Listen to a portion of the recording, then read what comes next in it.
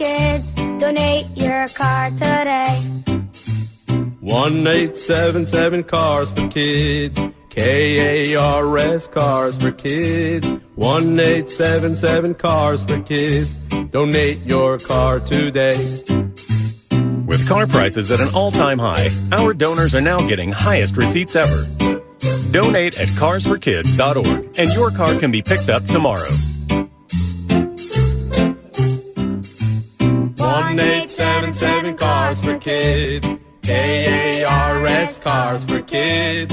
1-877 Cars for Kids. Donate your car today. Now accepting donations of land, homes, buildings, or any kind of real estate. Come into Friedman's Appliance and see the full line of Fisher & Paykel's indoor and outdoor products. Experience them in person in live vignettes, including their famous dish drawer dishwasher and unique sizes of refrigeration designed to fit seamlessly into your kitchen space. Fisher & Paykel products deliver perfect results with exceptional design and performance. And for a limited time, receive up to a $2,000 rebate when you purchase qualifying Fisher & Paykel appliances from Friedman's Appliance. Visit Friedman's Appliance in Pleasant Hill or online at friedmansappliance.com. Get back to business and start the year strong with an HP printer from Staples, like the HP LaserJet MFP M234 SDWE printer. This compact multifunction printer features blazing fast print speeds. It's the fastest two-sided printer in its class. Plus, with the HP Smart app, you can print, scan, and copy from anywhere. And Staples has the best deals on a full range of HP printers. Right now, save up to $100 on the HP LaserJet. But hurry, this offer is good this week only. Offer good in-store and online. Ends 1/14. It's not easy being the one everyone counts on to keep your operation running, no matter the weather or supply chain hiccup. But we get you, Raymond in Buffalo, Maria in Miami, and Jules in Troy, taking control of everything that's under your control. At Grainger, we're here for you with high-quality supplies for every industry, plus real-time product availability and access to experts ready to help. Call, click Grainger.com, or just stop by. Grainger, for the ones who get it done. Let me guess. Unknown caller? You could reduce the number of unwanted calls and emails with online privacy protection. The latest innovation from Discover will help regularly remove your personal info, like your name and address, from 10 popular people search websites that could sell your data. And we'll do it for free. Activate in the Discover app. See terms and learn more at discover.com/online privacy protection. San Francisco, heavy wind and rain this morning, clearing by the afternoon. Weather brought to you by Pfizer and BioNTech. This winter, there are new COVID-19 booster shots designed to help protect against recent Omicron variants. Schedule your updated COVID-19 booster dose at vaccines.gov. It's time.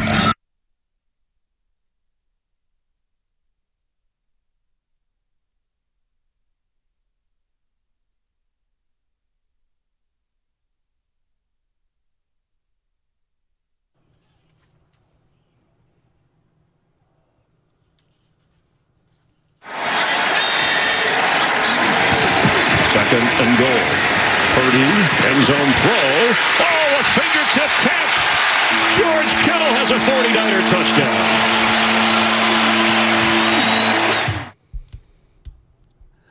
Oh, baby! Chris Myers, Fox Sports.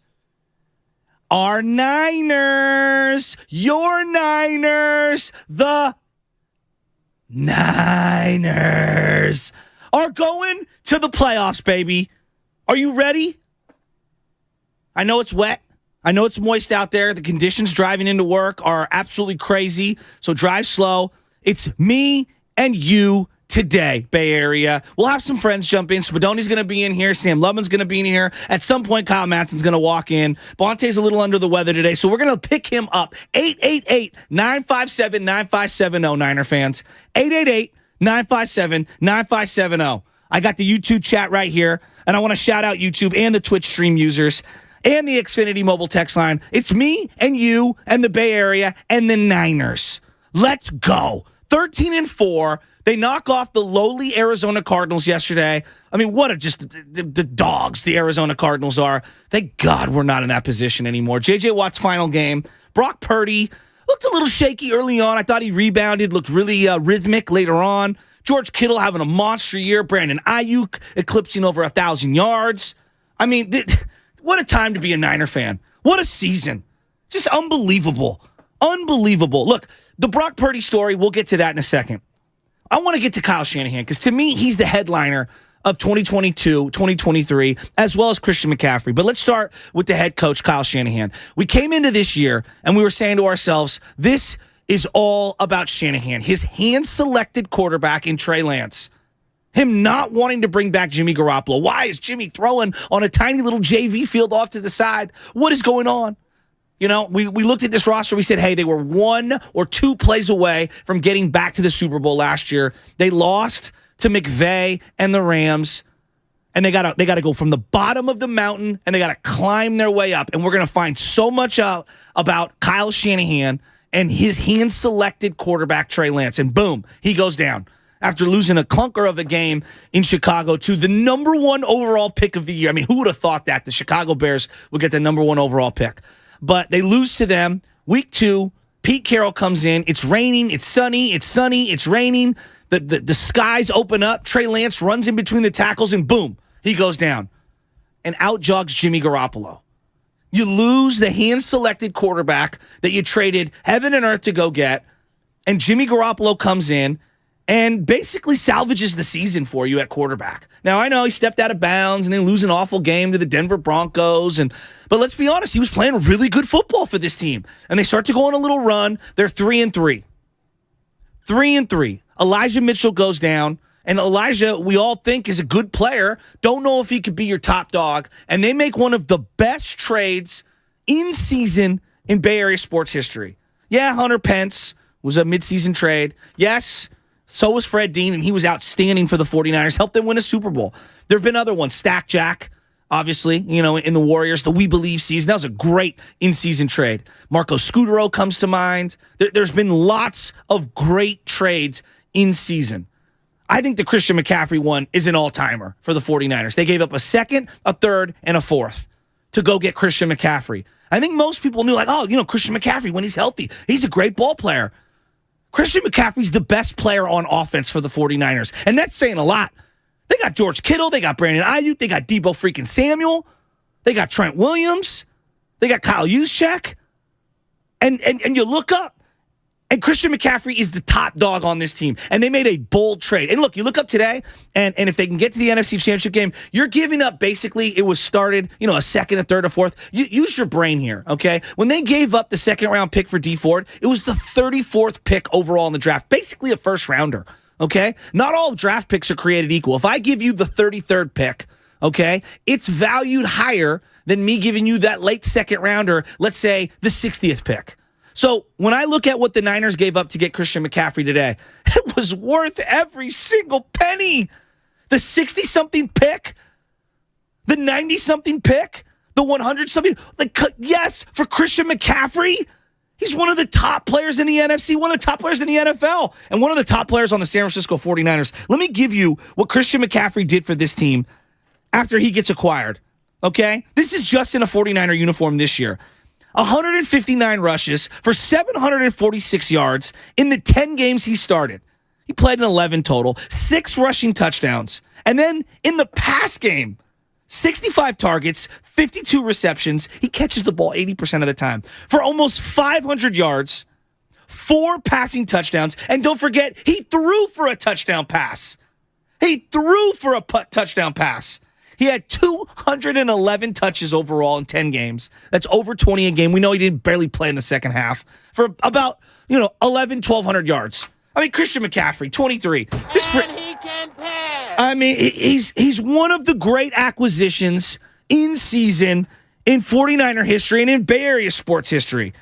And you just look at what the 49ers have done since he got here in terms of scoring, because that's what, I mean, guys, we all know, gals, if you're out there listening, and line them up, 888-957-9570. I see people already starting to call in. No Bonte today. He's out a little sick. So it's me and you, the Bay Area, and the 49er sports fans in the YouTube chat. I'm going to get to all of you. I'm doing my best to try to steer this ship. The 49ers were scoring 20 points a game before Christian McCaffrey got here. They were 3-3. They were just off offensively. It felt like they couldn't open the field up for Kittle, Ayuk, Debo, etc. After the Christian McCaffrey trade, they averaged 30 points a game. They went 10-1. They lost that one game to the Kansas City Chiefs and now have been on the longest win streak since 1997. 1997! Where were you in 1997? George Seifert was the coach. I mean, are you kidding me? Number 23, Christian McCaffrey, absolutely saved the season. Look at what he's done as a check down threat for this team. Oh, 3rd and 8, throw it short. He'll evade 2 or 3 guys, boom, first down. Okay, you want to mark him with multiple guys? Opens up the middle of the field for George Kittle. All right, the threat of the run game, what does that do? Opens up down the field for Brandon Ayuk. Opens up 3rd and Jawan, a.k.a. Jawan Jennings. Opens things up for Debo Samuel. I mean, I'm looking at this team, and once they got their bearings, and obviously Brock Purdy's a big part of that, and we'll get to Brock Purdy. I mean, this team just took off. Where do you rank the Christian McCaffrey trade all time? It's an all-time great trade for the Niners, and I don't care if he doesn't play another down for them moving forward.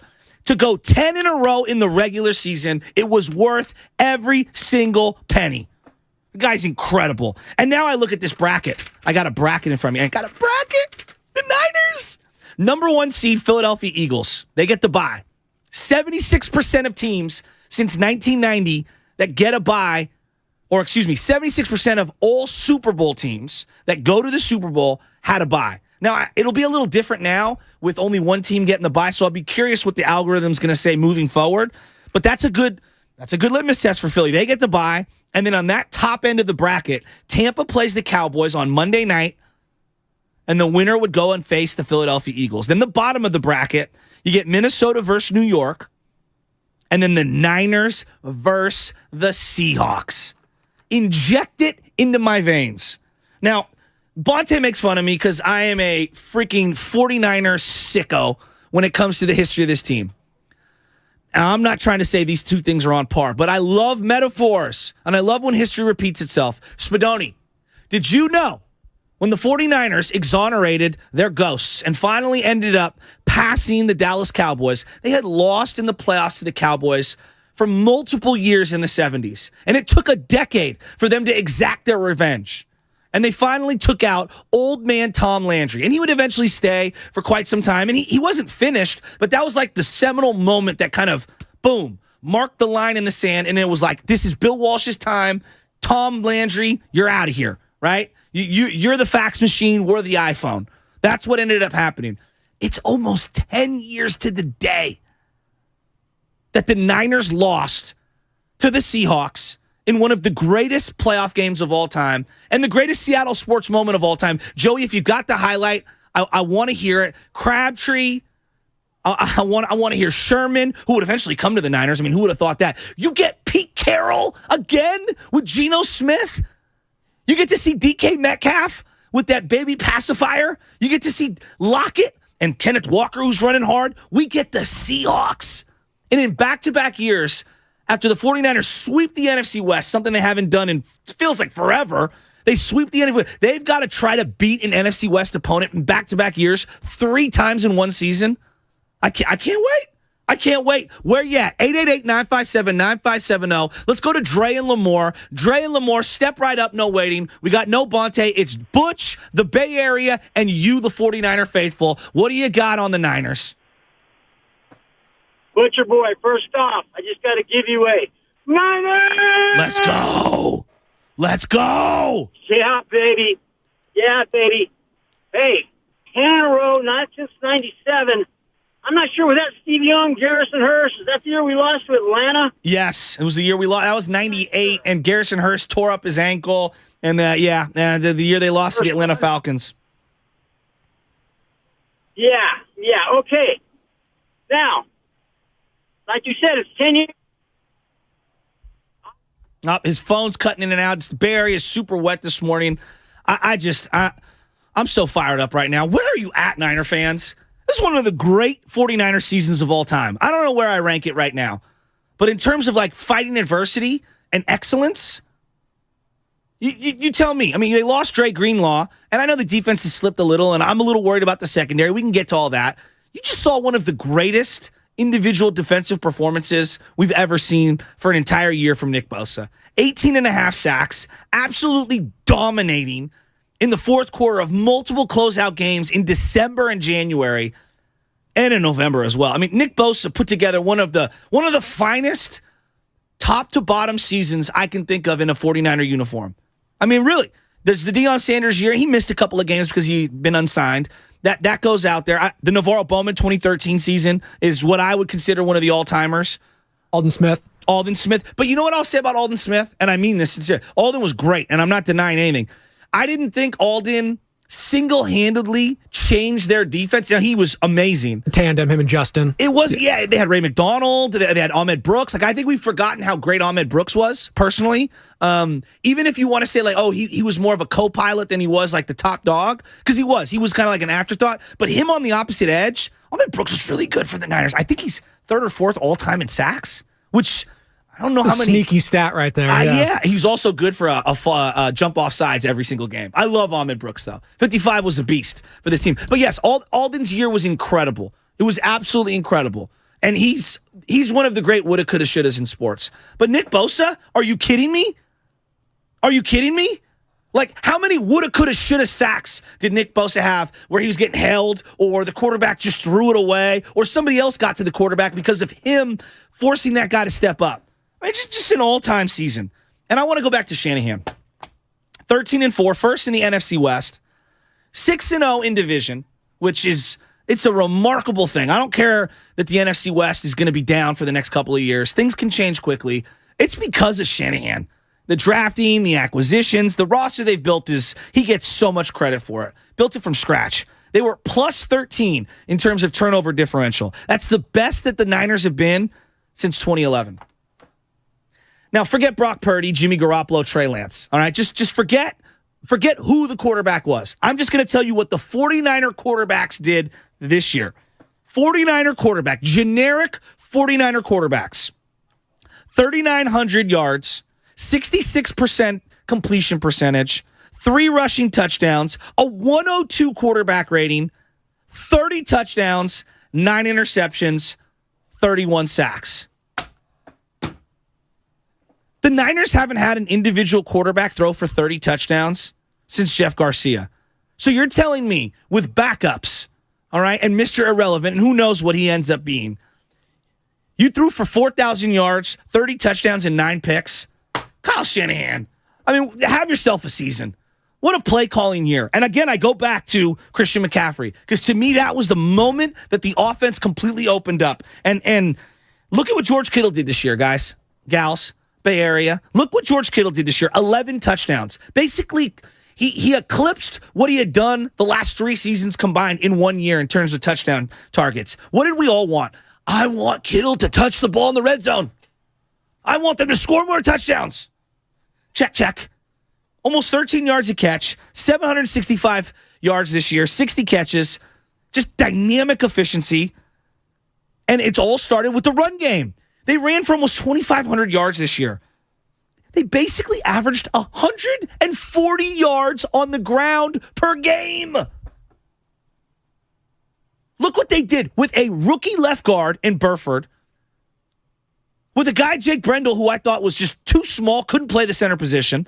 Look what they did with Aaron Banks, and hopefully he can get right for the playoffs, a guy who didn't play at all last year.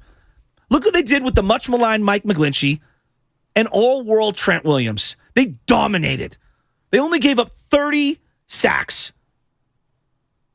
Should he be the coach of the year? I mean, look, we can argue what your criteria is. The fact that he's even in the conversation, to me, speaks to how great of a year he had, because when people do when they do the math on who the coach of the year is, oh, well, they were already a good team. And totally look at their narrative-based. roster. Totally exactly. narrative-based. Look what he did. Again, their quarterbacks combined, all right? 30 touchdowns, 9 interceptions. Only took 31 sacks. Threw for 4,000 yards and had a 102 quarterback rating. I mean, what else do you want this guy to do? All right? Brandon Ayuk, all right? Brandon Ayuk. Bowling. 1,000-yard receiver, okay? This is Brandon Ayuk's season this year. 114 targets, 78 catches, 1,000 yards, 8 touchdowns. That Purdy connection is real, by the way. Oh. He looks for him constantly. That is a safety valve. Kittle gets all the credit because he gets the touchdowns. Of course. But the Ayuk-Purdy connection, it's special. Look, I'm here for it. It's Seahawks week. 10 years ago, we lost to this team this way, Joey. Kaepernick, end zone, Crabtree, broken up, picked off. This game is over. Knocked in the air, intercepted by Smith. Off the hands of Richard Sherman. I mean, that happened in January of 2014. It was the 2013 season. We're in 2023. And we get an opportunity to knock out Pete Carroll and the chewing of the gum, the guy who didn't want to be 49er coach in 2005. The guy who came to Candlestick and ate turkey on the 50. The guy who chews gum and has a Super Bowl that you don't have. The guy who's rebuilt that team and has them back in the playoffs. And they've had a phenomenal year. I mean, I take a step back. As much as I hate Seattle, you can respect the kind of year. This was one of those years Pete cemented himself. I'm an all-time legend. I won a national championship. I've won a Super Bowl. And I've done it with multiple quarterbacks in terms of rebuilding the situation. I gained so much respect for Pete Carroll. And if you don't think they don't want to come in and play spoiler to Levi Stadium in the soaking rain this Saturday at 1:30, you are tripping. All right, now I know we got people lined up. 888-957-9570. I got an open slot for you. I got the YouTube chat absolutely going fire. Seahawks Niners, Saturday, 1:30, Levi Stadium. Bring your hard hat. Bring your raincoat. This one's going to be ugly. And you better bring Christian frickin' McCaffrey because that guy is an all-time 49er legend already. Now let's get about Brock Purdy. Are you kidding me? Oh, Brock Purdy? Are you kidding me? Niner faithful, where are you at? Niners Hawks this Saturday, 1:30. It's 95.7 the game. Life is uncertain. It's okay to feel stressed, anxious, worried, or frustrated. CalHope can help. Access CalHope's free and secure mental health resources. Call 833-317-4673 or live chat at calhope.org. Kirby, they're your driveway mechanic, and they bring the shop to you. And our friends over at Kirby just won the Motor Top 20 Award for innovation. Brakes and tire replacements, oil changes, and more. And they've just added Kirby's eco-friendly wash. It barely uses any water, and it makes your car look brand new. Joey, did you know they use all biodegradable products that provide the ultimate shine and protection to both the exterior and interior of your car, all in the ease of your driveway? Oh. Yes. The ultimate convenience, easy booking, transparent pricing, on-time arrival, service in my driveway or yours. No waiting rooms, no coordinating rides, direct access to your mechanic. Friendly and reliable service and no middlemen and no upsells. Get $50 off your first oil change with the code OIL50. That's OIL50. Check out Kirby.com. That's CURBEE.com. I had a nighttime routine for my frequent heartburn. I would drink milk. I would sleep upright with more pillows. But that painful burning stayed. So I made Prilosec OTC part of my morning routine. With just one pill in the morning, Prilosec OTC prevents excess acid production, blocking heartburn day and night. Now I have a new nighttime routine. I call it sleeping. One pill, 24 hours, zero heartburn. With Prilosec OTC. It's possible while taking Prilosec OTC. Use as directed for 14 days to treat frequent heartburn, not for immediate relief. At Staples, you can count on every project being print perfect, guaranteed. I need presentations and brochures printed, and they have to be perfect. Your bounded presentations, brochures with the finest folds, and more will be done right every time. That's our Print Big promise. Now at Staples, get $10 off your document printing and marketing materials order of $50 or more, plus 20% back via store bonus. Try Staples and see the difference. Ends 2/11. Rewards members only. Bonus must be redeemed in store. See staples.com/stores/printbig for details. Thank you to all of the business owners who kept people employed during the pandemic. For all you've done, you may be eligible to claim the Employee Retention Tax Credit, a payroll tax refund from the United States Treasury Department,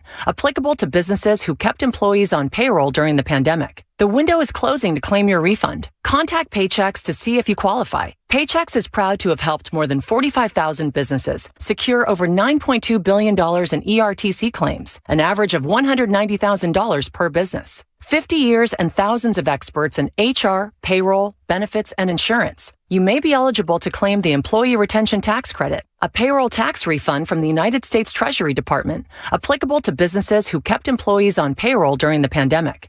The window is closing to claim your refund. Contact Paychex to see if you qualify. Visit paychex.com/ERTC to find out how Paychex can help you get additional cash into your business. Paychex.com/ERTC. Paychex.com/ERTC. Norman, we need to pause this surgery. What, doctor? Well, we need to hurry to the Xfinity Hello 2023 sale. New Xfinity customers can get 75 megabit internet for just $19.99 a month for 12 months with a 1-year contract. Plus, when you add 2 lines of Xfinity Mobile, you get $500 back for a limited time. Drop everything. Get to the Xfinity Hello 2023 sale now through January 10th. Go to Xfinity.com/Hello 2023 to learn more. Restrictions apply. Internet offer requires paperless billing and autopay with stored bank account. Equipment, taxes, and fees extra. After term, regular rates apply. Xfinity Internet required for Xfinity Mobile. From the beginning, West Credit Union was created to provide a brighter financial future for you. We work hard for our members because they're our greatest strength. West worked for me when I needed an auto loan for my first car. When I need to make a mobile payment, West works for me. Put our premier savings account to work for you, now paying up to 25 times the national average. West Credit Union, working for you today, tomorrow, together. Here's home improvement news for the new year at Dolan's. Replace those old interior doors with ones you design yourself. Create your own style with personal choices at Dolan's and doors that are made just for you. The door experts at a Dolan's showroom will help you design your own amazing interior doors. Visit the Ideas section at dolanlumber.com and have a safe and happy new year. Listen for the latest ski, snow, and road conditions with the Toyota Tahoe Report every Thursday, Friday, and Saturday throughout this snow season with Johnny Mosley. Brought to you by your local Toyota dealers. Toyota, let's go places. Without the ones like you who work tirelessly to keep things running, everything would suddenly stop. Hospitals, factories, schools, and power plants, they all depend on you. No matter the weather, emergency, or time of day, you're the ones who get it done. At Grainger, we're here for you with professional-grade industrial supplies. Count on real-time product availability and fast delivery. Call, clickgrainger.com, or just stop by. Grainger, for the ones who get it done. Let me guess. Unknown caller? You could reduce the number of unwanted calls and emails with online privacy protection. The latest innovation from Discover will help regularly remove your personal info, like your name and address, from 10 popular people search websites that could sell your data. And we'll do it for free. Activate in the Discover app. See terms and learn more at discover.com/online privacy protection. The 34th Annual Manufacturers RV Show is coming to the Alameda County Fairgrounds, January 21st through January 29th. And 95.7 The Game has your chance to enter to win a 4-pack of tickets. Head to 957thegame.com/contest to enter.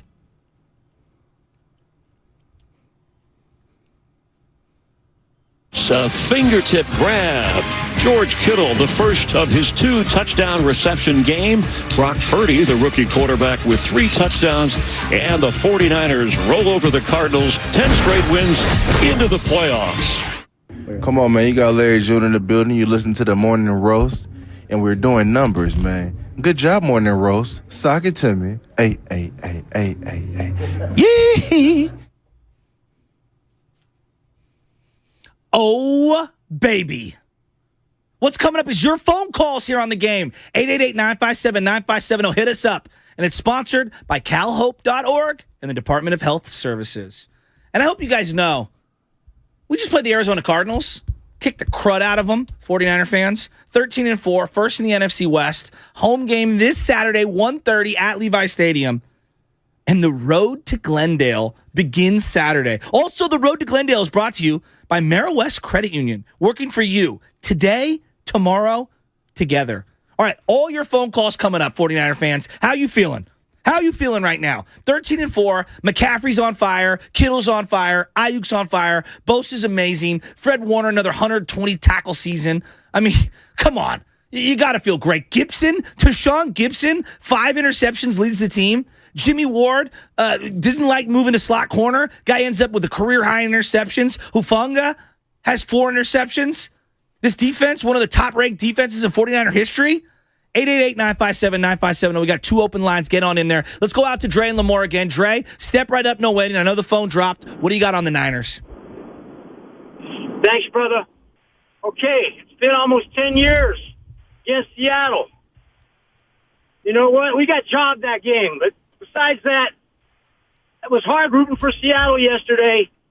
But I want to play those guys. I want to beat them 3 times. We're the better team. Mm-hmm. They've owned us for the last decade. We have the better team. We play our game. We will beat them down. We'll exact a little revenge. And somebody's going to slap that wad of Hubba Bubba out of Pete Carroll's mouth, brother. The Niners have the better team. It's hard to beat a team 3 times in a year, but you know what's going to happen, Joe. 100%. Niners, you got me, brother. I love it. I love it. Dre and Lamar bringing the heat because he's a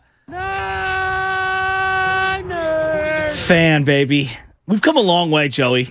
We've come a long way. Like, I was thinking about this last night, right? I'm watching Green Bay, Aaron Rodgers. There was a point in my life I was so mad that the Niners didn't take Aaron Rodgers. So mad. And he got that Super Bowl almost immediately. And since then, he's really been the Chris Paul of the NFL.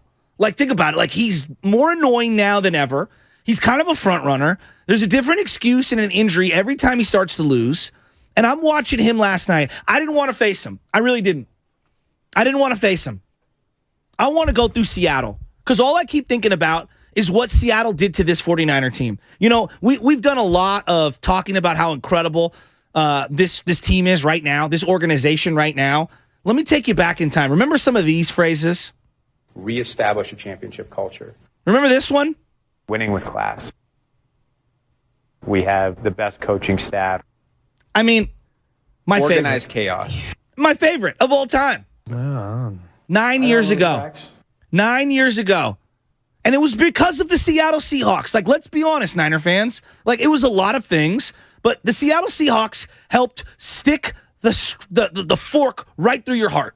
They really broke this franchise for several years. 100%. Like, it was tough after that loss, how this organization fell apart. Let's go back in time, 9 years ago, 10 years ago. Let's think about where we were, all right?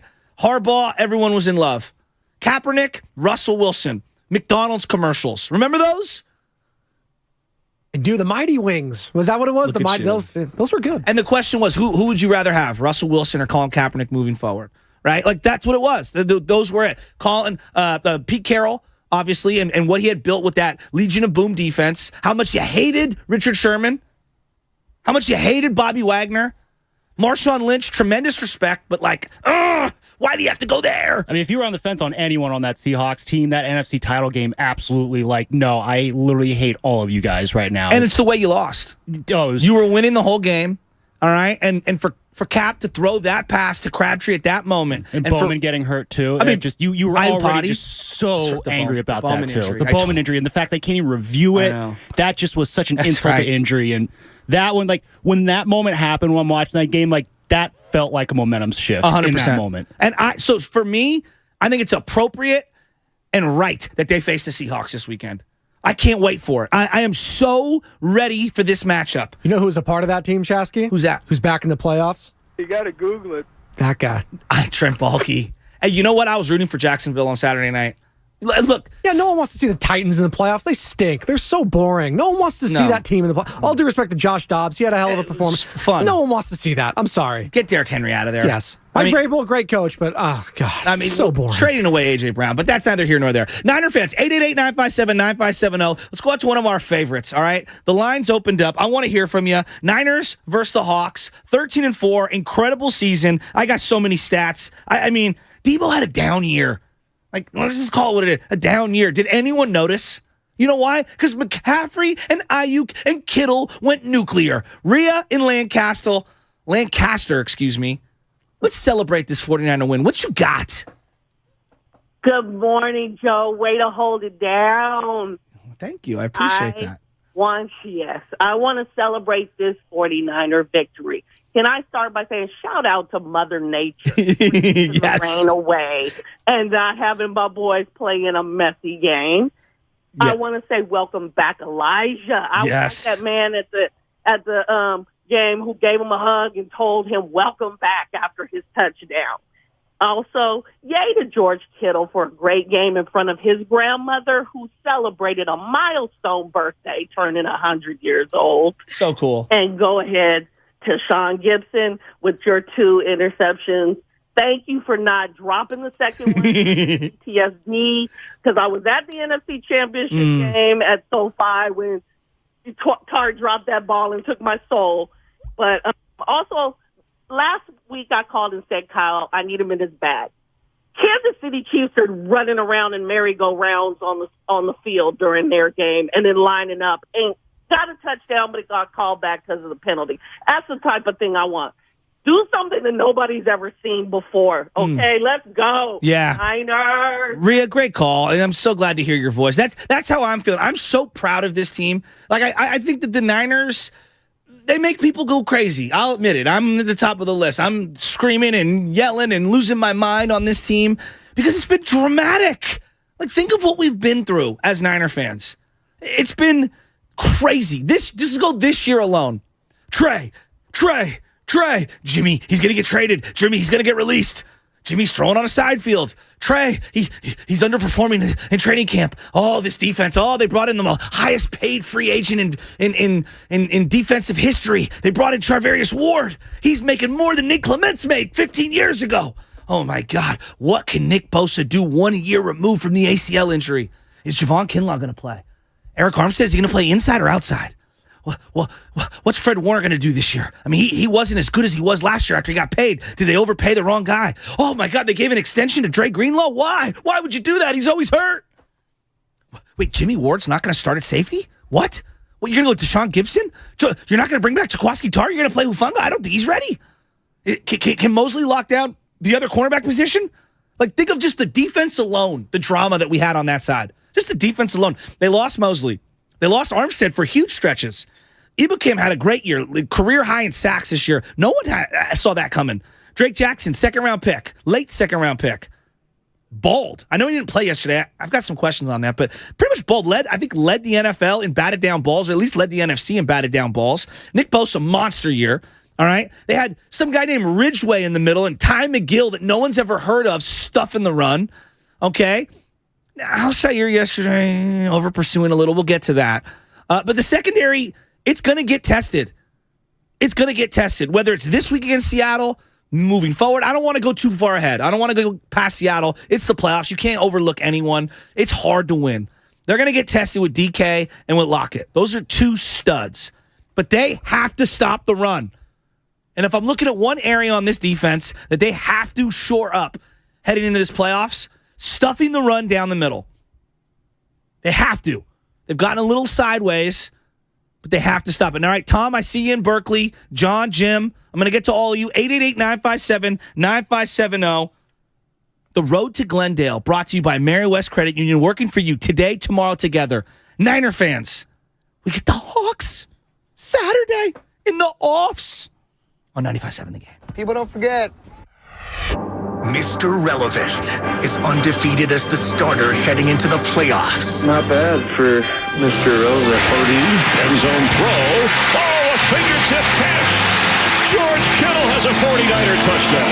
Will the Niners' fairy tale season continue in the playoffs? Obviously, we're at the point in the season where it's, the regular season's over and now the tournament starts, and this is, the real ball that really matters. Find out right here on 95.7 The Game. If you have a tax problem, then you have a legal problem. And that means you need a tax attorney. Hey, it's Joe Shasky here. Talk about the tax and crypto attorneys and accountants at Kugelman's Law. Maybe you have unfiled tax returns. Maybe you have offshore accounts or received money from a relative overseas. Maybe your small business is facing an audit. Regardless of the tax problem you have, Kugelman Law Team can help visit right now. If you can, they can help you. So visit right now, sftaxteam.com today. I have met with their attorneys. I was seeing them last week. They're great guys, and they know about their honest and ethical approach to providing effective and efficient resolutions to all your tax needs. They strive to educate their clients about IRS practices and evaluate possible returns, all while providing you with straightforward and transparent pricing. I'm telling you, honesty is their thing. They don't want to burn and turn. It's about being honest. If you're facing a tax problem, then you're facing a legal problem. So you should contact Kugelman Law Tax and Crypto Attorneys today at sftaxteam.com. That's sftaxteam.com. Alexander Kugelman, Managing Attorney, 21 Tamal Vista Boulevard, Suite 202, Corte Madera, California, 94925. This paid endorsement does not constitute a guarantee or prediction of results. Are you ready to boost your game at work, explode with energy at the gym, and really hit one out of the park in the bedroom? Balanced Medical Solutions has your back with the best solutions for ED, PE, weight gain, and chronic fatigue. Join thousands of Bay Area men who have said goodbye to low testosterone, low energy, and low libido who now feel like world champs. Mention this station until the end of the month to get a medical evaluation with labs, including hormone tests, for only $69. Call today and get a win. 510-679-3300 or visit balancedmedicalsolutions.com. Every small business owner knows business happens everywhere. The office, the warehouse, or on the road. And no matter where it takes you, there's one solution to help your business thrive. Comcast Business Complete Connectivity. It's the largest, fastest, reliable network with advanced gig speed Wi-Fi and cyber threat protection in one solution. Get started for just $49.99 a month. Plus, add Comcast Business Mobile and you can save up to 60% a year on your wireless bill. And ask how to get up to a $750 prepaid card. Flight 291 is now aboard. Yep, you're going places. And when you get there, be ready to do business. The complete connectivity solution from the company that powers more small businesses than any other provider. Comcast Business, powering possibilities. Ends 2/21/2023. Restrictions apply. Requires EcoBill and AutoPay. New 50 megabits per second internet and Comcast Business Security Edge customers only. Equipment taxes and fees extra. After 12 months, regular rates apply. Gig internet required for gig Wi-Fi. Mobile savings compares pricing of top 3 carriers. If you own a business, this has been a bumpy ride. From pandemic to inflation, I'm sure you could use a break. If your business has 5 or more employees and survived COVID, you might be eligible to receive a payroll tax refund of up to $26,000 per employee. The challenge is getting your hands on it. Hi, I'm Howard Mackler, and that's why I founded GetRefunds.com to cut through the red tape and get you that money. The team of tax attorneys we have put together are highly trained in this little-known payroll tax refund program. We do all the work, charge not a dime up front, and simply share a percentage of the cash that we get for you. Businesses of all types qualify, including those who took PPP, nonprofits, and even those that had increases in sales. We have helped return over $1 billion to businesses, and we can help your business too. Just go to getrefunds.com and answer a few questions. This payroll tax refund is only available for a limited period of time. Don't lose out on up to $26,000 per employee. Go to getrefunds.com. That's getrefunds.com. It's back and it's better than ever. The 34th Annual Manufacturers RV Show at the Alameda County Fairgrounds in Pleasanton. January 21st through the 29th. You'll see hundreds of RVs from dealers all over the West Coast. Like motorhomes, travel trailers, toy haulers, fifth wheels, van conversions, and truck campers. Go to RVshows.net for more information. Don't miss the Manufacturers RV Show at the Alameda County Fairgrounds in Pleasanton. Neuropathy pain? Call Dr. Robert Dees, DC, 925-393-0100. UCSF Sports Medicine Center is dedicated to treating every type of athlete, from kids to adults, amateurs to elite professionals. As one of the best orthopedic programs in the nation, UCSF has programs to optimize an athlete's performance and the latest advancements to treat the most complex sports injuries. With locations throughout the Bay Area, now including Marin, Walnut Creek, and Redwood Shores, it's even easier to make an appointment today. Visit ucsfhealth.org so you can get cleared to play. UCSF Health, redefining possible.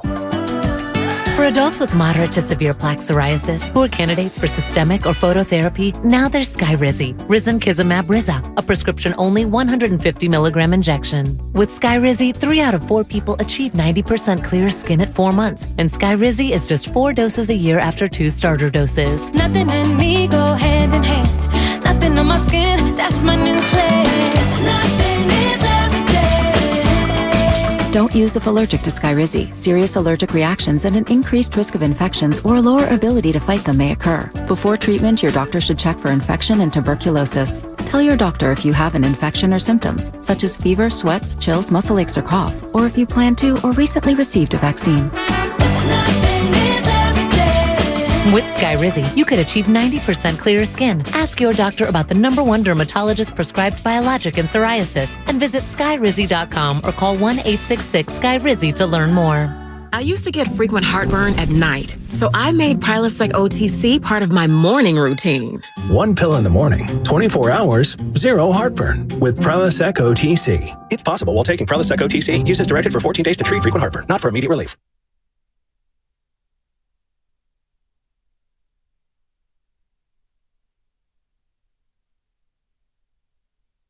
Now back to the morning roast with Bonte Hill and Joe Shasky. Take it away, Bonte. 4.9 ERS. No, there's no Bonte today. Bonte's out sick. The last minute scratch. Like Klay Thompson Saturday night. Last minute scratch. Gone. Yeah. Although he doesn't have knee injury, Bonte, he's got, I think, a tummy injury. But that's okay. Bonte, we love you. And hopefully you'll be back tomorrow. And everybody else who's driving around the Bay Area this morning. Taco pill. So damn good. Drive safe. Be safe. Don't be stupid. Don't be like right up on somebody's bumper. How about those 49ers?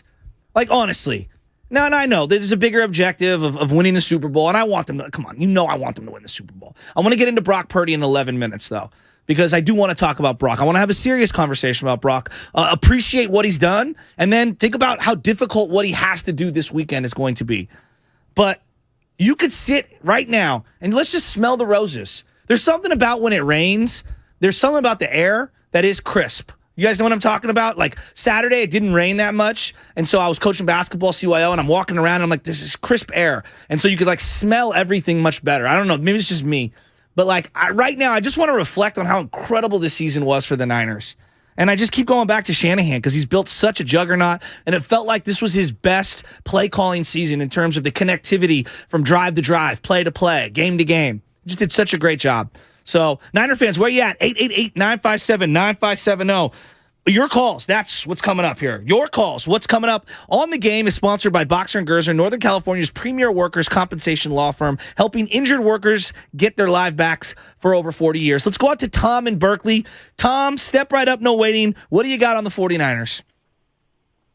Hey, I actually have something about the Raiders, but I want to talk about Brock Purdy first.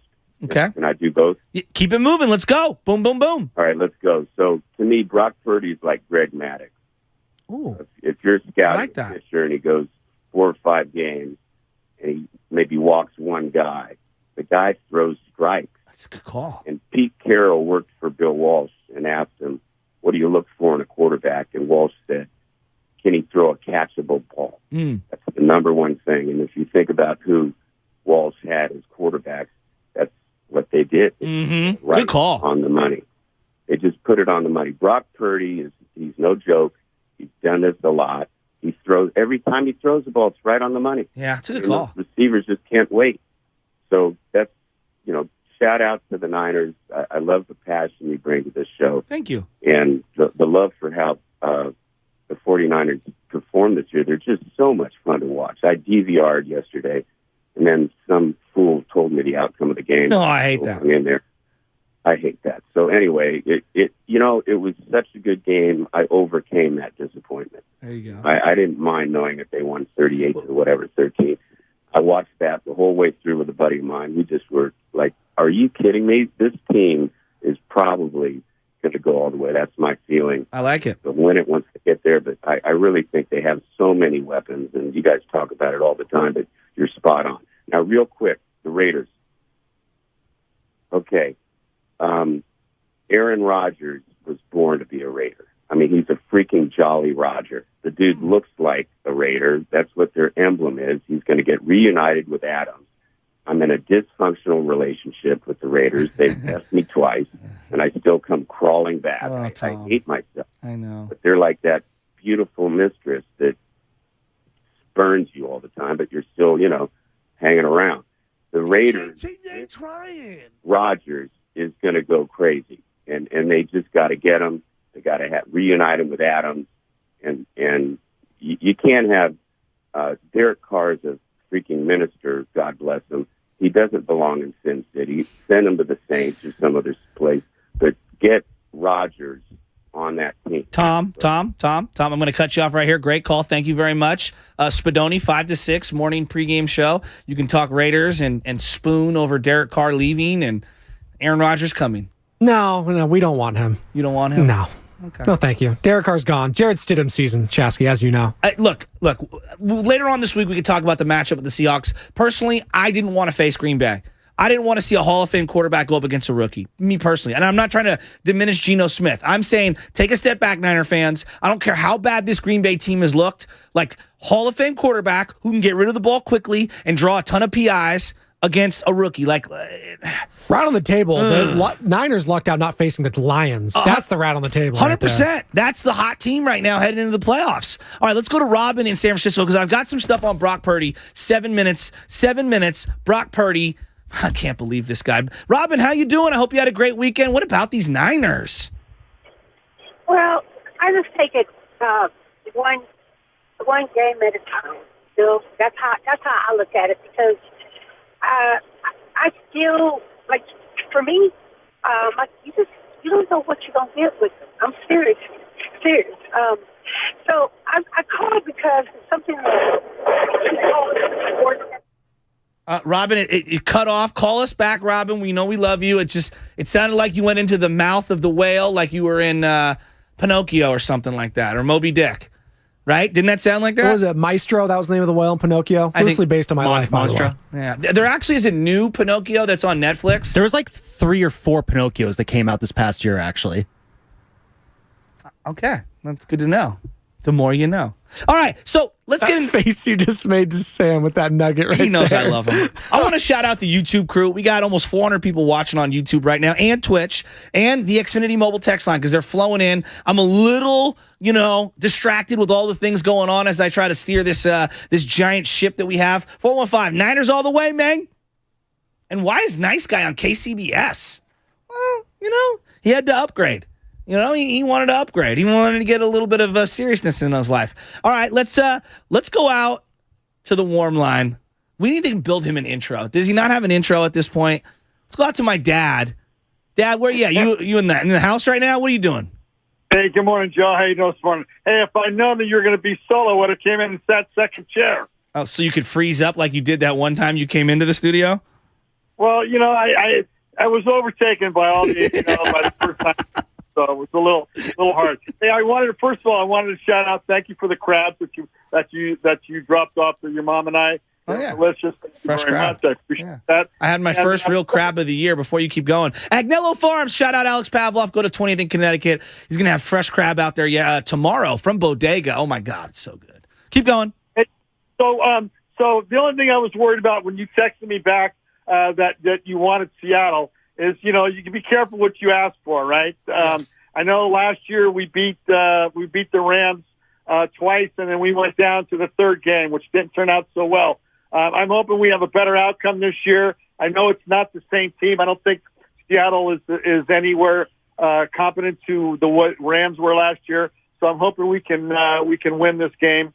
Don't ever want to take any team lightly, especially when you play them 3 times in one season. But hey, I wanted the shout out I wanted to say is it was really respectful of the 49ers yesterday to give J.J. Watt the props that he deserved. Good call. It was nice to see all the guys, McGlinchey and on the field during the game and Kittle and all the guys. I thought that was fantastic because he definitely deserved that. And to see Bosa go up and talk to him afterwards because, basically he's passing the mantle onto Bosa, which is fantastic. I would have liked to have seen Bosa get that one more sack to tie Aldon Smith's sack total for the year. But you know what? You take the win you can. Brock looks fantastic. The prior caller talked about him throwing the ball. It reminded me of Montana when you knew Montana was going to make he told when he released the ball that it was going to be right in a catchable spot. Yeah. And it seems like what he's doing. It's pretty amazing. I know we got to take one day at a time, one game at a time, but he's pretty something special to watch. I got to say that. Yeah, he's been awesome. He's been absolutely incredible. And Pops, I'm sitting here and I'm looking at this team and I'm saying to myself, the Christian McCaffrey trade feels like it changed everything. Now, we can go through the history. You keep bringing up Fred Dean. When they traded for Fred Dean midseason, they got him out of San Diego. They brought him up here. He ended up, finishing out his Hall of Fame career with the 49ers. CMC has been one of the great trades in my life in season that I could think of in any sport. I mean, he's amazing. He's amazing. You talk about people's football IQ. Yes. Right? This guy's IQ is through the roof. When the second or third game, I forget, he was like a little wheel route, and they throw it to him. I think it was Jimmy West at the time. They throw it to him, and in midair, he changes his body position to make the catch. I mean, the guy is phenomenal. I mean, just the things that he does, he just brings life to the entire offensive team and everything. I think that's the spark there. Everybody see that what he's capable of doing. It's incredible. It's just his IQ is completely incredible. And then, somebody said, who was the other guy, Spadoni? It was Chris Myers, and who was the other guy, the offensive lineman? Robert Smith, former running back of the Vikings. Oh, it was Robert Smith. Yeah. Okay. He was talking about his stride and how he's perfected how to do the short, choppy steps and then get into his stride on those screen games to kind of line up the blocking. I'd never heard anyone kind of explain that, but once his stride is almost perfect for whatever he needs in the short area, and then he elongates it. It's just his feet are incredible. Well, it kind of reminds me of Barry Sanders, right? Yeah. Because when Barry Sanders would make that cut, he had the short shot. He'd make that cut, and McCaffrey has that cut on that little swing route, the touchdown that he grabbed with about 20-yard run. Yep. I mean, and he split the defenders, right? And he just made that cut. He's just so elusive. I know. He's close to the ground. He's short. I mean, he's hard to tackle. Yeah. I mean, it's just an asset to our team. Absolute asset. And then last thing, guys, 888-957-9570. I see Robin's finally getting back on. We've got a couple of open lines. Get in there. Pops, how about George Kittle?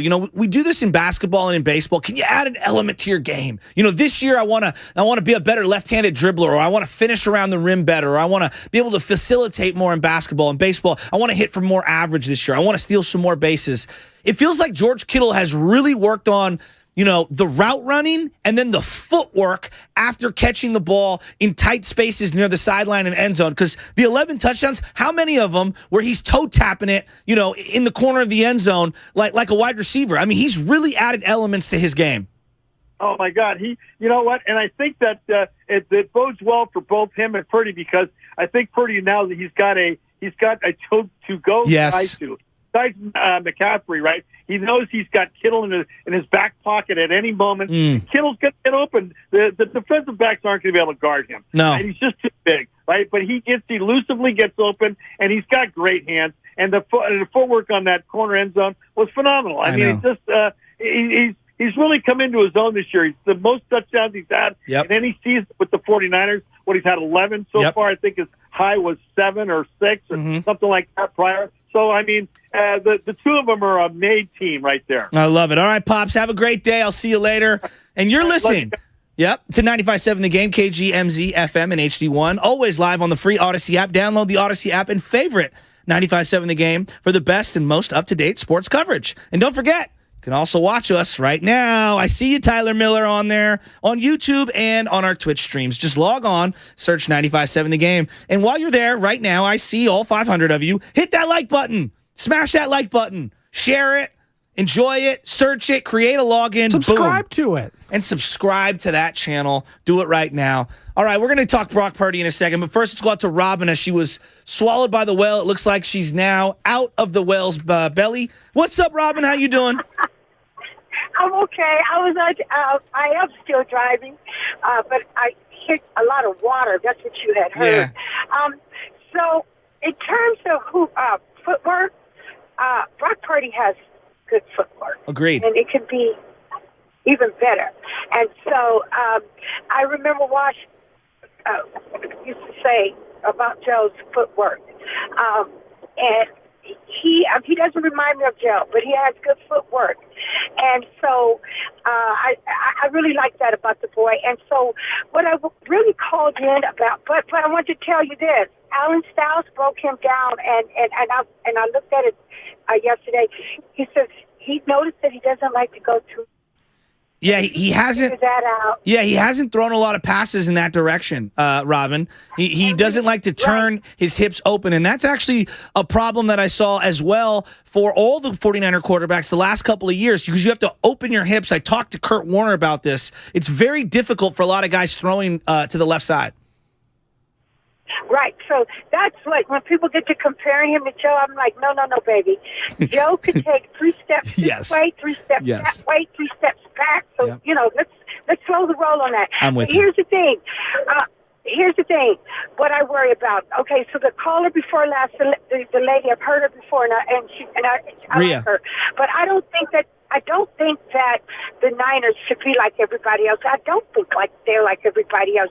Doing that merry-go-round, first of all, I'm not afraid of Kansas City. Let me tell you, the Niners actually put pressure on him. But this is what happens with the Niners. Our secondary worries me. Yes. Because yes. And as good as our line is, they give up a lot of passing yards. Okay? And if that pass rush is not there, a quarterback like Mahomes, right, is going to eat our secondary up because what's his name? Lenore. He gets picked on. He was getting his butt kicked. Yeah. Okay? Yeah. He's getting his butt kicked. And so everybody, I don't need to be Debbie. No. Right? But that worries me. Why everybody's rah. We really need to look at that. That is our Achilles heel. You tell me if I'm wrong, Joe. No, I think you're 100% right. Look, and although I know a lot of Niner fans don't respect Geno Smith, he's had a great year this year, and he's got two really, really good wide receivers. Like, come on, you got to respect DK. Like, come on, you have to. And Tyler Lockett, you guys want to say he's soft, he just goes down. That dude is a savant in terms of getting open and using his speed and then going down. Here's a question for you. Kenneth Walker or Brock Purdy, Offensive Player of the Year, rookie? I mean, Kenneth Walker probably had a more comprehensive season, but and let me give you some Brock Purdy numbers because I'm glad you brought him up because I wanted to get to him. Look, I don't know what Brock Purdy's going to develop into, all right?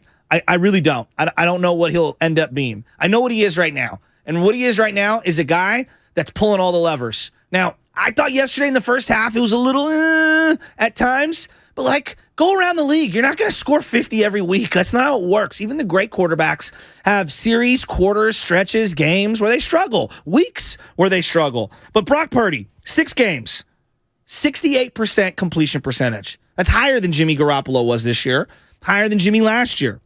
1,300 yards, 13 touchdowns, 3 interceptions. Now, those are great numbers.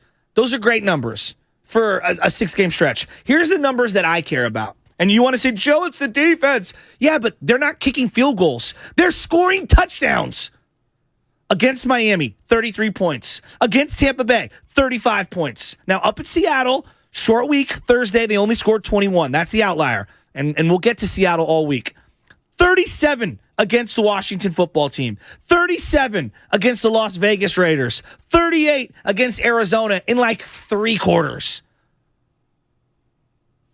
He's pulling the levers and getting the ball out to the playmakers so that they can make plays down the field. Do I love him rolling out to the left and losing yards and taking a sack and getting hit unnecessarily? No. Am I worried that there's a 2 or 3 interception game somewhere to be had? Yeah, I am. You know what? A 3 interception game in a playoff game for the 49ers? Do you know? It wasn't Jimmy Garoppolo. It was Joe Montana in 1981, January in 1982 against the Dallas Cowboys. But no one ever talks about that. Because when push came to shove, he marched his team down in a position to win and threw the touchdown to Dwight Clark that we all talk about to this day. That there's a statue at Levi Stadiums for. So, look, we'll see what he ends up becoming. But the moxie, the presence, the ability to not get delay of games, the ability to put this team in the right run situation, the ability to audible at the line, put the ball repeatedly in playmakers' hands, catchable, so they could turn upfield and make plays. Brock Purdy's been outstanding. He's been outstanding. And at this point, I really don't care what he becomes. All I know is right now, he gives them a really good chance to win week in, week out. That's all you can ask from your quarterback, especially a rookie, especially the 262nd pick in the draft, who hasn't played a whole lot. Let's go out to Larry in SF. Larry, step right up, no waiting. You want to echo some sentiments on Brock Purdy. What do you got on Brock? Man, Joe, I got to tell you something, man. First of all, I'm going to tell you, I told you guys in the beginning, earlier this year that Brock Purdy was going to take Trey Lance's job. And this kid, there's something about this kid that just has... he has moxie or something. I don't know what it is, man. When I watched him last night playing, getting blasted and still just touchdown after touchdown, I'm going, you know what? This is something I haven't seen with the 49ers since before Garcia. You know, I mean, and I liked Garcia. Yeah, I agree. But I think this kid has a chance. I think this kid has a chance to be all that. And when it comes to Kansas City, you know what? I mean, I'm worried about Kansas City, and I'm not worried about Kansas City because the difference between us playing Kansas City before and playing Kansas City now, we can score points. And that defense is really good because other teams don't score points against Kansas City. You saw that with the Raiders, right? Mm-hmm. I mean, they marched down the field and they couldn't score.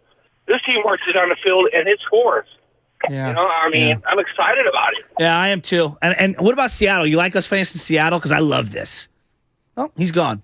I love it. I'm ready for it.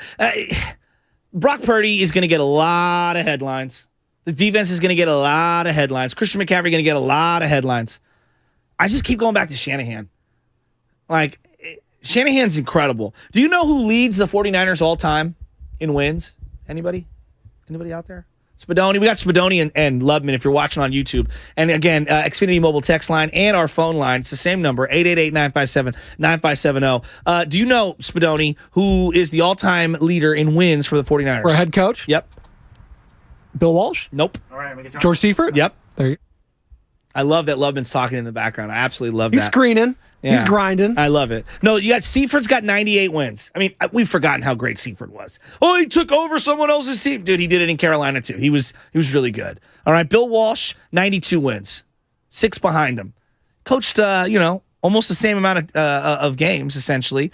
And then right near each other. I think Walsh, what he inherited was obviously dramatically worse than what Seifert inherited. Buck Shaw, one of my favorites. Frankie Albert, going back to the 1940s and 50s. Buck Shaw Stadium, you guys know, that's named after him. Name Buck Shaw. Yeah, and then you've got Steve Mariucci with 57 wins, Dick Nolan with 54 wins, and in 6th place all time for the 49ers, Kyle Shanahan. This was the year he eclipsed Jim Harbaugh in terms of wins. This was the year that he got over 500. He's now, in the regular season, 52-46. I mean, it's incredible. He's now eclipsed Steve Mariucci in terms of games coached. All right. Mooch, obviously, when he first came in, had a better team. Well, no one can deny that. But Mooch hit a rush patch. And we'll get to that in a second because I got some McVay thoughts at some point today. Front runner. That guy. I mean, give me a break. The first sight of adversity, he wants to tuck tail. You got to be kidding me. What's up? Brought to you by The Game. Your calls, Niner faithful. Where are you at? User's choice, 13-4 49ers. They face this Saturday, 1:30 Saturday game at Levi Stadium against your arch rivals, the Seattle Seahawks, and Pete Carroll chewing gum. Oh, my God. You got the Niner faithful with an unbelievable bracket. I mean, I'm looking at it right now. You get Cowboys, Bucks, and they get to go up against Philly. But on the bottom of the bracket, you get Seattle versus the Niners. Winner faces the winner of Minnesota versus the New York Giants. It couldn't shake down any better if you're a Niner fan. The path of least resistance. More Niner talk, more of your phone calls, more of your YouTube chat comments, more of your text messages on the Xfinity mobile text line. More. 95.7 The Game. Brock Purdy and the 49ers are the 2 seed in the NFC. Brock Purdy will dump it off to McCaffrey.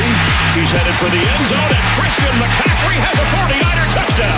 Their first round opponent will be the Seattle Seahawks. I think it's going to be a heavyweight boxing fight. I know that it's going to be gritty. It's playoff football time. We're going back to the playoffs. 95.7 The Game. There's no doubt about it. Christian McCaffrey has been delivering for Niners Nation. This guy is on fire. But on the few days that he's not on the field, I always see him wearing flag and anthem. He was wearing one of their white tees yesterday. He looked great. His favorite clothing brand, and now mine too. Why? Because the jeans are well made, durable, with a hint of athletic stretch. Got to have that stretch in the middle. All right? The flannel layers are amazing, and they cover up everything you got in your closet. And the sweaters and hoodies are insanely soft and warm, and the shirt, jackets, and vests keep you comfortably dry and warm. It's pouring rain out there. With this cold weather here to stay, it's time to stock up for winter. Head over to flagandanthem.com today and take advantage of some of the best prices of the season. Use our code GAME, G-A-M-E, for 25% off your purchase. Flag and Anthem, real clothes for real people. Norman, before we start the surgery, I have some bad news. What is it, doctor? Well, I never graduated from med school. But the good news is, it's the Xfinity Hello 2023 sale. Now hurry, because new Xfinity customers can get 75 megabit internet for just $19.99 a month for 12 months with a 1-year contract. And this will get your heart rate up. When you add Xfinity Mobile, you get the best price for 2 lines of unlimited. I gotta get this deal. Plus, for a limited time, get $500 back with 2 new mobile lines. That's amazing, Doc. I know. I don't want to miss this deal. Let's reschedule. Doc?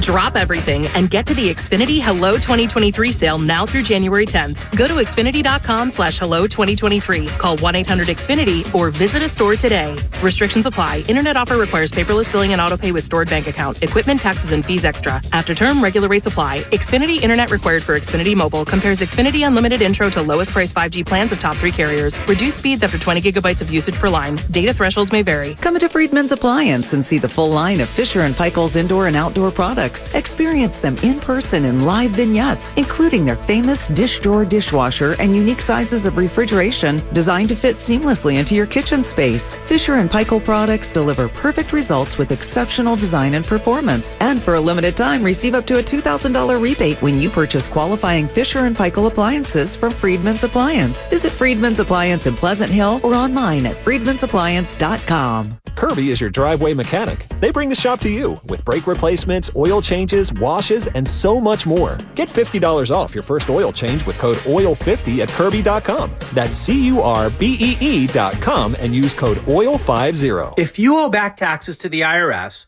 have unfiled returns, or are worried about an audit, the IRS is hiring 87,000 new agents to address these very issues. That means if you need to get your tax problems resolved, now is the time to get started. I'm tax attorney Robert Goldstein, and my firm specializes in helping individuals and small businesses resolve their tax problems. We work to stop IRS and state seizures. We may be able to settle your tax debt for pennies on the dollar with an offer in compromise. We prepare your past due returns, even if you have no records, and represent you before the IRS and state in an audit. At the law offices of Robert Goldstein, the consultation is always free, and we have offices located throughout the Bay Area.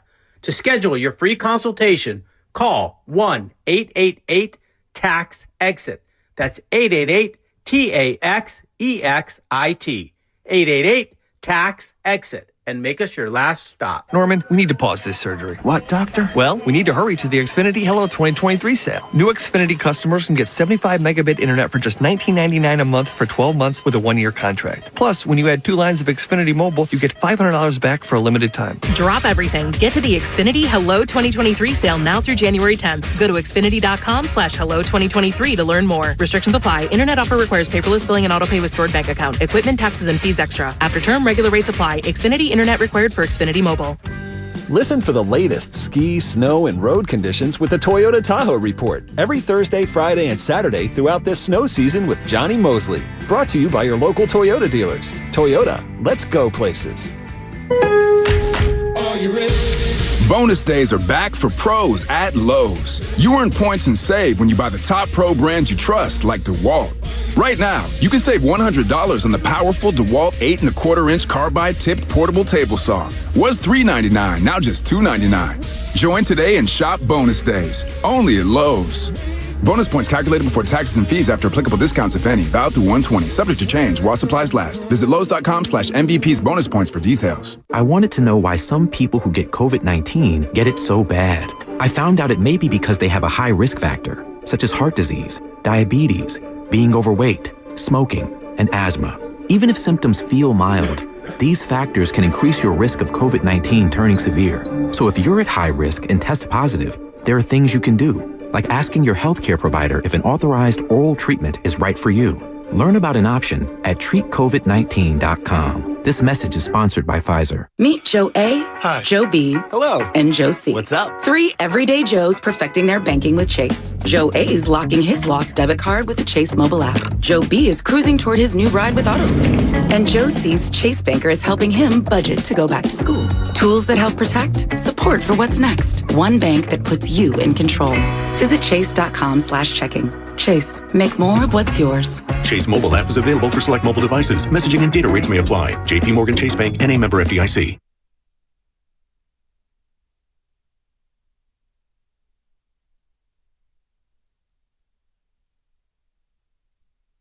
This is Steve Kerr, and you're listening to the Morning Roast on 95.7 The Game. Oh, thanks, Steve. We'll get to you guys later on in the week. If you're just checking in right now, drive safe. Obviously, the Bay Area is a stormy, wet, cold, dark, very dark place right now. And Bonte Hill's at home. He's not feeling too well. It was a late-minute scratch, almost like Klay Thompson Saturday night. Spadoni, I'm not ready to talk Warriors. So let's put them to the side. Paolo Banchero, my guy, Paisan. I mean, okay. I don't want to talk about that. That was it. That was all I had. Okay, good. Thank you. You know what I do want to talk about? Because people are lining up. 888-957-9570. I want to shout out the YouTube, Twitch, Xfinity mobile text line. You can download the Odyssey app, 95.7 The Game, thousands of other stations, but don't worry about them. And millions of podcasts are free on the Odyssey app. Sports, talk, music, news, podcasts are all available completely free. You can watch every Warrior game live. You can catch it on the app. You can catch the games live on the app along with music and news from the Bay Area. You can follow your favorite teams, stations, radio shows, and podcasts now by downloading the Odyssey app. And as we talk about the 49ers, I guess I must have misspoke before the break, and I apologize for those that were listening. I'm looking at these playoff brackets, Niner fans. I mean, 13-4. Niners get the number 2 seed. They face Seattle, okay, at the bottom of the bracket. Philly gets the bye. 76% of Super Bowl appearances are by teams that have had at least one bye since 1990. Now, I don't know how that changes with only one team getting the bye. I'd be very curious, but that's what the data tells you. So Tampa Bay plays Dallas Cowboys, and the Minnesota Vikings play the New York Giants. If the Giants knock them off, yes, they reseed, and the Giants would go to Philadelphia. All right? So the Niners would get, if in the scenario where Minnesota loses, the Niners would get the winner of the Tampa Bay-Dallas game then in that event. But for the most part, I got a feeling that the Vikings are going to win. I don't know why, but I think we're kind of sleeping on the Vikings a little. And I'm just here looking about Brock Purdy. Now, Joe Spadoni and I were talking about him this morning, and all I keep thinking about is like the Disney movie. And then I started thinking about this, Joey. You know, I was thinking about this guy right here. It is your destiny. Is it this guy's destiny to just lead this team to the Super Bowl? Like, honestly, I hope no rookie's never done it until someone does it, right? I mean, okay, like it's going to happen. Some point's going to happen eventually. It's going to happen. I'm with Kurt Warner. He was undrafted, and then things happen. Like, I know Kurt played like an arena league or whatever, what have you, but these things happen. Like Brent Roethlisberger on that Steelers team, they ended up winning the year after, but he was a rookie, and they only lost to Tom Brady and the Patriots. Otherwise, they probably won the whole thing. I mean, look, I don't care who's QB1 next year. I don't care who's QB1 5 years from now. I don't care who you want at quarterback. We can all agree. Brock's playing really good football right now. Just call it like you see it, right? And if you're a Niner fan, this guy's been awesome. He saved the season. Now, I know CMC has as well. There's no question about it. CMC has been amazing. They don't do any of the stuff they've done without CMC. They don't do any of the stuff they have without Trent Williams or Ayuk or Kittle. Like, we can go right down the list. Quarterback is very important. All right? They've won 10 games this year. 10 games by 10 points or more. This thing about the schedule, the Niners, they've played one of the weakest schedules. So freaking what? It was one of the hardest heading in. It's not their fault that the teams that weren't playing well, that were supposed to play good. Like, come on. And they've dominated those teams. And that's Joe Spadoni if you're just tapping in. Like I said, Bonte's out. So we got kind of a makeshift crew kind of stepping in. Loveman and Spadoni are helping me out. But I want to hear from you, the fans. 888-957-9570. They went 6-0 in the NFC West. They won 13 games. The only other two coaches to win 13 games multiple times, Bill Walsh, George Seifert, in Niner history. That's where Shanahan's putting himself. He's cementing himself as one of the longest tenured 49er coaches of all time. Because when you do what he's done, he pretty much, I mean, barring some wildness moving forward, he's pretty much writing his own extensions at this point. And he's been amazing. He's built this team from scratch. They've got all pros at left tackle, wide receiver, tight end, running back, defensive end, middle linebacker, right linebacker. They've got a safety who looks promising. He's really young. He looks promising. They've made a killer signing in Charvarius Ward. This team is loaded. And it's because of John Lynch and Kyle Shanahan. And I want to get back to the quarterback. This year, the quarterback position, Jimmy, Trey, Purdy, all of them combined, 4,000 yards passing, 66% completion percentage, 30 touchdowns, 9 interceptions. 102 quarterback rating. Are you kidding me? Are you kidding me? And I keep going back to the Brock Purdy thing. Now, look, they ran for almost 2,500 yards, and that helps the quarterback. But you get credit for that. I'm not taking that away from you. You get credit for that. The ball fakes, the play action, the moxie in the pocket, delivering the ball that's catchable time after time, evading pressure, the little sidearm throws, hitting guys on the run. What has Brock Purdy done to where you're like, yeah, the guy can't get it done? Now, look, is a 2 or 3 turnover game coming? Maybe it is coming. Maybe he avoids it. I don't know. I don't know. Maybe they can overcome that. I remember Russell Wilson had 4 turnovers in an NFC Championship game against Aaron Rodgers, and that defense was so good for the Seattle Legion of Boom. They overcame that. It's a week-to-week thing. I want to see what Brock Purdy does in his first ever game against Pete Carroll. I can't wait. Peter and Milbray, step right up, no waiting. Lines are lighting up like Christmas trees that I just threw out. Peter, what you got on the 49ers? Thanks for taking my call. They've been great. Brock Purdy has been amazing. And people talk about how Brock Purdy has, like, the same stats as Jimmy Garoppolo. Think about that for a minute. He's a rookie. I know. And he has the same stats as the 6-year veteran. Yeah. I mean, like, what? 8-year what's not to veteran. like about that? There's nothing but upside there. And the defense, the one thing that kills me is that the defense is susceptible to one play at the beginning of the game. Yeah. Like, that's the one thing that kills me. But otherwise, Brock, he throws the ball, and how many drops did we have yesterday? I know. Ayuk had a big drop. It's not his fault. Like, he's doing amazing for a rookie. I mean, I can't believe it. Thanks for taking my call. No, it's a great call. I mean, Brock's been amazing. Ayuk's dropped a couple balls, but to his credit, Brock keeps throwing to him. How many times do you see a quarterback, Aaron Rodgers, he's great.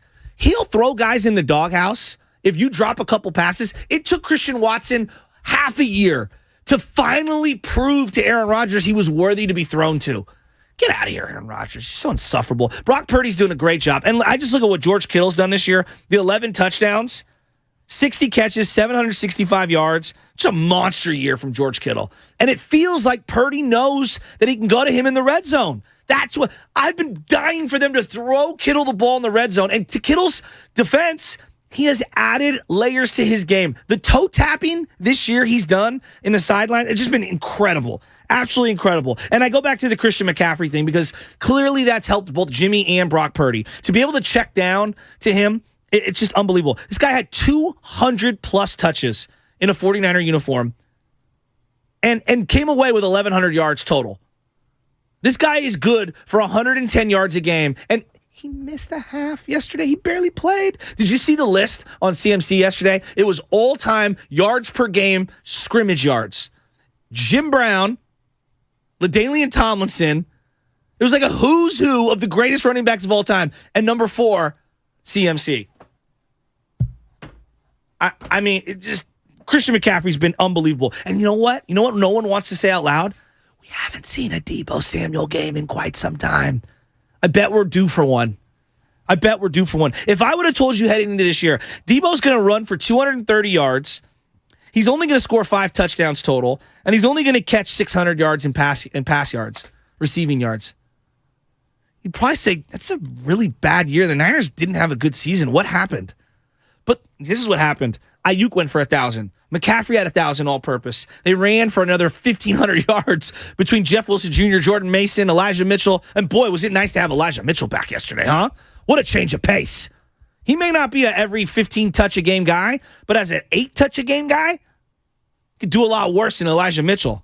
No, absolutely. If he's your number 2, me and Sam were just talking about it back here. If he's your number 2 and you got CMC as your number 1, you're feeling great. He gives a nice little physical presence as the number 2. Yes. And he's like a Josh Jacobs type. When you better get him on that first hit, because if you don't, he's going to move right past you and score a touchdown. He did it twice yesterday. He's a monster. And then Jordan Mason is a bowling ball.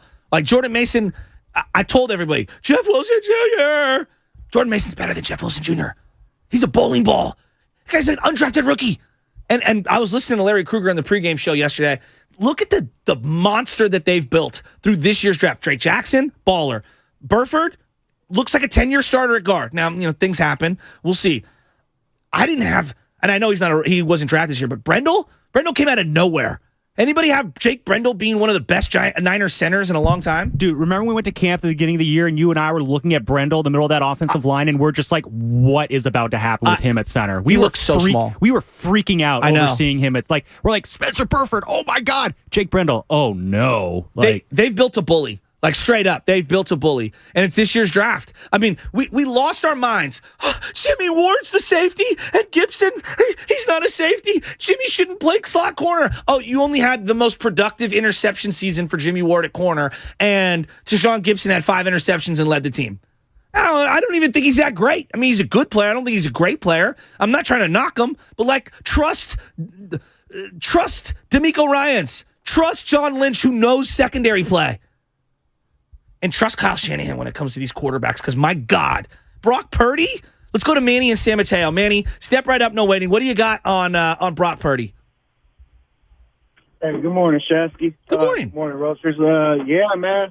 Purdy, man, I like him. He's compact. He's got quick little feet. It looks like he's low center of gravity, so he can get out of there quick. You touched on it a little bit about the 30-point thing, man. With this defense, and 30-plus points scored every game, man, that's the recipe to get to the bowl, dude. I don't understand how Jimmy Garoppolo, and there's no knock on Jimmy. I love Jimmy, man. I was happy. I wasn't happy Trey got hurt, but I was happy we had plan B with Jimmy Garoppolo, man. I was hoping he could get redemption this year. But you're going to tell me this 10-year-plus veteran can't get us 30-plus points with these weapons? I mean, I know we didn't have CMC, and maybe that's opening everything up. That could be the thing. But if Purdy keeps playing this way, dude, as a rookie, to win 14 games in a row, man, it sounds impossible, but we're 4 games away, dude. Let's go. I know. Nothing better than to get redemption against these Seahawks, man. I can't stand these guys, man. How lovely will it be? Everybody's talking about the third game. It's hard to beat them 3 times. I think we got this on Saturday. Hopefully the weather's not too bad. Let's go, Niners, baby. Niner gang, baby. Let's go. I love it. I love it, Manny. And I'm with them. I want the Seahawks. I wanted the Seahawks the whole way. I'm happy they're playing the Seahawks. Bring it on. Bring it on. Rivalries are forged in the playoffs. They got us in the NFC Championship game. I want revenge. It's a dish best served cold. I want it 9 years later. All I kept thinking about when they were announcing the matchups, all I kept thinking about was the Crabtree play. That's all I kept thinking about. The Sherman Crabtree play. And now we get an opportunity to end their season. Joe, you got that highlight? Play it for me in a second here. Give it to me when you got it. Kaepernick, end zone, Crabtree. Broken up, picked off. This game is over. Knocked in the air, intercepted by Smith. Off the hands of Richard Sherman. And then all you got for a couple of years was organized chaos. Think about where we are now. You're looking at all the coaches that are being fired around the league. Honestly, Niner fans, think about all the coaches that have been fired around the league. The Texans have done back-to-back one-year coaches. You know who did that most recently? Us, the Niners. Think about where we were. Harbaugh leaves. The bottom just falls out. You hire Tom Sula. I don't know the facts. You go to Chip Kelly and the Smoothie Man. And it's just, you couldn't even tank right. You lost the final game of you won a game you should have lost, the final game of the year for Chip Kelly, and you armed the Rams with more draft capital to trade up to go get Jared Goff. I'm a football guy. And then 9 years later, I look at what they've built, and it is unequivocally, and this is, I'll give Jed York credit, because if we make fun of him, we play all these drops, but I want to remember where we were. Remember this. Reestablish a championship culture. That's what they've done. That's what Kyle Shanahan's done. They've got all pros at arguably 7 positions. They have the best top to bottom roster, and they have a rookie quarterback who was the last pick of the draft who looks phenomenal. Phenomenal. As they throttle the NFC West and outscore them and go 6-0 in division, and they're a plus 116. They didn't just win. They beat everyone. Listen to this score. If I tallied up all the scores, Joey, Niners, 169. Yes. NFC West, 53. Nice. I just, Who is out there hating on the Niners? This is one of the great 49er seasons. I don't know where it stands. We'll see where it finishes up. But in terms of overcoming adversity, building a bully, and dominating your division, this team's done it all. Let's go to David in Brentwood. David, step right up, no waiting. What do you got on Brock Purdy? Hey, good morning, guys. Like I told your screener, I've been a Jimmy G guy since he got here, okay? And to be honest with you, I think Kyle got lucky that he had Jimmy G to take over for Lance. The guy is one of the luckiest head coaches around. The guy is really good at coaching teams, coaching quarterbacks, but at recognizing talent, he just got lucky with Purdy. And the guy keeps giving me shades of Russell Wilson. I know Wilson is different, body build. Mm-hmm. But as far as the accuracy and this knack that the guy has for extending plays, I think right now in Brock Purdy, it's everything that I had wanted and hoped to get from Jimmy G. Unfortunately, Jimmy G is very limited. He does not run around as much as he does. David, today's not the day for it. I'm not. David, I love you. You call in a lot. We love you. We appreciate you contributing. I'm not here to compare and contrast the quarterbacks. We can do that in the offseason. I don't want to do that. They've had a great year. Jimmy's hurt. Brock's the man. How many Niner fans are just like, hey, who cares? Who cares who the quarterback is? I just want to win a Super Bowl. That's where I'm at. I remember where I was in January of 1995 at 607 London, all right, in the Excelsior as a 13-year-old kid. That's how long it's been. I'm 40 now, all right? I'm ready for another Super Bowl. In my adult life, I've seen the Warriors and the Giants win championships, multiple. I've seen the Niners break my heart every single time because it's really, really, really, really, really hard to win in the playoffs and win a Super Bowl. It's been so damn long. I don't care about what Jimmy can't do. He helped us win games. He got us here. Brock's been awesome. Just hop on the train. I don't want to do the comparative shopping today. And I'm not trying to rip. It's just why does everything have to be about Jimmy or Trey or Brock? Brock's here. That's who's playing. We have no other alternative. Rally around him or get the hell off the bandwagon. Let's go to Frank in Fort Worth, Texas. Frank, step right up. What do you got on Kyle Shanahan? Hey, good morning, fellas. Happy Monday to you. Yeah. You know what? I had to call up and I do call, and give Shanahan his roses, man, because when we hit that streak or missing a couple games, I think right about the 6th week of the season, we were 2-4, 3-4, something like that. Yeah. I was irate and I was like, this guy's a bum. But you know what, man? He's morphed into coach of the year, in my opinion. And I just got to give him his roses. And then, playing Seattle, we beat him a couple times to get to the NFC Championship game in our regular season. But what a way to stick a dagger in the heart and be done with him.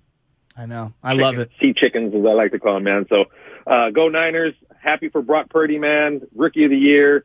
Like you guys were saying earlier on another call, man, we are so lined up with all-stars in this game and in this team, man. I'm just excited for this year, excited for years to come. Thanks, guys. I'm totally with you. I'm 100% with you. And we've made so much about the Harbaugh era, when it comes to Shanahan, comparing and contrasting. Harbaugh did this and Harbaugh did that. It's kind of a fool's errand. They just took over two totally different teams.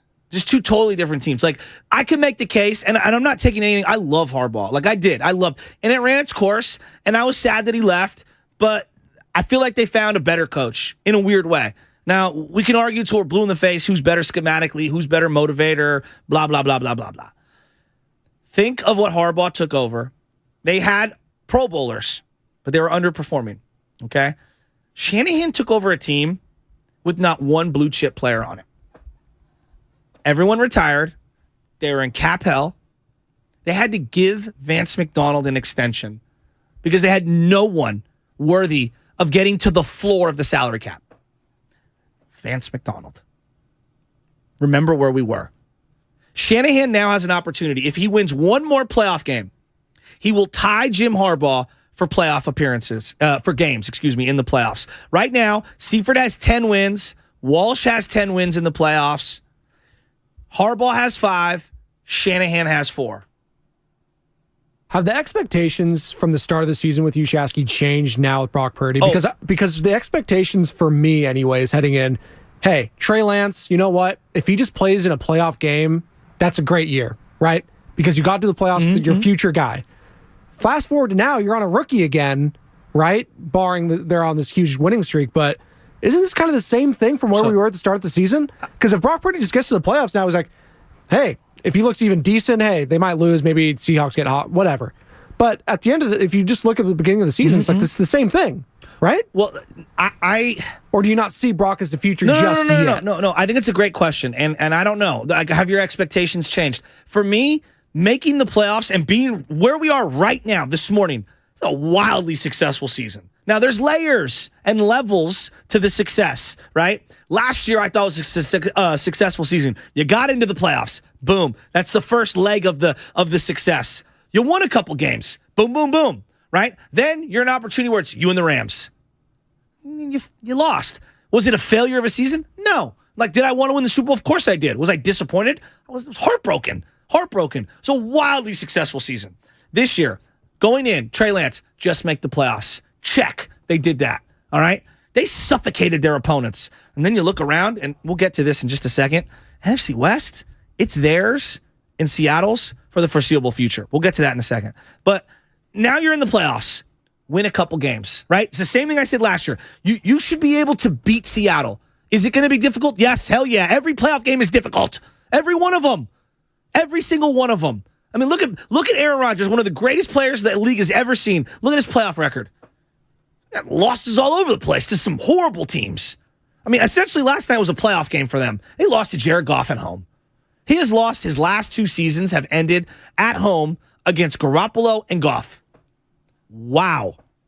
Winning is hard. So win a playoff game or two, wildly successful year. Do I want to win the Super Bowl? Of course I do. You know? Sometimes you luck into things, right? Sometimes it's by stupid design. Sometimes things just happen. Did the San Francisco Giants know that they were drafting when they took him 10th overall, the greatest right-handed pitcher of the last 20 years of their organization in Tim Lincecum? Probably not. I mean, they knew he was a good player, but they didn't know he was that. If the Niners knew that Brock Purdy was going to be Brock Purdy, would they have passed on him 7 times? No.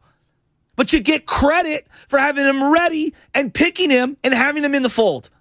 We don't look at Bill Walsh and go, well, he was an idiot. If he knew Dwight Clark would be Dwight Clark, why would you wait till the 10th round? They had 12 rounds in the draft back then. Why would he wait till the 10th round?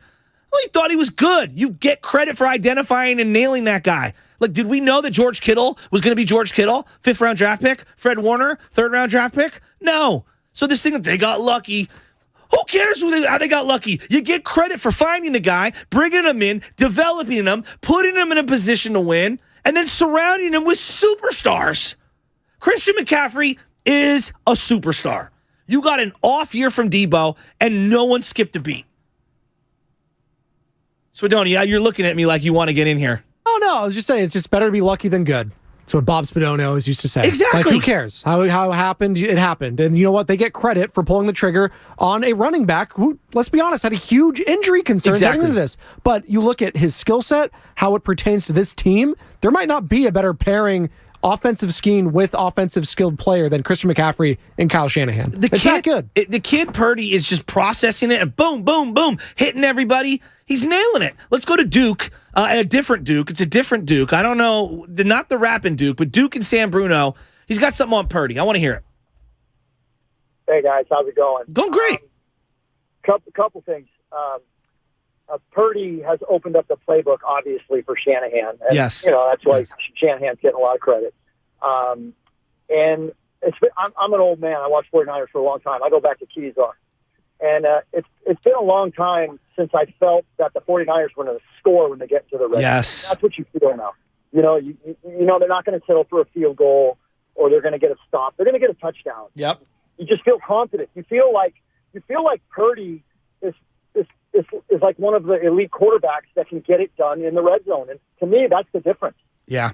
I'm 100% with you. How about like the last couple of weeks, he's made some step-ups or some moves where he's thrown a layered throw that it's just like one of those like, oh, wow, That's a great, like the one to Kittle yesterday, the one where he threw it over the top. He stepped up, pressure was coming. He stepped up and just threw a little it was a touch layered lead throw where he led George Kittle. Only Kittle was going to catch it. That's a great throw. No, yeah, similar to that Vegas one I go back to when it was just that corner of the end zone. He had Nate Hobbs draped all over him. The only place he could put it is just throwing it away or that back corner of George Kittle.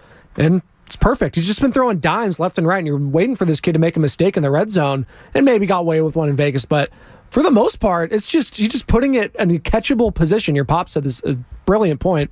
Just a catchable ball every single time he throws it. And no, there's no doubt about it. And having CMC, I can't get over that trade for Christian McCaffrey is an all-timer. Is an absolute all-timer. And we were talking with Florio last week. He was like, well, they gave up a lot. Yeah, you gave up what equates to, because it's such a late second rounder now because of what they had. It's a third-round pick. You gave up a third, fourth, and a fifth. That's essentially what it is. Even if I nailed one of those picks, I would pray that they would be half the complete player that Christian McCaffrey is. Wouldn't you agree, Spadoni?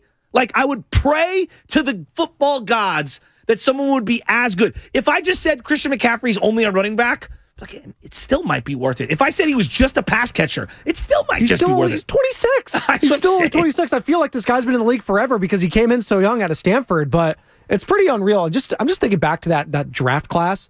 Him and Derrick Henry, are you kidding me? I know.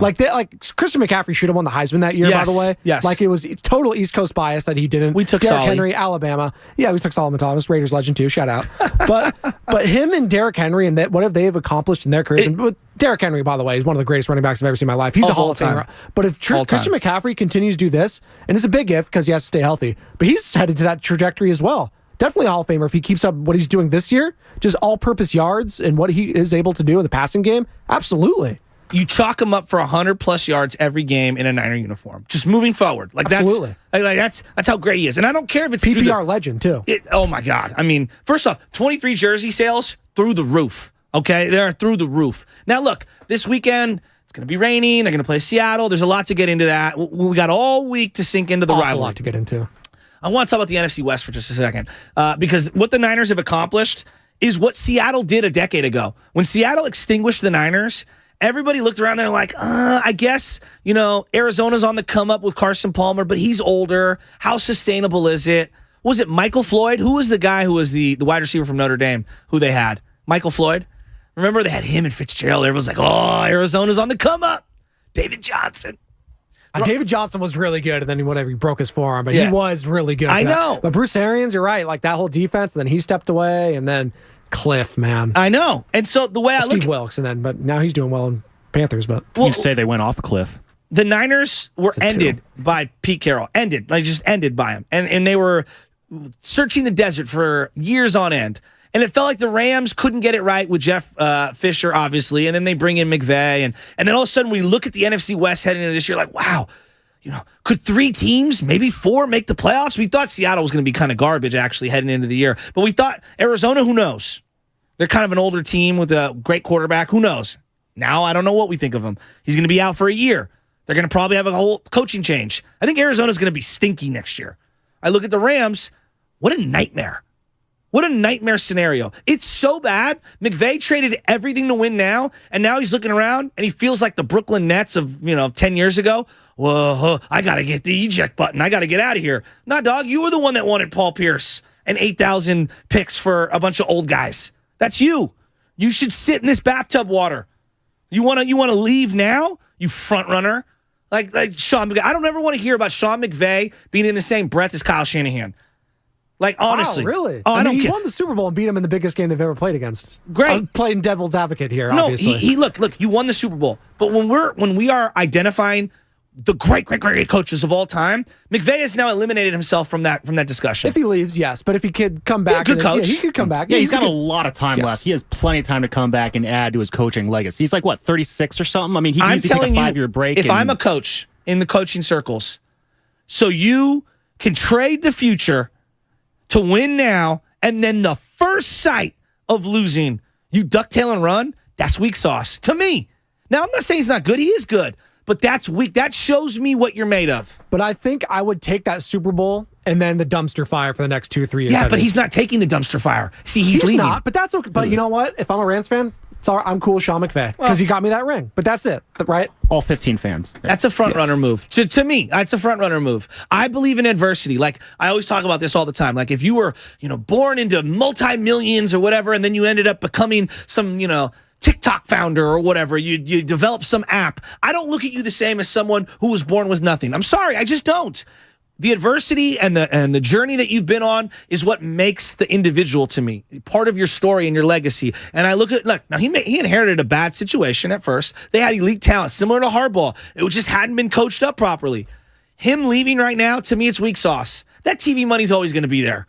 And Mark Florio said it last night on the television. He was like, well, it's because of the multi-year rebuild that you created, trading every single pick. And think about this. They almost got their hands on CMC. They tried. They wouldn't have made the playoffs still because Matt Stafford got hurt, Cooper Kupp got hurt. The Niners wouldn't be the same. They wouldn't be. They'd be totally different. Totally different. So I'm just sick of McVay, and I'm so glad to see him take a hike, you front runner. Take a hike. Peace out if you do want to leave. That TV money's going to be there for the next 15 years. Take a hike, bro. I don't want to hear about you and Shanahan anymore because Shanahan will get a Super Bowl. It's coming. It's a matter of time. And we're going to look back and we're going to be like, wow, one guy's a front runner. The other guy was here through thick and thin and a lifer. And we make it out like McVay wants to start a family. Like Shanahan doesn't have kids? Like Shanahan doesn't have a wife? Like all these guys don't have families? No, it's fine. But if you're 36 and you've won a Super Bowl, you've been to 2 of them, maybe you've made millions of dollars. Maybe you just want to live your life. I don't know, respect that, right? Fine, sure, whatever. I just don't want to hear about him and Shanahan. Because what Shanahan did this year was a masterclass in kicking butt. Christian McCaffrey acquisition, the guy 1,100 yards this year, 10 touchdowns, 200 total touches.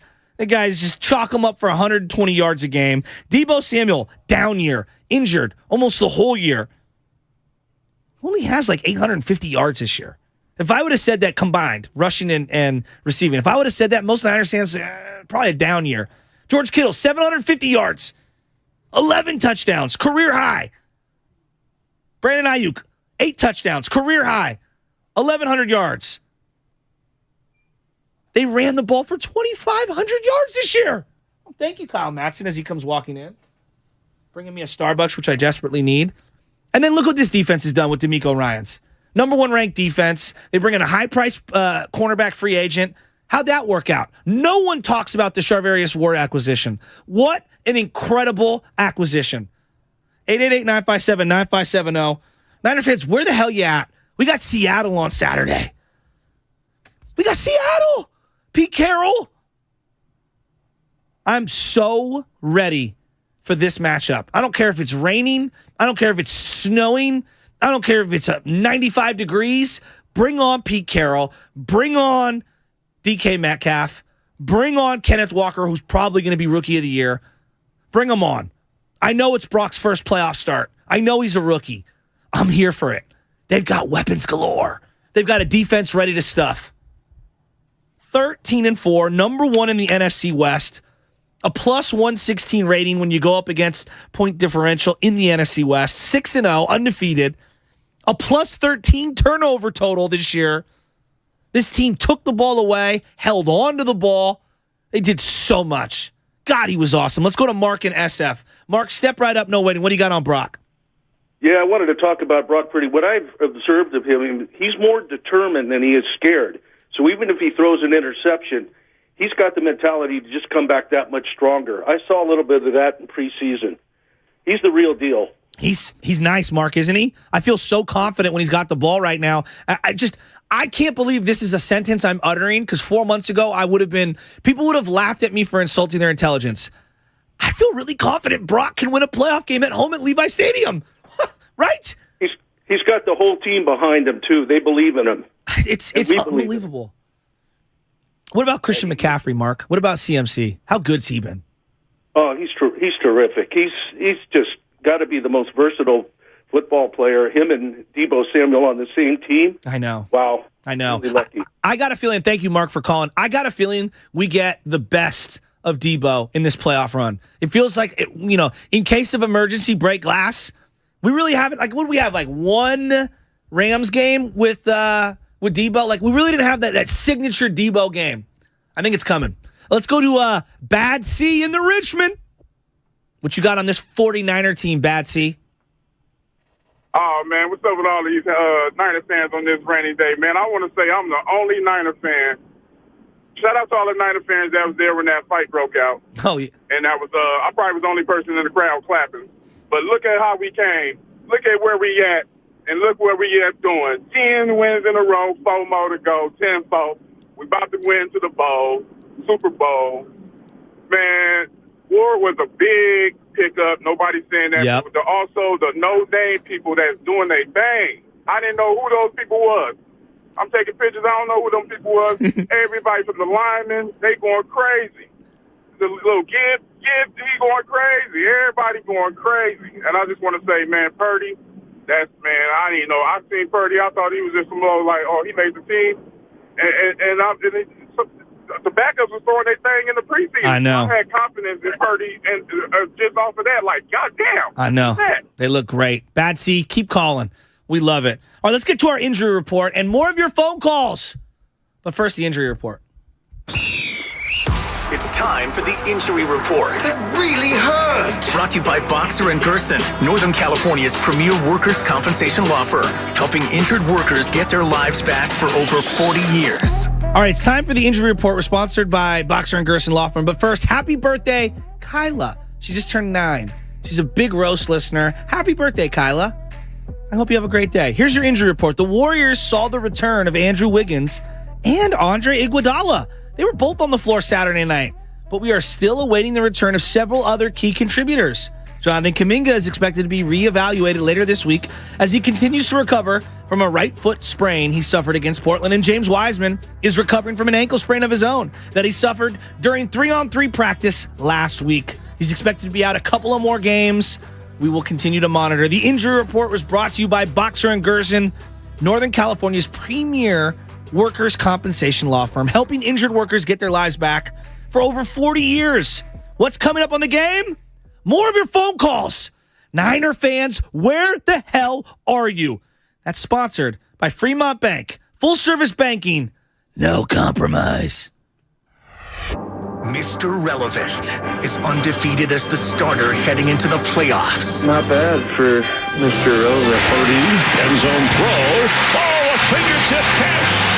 George Kittle has a 49er touchdown. Will the Niners' fairy tale season continue in the playoffs? Obviously, we're at the point in the season where it's, regular season's over, and now the tournament starts, and this is, the real ball that really matters. Find out right here on 95.7, The Game.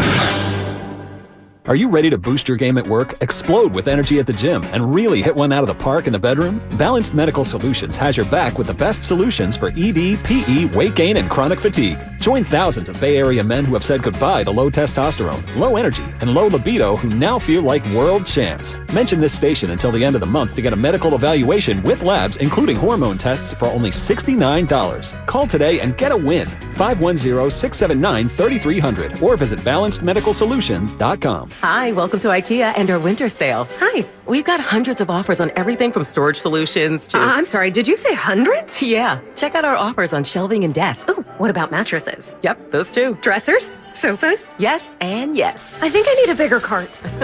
Our winter sale is almost over. Visit us in-store or at IKEA-USA.com/offers to save through January 22nd. Offer dates may vary. U.S. only while supplies last. Selection may vary by store and online. See store and IKEA-USA.com/offers for complete terms. Restrictions apply. Thank you to all of the business owners who kept people employed during the pandemic. For all you've done, you may be eligible to claim the Employee Retention Tax Credit, a payroll tax refund from the United States Treasury Department, applicable to businesses who kept employees on payroll during the pandemic. The window is closing to claim your refund. Contact Paychex to see if you qualify. Paychex is proud to have helped more than 45,000 businesses secure over $9.2 billion in ERTC claims, an average of $190,000 per business. 50 years and thousands of experts in HR, payroll, benefits, and insurance. You may be eligible to claim the Employee Retention Tax Credit, a payroll tax refund from the United States Treasury Department, applicable to businesses who kept employees on payroll during the pandemic. The window is closing to claim your refund. Contact Paychex to see if you qualify. Visit paychex.com/ERTC to find out how Paychex can help you get additional cash into your business. Paychex.com/ERTC. Paychex.com/ERTC. What? 1-877 Cars for Kids. KARS Cars for Kids. 1-877 Cars for Kids. Donate your car today. 1-877 Cars for Kids. KARS Cars for Kids. 1-877 Cars for Kids. Donate your car today. With car prices at an all-time high, our donors are now getting highest receipts ever. Donate at carsforkids.org, and your car can be picked up tomorrow.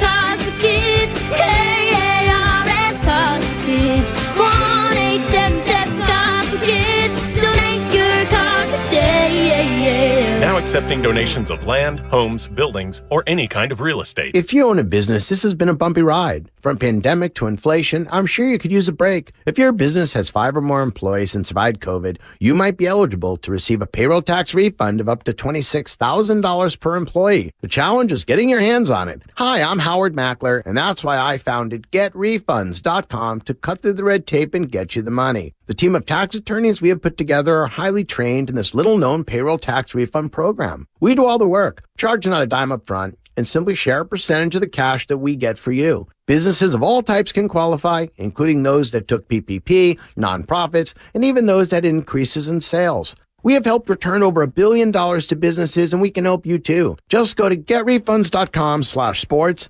click on Qualify Me, and answer a few questions. This payroll tax refund is only available for a limited period of time. Don't lose out on up to $26,000 per employee. Go to getrefunds.com/sports. That's getrefunds.com/sports. What is the most random thing you are afraid of? I am terrified of getting a paper cut on my eyeball. That is pretty random. I'm Larry Mullins, the host of a new podcast, Your Weirdest Fears, where we dig into the weird, the wacky, the things that keep you up at night, and learn how to survive them. Listen and subscribe on the Odyssey app or wherever you get your podcasts. Dancing crew, trip for two, nailed the final interview. Game with Doug, brand new mug. Come here, kid, give me a hug. The more you want to do, the more we want to do. New COVID-19 boosters designed for recent Omicron variants are now available. Learn about eligibility and schedule a free, updated booster today at vaccines.gov. Sponsored by Pfizer and BioNTech. I'm Bob Burke, founder and chairman of Burke America Parts Group, a family of brands that includes RepairClinic.com, an appliance and HVAC parts solution company that's grown into an international brand. Before AmericanEagle.com, we partially launched a new technology platform developed by another firm. American Eagle helped take our technology to a whole new level with digital marketing, software development, and business insights into our key markets, appliances, HVAC, and outdoor power equipment, and did so both on time and on budget. AmericanEagle.com has the resources, experience, and talent needed to produce solutions. Our new technology platform, developed by AmericanEagle.com, has produced tremendous results with higher traffic, conversion, engagement, and online revenue. If you have any home repairs you need to take care of, check us out at RepairClinic.com. If you need a world-class website or technology project, then I would highly recommend AmericanEagle.com. Call AmericanEagle.com at 773-NETWORK. That's AmericanEagle.com, 773-NETWORK. You're listening to 95.7 The Game, KGMC FM at HD1 San Francisco. Always live on the free Odyssey app.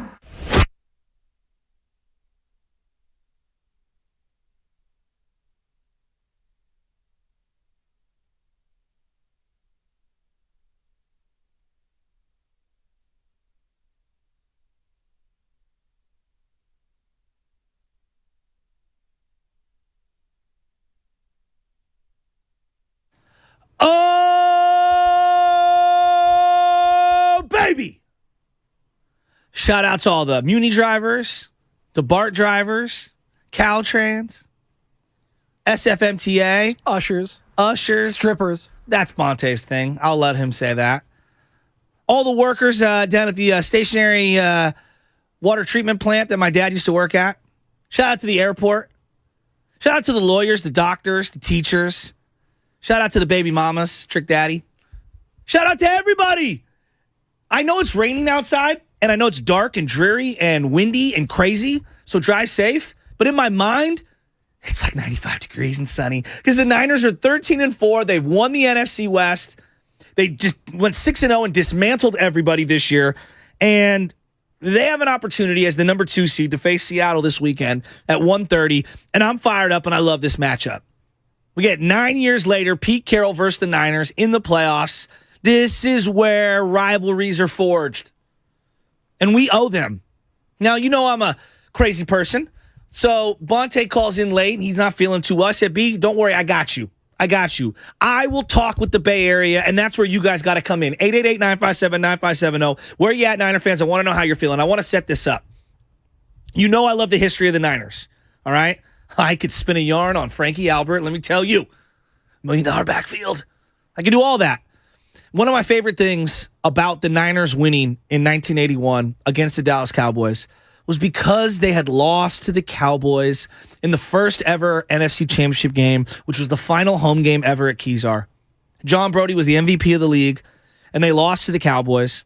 And then they would continue to lose in the playoffs in horrific fashion. Mike Nolan's dad, Dick Nolan, was the coach of those teams. And it took 9 years, give or take, for them to get that opportunity again against America's team, against the Dallas Cowboys.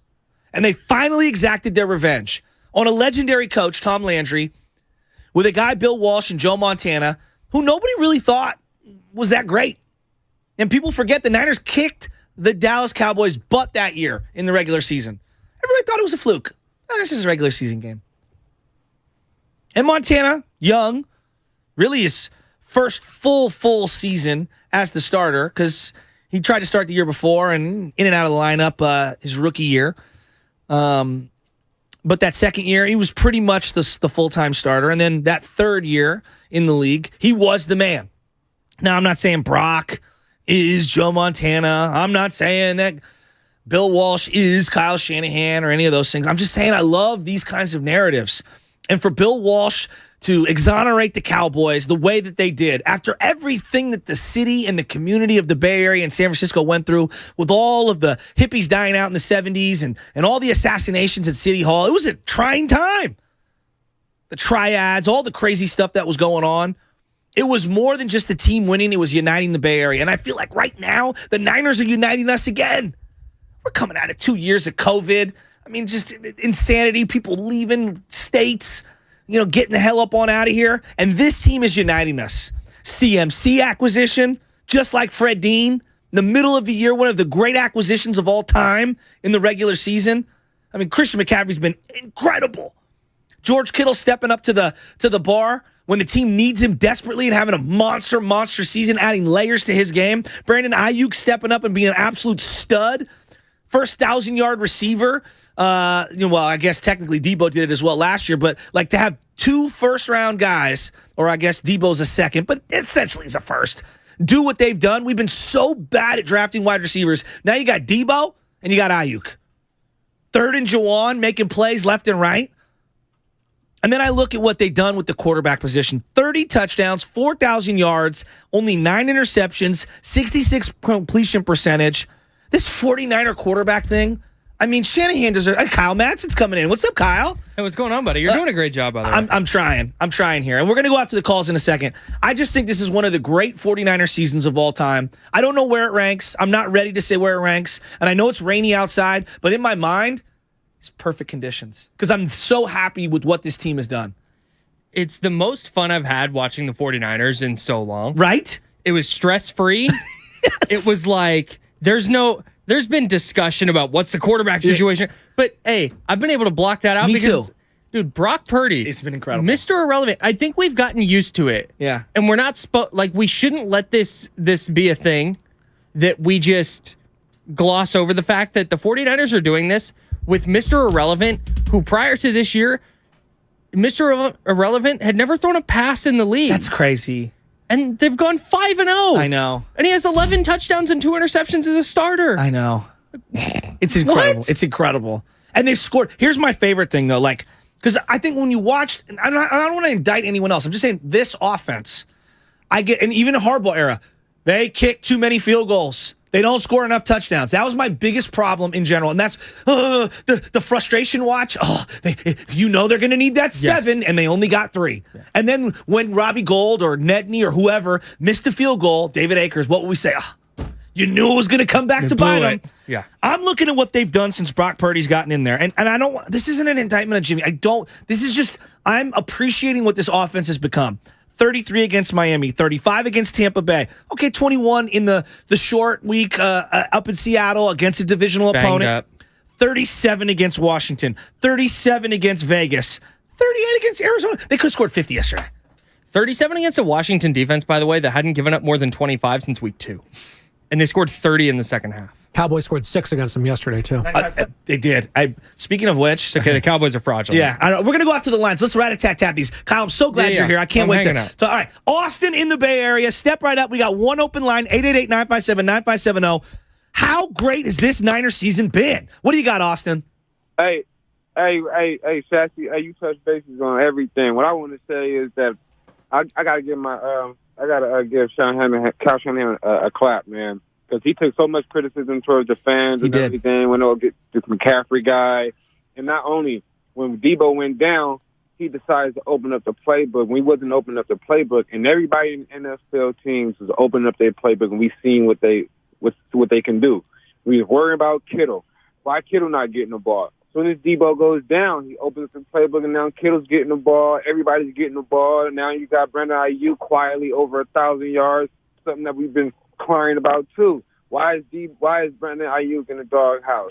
Why is this? Why is that? Yeah, that's a good point. Man, hey, Kyle Shanahan, that's a clap for you, man. Yep. I'm proud of you, man. Yep. Hey, let's go. Let's knock these Seahawks out of here. Let's go. And you know what he's done this year, Kyle? And Kyle Mattson with me. Bonte's out for today. He wasn't feeling too good. The thing that he's done is he's basically cemented, and right now he's going to be able, for the most part, to be the longest tenured 49er head coach of all time. And I don't say that lightly. It's kind of crazy. Yeah. I mean, that's given what he's done, though. Like, I know he's earned it. He's earned absolutely.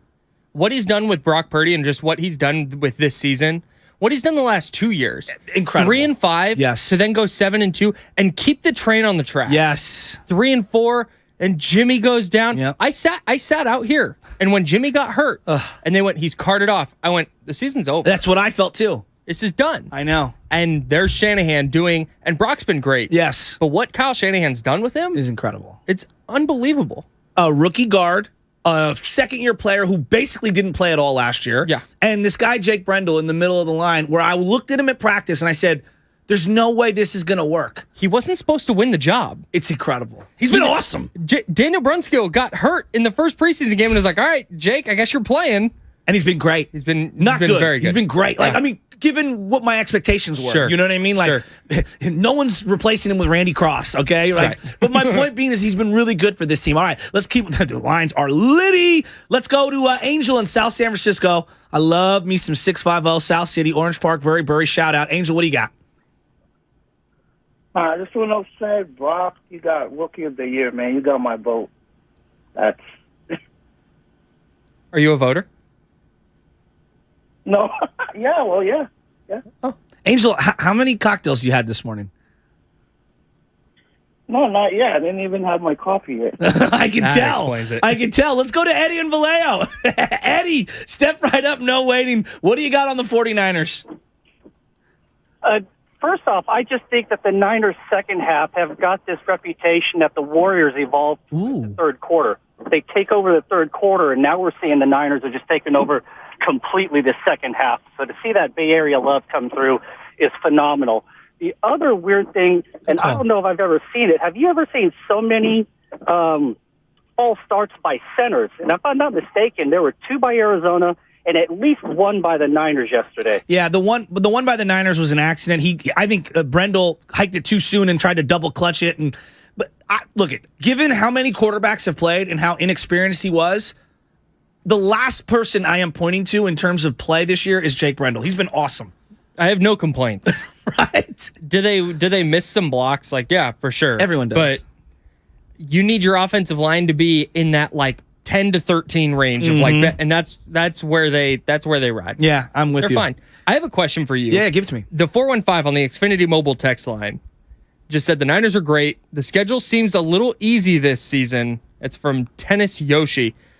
I have a question on that critique because I buy it a little bit, but then go look at what the Eagles have done since November because that's where the season really starts. Like November, it's like at that point, nobody.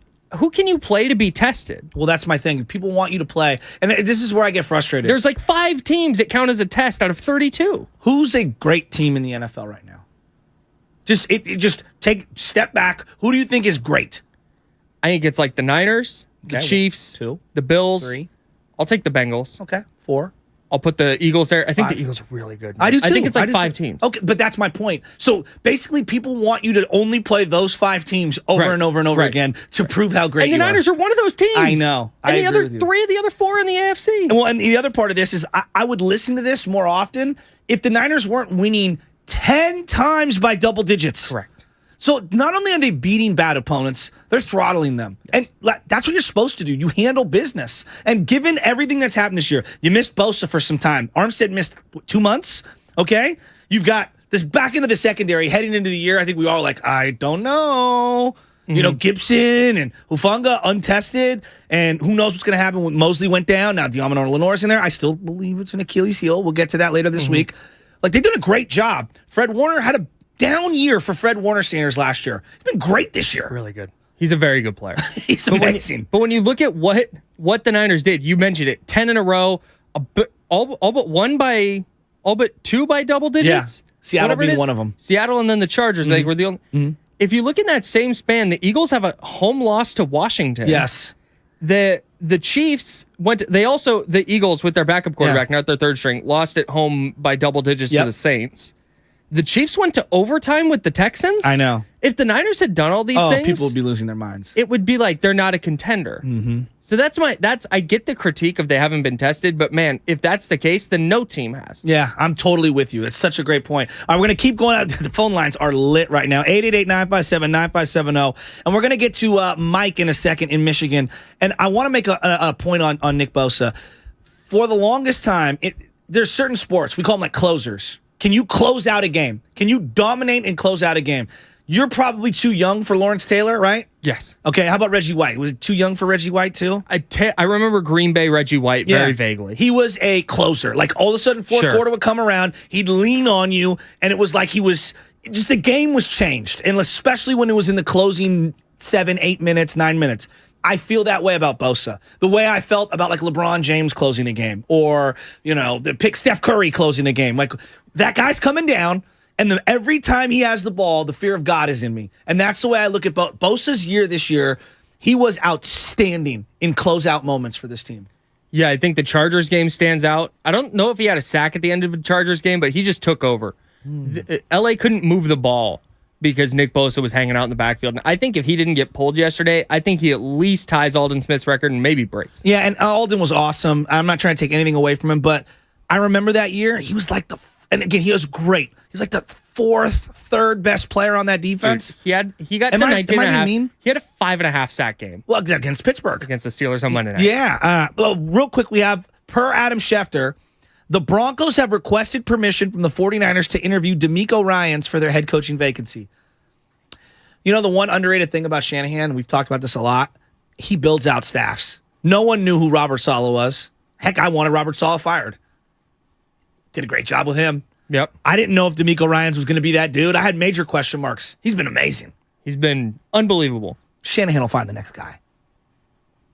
You think I don't know if there's that person in the pipeline because everybody went DeMeco's next. Yeah, okay. That was the thing for a couple years. Okay. When Saleh got, I don't know if that guy's in the pipeline. I don't know if Chris Kasurk wants to do it or if he even can do it. Yeah. He's amazing. I know. I don't know if it's like Darryl Tapp, who's their assistant defensive line. Virginia Tech. Is it somebody like that? I have no idea, but he gets the benefit of the doubt, right? Yeah, no, it's a good point. All right, let's go out to Mike in Michigan. Mike, the Bosa sack, what do you want to equate it to? Gentlemen, good morning. I'm actually in California. Oh, nice. I'm from Michigan, though.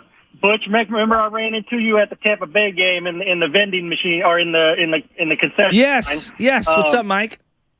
Yeah. So I equate a Nick Bosa sack to the Warriors and Curry flurry. the way the crowd gets amped up, I'm a season ticket holder with my dad. Mm-hmm. The way the crowd gets amped up for a Nick Bosa sack is equivalent to Curry coming down and hitting 2 or 3 straight threes. That crowd just gets so lit. It's true. It just goes ham. All right, guys, you guys have a good one. Ah, God, I love some ham. And the crowd does go crazy for Nick Bosa. Did you hear some of the chants yesterday? No. They were chanting for J.J. Watt, which was cool.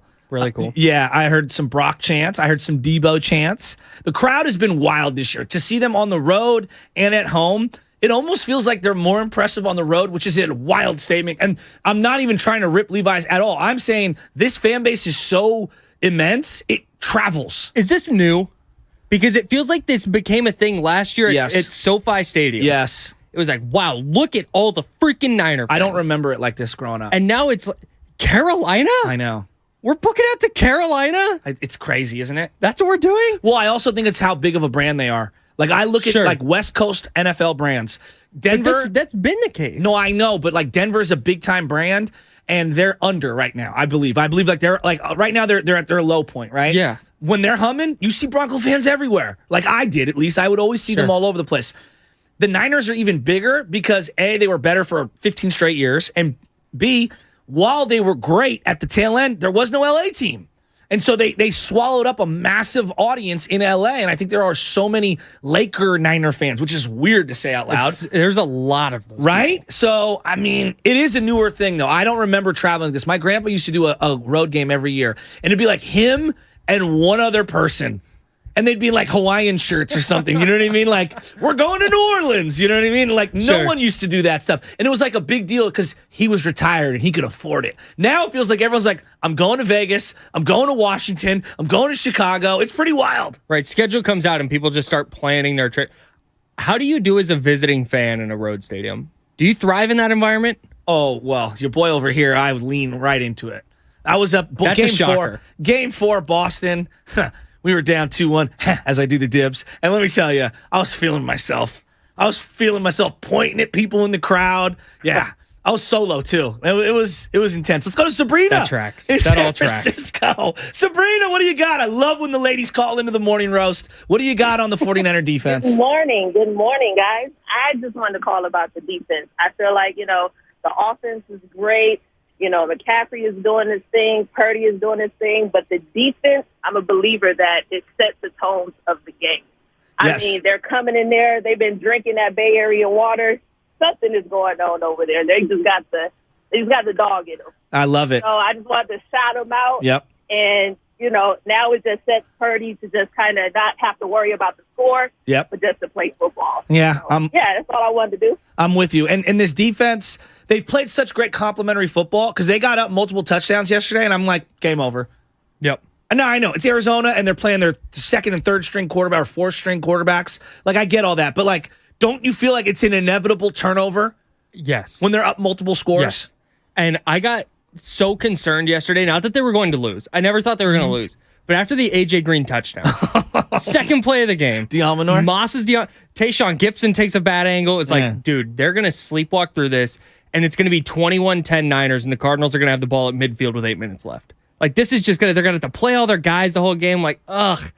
And then they didn't. And I was so happy about that. You're a very learned person, and so I know that you understand the Greek Iliad and the Odyssey, correct? Of course. All right. So Achilles is the great warrior who was fighting on behalf of Sparta and was one of the greatest warriors of the time, and he's basically a god. And what's his Achilles heel? Well, it's obviously getting hit in the heel with an arrow. And Hector's brother, Paris, ends up shooting him with an arrow that the gods, boom, stick right into his heel. I feel like the Achilles heel of the 49ers, their vulnerable spot of this entire defense, is that opposite corner of Charvarius Ward, combined with one of the two safeties taking a step in the wrong direction.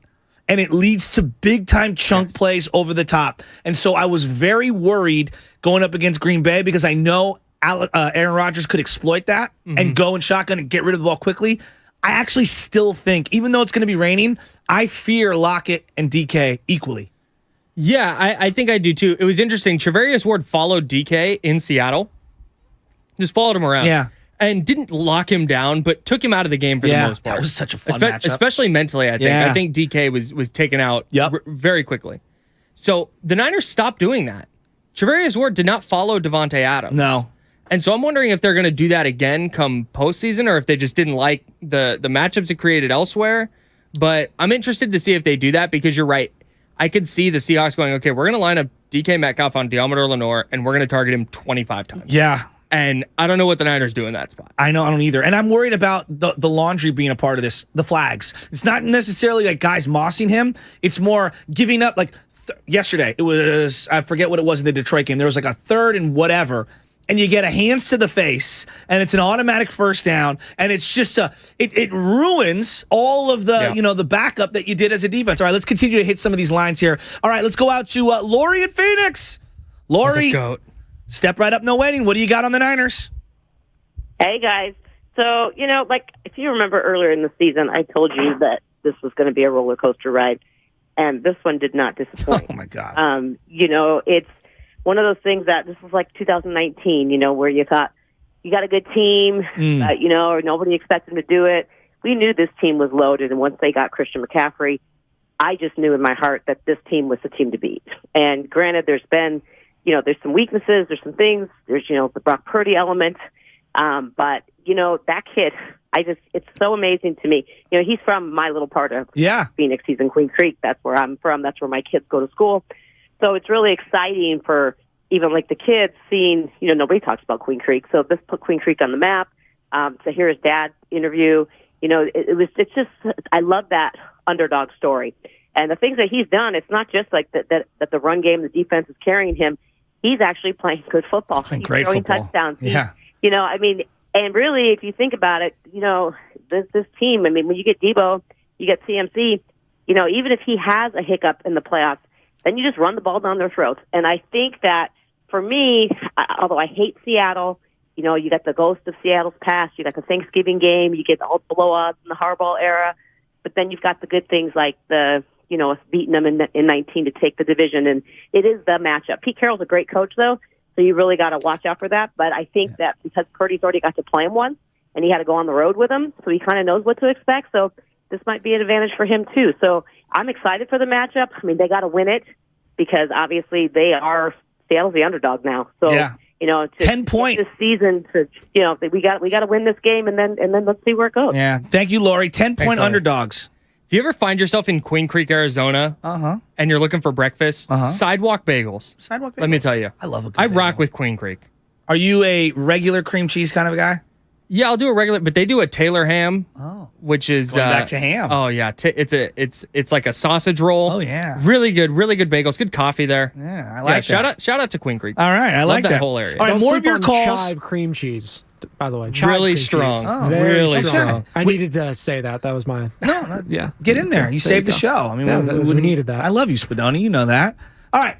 More of what's coming up is your calls on 95.7 The Game. That's what's coming up on The Game, presented by the law offices of Robert Goldstein on 95.7 The Game. Brock Purdy and the 49ers are the 2 seed in the NFC. Brock Purdy will dump it off to McCaffrey.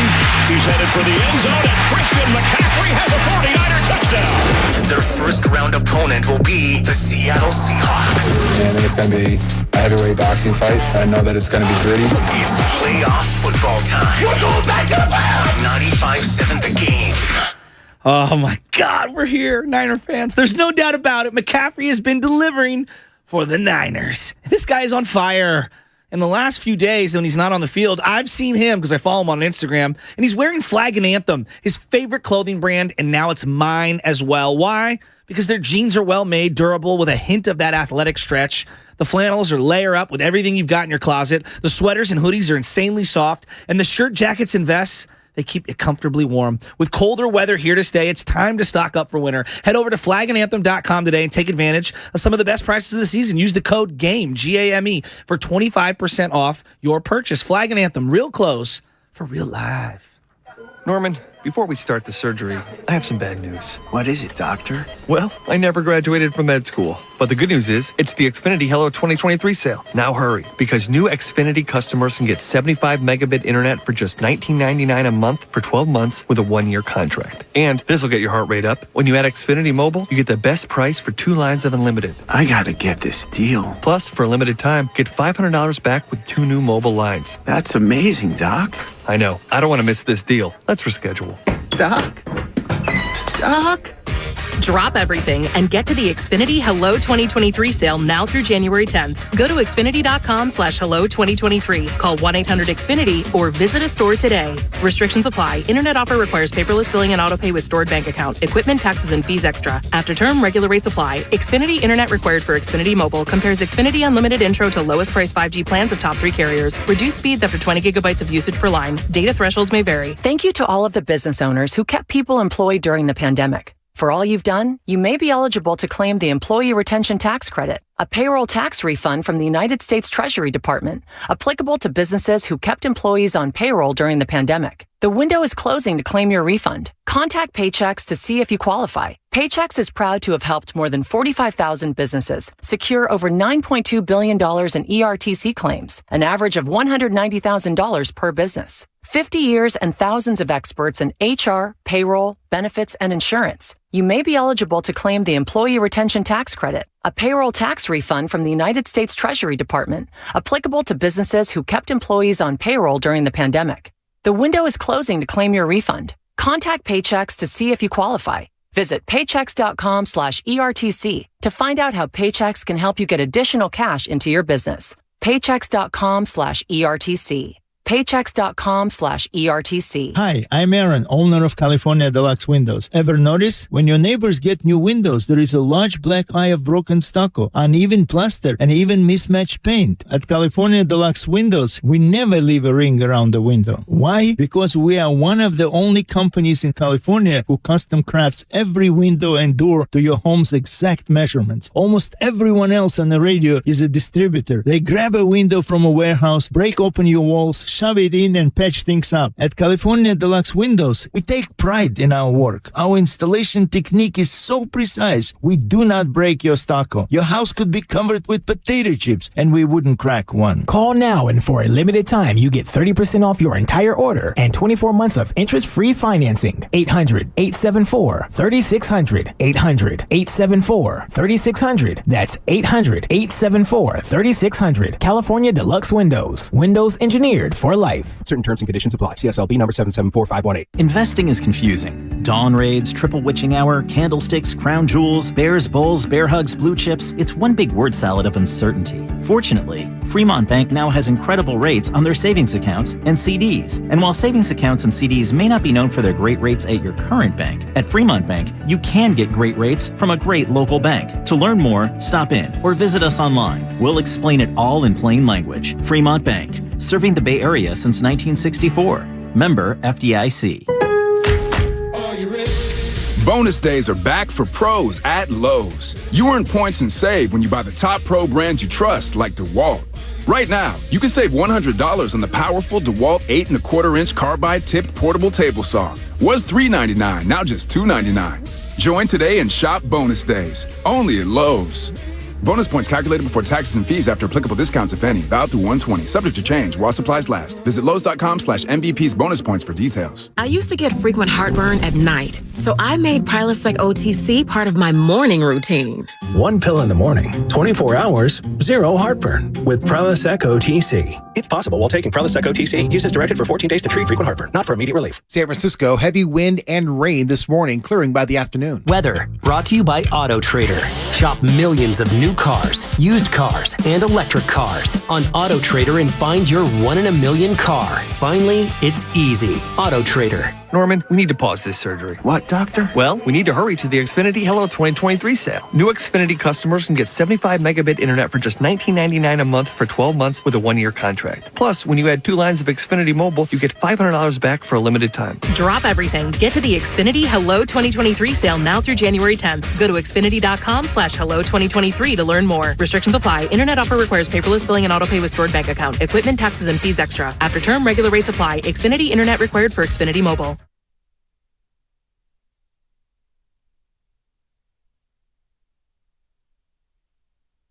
I love some ham.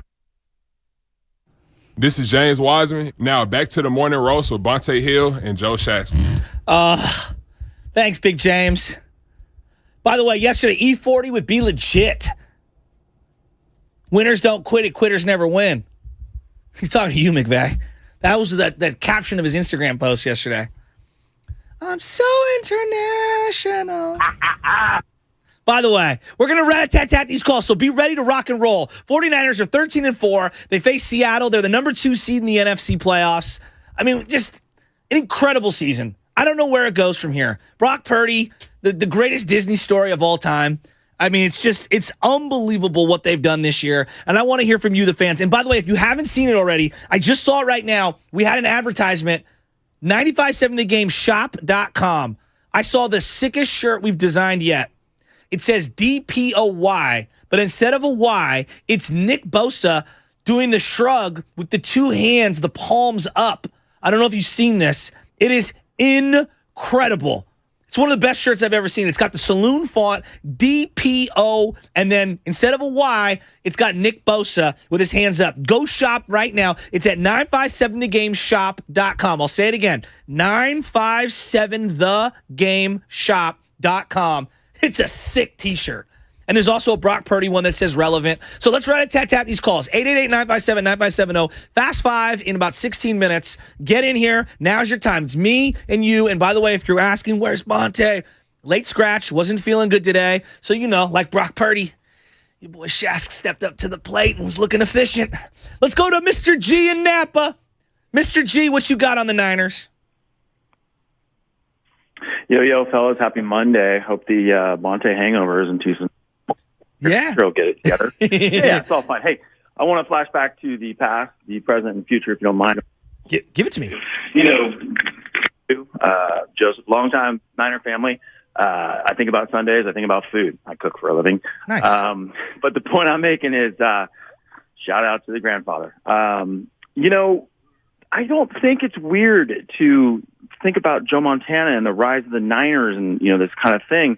Again, overlooked, undersized, comparatively for the NFL, not a premium arm. There's no way a premium arm. And he made his bread and butter in the 80s throwing slants and outs and timing patterns to 2 of the greats, like the greatest of all time. Everybody knows Jerry Rice didn't run a 4.3. He wasn't Flipper Anderson. We're not throwing it all the way down the field. So that's kind of the past. And I don't think it's a little heady to think that way, but it's also pretty cool. The current is, it's on your stingers. It's on everything. Brock Purdy that's incredible. But let's face it, he is going to win a Super Bowl if the offensive line, which is the biggest surprise of the year, the biggest surprise coming into the season, what was the biggest weakness? Offensive line. Interior too. Offensive line keeps Brock Purdy clean. If they can keep him clean and he can move in the pocket, they're going to be just fine because that defense is top 5 all time Niners. I totally agree. And then the future, the future is have a great time. You are playing with house money. Exactly. If you thought about this in week 4, 5, 6, when I was saying, Shanahan's not my favorite personality, just like Harbaugh wasn't, but man, that guy can coach it up, and he and Lynch have built a roster for all time. And one of the silver linings of Purdy, that dude's making $900,000 in 4 years. I know. So put that money into more linemen, and you're golden. I know. And lastly, I just want to give a quick one. If you're a football fan, it's a Monday night. There is a college football game tonight, the minor leagues of the NFL. And there's a kid from Napa High School. Bowers? Brock Bowers? Brock Bowers. Number 19? My dude. Brock Bowers. If he had been eligible last year, he'd have been a top 10 pick coming out as a freshman, like a basketball player. That guy is the man. Last question for you. I'm sincerely asking you. I cook for a living, so I got 3 things. It's always about food on football Sundays or Saturdays. So this season, we're thinking about Cipino that time of year. Yeah. That's a special one. I love it. We're thinking about a Hangtown Fry honoring, Placerville. Yeah. Good one. The oysters are good. I like that. But this Saturday, I'm thinking of going Seattle-style clam chowder and Northwest salmon because we drink your milkshake, Seahawks fan. Great call from Mr. G. Honestly, I'm here for some oysters. Your boy wants, I'll take some raws, and I'll take some barbecue ones with some hot sauce. A little There Will Be Blood reference there, too. Classic. I love it. Drink your milkshake. I love it. Let's stay on this Brock Purdy train because I'm with him. it's hard not to get giddy over the Brock Purdy thing. And look, maybe the glass slipper turns back into a pumpkin. I don't know. But what I've seen, like, I keep asking myself, like, okay, he looked, for example, yesterday, first half, missed some throws, didn't really escape the pocket well, kind of like ran into a bigger sack than he should have. But then he like rebounds and then boom, boom, boom, boom, boom. Next thing you know, they score in touchdowns. And you look up and you're like, oh my God, they've got 38 on the board. How? It's like, yeah, because all he does is just march his team down the field and score touchdowns in the red zone. And he makes an unbelievable layered throw to George Kittle. Like, at some point, I've just tapped out. I'm like, dude, Purdy looks sick. Like, I don't know. Maybe he does throw a couple. Like, Mahomes threw 3 interceptions and had 3 turnovers in that AFC Championship game last year against Cincinnati. That could happen to Purdy this weekend. But that doesn't mean he's not a good player, and that doesn't mean that he can't get better moving forward. I'm just here for the ride. Let's go to Gene in Oakland. Gene, what do you got on Brock Purdy?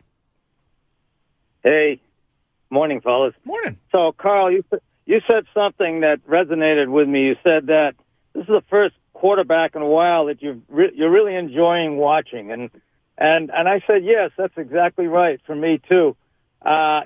Thinking back, you have to go back to, in my case, Kaepernick, and maybe all the way back to Garcia before him, to look for quarterbacks that I really enjoy watching. I mean, Joe, I'm a big Jimmy G fan. I know you are. Maybe his biggest fan, right? But Jimmy, it was a dink and dunk kind of offense. It was frustrating at times, that they didn't cut him loose, and there was always that oh no pass. Yeah. We were worried about. He won more than twice as many games as he lost, and so he got it done. But this kid's a lot of fun, and frankly, he won me over in the second half of that Washington game. Yeah. He was having a hard time. That's like the third best defense in the NFL. And that front line of theirs is, I'd say, just as good as ours. So they were giving them a hard time, came back in the second half and put up all those scores. Yeah. From that point on, I haven't worried about this dude. I know. One last point. Yeah. I've always resisted the whole term, team of destiny. But I'll tell you what, I'm having a harder and harder time resisting it this time. I'm with you, Gene. I mean, in the words of the Emperor, it is your destiny. In Star Wars, one of my favorite lines of all time. It feels like that, and you, Joe, you're being a homer. No, I'm sitting here saying, like, this team's won 10 in a row. There's no hotter team in all of sports than the San Francisco 49ers. And they're doing it with an unbelievably loaded offensive weaponry. I mean, Deebo Samuel has yet to have a signature game.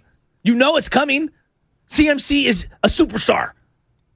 Trent Williams is ridiculous. By the way, seeing him and Deebo jump into that photo when they made an interception and they all slid into the end zone and everyone said that was pretty cool. That was pretty, I really enjoyed that. But Brock Purdy's been amazing. And look, I didn't want to do this today, but like, we're here. Jimmy was really good. If you're asking me to compare and contrast the two, here's the biggest differentiator for me between Purdy and Jimmy Garoppolo. And you could take this however you want. I'm not knocking Jimmy. He didn't see the field the way Brock Purdy does. Brock Purdy can get to that second, third, and fourth read. And I would say because of his more athletic frame and his ability to evade the rush, it allows him to go through his progressions quicker and able to stay longer, keep a play going, I guess, longer. Like, that's undeniable. I mean, this kid sees the field. He doesn't always make the right decisions, but like there was a throw yesterday to George Kittle, all right? Free rush came in. He had just like a little lob throw over the linebacker. And boom, he just hits Kittle. 9, 10-yard play. Boom, right there. It's like, you either have that or you don't. Like, he's got all the little Garcia moves and the Garcia feels, and then he's got all of the stuff that you can do with timing on a structured play where he goes back, hits his third step, and boom, throws it right to Ayuk on the slant. I don't know what else people need to see. This feels pretty real. And maybe he comes thudding down to earth. I don't know. But I'm going to just enjoy this thing for what it is. Let's go on this magic carpet ride. Frankie and SF. Frankie, step right up. No waiting. What do you got on Brock Purdy? Yeah, man. Seeing him yesterday, by the way, good morning, y'all. Seeing him yesterday and respond after that very first play when they score and he being poised, and last week as well, I was crying inside when I was seeing the Raiders doing well. And I was like, we got to come back. And Purdy, man. Purdy's the guy. I do think if we go to Super Bowl, we are going to win it. We will win the Super Bowl with Purdy. And that's going to be the icing on the cake this season, him winning it all. And that's all I got. Thank you, guys. Yeah, no problem. We have some breaking news here that I want to get to just before, if you're driving around, and line them up. We're going to go fast 5 in about 7 minutes here. 888-957-9570. From Shams Charania, Brooklyn Nets star Kevin Durant diagnosed with an MCL sprain in the right knee and will be reevaluated in 2 weeks. Sam, I don't know why we needed to go to that right now. I love you, but I'm on a magic carpet ride with the Niners. Well, I mean, I was just passing the news on. Yeah. Probably best case scenario, real quick, for that. You thought it was maybe something torn, so there you go. He's fine. Moving on. Back to the Niners. We know you're a big Kevin Durant fan. I love KD. I do love KD. I do. And he was on a tear. He absolutely was. And so were the Nets, actually. Kind of crazy. All right, let's go out to Benji in SF. What was that? I missed that. Who are you? Oh, who are you? Yes. We're about the drops, Shasky. It's all good. I'm Mr. Irrelevant. I'm Joe Shasky. I'm done. Last pick at 95.7 the game for everything. Benji in SF. Step right up, no winning. What do you got on the 49ers? What's up, guys? San Francisco native, first-time caller. Appreciate you. What neighborhood? What neighborhood? Sunnydale. Let's go. Swampy D, let's go. 94132. Hey, let's make it clear, man. We're the best team in the NFL. The Eagles, thank you. They're not really that good. They lost to the Saints with a backup quarterback. We're on a 6-game winning streak with a backup. Let's make it clear. Brock Purdy has almost 1,400 yards, 13 touchdowns, and 4 interceptions in 6 games. If he plays 17 games, let's make it clear. He'll probably have Jalen Hurts' numbers. Yes. So let's not go there, bro. Purdy is balling out, okay? The team is balling out, and that's all I got to say. Who's better than us? Nobody. Shout out Sunnydale. God. The Road to Glendale is brought to you by Mary West Credit Union, working for you today, tomorrow, and together. And I want to give a special shout out. I haven't had a chance to interact like I normally do. I mean, what do we got now, right now on YouTube? We've got 700 people watching us. Thank you. Hit that like button right now. If you aren't subscribed, what are you doing? Shout out to YouTube, Twitch, and the Xfinity mobile text line. Download the Odyssey app. 95.7 The Game. Thousands of other stations. Millions of podcasts are free. But you don't need to go to the podcast. Just go to 95.7 The Game. All right? Sports talk, music, news. Who wants news? The news is so depressing. Podcasts all available completely free. You can catch every Warrior game live on the app, along with all the music and news that the Bay Area needs. Follow your favorite teams, stations, radio shows, and podcasts now by downloading the free Odyssey app. We've got the Fast 5 in 5 minutes. Line them up, 888-957-9570. We're going to take all these calls. Adam and SF. Adam, step right up. What do you got? How far can these Niners go? Oh, that's your question for me. I mean, I'm a very superstitious kind of take it by week guy, especially when it comes to this team. But I'm sorry, like, it is so hard to win 10 football games in a row in the NFL. Like, in NBA, we see it happen, whatever. Nets just reeled off 12 in a row. But to see 10 wins in a row, and I'm sorry, if you want to go point back to Purdy's kind of moment, I think it was that Dolphins game. Dolphins send the blitz. Purdy gets lit up, and he completes that pass over the middle to Kittle. It's like, this dude's got it. So where do I think they'll go? I'm hoping they'll be in the Super Bowl. There's a lot that can happen. There's a lot to play out there, but you know, this defense was good from the get-go. They're kind of leaking a little bit, but they're closing up those holes a little bit. Getting Christian McCaffrey was a godsend, and Brock Purdy has just elevated this offense. So we'll see what happens. And really quickly, just want to give a shout-out to another little local Bay Area legend, and Jared Goff. My sister was a cheerleader at Marin Catholic when Jared was a freshman there, too. They were in the same class. And okay, chill out. They were friends. They were friends. That's what they always say. What he did last night and what he did for the Lions organization to beat the Packers, send Aaron Rodgers, that was amazing. And then Dan Campbell got some cojones. That was just some crazy play calling. But go Niners. We're going to have fun this weekend, and let's just keep this train going. Adam, I hope you're going to the game. Come and check me out. I'm going to be there draped in rain gear. I was already looking at the schedule in terms of the weather, all right? And it's going to rain between 11 and 3:30 or so in San Jose, Santa Clara area. So take that for what you think. We're going to bite a kneecap off. For just a second. We're going to take your other kneecap. You always hear, we needed the rain. You always hear that from people. We're in a drought. We need it. Well, yeah, it's cyclical. Like, I don't want to get into global warming. I don't, because it's just going to trigger everyone. My point being is that now that we've had a couple of weeks of rain, can we all agree? Like, I'd like to see the sun just a little. And shout out to everybody, Capitola, Santa Cruz area. Like, my heart goes out to you. I've got a second home up in the Russian River area. My heart goes out to everybody up there. Please be safe. I hope you're okay. I don't know what to say because there's not much that our community can do to help you guys right now, and all you people out there that are in very vulnerable spots with the creeks and the rivers and all of the flooding and everything that's going on. It's just literally, my heart goes out to everybody in those situations. It's just, I feel like the state, there's not enough we can do for people on the coast and in these vulnerable spots, and it really drives me crazy. I wish there was a better answer. Sometimes you just throw your hands up and you're like, I don't know what we can do. It's just tough, and I feel like we're in that spot right now. Let's go to David in San Mateo. Fast 5 in a couple minutes, and everybody's going to get in. So trust me, keep it short and sweet. David, what do you got? San Mateo, Niners.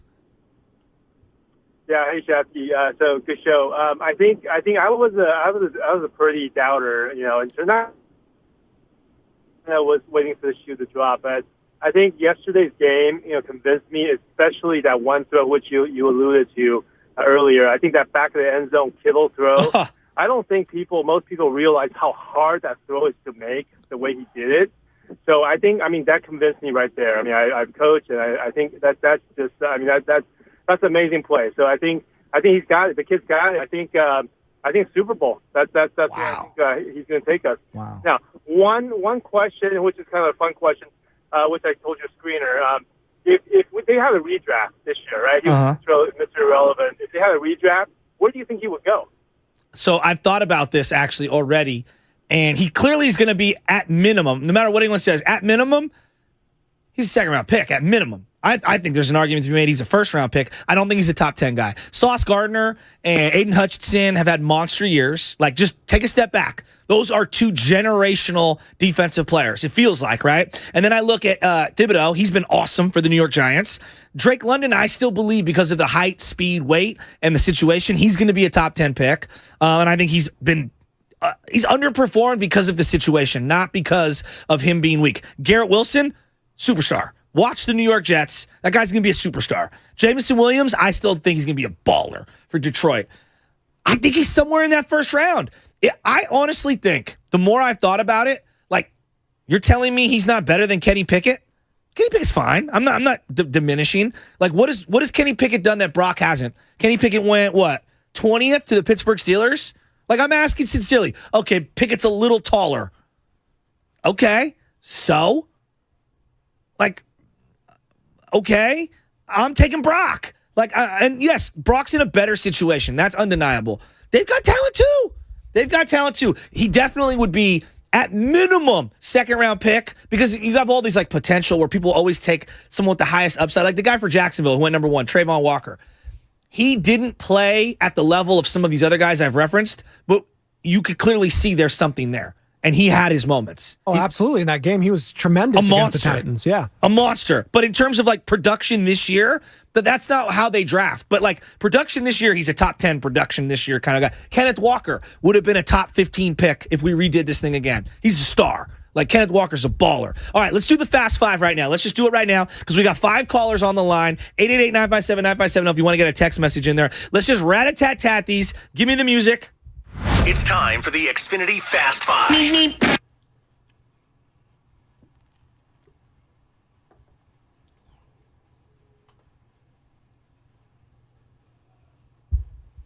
All right. We're going to do these rat-a-tat-tat. Everybody get in, get out. Let's do it. Gary Radner style. Anthony in Fremont. Hey, good morning. Just wanted to do a shout out to all my local 70 Teamster drivers out there. I'm out here working with the garbage company. Smiling because of these 49ers, man. No matter the rain or nothing and stuff, man. They're making me feel good right now.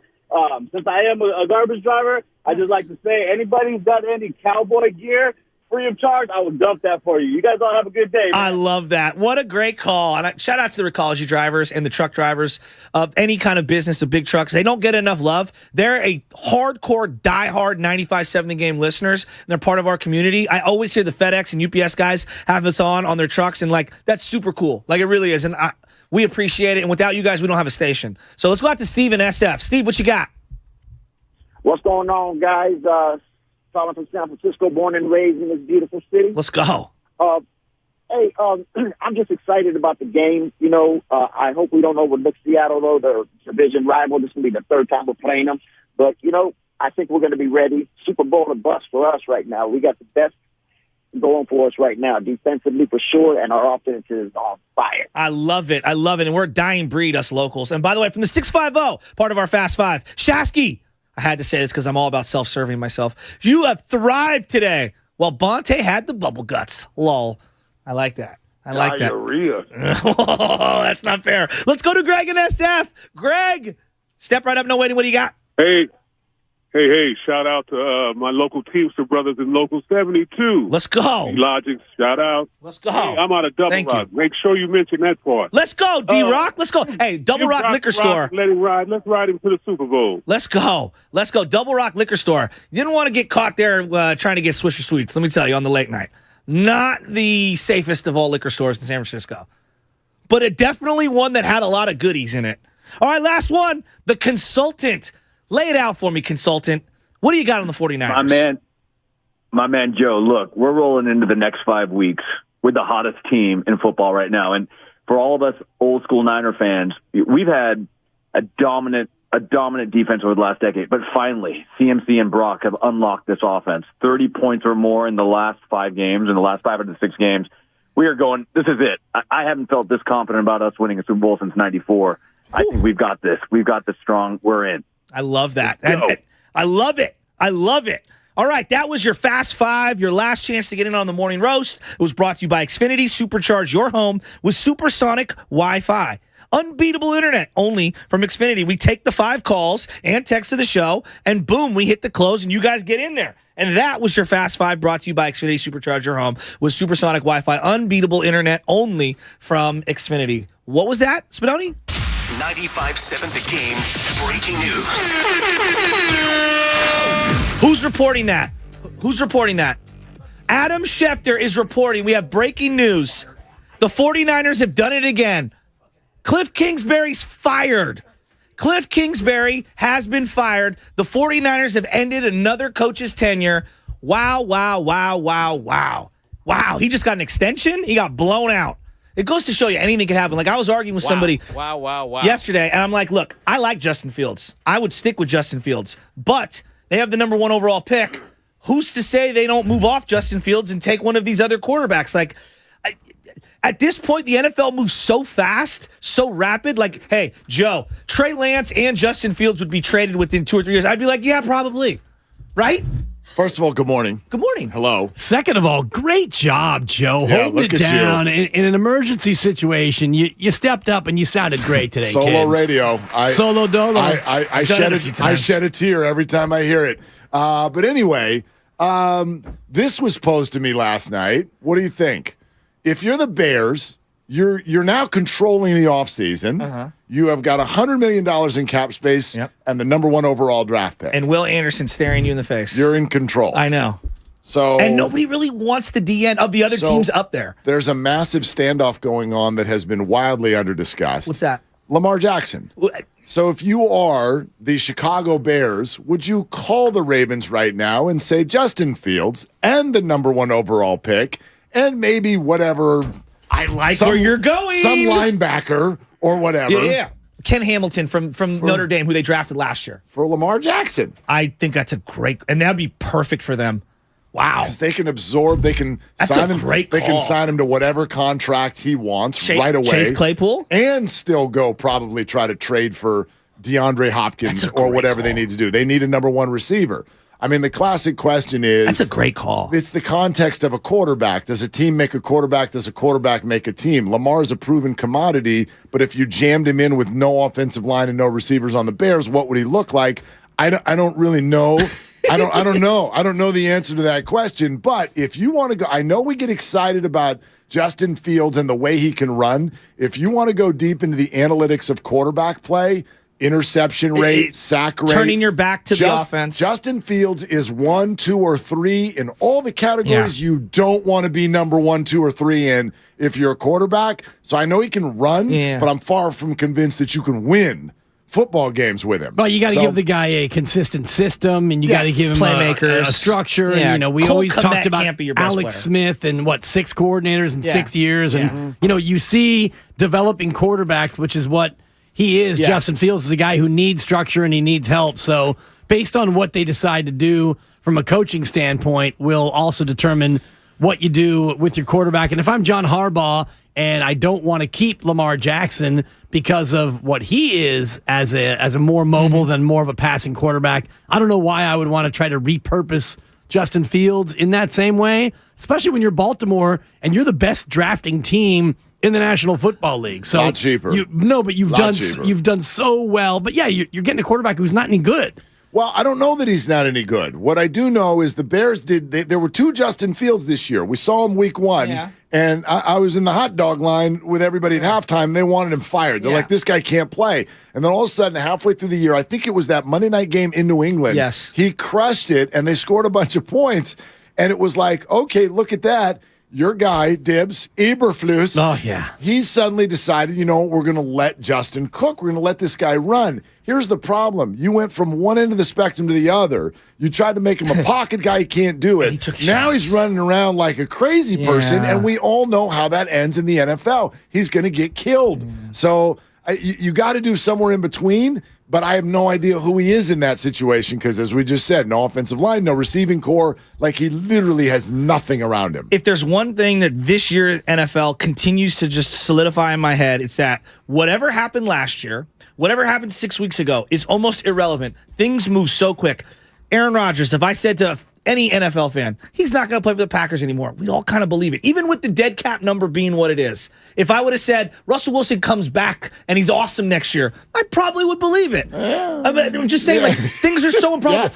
I mean, Brock Purdy is like running the NFC, apparently. Yeah, the poster child for you don't really know. And that's why I think a lot of it is structure and system. And this is not to discount Jimmy Garoppolo. And I'm glad you keep saying that, because this system, though, is built around, a quarterback who is competent. If you're a competent quarterback, you can thrive. And by the way, look at the pieces that he has around him. CMC. If Jimmy G had these pieces, the way this offense is humming, the interior 3 on the O-line, we all talked about it in July and August. Oh, this offensive line, they're going to be terrible. And turns out they're great, those interior 3. Jimmy did have these pieces for 5 games, and he won them all. And he looked great. He won them all. Right. Now, he didn't do this. No. Like, this is a super simple stat. However, to me, it tells the entire story. Points per game? Dude, they've scored over 30 points 5 of his 6 games, and the one that they didn't was a short Thursday night divisional road game where he had no arm. He was hurt. Remember, they had to throw at the hotel. They had to throw at the hotel. Their plan was to take him out in the third quarter when it started hurting too much. Prior to Brock Purdy, they played 11 games. They scored north of 33 times. I know. And one of them was when they got a pick 6 against the Rams to get to 31. Like, there is something. It doesn't need to denigrate Jimmy. They scored touchdowns. Like, this offense is now dynamic. It's humming. And that I don't care who you want to give the credit to. Just when you find that mix, you stick with it. Yeah. You stick with it because, man, it's hard to find in the NFL. Totally agree. Seeing Cliff Kingsbury get fired right now, he just got an extension. You know what I mean? Like, I look at the NFC West, like, heading into this year, they got the Super Bowl champs, the Rams, and Stafford and McVay. Oh, my God. Like, I feared them, like, rightfully. They're the Super Bowl champs. Arizona, I don't know, but I still fear them a little. Seattle, they're dormant. They're facing Seattle in the playoffs this week. The Rams feel like they're done. And then Arizona looks like next year's a lost year no matter who comes in. Things happen so quick. He was signed through 2027. And they actually fired him a week late. I told Mark about 3 months ago, I put the over-under on games that Kingsbury would coach against the Niners. Yeah. I said over-under 1.5 games, meaning would he be fired before week 18? I thought he would have been fired prior to this last game, which they probably should have fired him a month ago. But signed through 2027. If you do the bottom 5 organizations in all of pro sports, They're there. They might be number one. The Arizona Cardinals. Yep. And now we have to remember what led us to this conversation, though, which is that it changes quickly when you don't see it coming. So maybe that'll happen again next year. Exactly. However, Harbaugh if takes you over. look at the NFC West and you're like, so now Arizona's got to reboot all the way up to probably the GM level. Yes. Kyler Murray's not healthy at the start of the year. I don't know and he wasn't playing what do you well. do? Yeah, he wasn't. Well, you just signed a big extension. So no, but I'm saying like do you go after Jimmy for 10 games? Like what? Like they're in a tough spot. Yeah, they're in a very tough spot. You tank it next year for Wembayama if you're Arizona. There you go. I mean, Get a little Wembayama. Thank you, Detroit.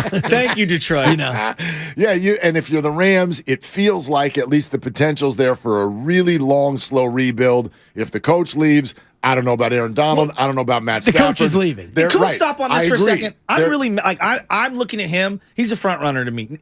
He's a great coach, right? And all those things. He's also a front runner. Like when I heard Florio on Sunday Night Football say the reason why he wants to leave, it's not because of raising family and this. The reason he wants to leave is because he doesn't want to go through a multi-year rebuild. Of course. You're the guy that did it. And they devastated that organization with no picks and bad contracts. He is leaving before the cops come. He's leaving the party before the cops come. It's exactly, coincidentally, the coach the 49ers will be facing this weekend. It's exactly what Pete Carroll did at USC. Good call. He bailed out right before the cops arrived. It's Reggie's fault. He built this whole You're cheating. So right. He built all this cheating, and then he's like, oh, you caught us? Yeah. Bye. Yeah. Going to Seattle, and I'm going to go up here and win games, and everyone's going to put me in the Hall of Fame while I chew gum. Like, it's just... Sean McVay, here's a prediction. People will use the word retire, which is stupid because the idea that he's retiring is ridiculous. He is going to go to Amazon or something for $50 million a year, and he'll hang out and do the Sean Payton thing and the John Gruden thing, and he'll hang out until he becomes the biggest name because he's young enough to come back 7 years from now, and he will not have what's about to happen with the Rams on his record. He'll have the Lombardi in his hand, though. No doubt. Because that you can never take away. You can't take it away. He made $14.5 million this year, and the reports are Amazon offered him 20 per 5 for 100. So you go from 14.5 and the stress of having to go out and win and game plan, and so you devastated your own roster, and now you get to just sit up there, look pretty, do curls, and make more money. Well, and like I look at Jared Goff last night, I was pulling for Jared Goff just to stick it, because Stafford got all the, even in the commercial, where he's like basically dogging out Detroit. Like I felt so bad for Detroit and Jared Goff. Detroit. They're America's team, are they not? Detroit Lions this morning. Right now, anybody who's playing Aaron Rodgers in a situation like that is America's team. Oh, God, inject that into my veins. But I was pulling for Goff so bad last night. Absolutely, and they now become maybe the only other team outside of Chicago in the top 10 in the draft because they have the Rams pick. That feels like they've got their quarterback situation solidified. That's why the Houston thing yesterday was so wild. Because for them, like I did this, like go down the top 10 of the draft and stop yourself when you get to a team outside, like Chicago is number one. Forget them. Now go down and stop yourself when you get to someone that knows who their quarterback is next year. Even Seattle, who had Geno break a record this year. And he's a free agent. If you told me they took a quarterback, I'd be like, makes sense. Of course it makes sense. And Detroit is the only one. And Detroit even them, at 6, you're right. Even them, you're in the back of your mind, you're like, I don't know. Oh, for sure he's their quarterback. Goff? He's a top 5 QB this year, statistically. I agree with you, but they're the only one outside. And the Eagles, Chicago, I think, are at number 10. Houston, absolutely not. Definitely not. Arizona, you got an ACL. Indianapolis, where's Andrew Luck? Seattle, you think it's Geno, but I mean, can you do agent. Exactly? Detroit's got Goff. The Raiders, the autumn wind is a Stidham. Yep. I mean, Atlanta at 8. Atlanta. Ring around the Carolina at 9. Absolutely. Get me Jake Delhomme. Then Philadelphia at 10. Knows who they have at 10. And then Tennessee at 11 even is a bit of a question mark. Bit of a question mark. And then Houston again at 12. Come on, Houston. They're like, we're taking, buying stock in the Texans. They're taking 2 quarterbacks, and they'll play them both. And then the Jets at 13. Do you remember Mike Nolan doing that? Mike Nolan said that when they took Alex Smith, number 1 overall, they were going to trade back into the first round and go get Aaron Rodgers. Yeah. Oh, you're really sold on your number 1 overall pick if you're going to trade back into the first round and take another quarterback. By the way, Patriots at 14. I don't know if McCorkle is the guy. God, it was so fun watching him get lit up. Oh, man. You're right. And then the Packers at 15. You know what he is? They may need a quarterback. Who knows? Yeah. He's the Grayson Allen of the NFL. I've heard you say that about 7 times, and I keep meaning to steal it. But now that you've said it so many times, I can't steal it. Is it good? It's too good. It's very good. Just like that sense of like frat boy dirty too, where like Grayson Allen just straight tripping people. Yeah. Mac Jones like I threw a pick, so I'm going after your knees. Yeah, Mac I'm Jones. mad. Whatever we all saw at Alabama is not true. He went to Duke.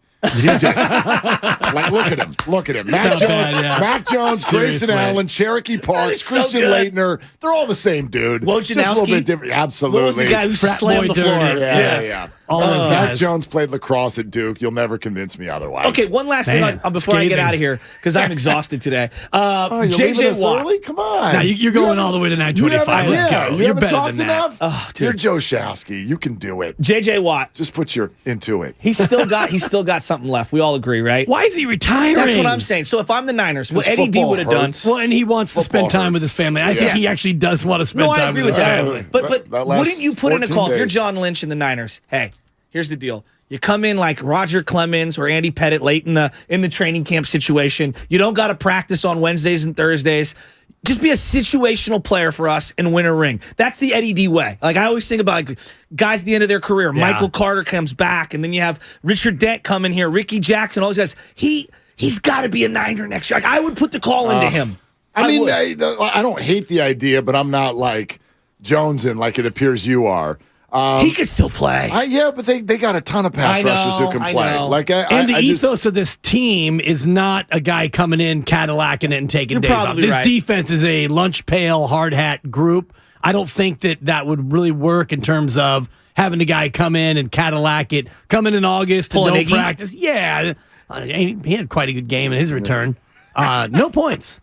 How about when he tweeted? He also puts out in like, my body was sore, but I'm feeling good. It's like Iggy, just can you play multiple? Just take a month off. Can you hit a layup before like take a powder? Iguodala. Yeah, God, I don't want to talk about the worst today. Yeah. No, there's time enough. My bad. To circle back though on the divisional thing we were talking about because it does it changes so quick. fast. It does, but if you go right now by how it feels and how it looks, so the Rams. Probable lengthy rebuild. Feels like it. Cardinals, dumpster fire, rebuild at all levels. Yeah. Kyler hurt.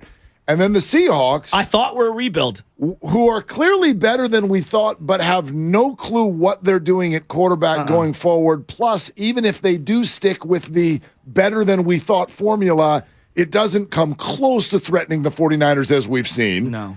And then the 49ers. Here's the beauty of the Brock Purdy situation in the bigger scene. There's the small scene, which is, oh my gosh, they might go win the next 3 or 4 games. Right? But the bigger scene is you now have cost-effective options to go with what is clearly the best roster in the NFC when you cover the rest of it. Things happen quick. There are big injuries. I don't know how much longer Trent Williams is Trent Williams, all of that stuff. But in theory, this is set up for a whole lot of fun for the next handful of years for the 49ers. And it gives them the financial flexibility that they absolutely need to have to be able to spend, obviously, on Nick Bosa and stuff. But like McGlinchey, up in the air, right? He's going to be a free agent. Who knows if they want to keep him, if they don't. When you have the quarterback making as little as they're making, and then the running back position, if you look at McCaffrey, I don't know if he's going to stay on that contract or if they have to rework that. So having a quarterback not make a lot of money. Yeah, maybe you don't now. Like I sort of assumed they were going to have to, and now maybe they don't. I don't know. Who knows what ends up happening? It gives them a little bit of financial flexibility.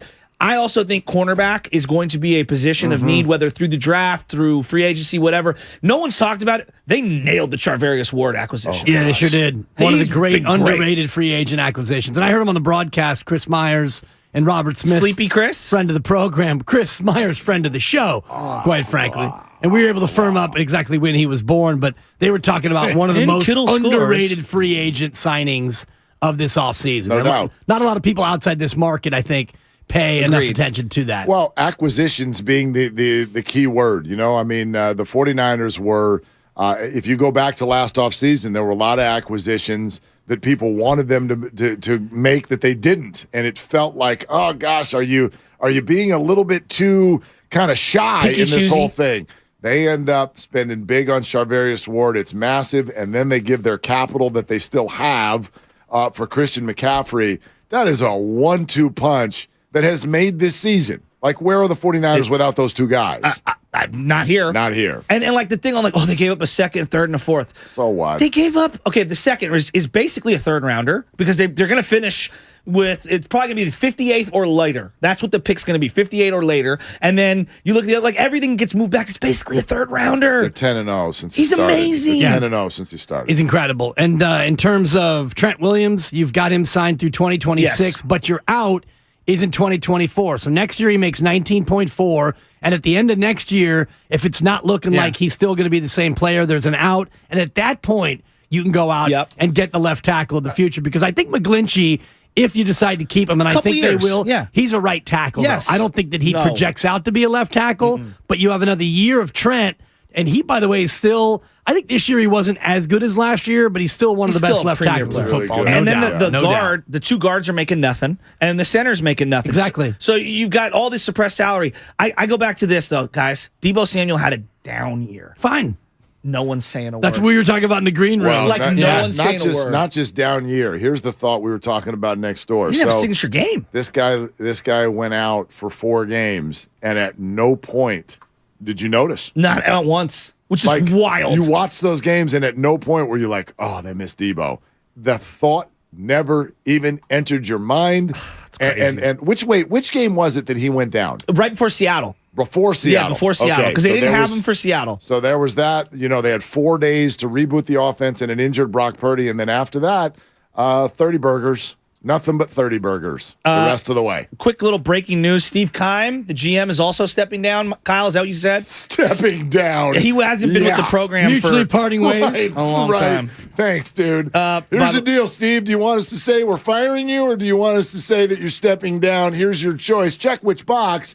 We're going to fire Cliff Kingsbury. You've got a half hour to make your decision before we break that news. So you fire Kingsbury, and he gets paid, though, because those contracts... Unless somebody else picks him up, no? Are there offsets for coaches? Usually there are. I don't know, but usually that's why Tom Sula sat away for so long. Nobody's picking him. Well, he'll go back to college if he wants. Yeah. And I've already seen people on the YouTube feed. Hey, Cal would love to have him. Oh, come on. And that's Sonny Dykes online too. That's he had quite a bounce back himself. I do want 49er fans to get ready for the raid. That's coming on their entire staff. Yeah, D'Amico already said no to the Texans. Apparently, it's not only the Broncos want to interview him. No, I know, but I'm saying like the Texans, because he was a Texans player. They showed him and JJ Watt when they were rookies. That was kind of cool. Real talk. If I was African American, I'd take the Texans off of my speed dial. You can't even call me. It's ridiculous. That organization from top to bottom now hiring and firing 2 black coaches in consecutive years, firing them after 1 year, plus who they were as an organization prior to that. Remember the Kaepernick, that was the organization. He's now passed away, but and then the Deshaun stuff the inmates running the asylum crap comment. The Houston Texans are like, go away. They need a rebrand. I would never ever work for them. Do you know the only other team? Do you know the only other team to have consecutive one and done coaches consecutively? The 49ers, with Chip Kelly and Tom Sula, and before that, the 49ers in 1977, 78, 79. Wow. Yeah. They had 3 one-and-dones. The reason I bring it up, don't forget the name Adam Peters, vacant GM job in Tennessee. Apparently, Adam Peters on a very, very short list. Interesting. For the general manager in Tennessee. I don't know if he'd want to leave. To me, it feels like John Lynch getting kicked up to a president, czar of football, and then Adam Peters kind of becoming that dude. Maybe that feels inevitable. I just think the 49ers it's not just success, because there's a handful of teams having success, but they have had a successful year in a way that makes the staff look incredible. It's next man up. When you do this with 3 different quarterbacks, when you have a young, exciting defensive coordinator, and then the best defense in the game, like they have this amazing roster, but everyone's going to look at them from the outside and go, my God, your staff is just, you've done a fantastic job. And the defense is great on all 3 levels, too. Yep. So you look at Chris Kasarik and the D-line, they're elite. Yeah. You have a couple of the best linebackers in football, and the secondary better than many people thought.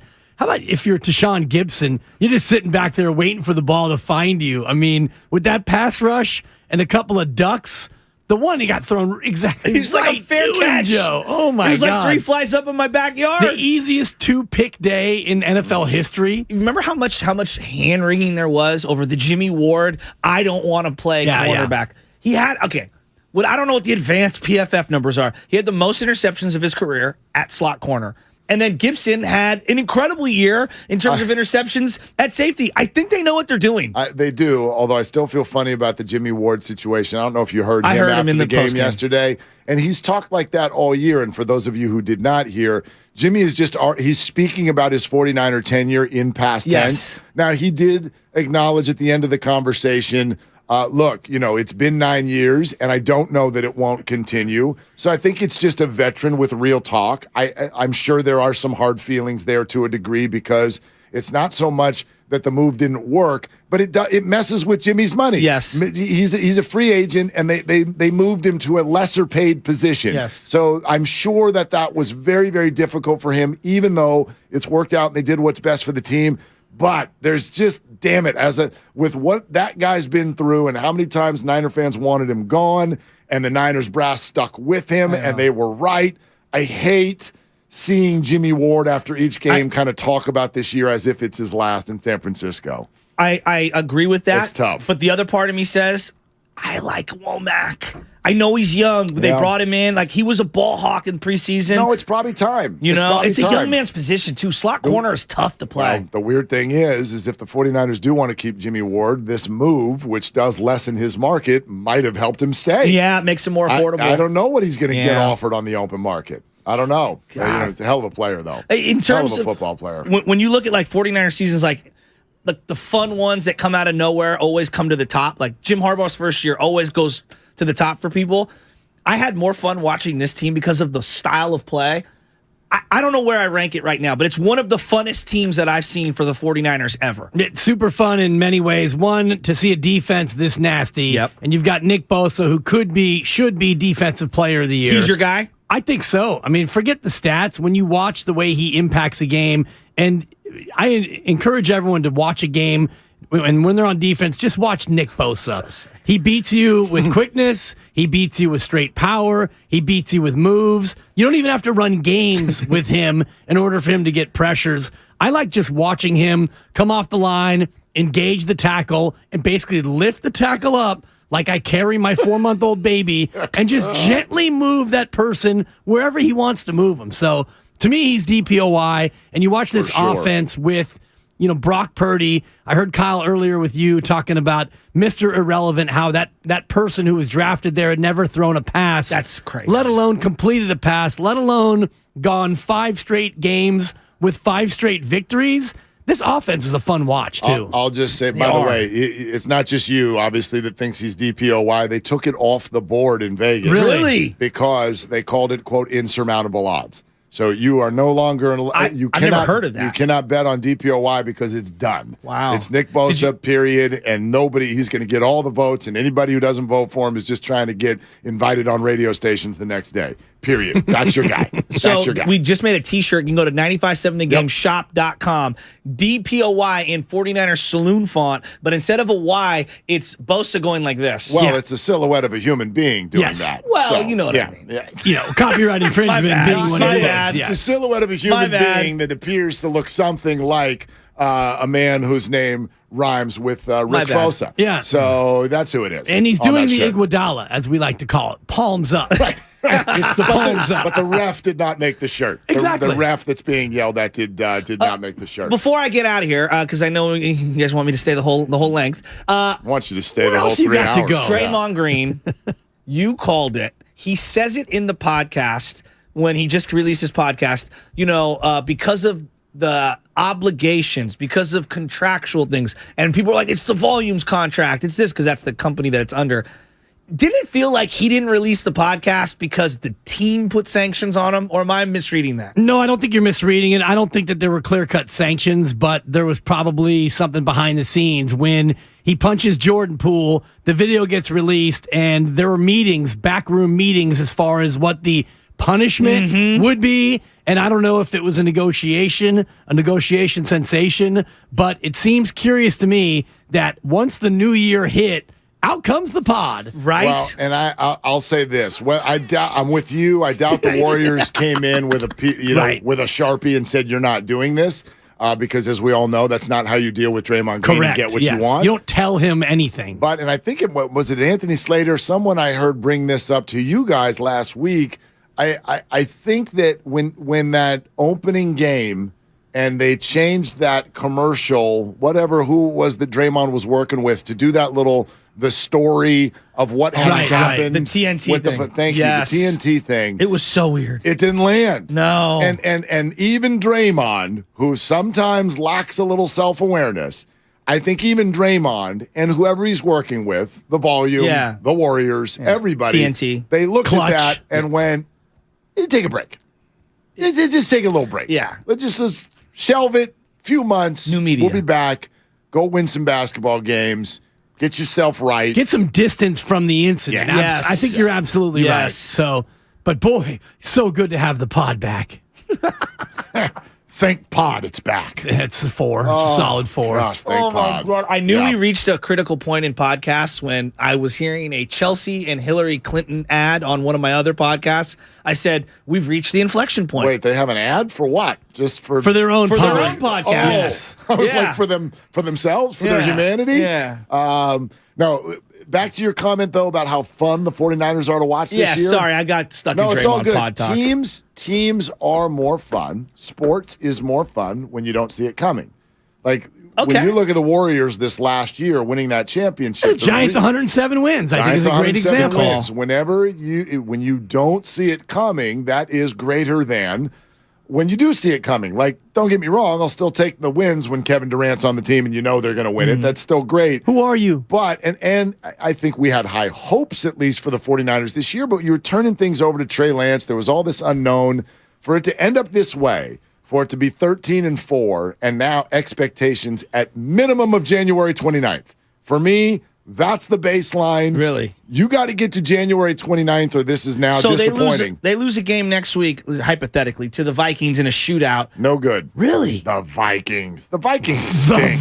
Justin Jefferson's ridiculous. Yeah, they got everybody's got a good player. That's like the one thing that I'm scared of is a passing attack like theirs because of the elite personnel they have. Right. I think it's not a major disappointment. It's not fire Kyle right now. No, it's not but fire anybody. It's exactly. Totally disappointing. It's going to be a home game. You're favored by 10 against Seattle. Let's say Minnesota wins and Minnesota comes to town. You're probably favored by 6.5. 7 and a hook. Yep. Yeah, maybe that much. It's going to be darn near a touchdown. Wow. This offense is a 30 burger. It was 7 and a hook for Green Bay, by the way. I saw the look ahead line during the game. You mean the look. Right. 7.5 for Green Bay. 10 for Seattle. It's Monday morning. Did you guys want Green Bay? No. I do too. I wanted him out. Yes. I wanted him at the podium, I'm so sick of him. lamenting about my future. This time it may be over. Ayahuasca. Me and Cobb, let's hold hands. Since when was Randall Cobb? Don't let the frozen tundra hit you in the butt on the way out of town. You did hear the jersey exchange thing, right? I did. You heard the jersey exchange. No, I'm going to hang on to this one. Well, one of the Lions players came up to him. Jamison Williams, the rookie from Alabama. Came up to him, and God, is the internet undefeated or what? It's the best. If I were a celebrity, good God, I'd never open my mouth.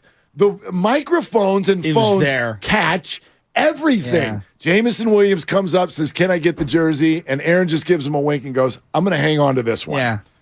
Why? And has the ball. Why, Aaron?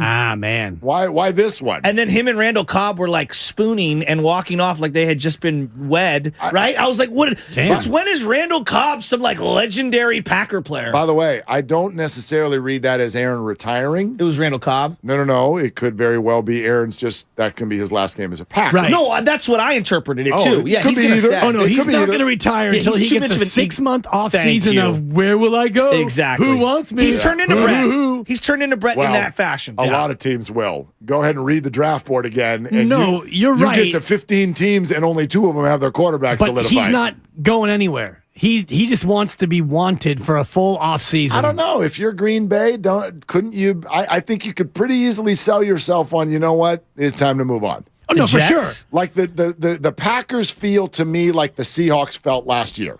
Right. Good call on that. Right. Yeah. Like they're all done. We get it. Yeah, it's we a good don't call. have a great other option, but this is done here. Yeah, we're done. Yeah. Love showed promise. I don't think that he's mad at that, and I think Aaron Rodgers will spend the whole offseason of, ooh, look at me, I'm vacationing in Houston. 2 locations. Tua, Miami replacement, Jets, clearly need a quarterback. Those are the 2 teams. I think he goes to the AFC East. Well, there you go. More on 95.7 The Game. Jimmy, Tom, woof. Yeah, the offseason. All right, guys, have a good one. I'll be Great listening. stuff, Joe. Mr. Relevant is undefeated as the starter heading into the playoffs. Not bad for Mr. Relevant. Purdy, end zone throw. Oh, a fingertip catch. George Kittle has a 49er touchdown. Will the Niners' fairy tale season continue in the playoffs? Obviously, we're at the point in the season where it's, regular season's over, and now the tournament starts, and this is, the real ball that really matters. Find out right here on 95.7 The Game.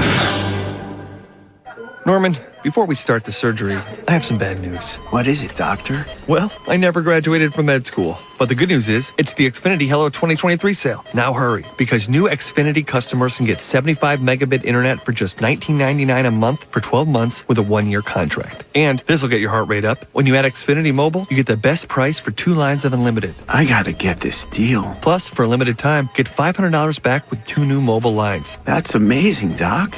I know. I don't want to miss this deal. Let's reschedule. Doc? Drop everything and get to the Xfinity Hello 2023 sale now through January 10th. Go to Xfinity.com/Hello2023. Call 1-800-XFINITY or visit a store today. Restrictions apply. Internet offer requires paperless billing and autopay with stored bank account. Equipment, taxes, and fees extra. After term, regular rates apply. Xfinity Internet required for Xfinity Mobile. Compares Xfinity Unlimited Intro to lowest price 5G plans of top 3 carriers. Reduced speeds after 20 gigabytes of usage per line. Data thresholds may vary. Kirby is your driveway mechanic. They bring the shop to you with brake replacements, oil changes, washes, and so much more. Get $50 off your first oil change with code OIL50 at Kirby.com. That's CURBEE.com and use code OIL50. Hi, I'm Aaron, owner of California Deluxe Windows. Ever notice? When your neighbors get new windows, there is a large black eye of broken stucco, uneven plaster, and even mismatched paint. At California Deluxe Windows, we never leave a ring around the window. Why? Because we are one of the only companies in California who custom crafts every window and door to your home's exact measurements. Almost everyone else on the radio is a distributor. They grab a window from a warehouse, break open your walls, shove it in, and patch things up. At California Deluxe Windows, we take pride in our work. Our installation technique is so precise, we do not break your stucco. Your house could be covered with potato chips, and we wouldn't crack one. Call now, and for a limited time, you get 30% off your entire order and 24 months of interest-free financing. 800-874-3600. 800-874-3600. That's 800-874-3600. California Deluxe Windows. Windows engineered for life. Certain terms and conditions apply. CSLB number 774518. Thank you to all of the business owners who kept people employed during the pandemic. For all you've done, you may be eligible to claim the Employee Retention Tax Credit, a payroll tax refund from the United States Treasury Department, applicable to businesses who kept employees on payroll during the pandemic. The window is closing to claim your refund. Contact Paychex to see if you qualify. Paychex is proud to have helped more than 45,000 businesses secure over $9.2 billion in ERTC claims, an average of $190,000 per business. 50 years and thousands of experts in HR, payroll, benefits, and insurance. You may be eligible to claim the Employee Retention Tax Credit, a payroll tax refund from the United States Treasury Department, applicable to businesses who kept employees on payroll during the pandemic. The window is closing to claim your refund. Contact Paychex to see if you qualify. Visit paychex.com/ERTC to find out how Paychex can help you get additional cash into your business. Paychex.com/ERTC. Paychex.com/ERTC. Norman, we need to pause this surgery. What, doctor? Well, we need to hurry to the Xfinity Hello 2023 sale. New Xfinity customers can get 75 megabit internet for just $19.99 a month for 12 months with a 1-year contract. Plus, when you add 2 lines of Xfinity Mobile, you get $500 back for a limited time. Drop everything. Get to the Xfinity Hello 2023 sale now through January 10th. Go to Xfinity.com/Hello2023 to learn more. Restrictions apply. Internet offer requires paperless billing and autopay with stored bank account. Equipment, taxes, and fees extra. After term, regular rates apply. Xfinity Internet required for Xfinity Mobile. Hey guys, this is Keenan Thompson. I have a problem with you. Yes, you. None of y'all told me that AutoTrader has millions of new and used cars that I can shop from home. I thought we were friends. I put smiles on your face, but I'm not smiling. No one told me that with AutoTrader, a dealer can deliver cars to my home or that I could shop by price on AutoTrader. No one. Consider this friendship that you just learned we had officially over. Finally, it's easy. AutoTrader. Are you ready? Bonus days are back for pros at Lowe's. You earn points and save when you buy the top pro brands you trust, like DeWalt. Right now, you can save $100 on the powerful DeWalt 8 1/4-inch carbide tipped portable table saw. Was $3.99, now just $2.99. Join today and shop bonus days, only at Lowe's. Bonus points calculated before taxes and fees after applicable discounts, if any. Valid through 1/20, subject to change while supplies last. Visit Lowes.com/MVPs bonus points for details. For the ones finding new ways to ensure the job always gets done. For the ones wearing many hats. For the ones who are hands-on, even from far away. And the ones keeping business moving forward. We are Grainger, offering professional-grade industrial supplies, plus real-time product availability and access to experts ready to answer your toughest questions. Call, click Grainger.com, or just stop by. Grainger, for the ones who get it done. As a Walgreens pharmacist, I talk with people all the time about little tips and tricks for filling their Medicare prescriptions, like taking advantage of Walgreens 90-day refills to save them a trip, or using Refill by Scan, which is super easy and right on your phone. And for anybody worried about prescription costs, I say, hey, we got you, with low-cost copays on many medications. Let's talk about making things easier. Walgreens is here. Fill your way and save at walgreens.com/Medicare. See pharmacists for restrictions and exclusions. They're longtime friends. Let me tell you something real quick about Dibs that I'm sure not everybody knows. And first-time partners. Hang in there, big guy. There'll be brighter days ahead. Now, these two homegrown Bay Area boys finally come together to take over sports talk. Get the hell off of my doorstep. Major League Baseball, you stink. It's Willard and Dibs on 95.7. Well, I hope it was a good weekend, Dibs. I really do. Are you convinced? Are you convinced yet? I've been convinced. But I mean convinced all the way through. I got no questions, ready to go. Do you know when you're done studying for a test? Do you remember in college, did you ever study? No. You didn't? I was in college for 13 years, Mark. I should have known. I would do a last-minute cram and hope. I called it the cram and pray. Did you just graduate like 3 years ago? It was, not quite 3 years ago, but it was 1999. I was 30 years old. The 30-year-old senior. Is that accurate? Absolutely. Really? Yeah, I went 2 years of junior college. Then I had 4 or 5 glorious junior years at Cal State Northridge. Then I took 5 years off and went back to SF State and gutted out 3 part-time years to get across the finish line. Look at you. Shout out the Gators, 1999, Mark. That's a good gutty performance. Graduated high school in 86, graduated college in 99. And look at you. It's because my mom said, it would be nice if you would go back and finish. And when your mom says that, you go back and finish. Go back and finish. So, okay, never mind. Maybe the wrong person to ask since you never studied. But do you know what I mean? Like, you did a job interview. Do you know when you walk into something and you're like, I got this. There's no, this is me. I'm ready for this test. Yeah. I have answered comp. I have answered all of the questions. I'm qualified. I'm ready. All of it. Are you there? Are you that level of convinced? And if not, tell me where you see the weak points for one Brock Purdy. And 888-957-9570 is the number. Let's go. The 49ers are going into the playoffs. We'd love to hear from you. Are there any reservations? Do you see any weaknesses? Or is it all systems go? Have you reached the point, and I have, where you head into these playoffs, forget all the rules we think we know. He's a rookie. He's not allowed to win the Super Bowl. Forget it. Are you as confident now with Brock as you would have been had it been someone who's been there before? I don't know if you'd have been confident if it was Jimmy, but if Jimmy had been on a 10-game win streak, I really think 49er fan base would be like, dude, win it all or we're livid with you. Are you at that same spot with Brock Purdy? Yeah, absolutely. And I've been there, more confident than I was even when he took over the job, because I was supremely confident in what was around him. And I said this to you, and I've said this ever since Jimmy Garoppolo came on the scene and became Jimmy Garoppolo a couple of years ago. I think this team is built to where you don't have to rely on your quarterback to be your best player. And Brock Purdy, as great as he's playing, is still not this offense's best player. And that's okay because you've got a great O-line, elite tight end, the best running back in football in terms of two-way threats.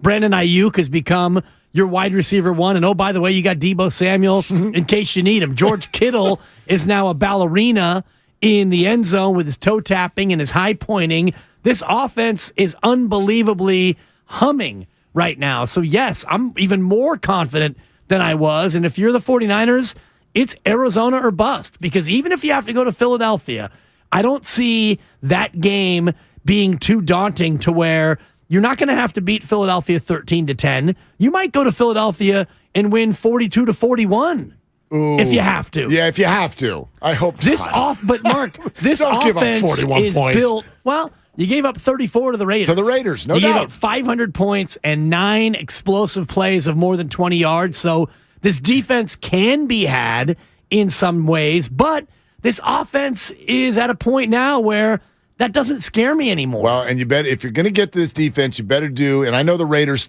were scoring in the second half. They're the only one to do it recently, but you better get your work done there in the first half. How many? Raise your hand by show of hands. We can see all of you. It's like romper room. Raise your hand if when the Cardinals made it 14-13, when David Blau, it's like, okay, you got mossed by A.J. Green, whatever. You blow that off. The Niners give up a 7-0 lead. It seems like almost half the games. You come right back down, go the other direction, touchdown. When they made it 14-6, didn't you put your feet up? You put your feet up, and you thought that was it. And then when the Cardinals made it 14-13, did anybody else get sort of annoyed or frustrated, or your thought, wait a minute, is something wrong with this defense? Like 34 last week to Vegas. Now David Blau, who's been kicked off of 2 Hard Knocks teams, is going up and down the field on you. Did anyone else have a problem there? Now, they didn't give up another point and ended up knocking Blau out of the game. Splatow. But totally. Kaplow. But I don't know. Where were you at in that moment? Cardinals make it 14-13. What are you thinking? It was a yawn. I wasn't concerned. Yeah, because the Not opening... concerned, but I don't know, bugged. Not really. Okay. No, I mean, if they would have happened again, then yes, maybe. The opening touchdown, the A.J. Green, the trick play, the bad defense, the missed tackle at the end of it, that was just one of those, okay. That was kind of more of a curiosity. Yeah. What are you doing? Yes, Blau drives them down 75 yards, and they were pretty much unfettered. You did get Blau into the 3rd and 11. He was able to pick it up to Trey McBride and move the chains. It was a little bit annoying, but I wasn't concerned at all, knowing that Niners still had a chance with 4 minutes to go in the half, and they were going to get the ball to start the third quarter. And the fact that, this is still Arizona. Yeah. The Niners offense was not having any real pushback. I wasn't concerned at all about the defense. Concerned, not concerned. I want to make sure I say this right. Not concerned. Not even annoyed that the Cardinals were going to win the game. Right. Annoyed in terms of projecting this forward. Like, hey, when are Jared Stidham and David Blau going to stop scoring on you guys? Stidham and Blau. Hello. Right. Can you please stuff these people? And then they did. I got annoyed. I'm like, will you stop? It's 14-13. Can you flick these people off of your shoulder and move on? And then they did, and it was 38-13 and all of that. So here's where I do think this is going, though. You're right. At some point, they're going to go up against an offense that is going to put some stuff on the board, even in the second half. Ahmad Z on our YouTube feed right now. YouTube and Twitch, good morning. We thank you so much for being here, and it's a big number on YouTube today. Typical after a 49er victory, not surprised. But Ahmad says they can't score with KC. Oh, yeah, they can. Oh, yeah, they can. 2 things real quick. I said it last week. I don't think they're going to have to score with KC because I don't think the Chiefs are going to the Super Bowl. Yeah, you made that call last week. You guaranteed it, I think. Their defense. Mark Willard guarantee. Their defense is going to bite them in the you-know-whats at some point. Are they the most dynamic offense in the NFL? There's no debating that. They're playing Ring Around the Damn Rosie. Ring Around the Rosie In an NFL game. Pocket full of posies. I asked E from last night. I'll ask you the same question. Disrespectful or awesome? Awesome. It's awesome. Or both. It could be. It could be both. He went with both.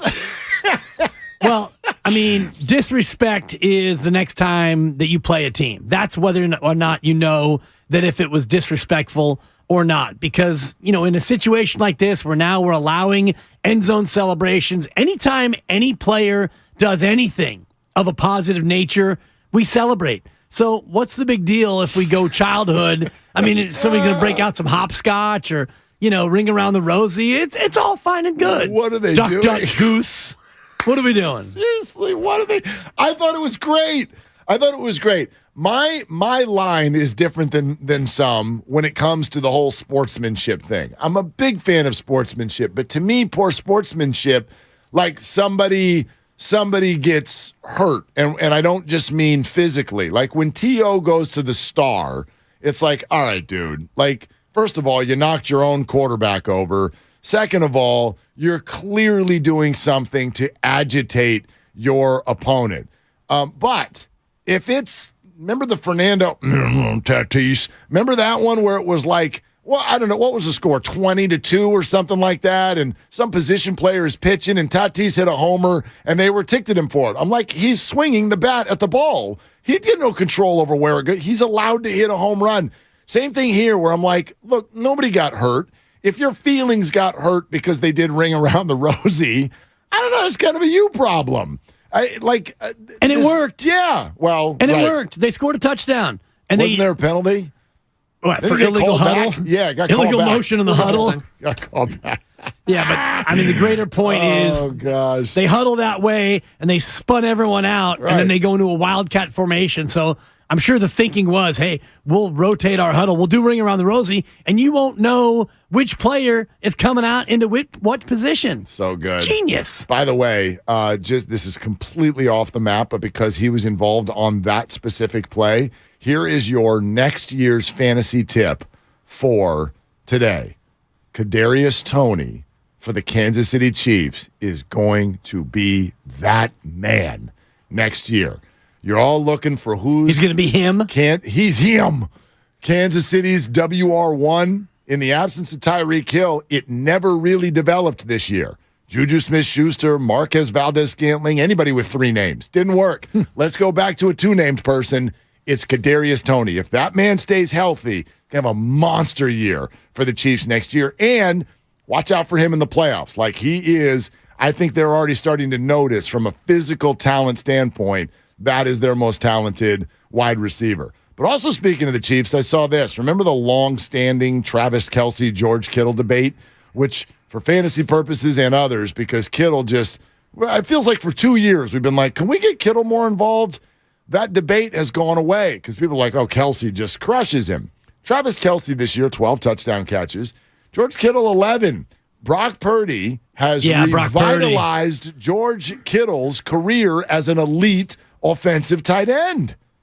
In the red zone, absolutely. He's become the red zone threat, and it makes you wonder why Jimmy Garoppolo couldn't do the same thing in terms of getting George Kittle involved. And this, again, is not to disparage Jimmy G. It's not to compare the two. Brian and Palo Alto, go ahead and save your quarter. You don't have to call in and crush me. The one thing we have seen, though, from Brock Purdy is when Brock Purdy has come on the scene, George Kittle has become more involved, especially in the red zone. And by the way, Deebo Samuel, we talked about it with Butcher Boy in the changeover. We talked about it pre-show. You haven't even really needed Deebo Samuel. Last year on your run-up to the NFC Championship game, Deebo was about your only weapon offensively. You handed it to him in the backfield. You handed it to him on the jet sweep. You threw it to him every single time that you needed anything positive. Deebo was your guy. Imagine what happens now going forward here in the playoffs. Deebo should be pretty fresh and mostly rested in terms of his usage. No doubt. And that's actually, if you think back in the history of 49er football, that's what it feels like. Sure, there was Jerry Rice. He's the greatest of all time. But when a Joe Montana dropped back or a Steve Young dropped back, you didn't necessarily know where the ball was going to go. It got spread around, and that's what made that offense feel so dynamic because you had to pick your poison. And I think for the first time, like even in the good Garcia years, the good Garoppolo years, and even Kaepernick, like Kaepernick was dynamic as an individual, but I didn't feel like the offense always worked like this, where a guy will drop back and you're like, I don't know if it's going to be C-Mac. I don't know if it's going to be Kittle. I don't know if it's going to be Ayuk. Now get Debo back in, Juwan Jennings, and the rest. Like, it can come at you from so many different directions. And when Brock Purdy releases the ball, like already in 6 games, as a TV viewer where you can't see where the ball is going, he releases the ball and you just have this inner confidence that the ball is going to be in the right spot. Not 100% of the time, right, but 80% of the time it's in the right spot, and 70% of the time it gets caught. And that is like with this group, I don't see how that's stoppable. So therefore, there are other good teams in the NFL, obviously, and there's a lot that is left to chance. It's a funny shaped ball. But to me, if this thing doesn't end up at minimum January 29th in Philadelphia, if it doesn't at least end up there, I'm going to be massively disappointed. It'll be a disappointment, yeah, and we'll all look at, well, of course, no rookie quarterback has ever led his team to the Super Bowl and won it, so we can look at that as a, quote, excuse, and the only thing that would shock me is if Brock Purdy suddenly became Mr. Irrelevant again. If Brock Purdy has a 3-interception game, if Brock Purdy starts to turn the ball over, that would surprise me because he's shown such a great level of competence over the course of this game. And Kyle Shanahan is scheming it up to where you're not asking Brock Purdy to hold on to the ball and take a lot of deep shots. It's get the ball out of your hands. You've got McCaffrey, Ayuk, Kittle, and Debo. Throw in a little Eli Mitchell, and you've got Juwan Jennings on third down. You've got Kyle Juszczyk if you need him. He had a couple carries, and he had a couple catches. You've got so many different weapons that you're basically telling your rookie quarterback, just run the offense, get the ball out to the right guy, and let them go ahead and make the plays you need to make. He sees it.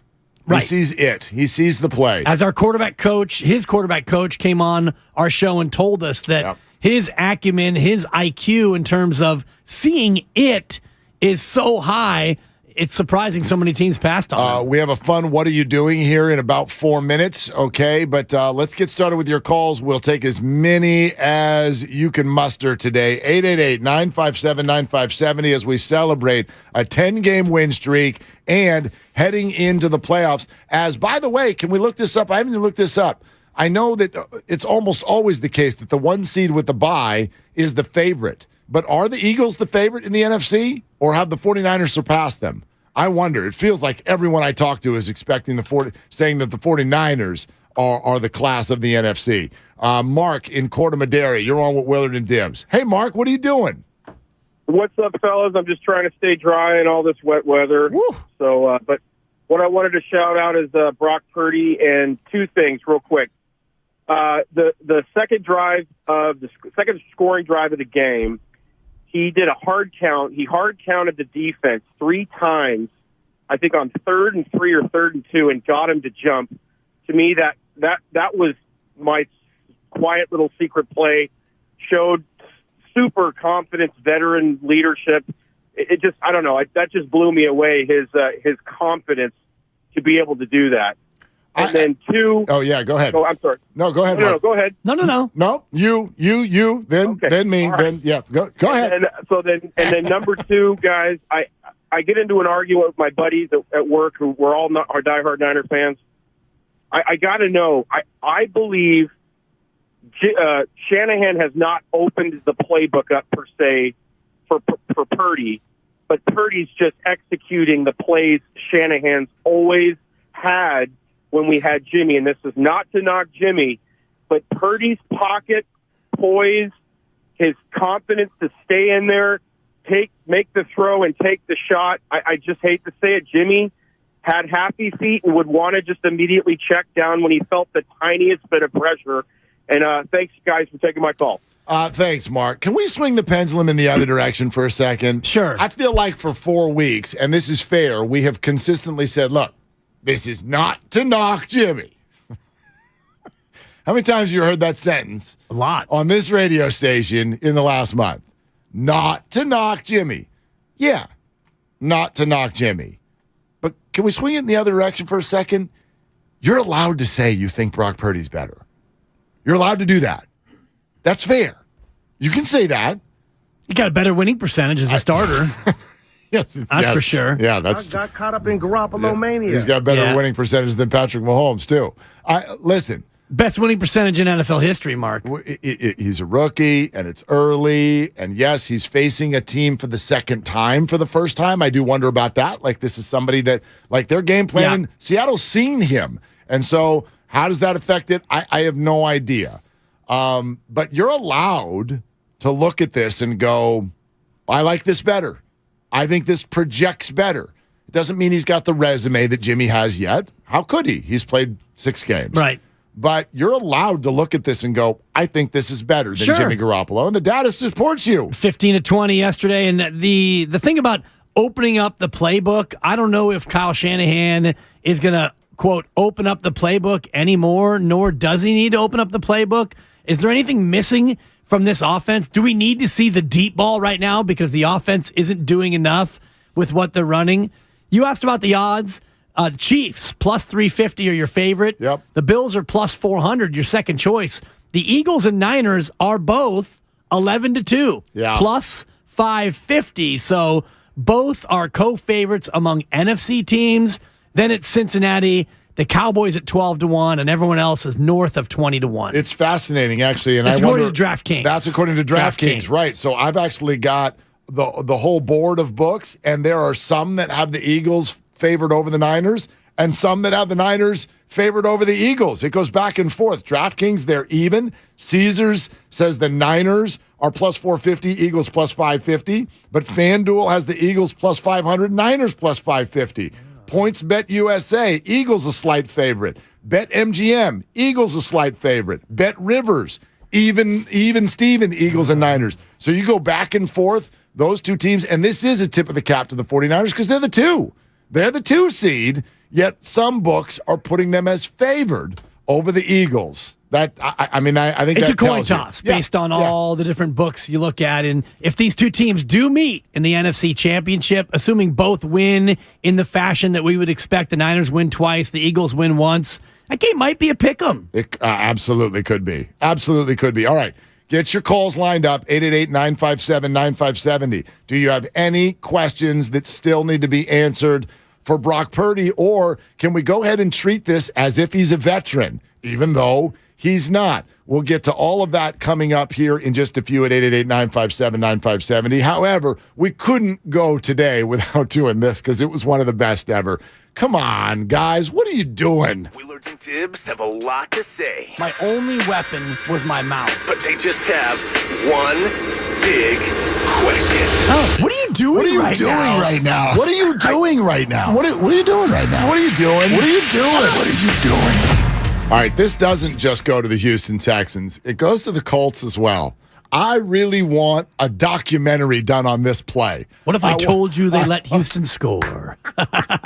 Listen, I picked Houston in my pool, so I wasn't mad that it happened. But guys, look at me. Look at me in the eyes. What are you doing?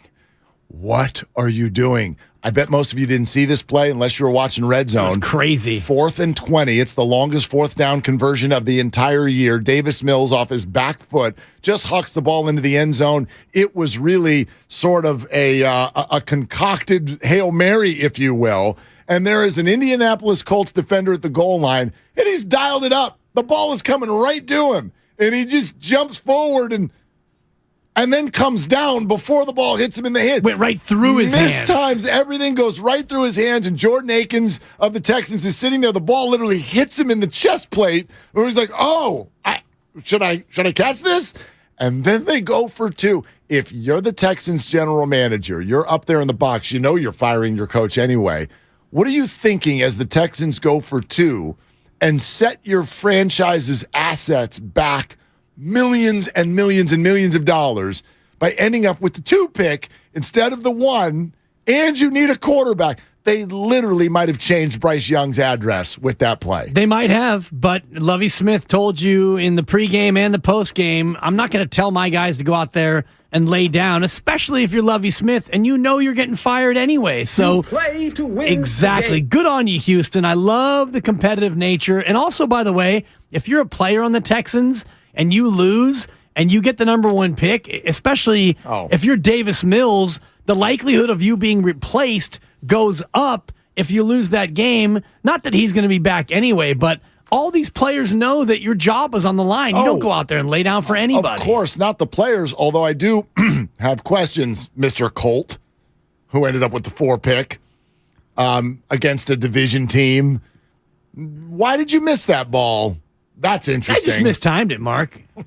Just a straight up mistime. I want a documentary. Yeah, you do. On that play, and I want it to be an hour long. 4th and 20. And by the way, they converted a 4th down already on that drive. Yes, they did. It was like 4th and 11, I think. Yeah, it was a toe tap on the left side. It was a beautiful catch.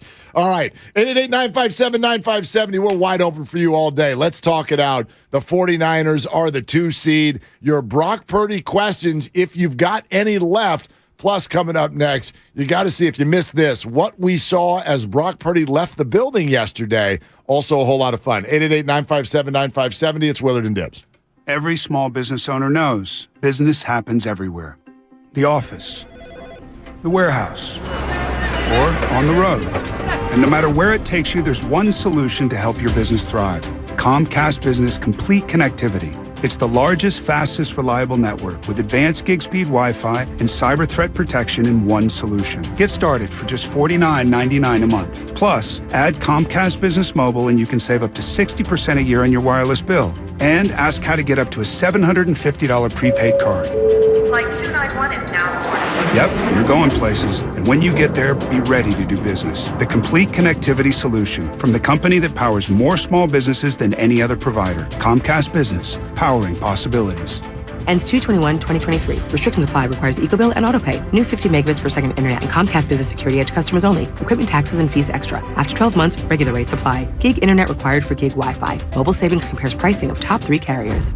Hi, welcome to IKEA and our winter sale. Hi, we've got hundreds of offers on everything from storage solutions to... I'm sorry, did you say hundreds? Yeah, check out our offers on shelving and desks. Oh, what about mattresses? Yep, those too. Dressers? Sofas? Yes and yes. I think I need a bigger cart. Our winter sale is almost over. Visit us in-store or at IKEA-USA.com/offers to save through January 22nd. Offer dates may vary. U.S. only while supplies last. Selection may vary by store and online. See store and IKEA-USA.com/offers for complete terms. Restrictions apply. Don't waste time trying to get rid of your old or broken car. Cars for Kids is the easiest and fastest way to donate your car and get a tax deduction. Go to carsforkids.org today. That's cars with a K. We're on a journey to make healthcare more accessible and more equitable, to treat the most complex diseases and offer hope where often there is little, to provide better care to more people across the Bay Area. We are more than a hospital, more than a university, beyond science and technology. We are the people of UCSF. UCSF Health. Redefining possible. Flying Ace, this is Sky Hunter. I've got my compound eyes on the target. Copy that. You're on his flight path. I'm going in. Got him! Nice move, my four-wing friend. Tasty. That mosquito never saw me coming. See how dragonflies catch a mid-air meal at Bugs, a new exhibit at the California Academy of Sciences. Explore the secrets of bugs, massive models, and more. Now open. Get tickets at calacademy.org. At Right Way Garage Doors, we consider what we do inspired craftsmanship. Our design pros are artists, using wood, glass, and metal as their brushes, your home, their canvas, all inspired by your vision. Right Way Garage Doors has been delivering the highest quality work with the right value and the right customer experience for 42 years. Check out their blowout sale. For a limited time, receive 15% off your garage door purchase, plus qualify for up to 24 months no-interest financing. Call 877-DOOR-808 or visit rwgaragedoors.com. Get a cash offer for your car, truck, or SUV today at your local Bay Area Chevy dealers. Selling has never been easier. Just bring it into a Bay Area Chevy dealer, get a free appraisal, and we'll make you a cash offer on the spot with no obligation to buy. We buy any make or model, paid off or not. Find your local Chevy dealer at BayAreaChevroletDealers.com. Are boomers more cringy than millennials? Is Gen Z more woke than Gen X? Is there any hope of bridging our generational divides? Odyssey's new podcast, It's Generational, brings together actual people from these 4 generations for real conversations about today's issues. I'm Lauren Barry, and I'm inviting you to join our mission to dump stereotypes in the trash and really understand each other. I think these conversations just foretell such a better, richer emotional vocabulary for talking about these things. Listen on the Odyssey app or wherever you get your podcasts. Did you know Nissan EVs have traveled 8 billion miles? Just a quick trip to Pluto and back. And what did we learn along the way? Well, that an EV can take on the world, like the Nissan Leaf. It can move racing forward and take your breath away, like the all-new Nissan Ariya. We learned to make EVs that electrify. 8 billion miles driven by Leaf owners globally since 2010. Ariya not yet available for purchase. Expected availability late fall, subject to change. Let me guess. Unknown caller? You could reduce the number of unwanted calls and emails with online privacy protection. The latest innovation from Discover will help regularly remove your personal info, like your name and address, from 10 popular people search websites that could sell your data. And we'll do it for free. Activate in the Discover app. See terms and learn more at discover.com/online privacy protection. The Manufacturers RV Show is back. See hundreds of RVs from dealers all over the West Coast. Don't miss the 34th Annual Manufacturers RV Show at the Alameda County Fairgrounds in Pleasanton, January 21st through the 29th. From the beginning, Mara-West Credit Union was created to provide a brighter financial future for you. We work hard for our members because they're our greatest strength. Mara-West worked for me when I needed an auto loan for my first car. When I need to make a mobile payment, Mara-West works for me. Put our premier savings account to work for you, now paying up to 25 times the national average. Mara-West Credit Union, working for you today, tomorrow, together. When back to the office means back in traffic. We unfortunately have a really bad situation going on in Hayward. You can rely on your Northern California Honda Dealers Traffic Center. Traffic is still jammed from Whipple, but I can see it starting to improve now that you have... From your traffic leader, KCBS. You're listening to 95.7 The Game, KGMC FM at HD1 San Francisco. Always live on the free Odyssey app.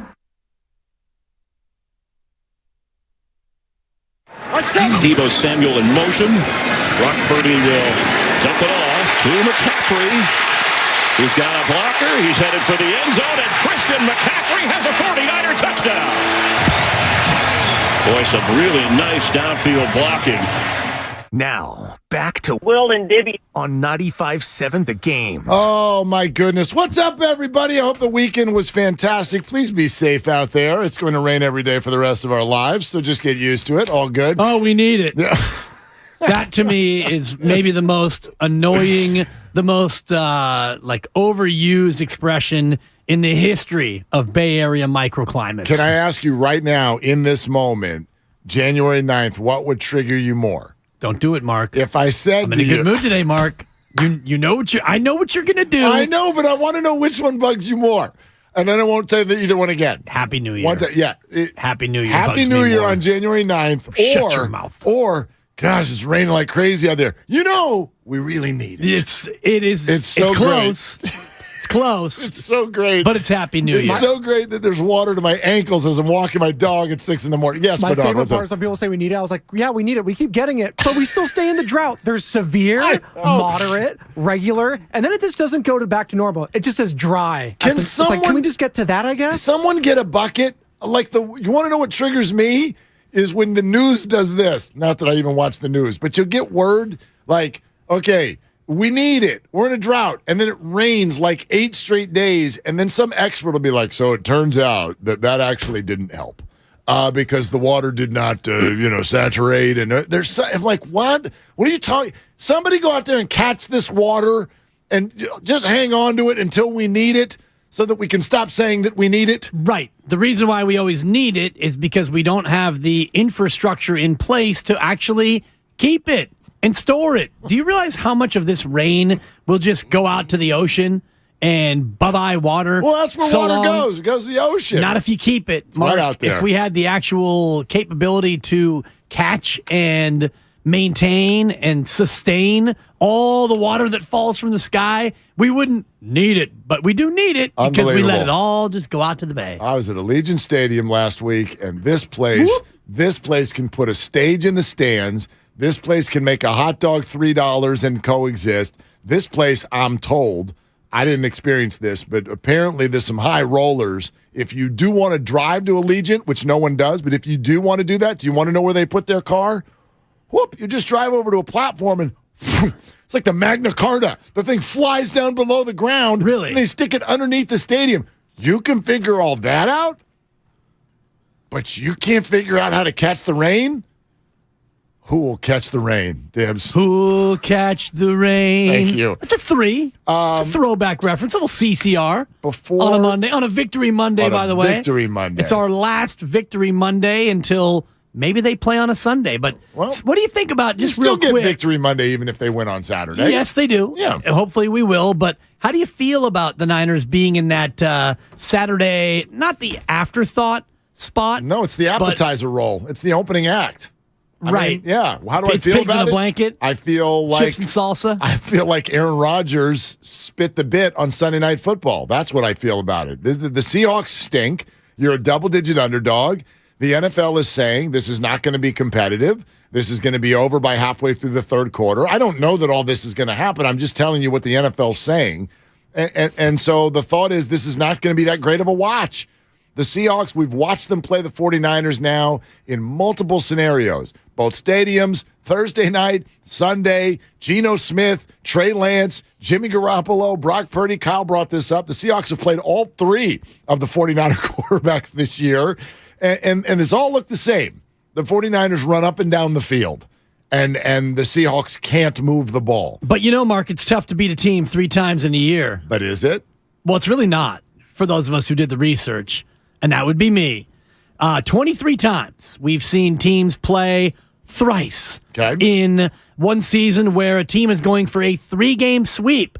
The sweeping team, 14-9 all time in that third game. Now, of course, the most recent example was last year. Niners going for the sweep for the Rams, at LA. But the home teams, by the way, are even more likely to win those games. 12-5 all time. The home team going for the sweep, which was where the Niners are, going for the sweep of a team, playing that game at home. They've won 12 of 17. Okay, so the data tells you that a little bit north of 60% is where we are for a team that's beaten a team twice already in a season, beating them again. So you're already saying it's more likely than not, even though people say I love it. It's tough to beat a team 3 times. It's tough to beat anybody. It's the NFL playoffs. That's the idea. So, but you play someone for a third time, usually the home team's going to win. Usually the team that's won the first 2 is going to win. Right. And I also wonder, there's no way to enter this in unless you're like the Elias Sports Bureau, but what would the record be when you're talking about like a spread that's north of a touchdown? Like some of these matchups are in theory pretty close matchups. The 49ers are way better than the Seahawks. Anything can happen. It's the NFL playoffs. But yeah, the league and all of us are expecting the 49ers to roll. So they got the appetizer slot. 12-6, by the way, not 12-5. 12-6. So 2 out of every 3 games where a team is going for the sweep and they're playing at home. And if I looked at all of the games historically by point spread, you would see a lot of them that were double-digit spreads. And the team at home, favored by double digits, going for the sweep. They almost always win that game. I'll have that for you, Mark, coming up. I'm very excited. Inside of 10 minutes. I'm very, very excited to hear that data. Because I love data. You can take Dan. that for data. I know. I've always called you Data Dan. Yeah. So that's why you think that they're in the appetizer slot. Don't you think if the Packers won last night, the 49ers are playing Sunday afternoon? Of course. Like, absolutely. Yeah. If it's the Packers 49ers, you're playing. The Niners are playing Sunday afternoon. Kyle and I were having this discussion pre-show about how these games get slotted, where they get slotted. Do you think there's a draft and ABC, ESPN, the Monday night game? Because it feels like I do think they got the first pick because Tampa and Dallas, That's a very interesting game, and it's got obvious marquee value. I got a text from Goo last night, and I mean, like he felt, and I think this was based off the conversation we had on one of the changeovers this week, because we had all stated that the Monday night game, like the 49ers will never be on the Monday night game because they're too big of a brand. And then Tom Brady and the Cowboys end up on Monday night. So I have to admit, I might have been a little bit wrong there, and I do wonder if it's a draft. Because the Monday night game, that is not as big of an audience as Sunday, just by virtue of what we do on Mondays in our life. We work. We got stuff going on. Sunday night is the big deal. So why would brands like the Cowboys and Tom Brady not end up there? But yes, it's certain networks have certain slots, and I do think there are conference tie-ins, and then there's a draft, and so I don't know how the order of that works. But yeah, color my eyebrows up. The Bucks and Cowboys ended up on Monday night. So Fox gets the NFC games. So we know that the two other games, Seattle, San Francisco, Fox, New York, Minnesota, Fox. So I wonder if ESPN said, hey, we'll take this game, and then Fox had their two windows to choose between Giants, Minnesota, which is 1:30 Sunday, or Niners, Seattle, which is 1:30 Saturday. Yeah. Then the other games get slotted between NBC. CBS is curious. They get just the one game, Nance and Romo, but they got Miami and Buffalo. So that's I wonder if they got the first pick, and then NBC got to pick and choose between the other two for their primetime windows. I would say the spreads are also telling you a quarterback story right now. The spreads come out right away, and I think the spreads are telling you they think Tua's not playing, and they think Lamar's not playing. I don't know that that's the case, but don't you feel like that's what the spreads are telling you? Buffalo's favored by 11. Yeah. That's telling me that they think some sort of Skylar Thompson action is happening or something. Teddy Bridgewater. I think it's Teddy Bridgewater. The great Jimmy Shapiro, friend of the media, sent us all an email saying the hypothetical spreads for each quarterback. And I think if Skylar Thompson plays, the spread is 14. Yeah, that wouldn't surprise me. If it's Teddy KGB, then the spread, I think, is 10.5, and it's now, 11, you said. And what about Tua? If it's Tua, it's more towards 6.5, 7, I would guess? 7.5 or 8. Okay. And then the other one, the Bengals are favored by almost a touchdown against the Ravens, which to me, if Lamar Jackson's playing, that feels hot. That feels real big because the Bengals struggled to, I think they won by 11 over the Ravens just this week. Yeah. Who were playing their third quarterback. They weren't even playing their backup. So, I don't know. This Lamar Jackson situation has been a mystery that's been tucked in somebody's back pocket for the last month. Something bigger than what we know is going on there. Right. And at this point, if you're Lamar Jackson, yes, you're motivated to play, but maybe if things are already done in terms of you getting an extension there, it's for who, for what? You go into Ricky Waters mode. Am I going to risk my injury and my health to come back and play for an organization that clearly doesn't want me? That is a curious one. Well, I think this would be tough to pitch to your teammates. The teammates are going to be sort of on your side, right? Players all want to get paid. And so they understand what Lamar's standoff is about. But also, look, if the Ravens now just go one and done, get knocked out easily by the Bengals, and the numbers will show that they score about twice as many points per game when Lamar's in there. Yeah. I mean, is there a better negotiating tool than that? You walk in there in the offseason and be like, how'd that feel? How'd that taste? Will you please give me Tell me how my loss tastes. Yeah, exactly. Will you give me my money now?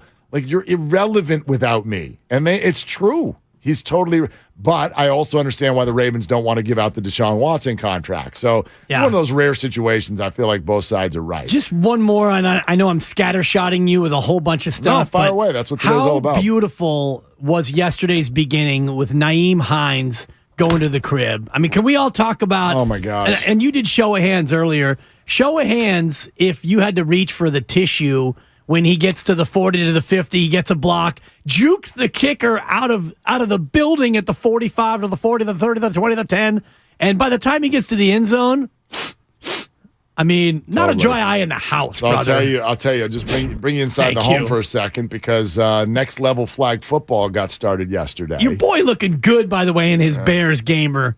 With the long sleeve undershirt. He went to the house on his first touch of the game. House call? House from call. Baby Willie? Those guys were piling on each other in the end zone.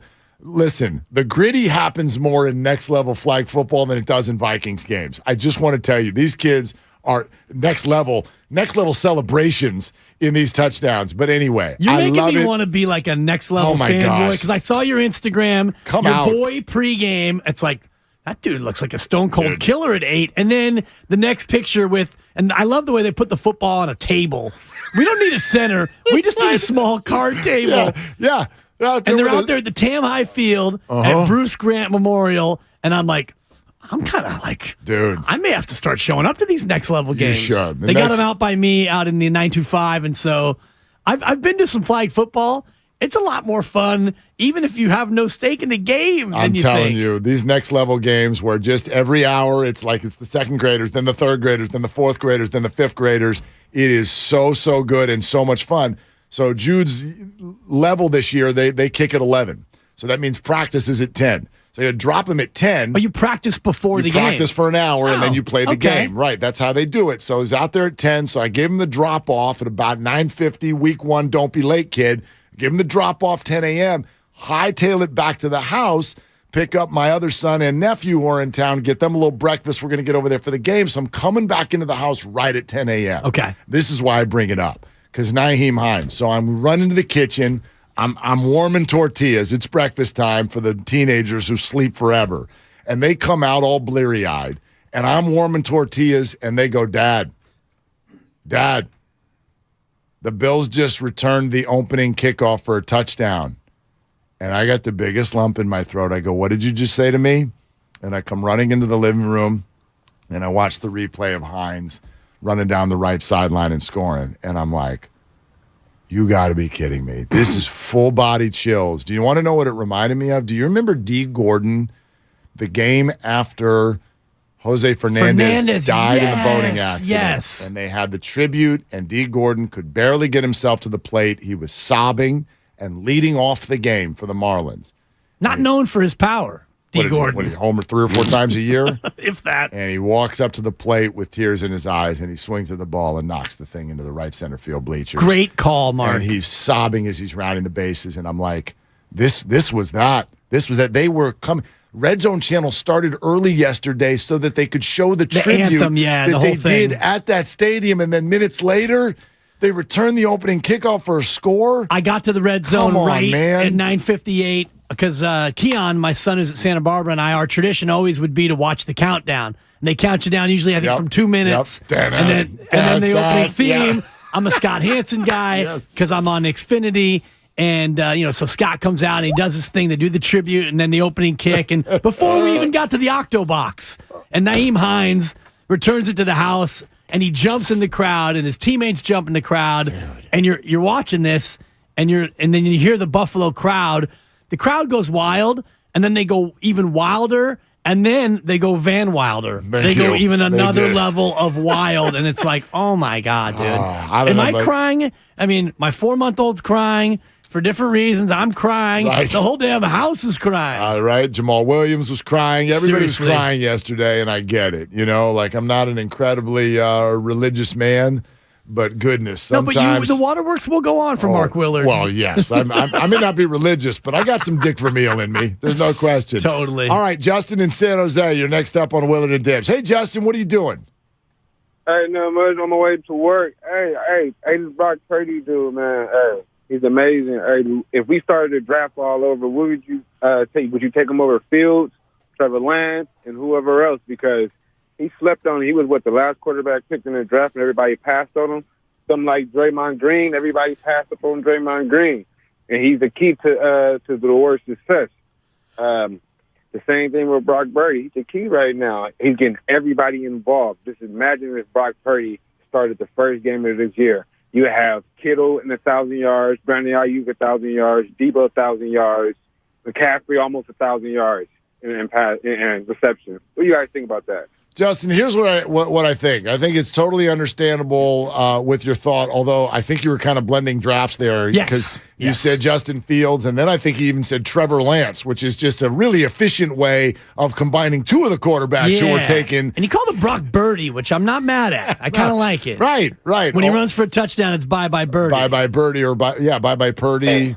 Tiger. Hi, Tiger. Thank you. Absolutely. So, but if you redo the 2022 draft, he still doesn't go number 1 overall. No, he doesn't. Aiden Hutchinson, I'm looking at it. Sauce Gardner. Was in that draft.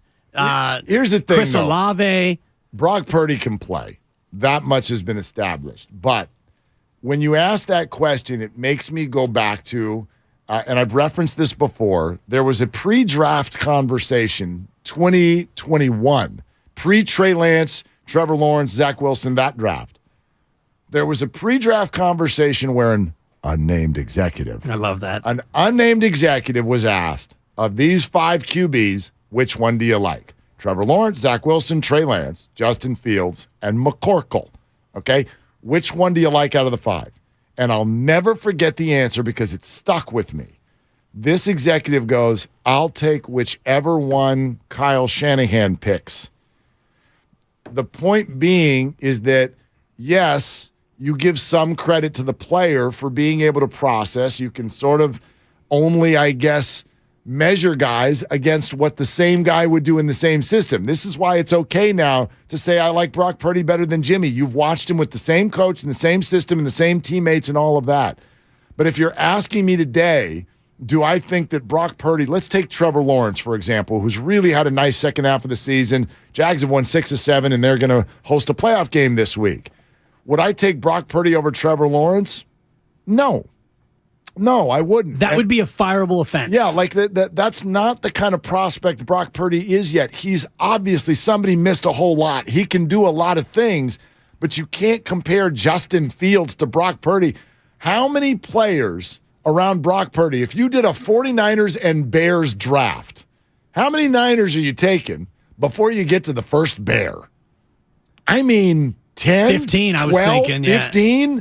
Like, not 5, not 6. Justin Fields has got bubkiss, not buttkiss, bubkiss around him. They'd be better if they had butkiss. They would. So, like, I'm really big on Brock Purdy, but a piece of what has happened is because he's on the 49ers. A big piece. Yeah. A big piece. He's on the 49ers. We had Will Hewlett on, his quarterback coach, and what Will Hewlett told us about S2 cognition, which none of us had ever heard of. I've done the deep dive on exactly what that is.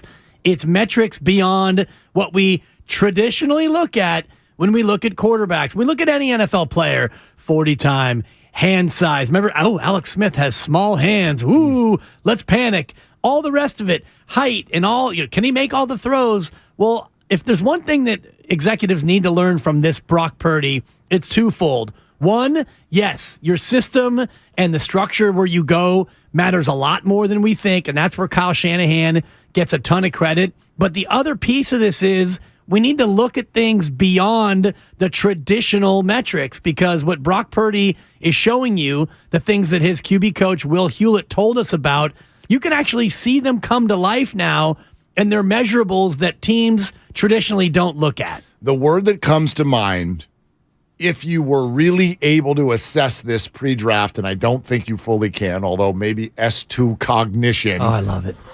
Will help. The word is processing. I would like to know how good a quarterback is at processing. Now, that also matters more or less depending on what team you're going to, okay?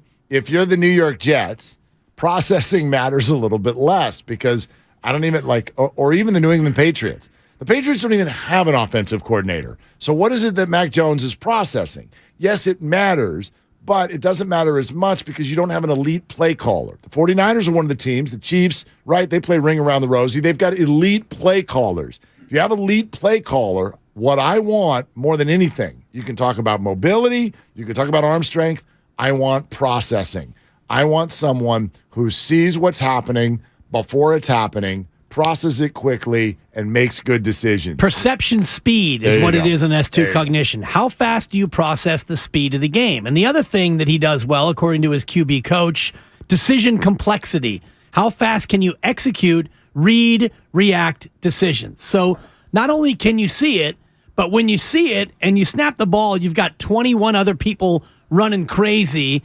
How quickly can you do the read, react, and not only know what you're supposed to do, but then be able to do it as quickly as you can? And these are things that you don't learn at the combine watching a guy run a 40. As you know, the postseason begins now, and the road to Glendale is brought to you by West Credit Union, working for you today, tomorrow, together. It's also all sponsored by Solo. Your calls continuing, 888-957-9570. Also, this developing news, Kyle Shanahan, who is speaking publicly and was over the last 20 minutes, says he does expect the 49ers to have Aaron Banks and Dre Greenlaw back at practice this week.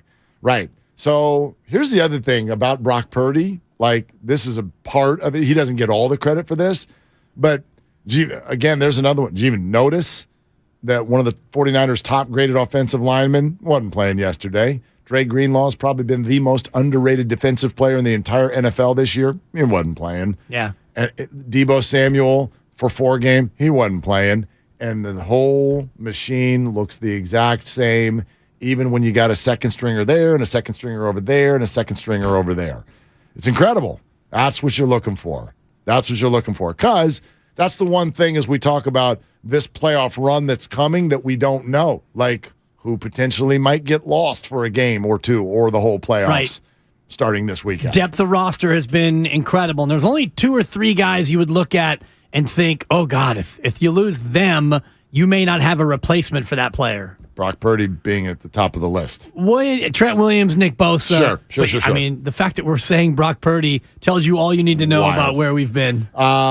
Get all your gear as you get ready for the playoffs at 957thegameshop.com. Get geared up with gear, relevant shirts, DPOY shirts, hoodies from all the shows, 957thegameshop.com. Your call's next, plus...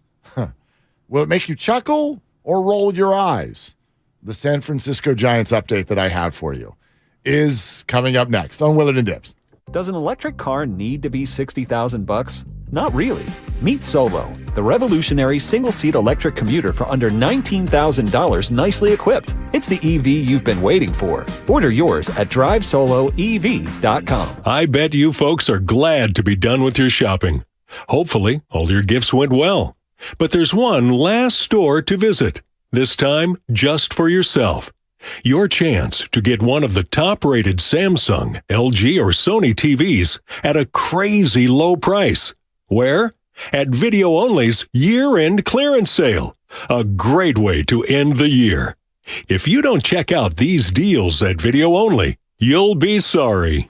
Norman, before we start the surgery, I have some bad news. What is it, doctor? Well, I never graduated from med school. But the good news is, it's the Xfinity Hello 2023 sale. Now hurry, because new Xfinity customers can get 75 megabit internet for just $19.99 a month for 12 months with a 1-year contract. And this will get your heart rate up. When you add Xfinity Mobile, you get the best price for 2 lines of unlimited. I gotta get this deal. Plus, for a limited time, get $500 back with 2 new mobile lines. That's amazing, Doc. I know. I don't want to miss this deal. Let's reschedule. Doc?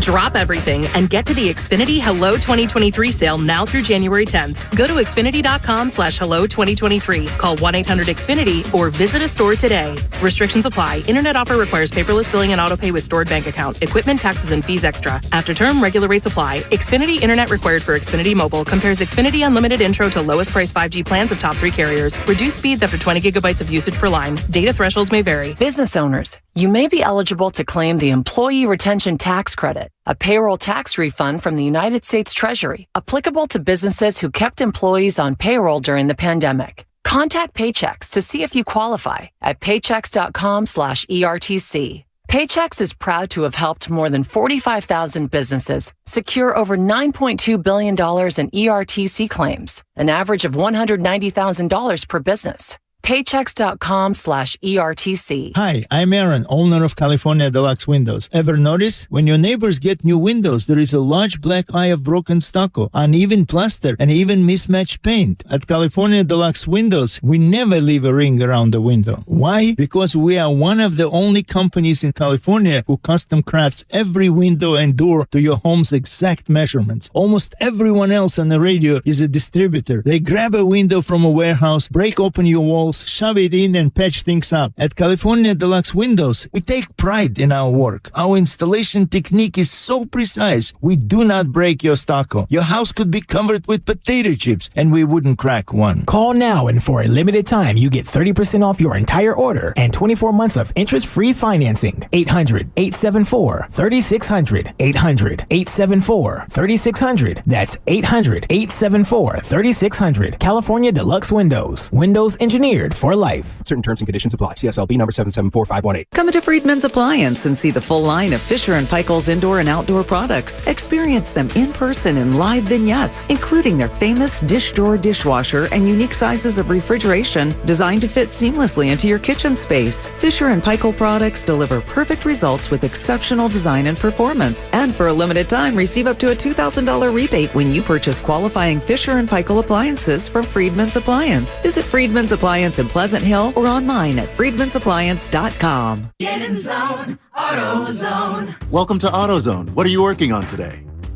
Thinking about gas mileage. You know, changing your oil with a full synthetic oil like Valvoline Advanced can help your engine get more miles. Right now, you can get 5 quarts with an STP Extended Life oil filter for only $38.99. Go farther with better fuel efficiency. Get the parts you need when you need them at AutoZone or AutoZone.com. Get in zone, AutoZone. Restrictions apply. When people have a craving to explore new and traditional Asian cuisines, they head to P.F. Chang's, where scratch-made dishes come from the 2,000-year-old tradition of wok cooking. P.F. Chang's wanted to explore new possibilities for their website. They turned to AmericanEagle.com. AmericanEagle.com re-architected P.F. Chang's website, integrating multiple third-party systems to create a unified digital experience. The results? Improved page speed and performance, personalized content based on users' location, intuitive online ordering, an increase in organic search visibility, and a 40% increase in new users. For scratch-made Asian cuisine, visit your local P.F. Chang's or go to pfchangs.com for website design, development, digital marketing, and hosting that produce efficiency, revenue, and results. Visit AmericanEagle.com. P.F. Chang's and AmericanEagle.com. Another example of the best businesses in the world, turning to the best in the business for websites. Go to AmericanEagle.com or call 877-WEB-NOW1. That's 877-WEB-NOW1. Meet Joe A, Hi. Joe B, Hello. and Joe C. What's up? 3 everyday Joes perfecting their banking with Chase. Joe A is locking his lost debit card with the Chase mobile app. Joe B is cruising toward his new ride with AutoSave. And Joe C's Chase banker is helping him budget to go back to school. Tools that help protect, support for what's next. One bank that puts you in control. Visit chase.com/checking. Chase, make more of what's yours. Chase mobile app is available for select mobile devices. Messaging and data rates may apply. JP Morgan Chase Bank, N.A. member FDIC.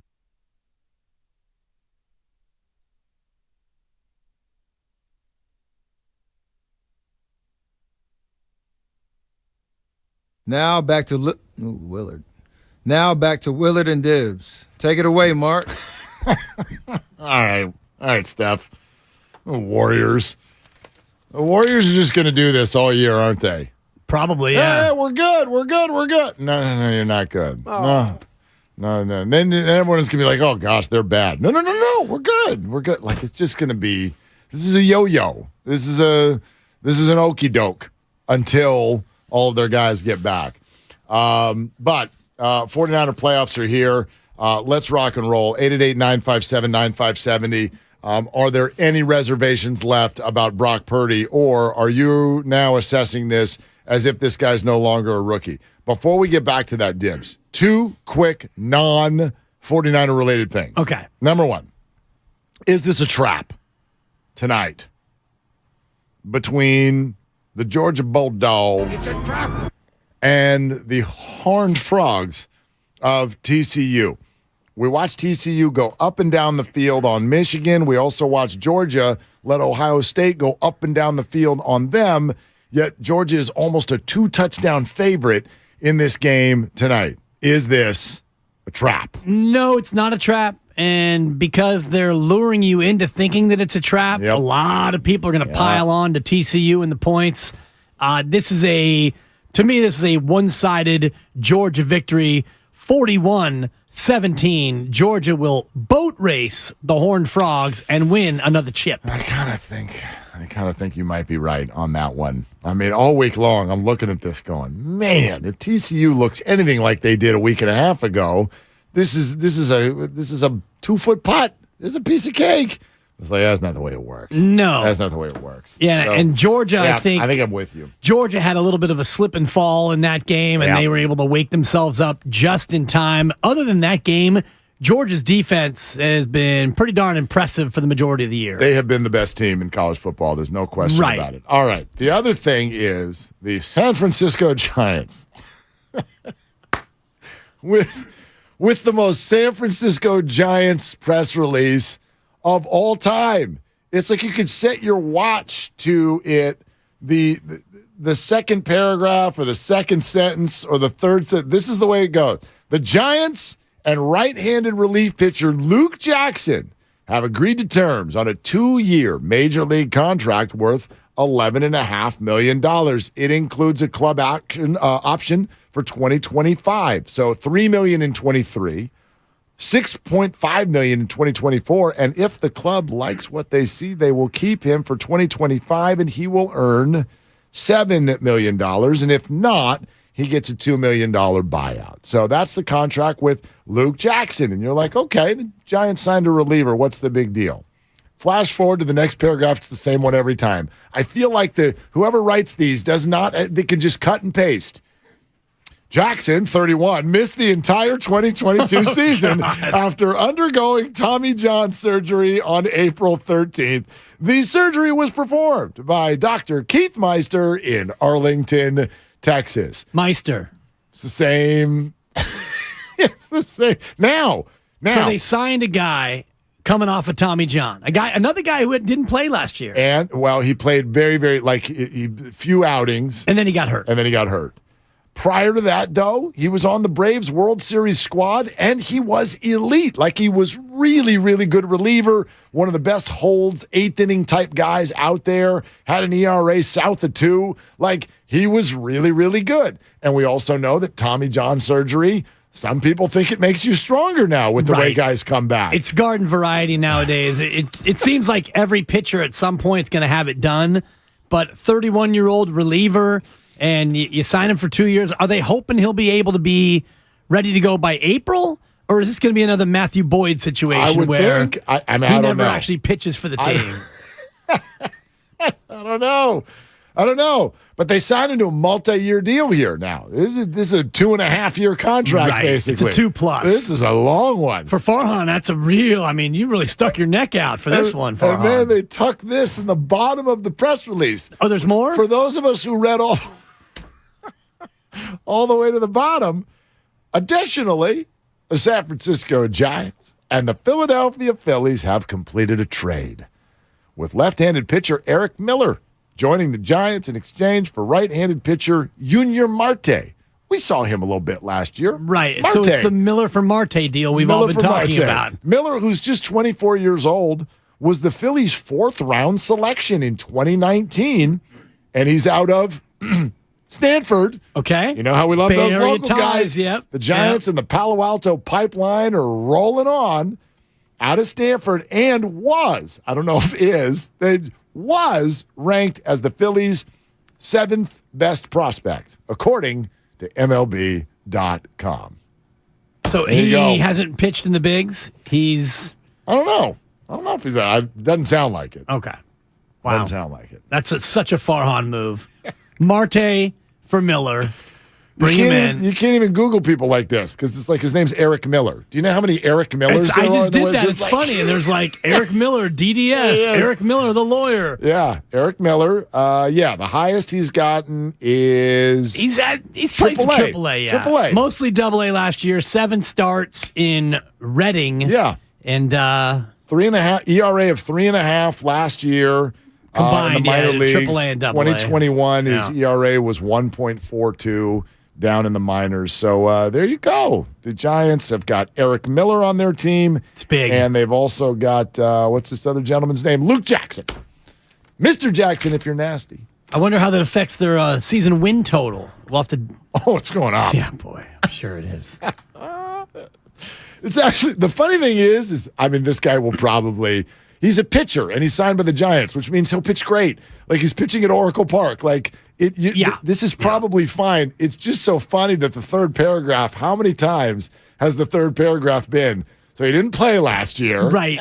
Conforto. Coming off an ACL. Jackson, coming off a Tommy John. Didn't play last year. Yeah. But he was good before that. And look, we'll see. We'll see how that works out. And in other news, I guess it's not really news, but Carlos Correa remains unsigned. I was just going to say, the what's Mets the appear Correa even update? closer to backing out of that deal. I mean, what's and going Minnesota, by the way, is knocking on that door again. I'm sure Minnesota's going to say, hey, how about another 1-year deal? Carlos, are you interested? It worked out last year. What is the pool right now? We should do a Correa pool just on the number of guaranteed years. I don't care where he plays, but the number of guaranteed. What would you set the over/under at? The for Giants Carlos offered Correa? 13, yes, and then backed out of it. And then the Mets had it at 12, and it appears that the Mets now.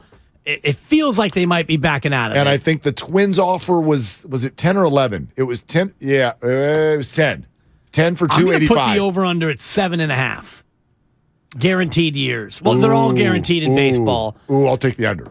Under 7.5? Yeah. Guaranteed? Well, they're all guaranteed. Well, I guess there's some opt-outs, or you could put some language in if there's an injury. Right. If he doesn't match this many. Does that count as a guaranteed year for, like, if your ankle plate flies out of your leg, it's null and void? Well, if there's an opt-out based on number of games missed due to injury, then I guess it wouldn't be guaranteed. But I'm thinking in terms of the contract. I think 7.5 is where we are. Man.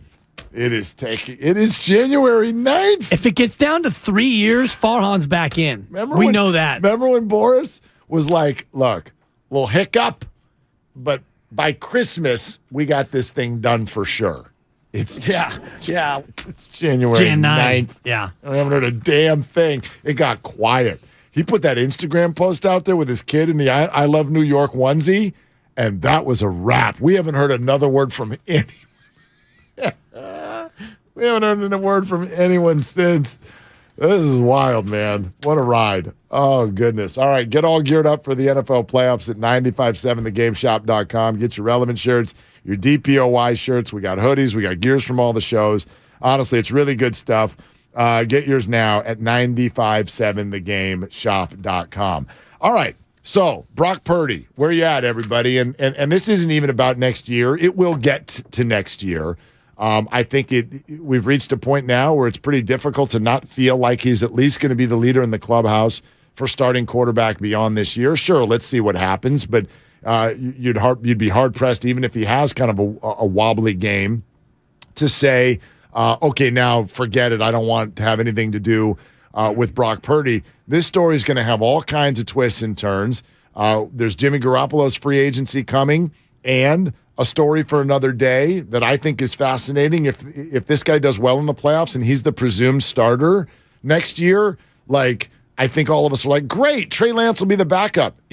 Like, Trey's okay with that. Like, that can be a distraction. I don't know how they're going to play this, but I'm looking at this right now and just setting my own disappointment level, if you will. I think every question has been answered. I don't, as much as we all sit here and go, well, what about when the lights come on? Have you ever in the history of professional sports see someone perform at this level and then they get to the postseason and just crumble, just completely fall apart? That's not going to happen. That's not going to happen. This guy is 30. He's a walking 35 points. Like this offense. Yes. It's the offense. Well, wait a minute. 15 to 20 yesterday, and it was a nice game. He's had a lot of good games, 3 touchdowns, but to me, it's not just him. Well, of course it's not him. This offense. It's not just him. However, I know that Trey Lance never got to play with Christian McCaffrey. That's a big deal. But by the same token, you gotta give credit for this is how this whole offense looks when he's running it. I mean, other people, Jimmy, he played with all these guys, and they never score 30 points. This guy almost never not scores 30 points. He's now done it on the road. He's done it on prime time. He's done it in the division. He's done it out of the division. He's done it from behind. He's done it from ahead. What question do you have left? And therefore, if you've got none like I do, this has to go to January 29th. I'm with you. Or else I'm wildly disappointed and bummed. And I was saying this off the top before he even started one game in relief of the injured Jimmy Garoppolo because of everything else that's around him. As long as he's competent and doesn't completely spit the bit and turn the ball over a ton, this offense is good enough to make it to that game. You're talking about the NFC Championship game, January 29th. And now that we've seen what we've seen from Brock Purdy, not only is he not spitting the bit and looking bad, he actually looks good. Yep. He's been the best of the 3 quarterbacks that the Niners have started this year. Not that it hasn't been close, but he's been the best in terms of the optics, the numbers, the winning percentage, everything. This offense is at a whole nother level with Brock Purdy in command. And you go into this weekend a double-digit favorite. The only other time that a team has gone for a 3-game sweep of an opponent and been a double-digit favorite, that team not only won, but they covered that spread. So if the Niners were to lose this game in particular, this would be a titanic disappointment. Oh, gosh. And if you come out next weekend and you lose that game, it would be a big disappointment. If you go to Philadelphia on January 29th and you lose that game, it'll be a mild disappointment. Yeah, exactly. Well, look, just as a fan, you're disappointed when your team loses. It would be a disappointment if they went to the Super Bowl and lost. You'd be bummed, right? Like you go to the Super Bowl, you want to win it, even though the likelihood is actually you'd be an underdog against Buffalo and Kansas City. That's maybe Cincinnati. No, I doubt that. That's got to be based on how they get there, though, to a degree. You're right that if they were going to play Buffalo or Kansas City today on a neutral site, I'm with you. The 49ers are a mild dog. But if the Niners just run roughshod through the NFC, I don't know. Because it's kind of what you're saying. Like, are you betting on quarterback versus quarterback, or are you betting on team versus team? Right. The 49ers are the most complete team, right? There's no doubt that Buffalo would be, you can make an argument that Buffalo would be as complete. Their defense isn't as good. It's not as good. Their offense is as good, maybe better. even a little bit better. Yeah, they've got a dynamic quarterback. Yeah, and special teams, tough to look past Nyheim Hines yesterday with 2 kick returns to his house and say that their special teams aren't better. I just mean, look, the Chiefs and the Bills, if you look at the last handful of weeks, they're not blowing people out. Right. They're winning, and they're the best. I get it. I know the Chiefs just blew out the Raiders the way the 49ers did not the week before. They clown the Raiders. Ring around the rosy? Man. Seriously, that is a mess. You walk into Vegas, they ring around the rosy and win by, what was the final score of that game? 31-6 or something like, what was it? 31-13? Yeah. Oh my gosh, that's pretty funny. But yeah. Buffalo, by the way, has won 7 in a row. Look, they're fantastic. They're both fantastic. And I think that you talked about roads. So the Niners would win at home over Seattle, big whoop. You'd beat Minnesota at home, okay, or Dallas, whoever, or Tampa, whoever comes in, you beat them. You go to Philadelphia and you win, very impressive. If it's Buffalo, Cincinnati, or Kansas City, then you would have been the team to beat 2 of those opponents, most likely. And that, to me, is a more impressive run to it than just one impressive road win. That's fair. That's fair. I mean, but I still think, the Niners play the Bengals tomorrow. Niners are favored, don't you think? I think the Niners would be favored over Cincinnati. I really do. On a neutral field. Cincinnati's road is the hardest. Think about it. They've got to beat a division opponent this week. We don't even know if Lamar Jackson's playing, but they have to beat the Baltimore Ravens this week. In theory, if they do that, it's straight to Orchard Park. And you have to win in Buffalo, which is absurd in terms of its difficulty. Right. And if you come out of all of that, odds are you're heading to Arrowhead. Now, if you get through all of that, everybody's going to be doing a standing O. I get that. But I just think the perception is always reality when it comes to spreads, and the 49ers will have done their thing in the NFC. I think the 49ers will be favored over the Bengals. Bengals have won 8 in a row. So, Niners have won 10 in a row. If you get to that game, the Bengals will have won 12 straight. The Niners will have won 14 straight. If you go into the Super Bowl, I don't know if we've ever seen that sort of a matchup in terms of 2 teams as hot as that would make you. Let's go back to the phones, but let me ask you this before we do, just really quick, because everyone is focused on 5 teams. And I got to think that I'm about to name the Super Bowl champion. You tell me if there's anybody else out there that's even interesting. Okay? Bills, Bengals, Chiefs, Eagles, Niners. That's it. I mean, honestly, that's it. Anybody who emerges outside of that group of 5, you're talking double-digit odds in terms of to 1. So, I mean, I think Dallas would be the next choice, and they're like 12 to 1. I'm out on that. So, I mean, Dallas would have to go to Tampa and win, go to San Francisco and win, go to Philadelphia and win. That's the most likely road for the Cowboys. 3 road victories, and then go to the Super Bowl and be 5 or 6 point dogs and win over the AFC team. To me, it comes down to really 4 teams. And apologies to Cincinnati, but I'm not believing that they can go to Buffalo and Kansas City and win both of those games. To me, it's Buffalo, Kansas City, and by the way, Indianapolis says no thank you to the AFC Championship game on a neutral. Still don't know where that'll be. Apparently, they're overbooked. They have 20,000, Mark, 20,000 young girls volleyball players coming to town for a massive tournament. All the hotel rooms are already taken for that weekend. Wow. So where would we go? Because I heard Detroit is out as well. They're not going to send them into weather. Are there any other Midwestern domes that I'm not even thinking of? Where are you going? Is St. Louis, can the old Edward James Dome, is that thing still usable? I don't even Can we know. dust off that dome? The postseason begins now, and the road to Glendale is brought to you by AmeriWest Credit Union, working for you today, tomorrow, together. We are together right now with Jonathan in San Francisco. Jonathan, you're on with Willard and Dibbs. Hello, Jonathan. What are you doing? Hey, I'm just resting a little bit. I'm a little bit under the weather. Oh, sorry to hear, bud. I'm actually feeling my voice right now. It's kind of better than the normal voice, but I just gonna point out something to you guys. Brock Purdy and the 49ers, they're not getting the respect that they deserve. What the hell is the NFL schedule makers doing? I mean, what's the matter with them? They got the 49ers as an opening act instead of the main act because they got the biggest fan base, one of the most historic teams in the NFL, and they're going to go open this NFL playoffs. I mean, what's going on here? They don't have it on a Saturday night. They don't have it on a Sunday night. They don't have it on a Monday night. They have it on a Saturday afternoon. And they're kind of like a band who's trying to prove themselves. What the hell's going on? Well, okay, so this is interesting. Jonathan's a great rant. And sorry that we didn't get a song today because his voice isn't up to snuff. But look, it's actually, you're whittling it down to this. You're Fox, okay? Be a Fox executive. Here you are.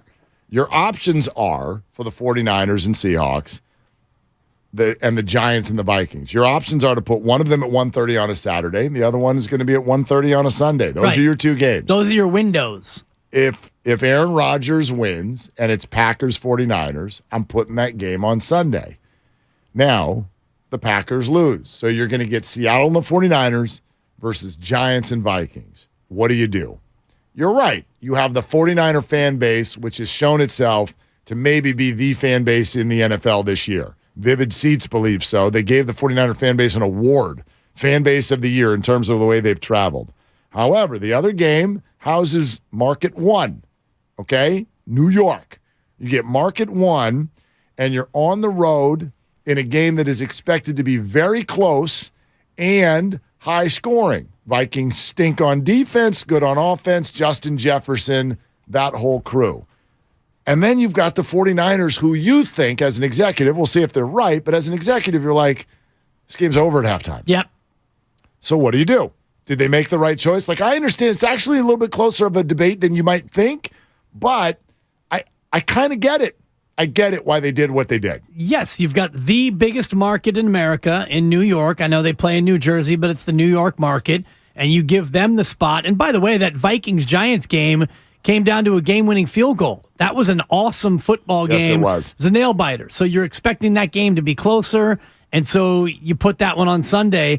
And it's unfortunate for the Niners that the other Fox window, Fox and NBC get 2 games, CBS and ESPN ABC each get 1 game in this opening weekend. So Monday Night Football, and I wonder if they didn't get a make good mark because they missed out on what would have been their biggest game of the year, Buffalo-Cincinnati. That was a game that was Monday Night Football, ABC, ESPN. So maybe the league says, hey, we're going to give you the first pick in the draft because we want to make good on the fact that you missed out on a monster rating. And I know that the rating was probably still good. Yeah, did they? I know that we watched it. Right. I mean, my girl Supper, my wife, we watched for 90 minutes after the fact just to try to keep up on what was happening. But that to me is the way that got we didn't down. know it was like we thought it was going to be canceled, but you didn't know. So people are also watching just to be like, is the game coming back? Is it not coming back? And it wasn't. So listen, I understand, but here's the other thing. Just look at it this way. It's kind of like playing first base at a blackjack table, right? When you're at first base at a blackjack table and you get a 20, man, just slide it under the chips and then watch everybody else do all their crap and worry about what's going on with them and the dealer. You're just like, I'm good over here. I got 20. Where's my drink? Niners can do that, right? Go win this game 27-10. Yeah. And then kick your feet up. Think about it that way if you want. You know what the Niners just earned? An extra day off for their next game. Maybe. Well, Fox and CBS each get 2 games the next weekend, which means Fox and CBS have a game Saturday, Fox and CBS have a game Sunday. So I don't know. For example, whoever wins that Monday night game, you're not playing that. You're not playing Saturday. Correct. Right, but understood that So Philadelphia is going to play the winner of the Monday night game on Sunday. So the Niners almost assuredly will play Saturday. Most likely, but if they played Sunday, they would probably still play Saturday, and therefore they go on 6 days rest instead of 7. Good point. Yeah, and it's an early game. Look, get in, get out, get on. 49ers, I'm cool with it. Just be ready to go right out the gate. All right. More of your phone calls coming up next at 888-957-9570. It's Willard and Dibs. The Road to Glendale is brought to you by Mara West Credit Union. Working for you today, tomorrow, together. I bet you folks are glad to be done with your shopping. Hopefully, all your gifts went well. But there's one last store to visit, this time just for yourself. Your chance to get one of the top-rated Samsung, LG, or Sony TVs at a crazy low price. Where? At Video Only's year-end clearance sale. A great way to end the year. If you don't check out these deals at Video Only, you'll be sorry. Hey, it's Joe Shasky from the Morning Roast, and every single day we're doing the Fast Five. Your opportunity as a Morning Roast listener to get in on the show with me and Bonte. 8:50 every single day. Rhea, Fast Five, what's your thoughts? What you got? Kyle needs to be even deeper in his bag. Joe Sliprock, what's happening? You're on the roast. Brock Purdy is the second coming of Doug Flutie. Fast Five, presented by Xfinity. Supercharge your home with supersonic Wi-Fi. Unbeatable internet, only from Xfinity. Welcome to No Mercy, hosted by yours truly, Stephen A. Smith. For the first time in my career, I have complete, unadulterated freedom to say my piece on a whole host of different topics. News, politics, pop culture, social justice. Look for my podcast on big topics making headlines across the country, as well as unfiltered conversations with celebrities like Charlamagne the God, Jake Paul, Dana White, Snoop Dogg, and more. Listen to No Mercy, spelled K-N-O-W, Mercy. A presentation of Cadence 13 and Odyssey Studio. Available now on the Odyssey app or wherever you get your podcasts. If you own a business, this has been a bumpy ride. From pandemic to inflation, I'm sure you could use a break. If your business has 5 or more employees and survived COVID, you might be eligible to receive a payroll tax refund of up to $26,000 per employee. The challenge is getting your hands on it. Hi, I'm Howard Mackler, and that's why I founded GetRefunds.com to cut through the red tape and get you the money. The team of tax attorneys we have put together are highly trained in this little-known payroll tax refund program. We do all the work, charge not a dime up front, and simply share a percentage of the cash that we get for you. Businesses of all types can qualify, including those that took PPP, nonprofits, and even those that had increases in sales. We have helped return over $1 billion to businesses, and we can help you too. Just go to getrefunds.com/sports, click on Qualify Me, and answer a few questions. This payroll tax refund is only available for a limited period of time. Don't lose out on up to $26,000 per employee. Go to getrefunds.com/sports. That's getrefunds.com/sports. Do you have neuropathy? Are you experiencing numbness, tingling, and pain that just won't stop? Are you taking dangerous drugs that have serious side effects and never fix the pain? If so, Please listen to this message. Neuropathy is a serious, progressive condition that only gets worse if not treated properly. Call SF Bay Wellness at 844-94-NERVE to get back to doing the things you want to do. There is no drug, exercise, or surgery that can heal nerves. Don't wait until your condition gets worse and stops you from living your life fully. SF Bay Wellness has a time-tested, proven track record of helping hundreds of patients to improve and reverse their neuropathy. If you're ready to regain your independence, contact SF Bay Wellness at 844-94-NERVE. Call now for your $99 neuropathy special and receive a personal treatment plan that is tailored to your needs. Call 844-94-NERVE. That's 844-94-NERVE and start to enjoy life again. As a Walgreens pharmacist, I talk with people all the time about little tips and tricks for filling their Medicare prescriptions, like taking advantage of Walgreens 90-day refills to save them a trip, or using Refill by Scan, which is super easy and right on your phone. And for anybody worried about prescription costs, I say, hey, we got you, with low-cost copays on many medications. Let's talk about making things easier. Walgreens is here. Fill your way and save at walgreens.com/Medicare. See pharmacists for restrictions and exclusions.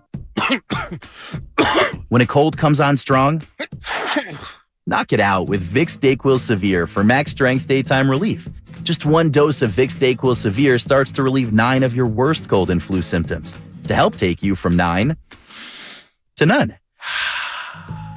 Power through your day with Vicks DayQuil Severe, the daytime non-drowsy, coughing, aching, fever, sore throat, 9 to none medicine. Use as directed. From the beginning, West Credit Union was created to provide a brighter financial future for you. We work hard for our members because they're our greatest strength. West worked for me when I needed an auto loan for my first car.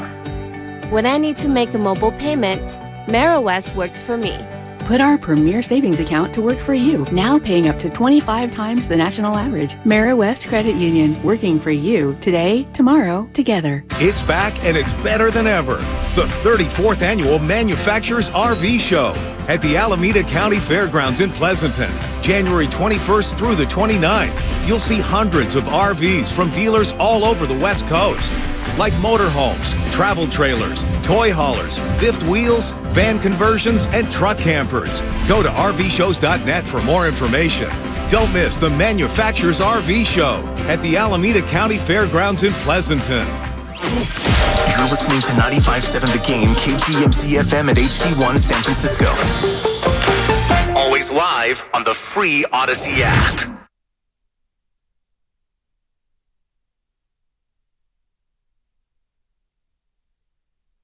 It's your boy Guru from Steiny and Guru, noon to 3, right here on 95.7 The Game. Now back to my two guys. I actually feel like I do a show with them on the changeover. Willard and Dibbs, right here on 95.7 The Game. You do, Goo. You do, Goo. And you will in less than an hour. Always look forward to that. And I don't want to steal his material, but what he just said to me in the green room is maybe the smartest thing I heard all weekend. Ooh.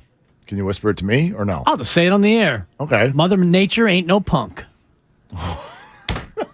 Damn it. Yeah, he was showing me some footage of his homestead. Brother. And you're talking 50 to 60 mile an hour winds. Everybody out there, be careful, be safe. If you're thinking about driving to or from Santa Cruz, don't do it. Highway 17 is a mess. I tell you what, if you're one of these people like I was for years, that's like, gosh, should we dive into becoming a dog owner? Like, should we welcome a dog into the house?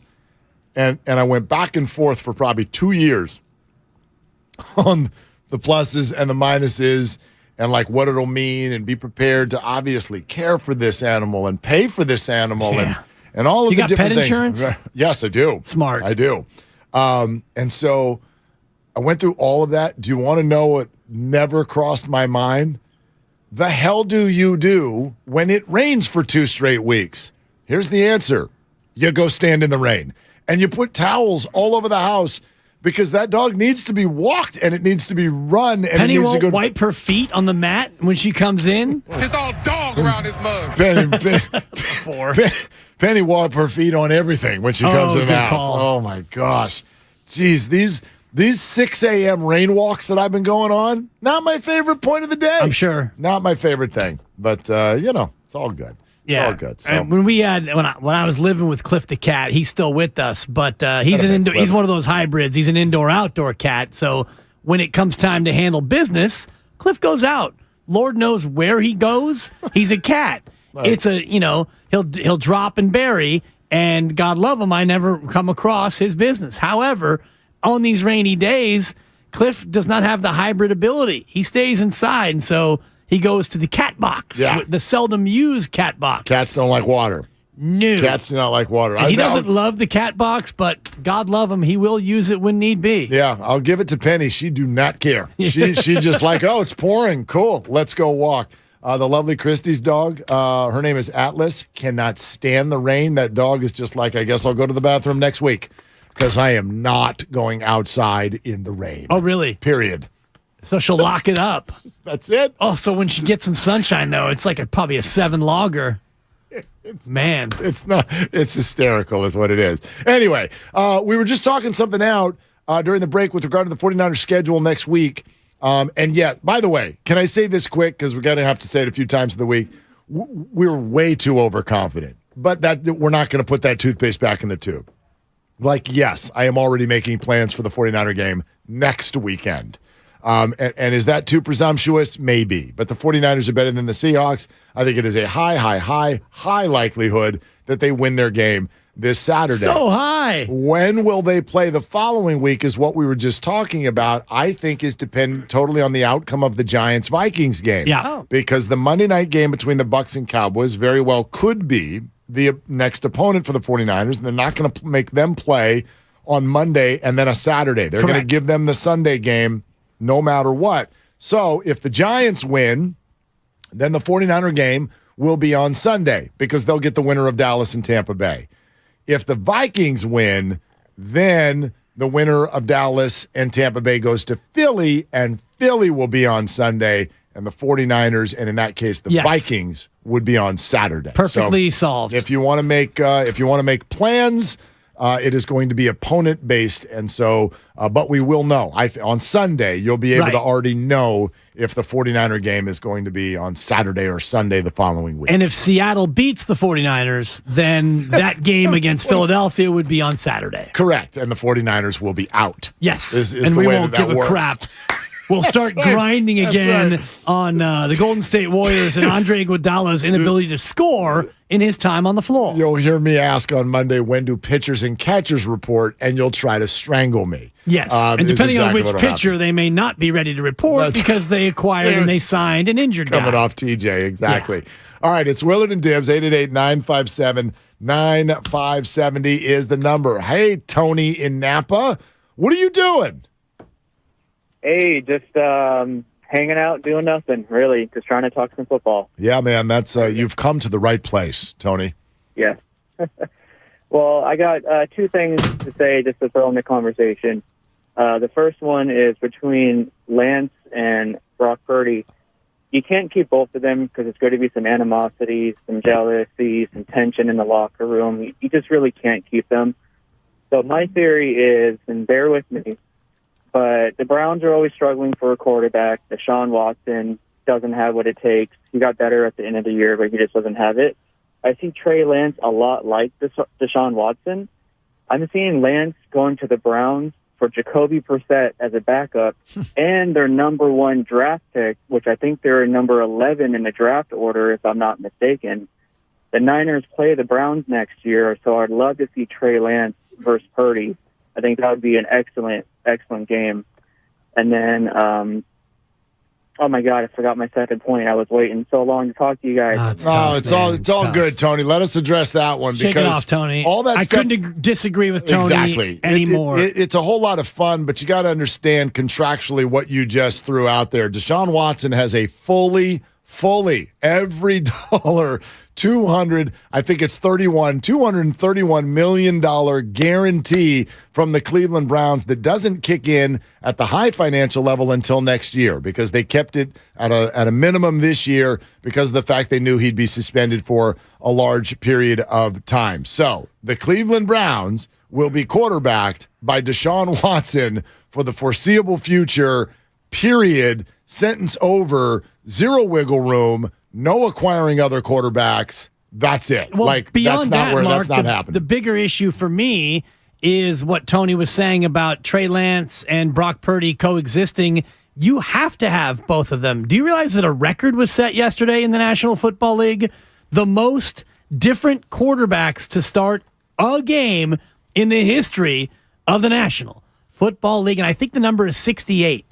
Going into last week, 64 different men had started at least one game this year in the NFL. The Niners starting 3 quarterbacks is not an anomaly. A bunch of different teams started 3 and 4 guys. If you don't have 2 quarterbacks, you don't have any quarterback these days. Well, you need Purdy and Lance both next year. I don't disagree. You need one of them and someone else. I mean, look, Brock Purdy's going to be on the team next year. Trey Lance is going to be on the team next year. Probably. I do think there's a scenario where they go in a different direction. But it's a conversation for not only a different day, but a different situation. Like Trey Lance is now recovering again from a rework of whatever happened with his ankle. So there's going to be the whole health issue. Then there's going to be the how did Brock finish the playoffs? How's he looking? Is he out and out winning the job? Is there a competition? What does Trey and his agent think about all of this? I don't know. You know, Jordan Love was a first-round draft pick, and he's just sat there for years on the shelf with Green Bay. I know he wasn't the 3rd overall pick, so it's a little different. I don't know how that one's going to play out. I do think it's possible, absolutely possible, that both of these players are on the team. Now, the other thing you said, though, about multiple starting quarterbacks and having to have one. You got to. Well, I agree with you, but some of those were by choice. I mean, take the Washington Commanders. They started 3 quarterbacks this year. And at 3 different times they went back and forth, and they're doing it all by choice. Right, and then they end up with a rookie who they wanted to take a look at, and they win a football game yesterday against Dallas. It wasn't the 49ers have been forced to start 3 different quarterbacks. Right. Not by choice, not because they wanted to look at somebody. Well, the majority of teams that do that were quote-unquote forced. And I'm looking at the list right now, like the Broncos. Brett Rippon started a couple games because Russell Wilson was hurt. Right. They were forced. But the Colts did 3 different quarterbacks and were never forced. Never forced. Well, that was a whole different situation where the coach gave up on a guy, they threw in another guy. Yeah. The Cardinals started 4 different quarterbacks, in part because they were forced. In part. But also because you went from McCoy to McSorley to Blau, back to McSorley. The Colts, Ryan Ellinger and Foles. The Dolphins were forced.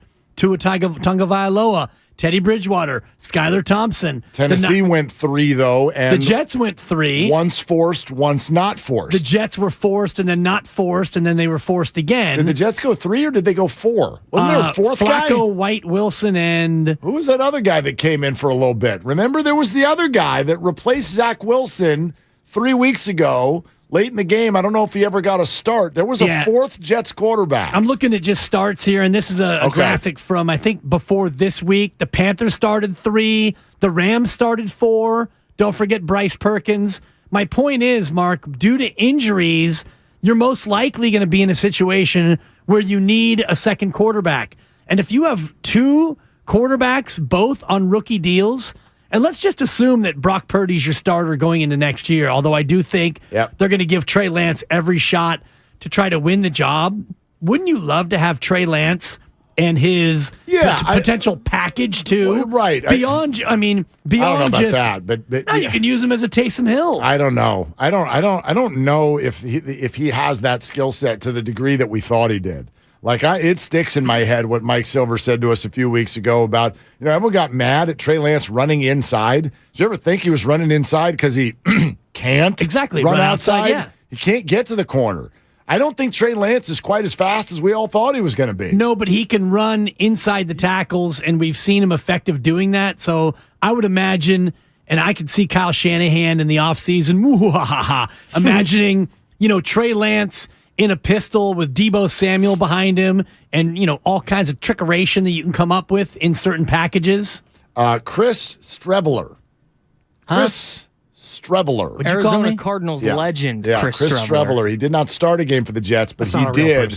He did. It's not a real person. He did go 10 of 15 for 90 yards and played 2 games this year.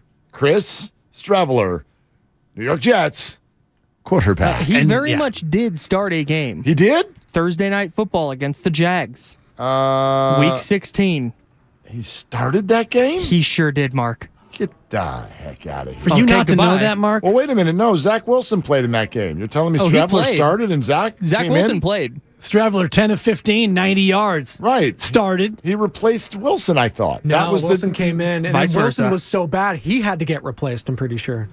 Back to Stravler. Back to Stravler. Your lack of Stravler knowledge right now, Mark. Honestly, it's embarrassing. You know what, Kyle? I don't know him anymore. I don't know if I believe what's being said to me right now. Yeah. Well, you don't. Would you believe ProFootballReference.com? Not necessarily. I'm looking at his game That's the log. internet. There are lies everywhere there. December 22nd. Jets and the Jaguars No, from I know. the Meadowlands. I'm on the play-by-play now, and Zach Wilson started the game. That's what I just said. Zach Wilson started the game. Streveler started. Streveler came in. I remember the game. I was watching the game. Oh, Chris Streveler was in it wide receiver to start the game. There you go. So, no, he did not start at quarterback. Wow. I remember the night. I went and saw Ismo at the San Jose Improv, and lovely Christy and I, before we went to see the comedy, we went to get dinner, we watched the game. Jets, Jags, Zach Wilson. Everyone hated him. So Chris Streveler came in. I watched the game. So yes, I remember. And apology accepted from all of you. Thank you. He started the game. No, he didn't. Not a quarterback. I mean, if you want to Captain Semantics, all I said was he started the game. Your entire thing was about who started a quarterback this year. Who started, who was a quarterback is what I said. Jesus, Kyle. And by the way, I never said. Man, Suffer has to argue Chris with this. Streveler. I never said Streveler. Exactly. You didn't even know who he was. He said Streveler.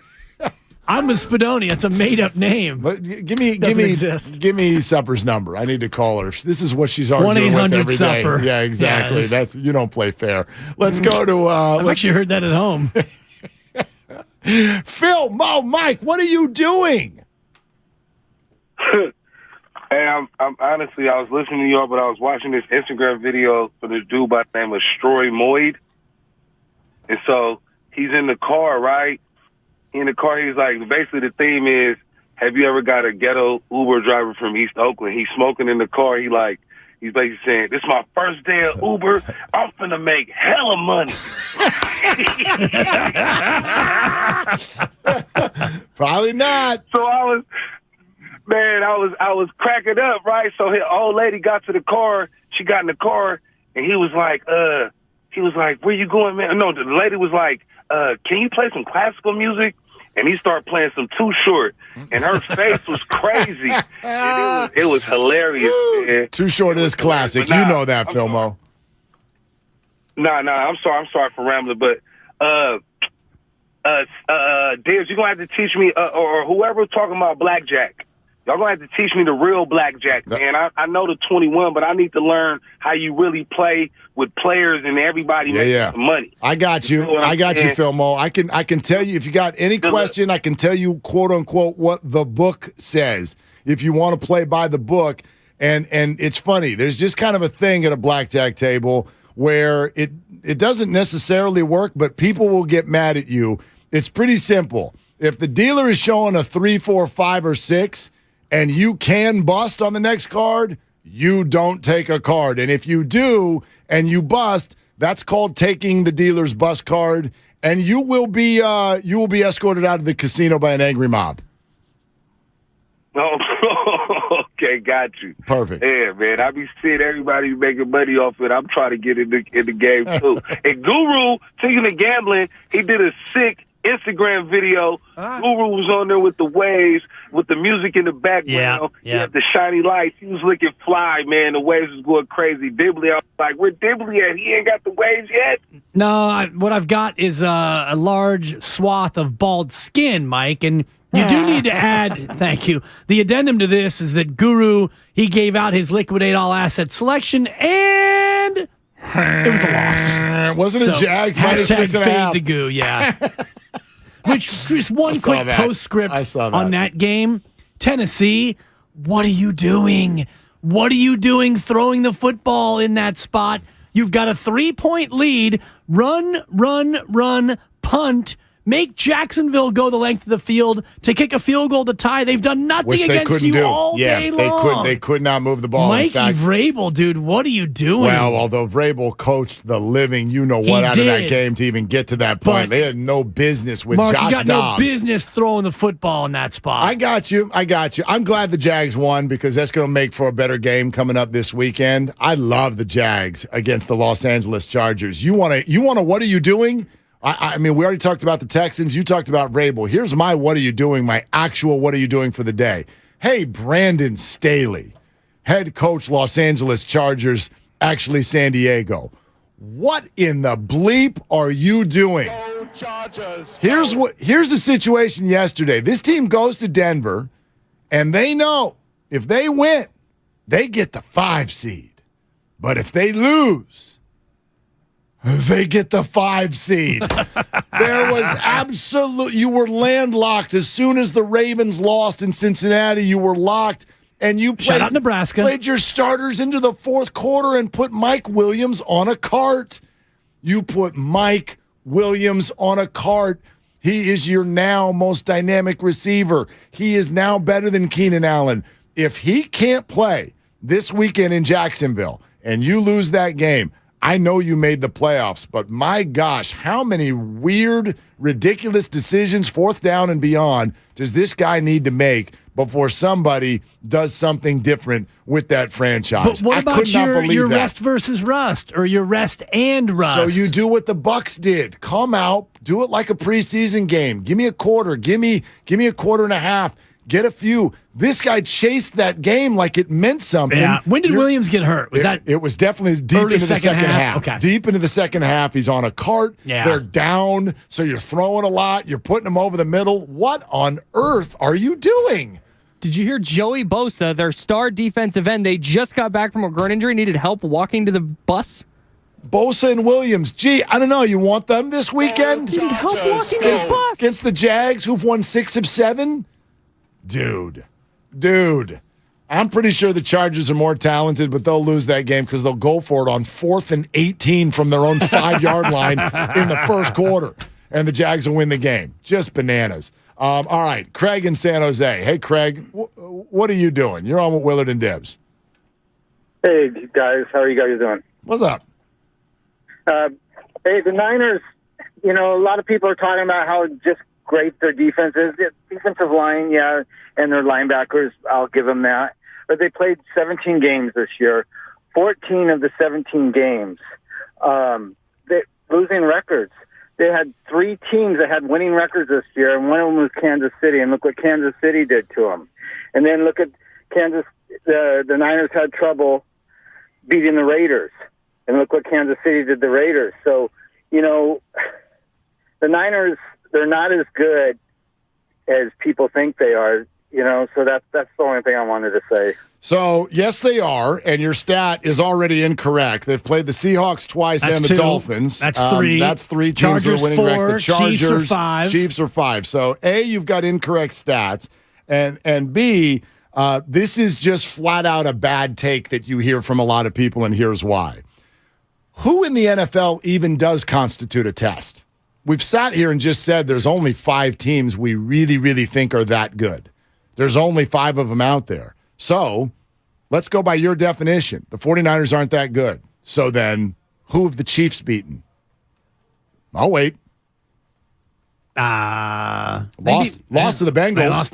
Lost to the Bills at home. They lost to the Bills, yeah. They beat the 49ers, but they're not any good. Beat the Raiders. Yeah, they Raiders did. almost beat the Niners. Yep, they beat the Broncos twice. Let's see. The Chiefs, they beat the Bucs. Beat the Bucs by 10. Yeah. 49ers beat them by 28. Exactly. Yeah. So, listen. And also, when you look at the schedule, when you want to play they didn't play anybody game, you have to look at the spot. And, you could look early in the year at the loss to Chicago.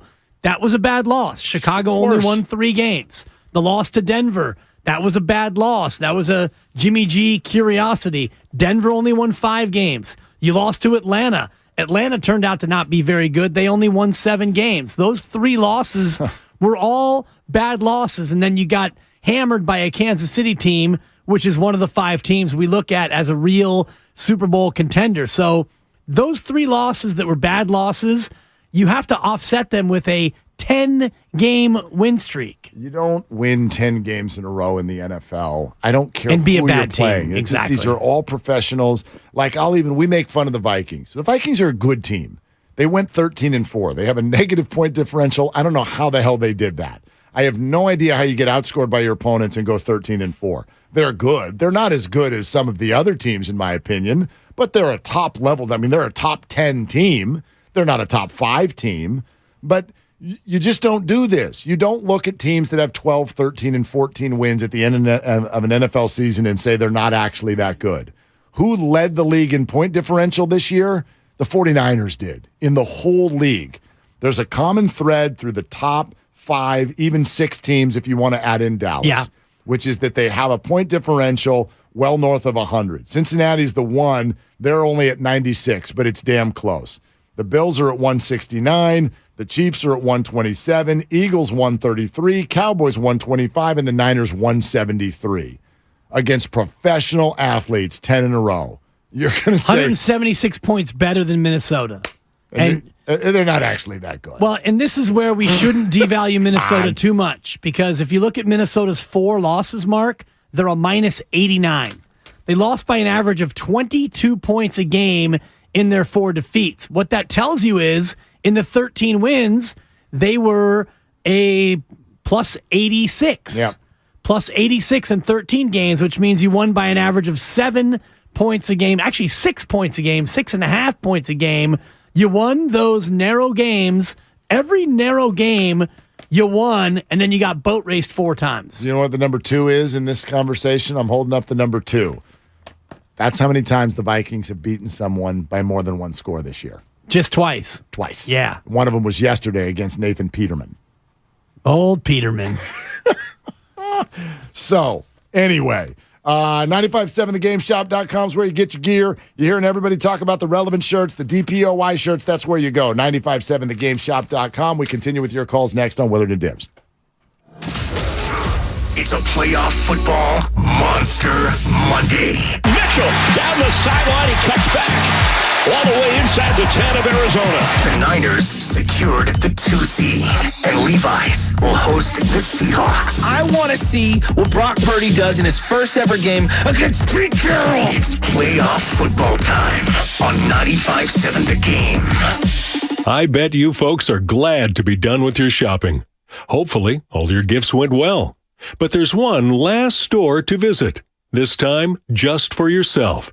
Your chance to get one of the top-rated Samsung, LG, or Sony TVs at a crazy low price. Where? At Video Only's year-end clearance sale.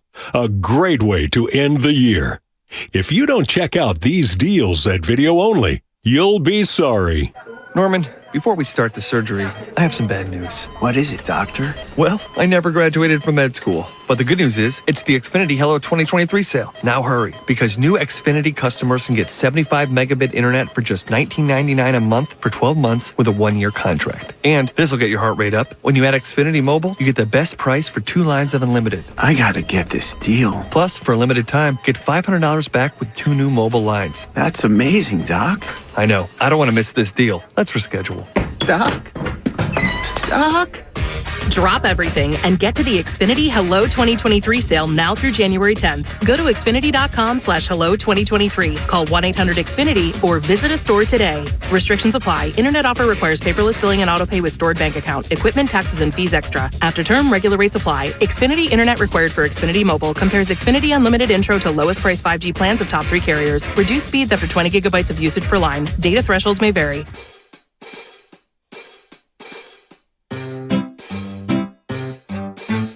1-877 Cars for Kids.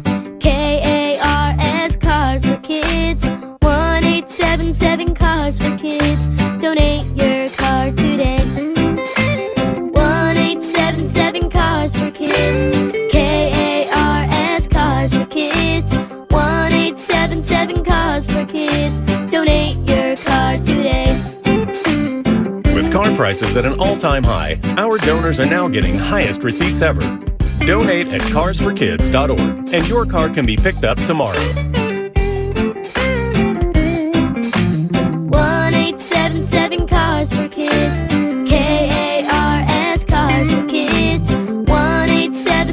Cars for Kids. Donate your car today. Now accepting donations of land, homes, buildings, or any kind of real estate. Come into Friedman's Appliance and see the full line of Fisher & Paykel's indoor and outdoor products. Experience them in person in live vignettes, including their famous dish drawer dishwasher and unique sizes of refrigeration designed to fit seamlessly into your kitchen space. Fisher & Paykel products deliver perfect results with exceptional design and performance. And for a limited time, receive up to a $2,000 rebate when you purchase qualifying Fisher & Paykel appliances from Friedman's Appliance. Visit Friedman's Appliance in Pleasant Hill or online at friedmansappliance.com. Hi, welcome to IKEA and our winter sale. Hi, we've got hundreds of offers on everything from storage solutions to... I'm sorry, did you say hundreds? Yeah, check out our offers on shelving and desks. Ooh, what about mattresses? Yep, those too. Dressers? Sofas? Yes, and yes. I think I need a bigger cart.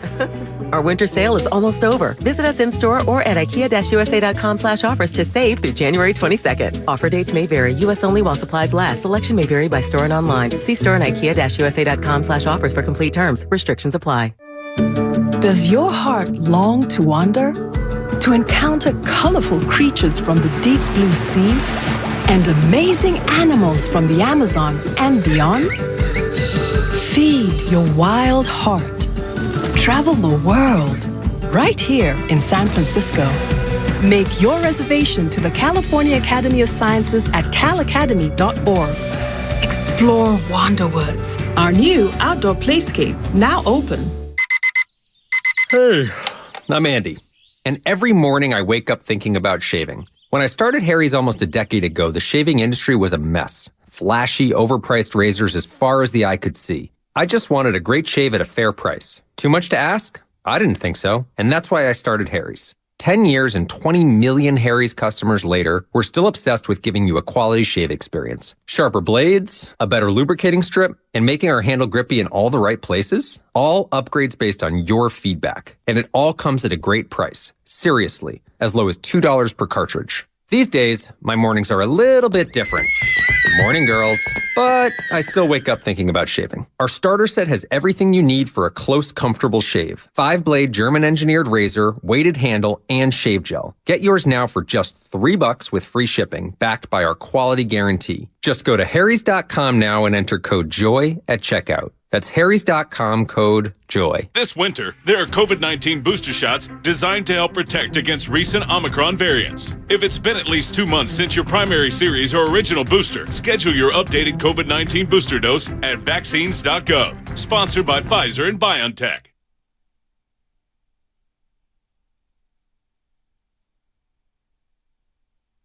Now, back to Willard and Dibbs on 95.7 The Game. I shed a tear, just a small one, but a tear nonetheless today. Why? Because the postseason begins now, and the road to Glendale is brought to you by West Credit Union, working for you today, tomorrow, together. Why does that mean that I shed a tear? I know why.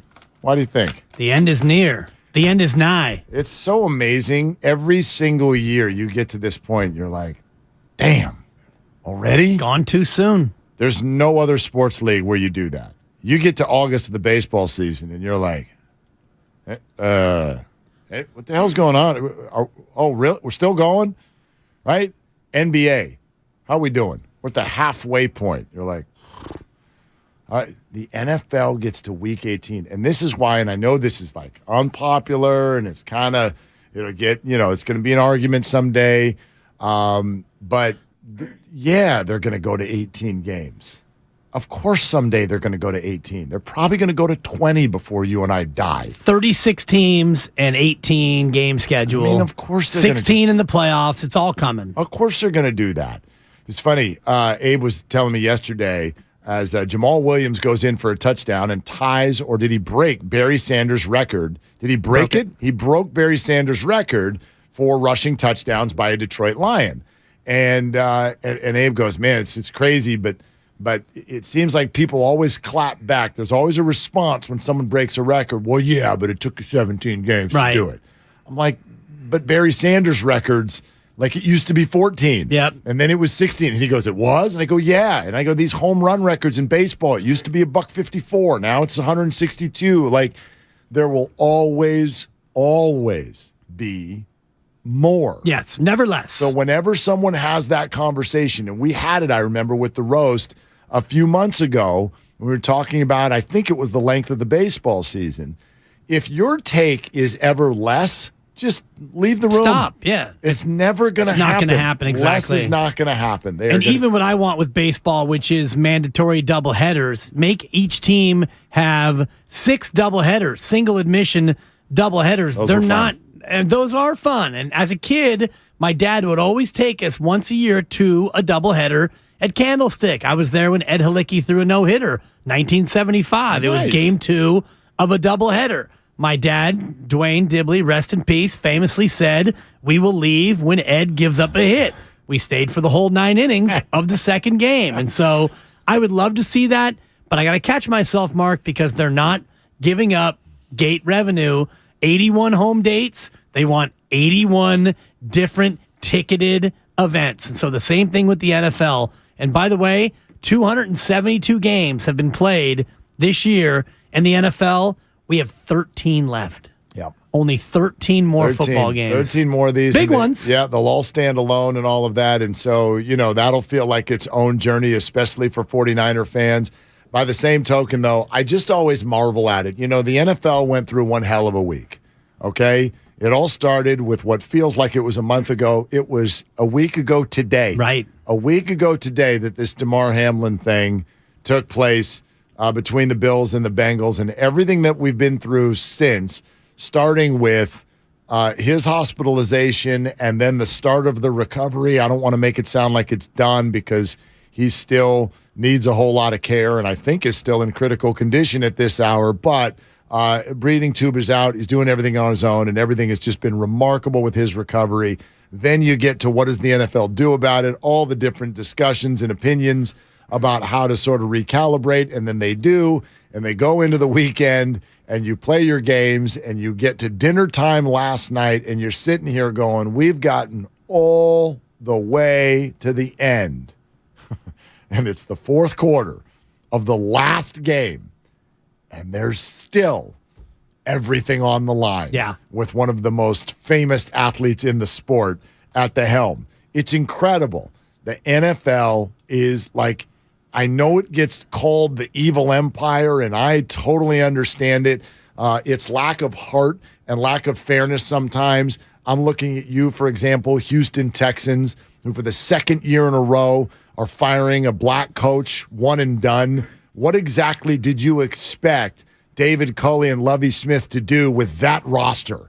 What on earth did you think they were going to do with that group of football players? So I hate stuff like that the NFL gives us. But the other side to it is simply unmatched in terms of the drama that it creates and the television that it creates and the way it weaves itself through this story to get all the way to the end. And it takes it just relevant every single game, every single weekend, every single time slot. And now we reboot and do it again in a different form with fewer teams and fewer games. Right. It's the second season, quote unquote, and there's only 13 football games left. But even if your team's not in it, you're locked in on all 13 of these games. Yes. If you're a Raiders fan, if you're a Texans fan, as you mentioned before, the Detroit Lions, who were so close, they had the best year they've had in a decade or more, and yet they're not in the playoffs. But if you're a Lions fan, you're locked in. First playoff game, 1:30 this Saturday. It's because these games, this sport, exactly what you're describing, Mark, they do such a great job. The NFL, by the nature of the schedule and the nature of the structure, it feels like every game is so important, and it is. Look at the Warriors right now. Almost halfway through the year, they've played 40 games. They're 20-20. There have been some memorable wins. There have been some forgettable losses. Or some there's been a losses. whole bunch of that in between. Yep. But 40 games in, you're 20-20, and there hasn't been that same sense of urgency, and there never will be in those sports. No, and it's totally memorable, too. Like, if I asked you, go to the 49er playoffs from last year. If I asked you, I bet I could do it about 3 different times, and you could tell me exactly where you were, what the scenario was, like the Hufanga blocked punt. Right. Where were you? I was watching it at home. You're at home. Without a doubt. Well, you may say you were at home for all of these. Every single one of them, yeah. Don't get out much anymore. Well, I was in Vegas for the NFC title game, so we watched. There's some bar near Planet Hollywood, but we watched the 49er Ram game in Vegas. The Hufanga one, like my son's birthday is January 26th, so we had gone to Discovery Kingdom for the day, and we were getting updates on that Bengals-Titans game. Oh, where yeah. Joe Burrow got sacked 413 times, yet they still won. Remember that football game? And then we hightailed it home. Like, I had the watch on. I'm looking at kids. I'm like, all right, last ride. We out. And we hightailed it home, and I'm not kidding. We walked into the house as opening kickoff went off for the Packers and 49ers, and then we sat there and went through that nighttime journey of watching Hufanga block a punt. Right after I looked at my sons, and I went, we need a block punt. And then we got a block punt, and the 49ers win that one. But this whole thing, like, that's what's about to unfold. And my gosh, we hope you do it with us the whole way. This is what we'll be doing. But, like, this is going to be a bunch of really memorable pieces.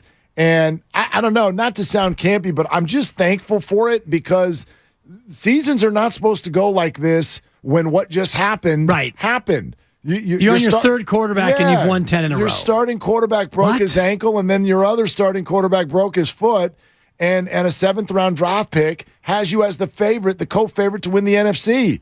It's really that in and of itself is already one of these memorable and I heard moments. our Kyle, earlier with Joe in the morning roast, and I totally agree with him. When Jimmy Garoppolo got hurt, it was, this season's over. I mean, once it felt like remember when he went out, you didn't know that he was not coming back. It wasn't I kind of knew that he wasn't coming back, honestly. When Trey Lance went out, you're like, that's obviously, right? His season is over. When Jimmy went out, it took a minute. For me, it was about a half hour later when the 49ers announced we're switching this injury from an ankle to a foot. Yeah. And he's out for the game. I was like, oh, that's a bone. Just based on the injury itself, I thought that he was going to be out. I thought it was a high ankle, which is 4 to 6. And at that point, you don't go to Mr. Irrelevant and keep this thing afloat.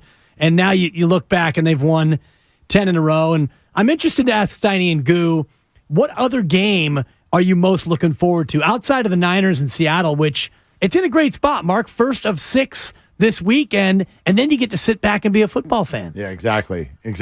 Yeah, so get it in, get it out, and then relax with the feet up. Get it in, get the win. Get it in, and then get the win. Yeah, absolutely. All right, time for your phone calls, 888-957-9570. Plus, Steiny and Goo jump in here as well. It's all sponsored by CalHope.org. It's Willard and Dibbs on 95.7 The Game. Mr. Relevant is undefeated as the starter heading into the playoffs. Not bad for Mr. Relevant. Purdy, end zone throw. Oh, a fingertip catch. George Kittle has a 49er touchdown. Will the Niners' fairy tale season continue in the playoffs? Obviously, we're at the point in the season where it's, regular season's over, and now the tournament starts, and this is, the real ball that really matters. Find out right here on 95.7 The Game. Life is uncertain. It's okay to feel stressed, anxious, worried, or frustrated. CalHope can help. Access CalHope's free and secure mental health resources. Call 833-317-4673 or live chat at calhope.org. Hey, what's going on? It's Mark Willard for the Game Time app. I'm in there right now. I actually wanted to jump in and find out what's the get-in price for this 49er playoff game if you'd like to go this weekend. Well, right now, it's $159. It's not a small number, but also not a huge number if we're talking about an NFL playoff game. That's what the Game Time app offers. It is absolutely the best last-minute deals on tickets, no matter what. I promise you. Been using the Game Time app all year long. Started in the baseball season. Got great deals going to Giants games in multiple cities. The Game Time app will never let you down. And it's not just sports. It's concert, it's theater, it's other events like Globetrotters right now, which is coming up this Friday at the Oakland Arena. And you can get in for $51 there. Not too shabby. Great thing to do with the family. So that's the Game Time app. It's all the events, sports, concerts, theater, shows, the best last-minute deals, and very, very user-friendly. Hop in the app and you'll immediately see exactly how to use it, and you can get real images of the views from the seats that you are potentially about to get. So it's really an easy process from beginning to end, and that's why Game Time is the fastest growing ticketing app in the United States. So here's the deal. Download the Game Time app, create an account, and the redeem code, THEGAME, for $20 off your first purchase. Terms apply. Again, create an account and use the redeem code, THEGAME, for $20 off. Download Game Time today. Last-minute tickets, lowest price, guaranteed. I bet you folks are glad to be done with your shopping. Hopefully, all your gifts went well. But there's one last store to visit, this time just for yourself. Your chance to get one of the top-rated Samsung, LG, or Sony TVs at a crazy low price. Where? At Video Only's year-end clearance sale. A great way to end the year. If you don't check out these deals at Video Only, you'll be sorry. Thank you to all of the business owners who kept people employed during the pandemic. For all you've done, you may be eligible to claim the Employee Retention Tax Credit, a payroll tax refund from the United States Treasury Department, applicable to businesses who kept employees on payroll during the pandemic. The window is closing to claim your refund. Contact Paychex to see if you qualify. Paychex is proud to have helped more than 45,000 businesses secure over $9.2 billion in ERTC claims, an average of $190,000 per business. 50 years and thousands of experts in HR, payroll, benefits, and insurance. You may be eligible to claim the Employee Retention Tax Credit, a payroll tax refund from the United States Treasury Department, applicable to businesses who kept employees on payroll during the pandemic. The window is closing to claim your refund. Contact Paychex to see if you qualify. Visit paychex.com/ERTC to find out how Paychex can help you get additional cash into your business. Paychex.com/ERTC. Paychex.com/ERTC. Tune in to 95.7 The Game for Warriors Live, 60 minutes before tip-off of every Warriors game. Brought to you by Xfinity. Supercharge your home with supersonic Wi-Fi. Unbeatable internet, only from Xfinity. The Prophetic Matrix. Unlock the secret code to your destiny. A new revolutionary book by Michael John Toste. The first ebook to make history by being filmed in space. Discover your unlimited future. Get The Prophetic Matrix now on Amazon.com and BarnesandNoble.com. From the beginning, West Credit Union was created to provide a brighter financial future for you. We work hard for our members because they're our greatest strength. West worked for me when I needed an auto loan for my first car. When I need to make a mobile payment, West works for me. Put our premier savings account to work for you, now paying up to 25 times the national average. West Credit Union, working for you today, tomorrow, together. If you're looking to get a new car, you could really cut expenses by bundling your car and renter's insurance with Progressive. Sure, you love your old car, but you know it's not normal to give instructions on how to open the window. It should be self-explanatory, but it's not. And notice how when you're in other people's cars, you can feel cushion in the seats? That's pretty nice, right? No, it's just normal. So bundle your renter's and car insurance with Progressive and put the savings toward a new car. It's time. Progressive Casualty Insurance Company. Coverage provided and serviced by affiliates and third-party insurers. In this market, you'll find Fisher Investments is different than other money managers. Different how? Aren't we all just looking for the hottest stocks? Nope. We use diversified strategies to position our clients' portfolios for their long-term goals. You don't just provide cookie-cutter portfolios? No. We tailor our clients' portfolios to their goals and needs. But you still sell investments that generate high commissions for you, right? No, we don't sell commission-based products. We're a fiduciary, the highest standard of care for a financial advisor. It means we're obligated to act in our client's best interest. So when do you make more money? Only when your clients make more money? Yep, we have one transparent management fee structured so we do better when our clients do better. Sounds like you really look out for your clients. We do, because our priority is helping them achieve a comfortable retirement. That might be why most of our clients come from other money managers. Visit FisherInvestments.com to find out why investors like you switch to us. Fisher Investments. Clearly different money management. Investments in securities involve the risk of loss. San Francisco, it'll be cloudy this afternoon after heavy wind and rain this morning. Weather brought to you by Barbasol Shaving Cream. Choose Barbasol Shaving Cream for a thick lather and close, comfortable shave. Barbasol, the American original for over 100 years. Better buy Barbasol.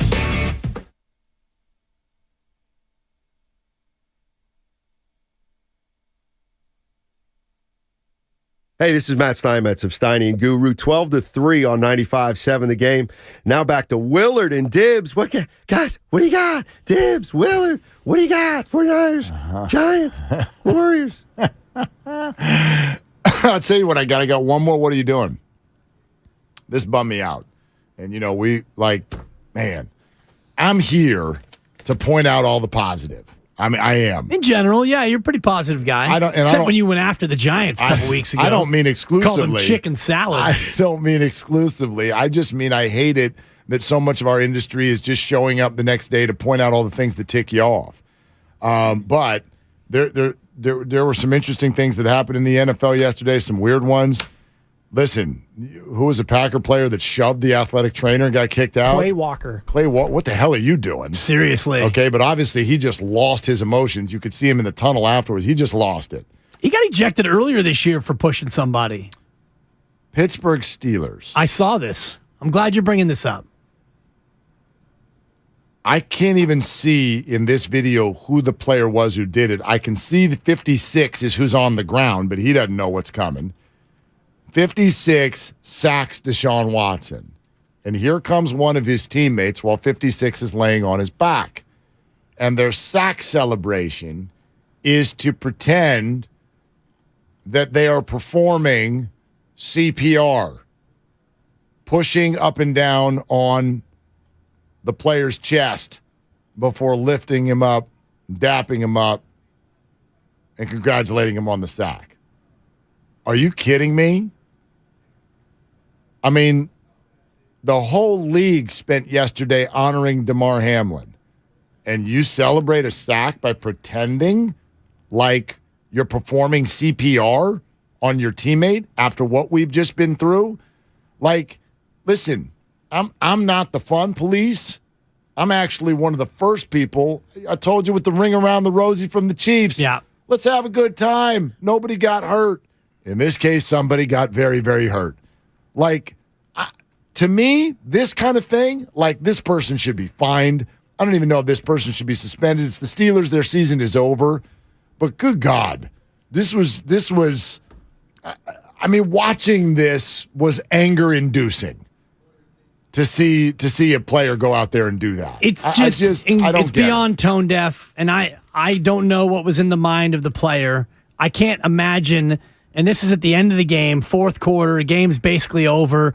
I don't think that the player in the moment is thinking, let me mock Damar Hamlin and let me mock what happened when a Buffalo Bills player basically died on the field and got brought back to life. I think it's just a situation where the player lost their composure in terms of what is appropriate and what's inappropriate. If the same player does the same exact thing 2 weeks ago, we don't even bat an eye, Mark, but it's only because of what took place in Buffalo. Now, mocking a celebration using CPR in general is probably offensive to some who maybe lost a loved one to a heart attack where CPR was rendered ineffective. But to have this happen 6 days after Damar Hamlin was resuscitated on the field through CPR, it's absolutely tone deaf. But until I hear from the player, I can't imagine that this player was openly mocking what took place in Buffalo. It just was a tone deaf moment. No, and listen, I'm going to be the first one to get in line and be like, look, the most of us, we have no idea what it's like to be on an NFL field. Like, here's one of my least favorite statements that you'll hear fans make. Act like you've been there before. How the hell do you know what acting like you've been there before would be? You haven't been there. Like, when you're on a stadium, when you're on it, like we have actually been lucky enough to be down on an NFL field, and I know what it feels like in terms of 70,000 screaming fans, and the energy is all pointed at you. I know what that sounds like. I don't know what it feels like to be the reason that 70,000 fans come to their feet and send that energy towards you, knowing that millions and millions more are watching on television. I can't imagine what I would do if I scored a touchdown in an NFL game. I imagine my victory lap would last somewhere between an hour and a half and the rest of my life. So I get the emotions that are going on there, and therefore, who knows how you're going to react. It's a drug. So I totally understand that. But this was it's like, you can't watch this. And I'm actually searching on the internet to find out who the player was, and all I can find is who made the sack, which was Alex Highsmith. But Highsmith is the one who's on his back and has a teammate come over and push him on the chest. I can't, so far, I've not been able to find who the player was who did that. I mean, there's all these articles, and they just say, Steelers player blasted. It's almost like the video doesn't exist somehow, which is unthinkable. I'm sure there's video, and if you get to the all 22, you'll be able to see exactly who the player was. But it was just a stupid, tone-deaf celebration in the moment. And, I don't think that it was a malicious attempt to mock anything that happened in Buffalo. It's just a bad look. All right, I got his name. 22-year-old rookie defensive end DeMarvin Leal. DeMarvin Leal. Okay. Or Leal. It's Leal. 22-year-old rookie, DeMarvin Leal. Okay. So, I mean, do we... It's just a bummer. It's just a bummer. We cut him? We fire him? We cancel him? No, it was bad. It was a bad look. Yeah. It was terrible optics in terms of what took place 6 days earlier. Yes, if I'm the league, I'd fine him. Yes. If I were in the league office and somebody put that in front of me, yes, that's fine worthy. Absolutely. Because of what happened to Damar Hamlin. Okay. Yes. Yeah, I'm okay with situational awareness. Right. Absolutely.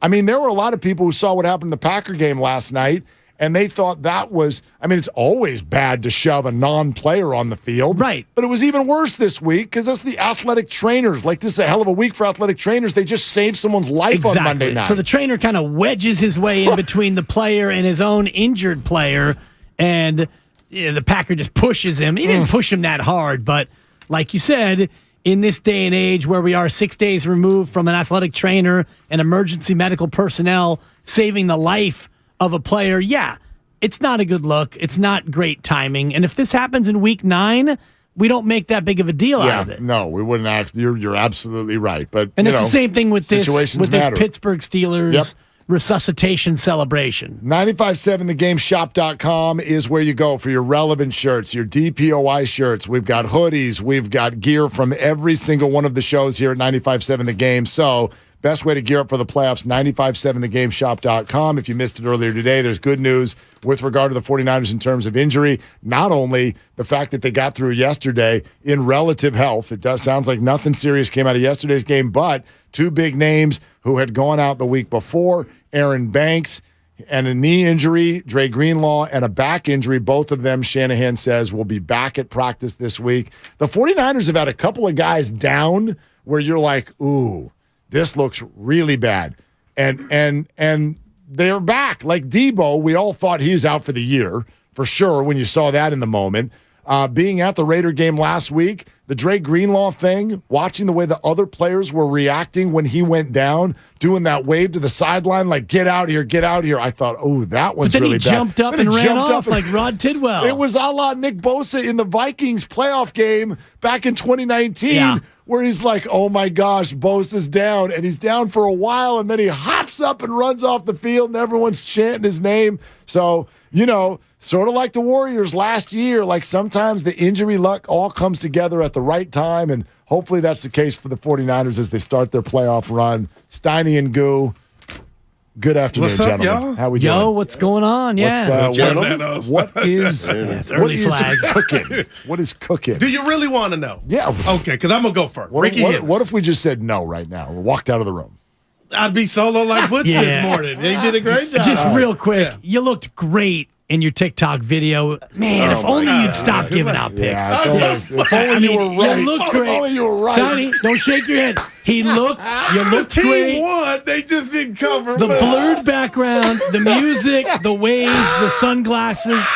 I had to watch it twice. I was so smitten. I wasn't going to bring it up. And results matter, huh? Do me a favor. Not amused right now. It's killing us. Guru, she started to reply to it and said, don't even bother. I thought people were commenting. Keep our podcast name out your mouth. Man. They almost covered. Willard, I swear I said that thing was never done. It won't come up. And Dibs hits me with it. Who are those two?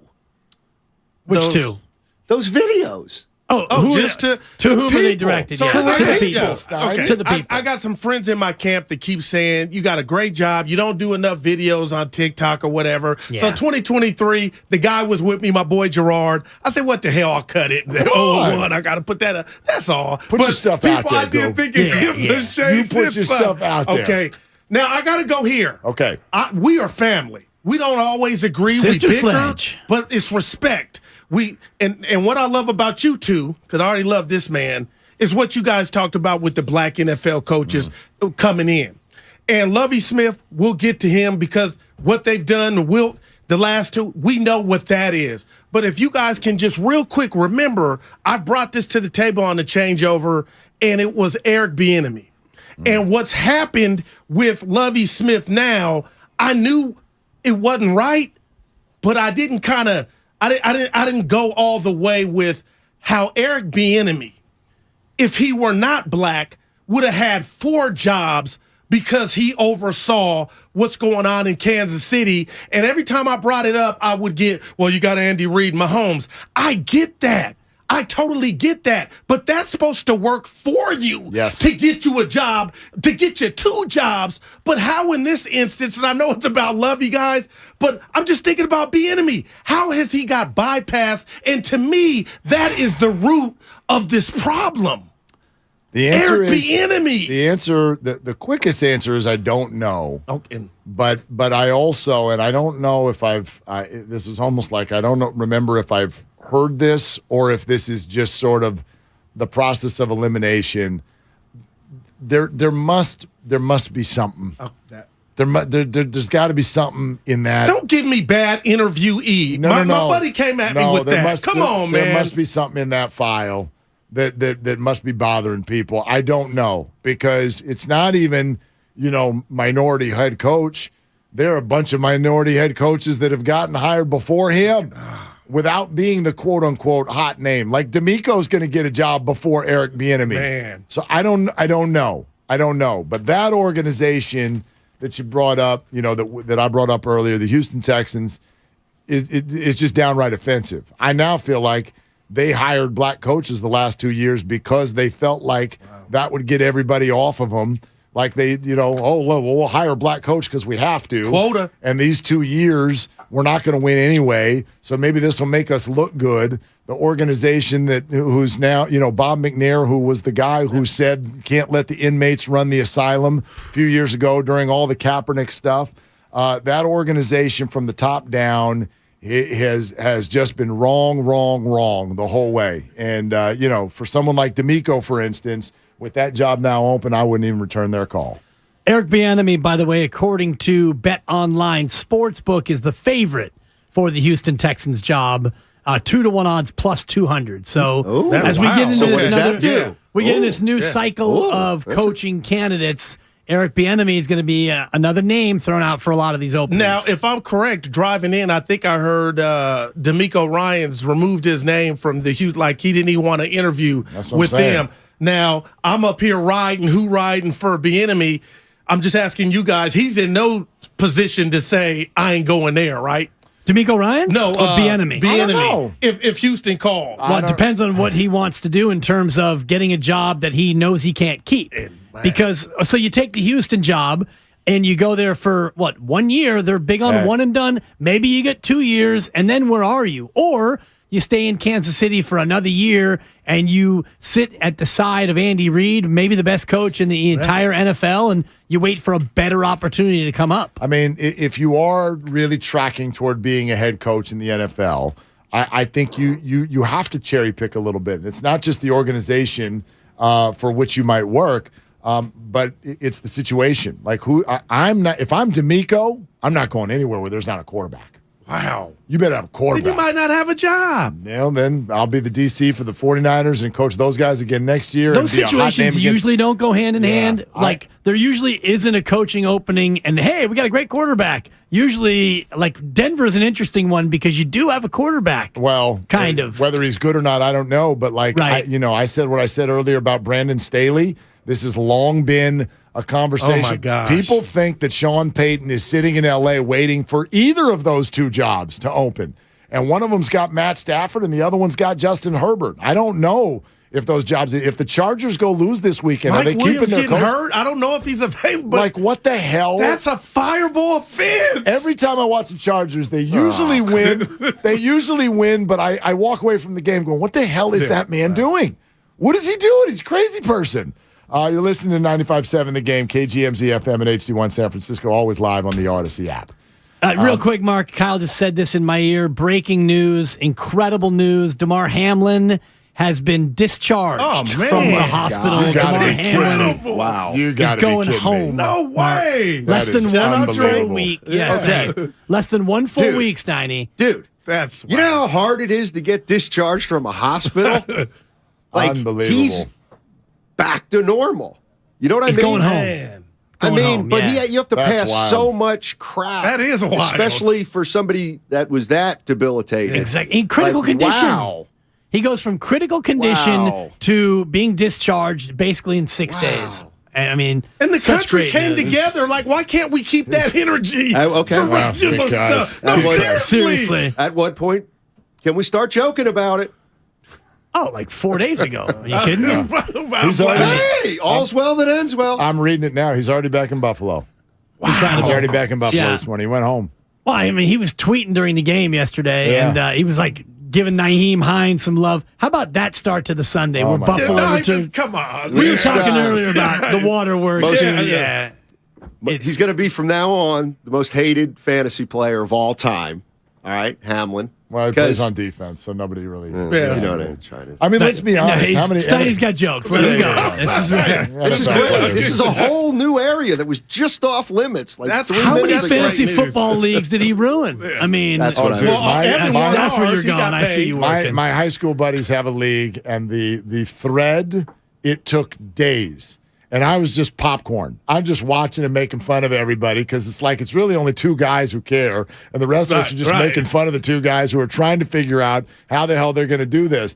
I think they ended up taking the players who were going to play in the Buffalo-Cincinnati game on Monday night, and they just used their points from yesterday because both teams had to play.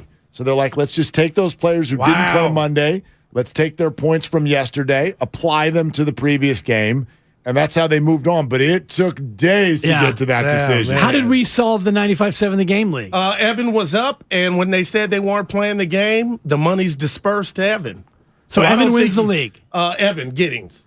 So even though Steven had 3 guys in that game, he gets zeros for all 3. From my understanding, that's how it went. That's not. My money's Are we went to sure? Evan. My money's went to Evan. What's your But I cash thought they were talking about a percentage, like Mark had brought up with other stuff. I guess I think it was about a week ago at this time, so 6 days ago. Oh, that was great. I was telling every fantasy football player to donate that money to Speaking Hamlin. of which, Hamlin, what's his thing What's he's the got toy going? drive out? 8.6. Oh my goodness! 8.6 million for the toy drive. That's human. The world came together for that. I wish we could just do more. It's so funny though, and I'm with Fix you. these Like potholes. I mean, why can't we like align on anything? It takes a relatively unknown 24-year-old safety to unite the country. You want to know what the worst fantasy?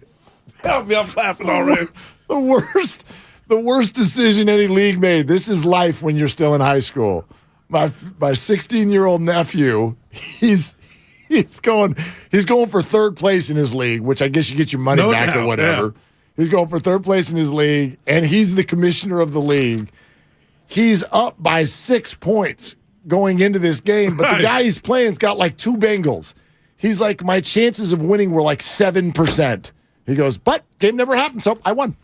I'm like, what? I know that's terribly unfair. I'm like, if I was the other kid, I'd be coming for your lunch money. You can't do that, but that's them's the breaks. Yeah, I guess. I mean, there's no real easy way to do it. The best way to do it would be just to chop the pot, just split it. But apparently that I don't know if that happened or not in our league. 95-7 league. Do that. It's an outrage. I mean, look at you. Easy we to missed you this year, Dibs and Stoddy. Hopefully next year you guys come back. What about this Niner offense? Yeah, so where's the disappointment level? Like okay, 6 games, they've gone over 30 points, 5 of those 6 games with Brock Purdy. Look at the landscape of the NFC and who might be the opponents. And to me, Even this might be unfair. The kids only played 6 football. Yeah. You get to January 29th, or else I am massively disappointed. Oh, well, we talked about this You Friday. You got to at least win 2 playoff games, or else I am just bummed.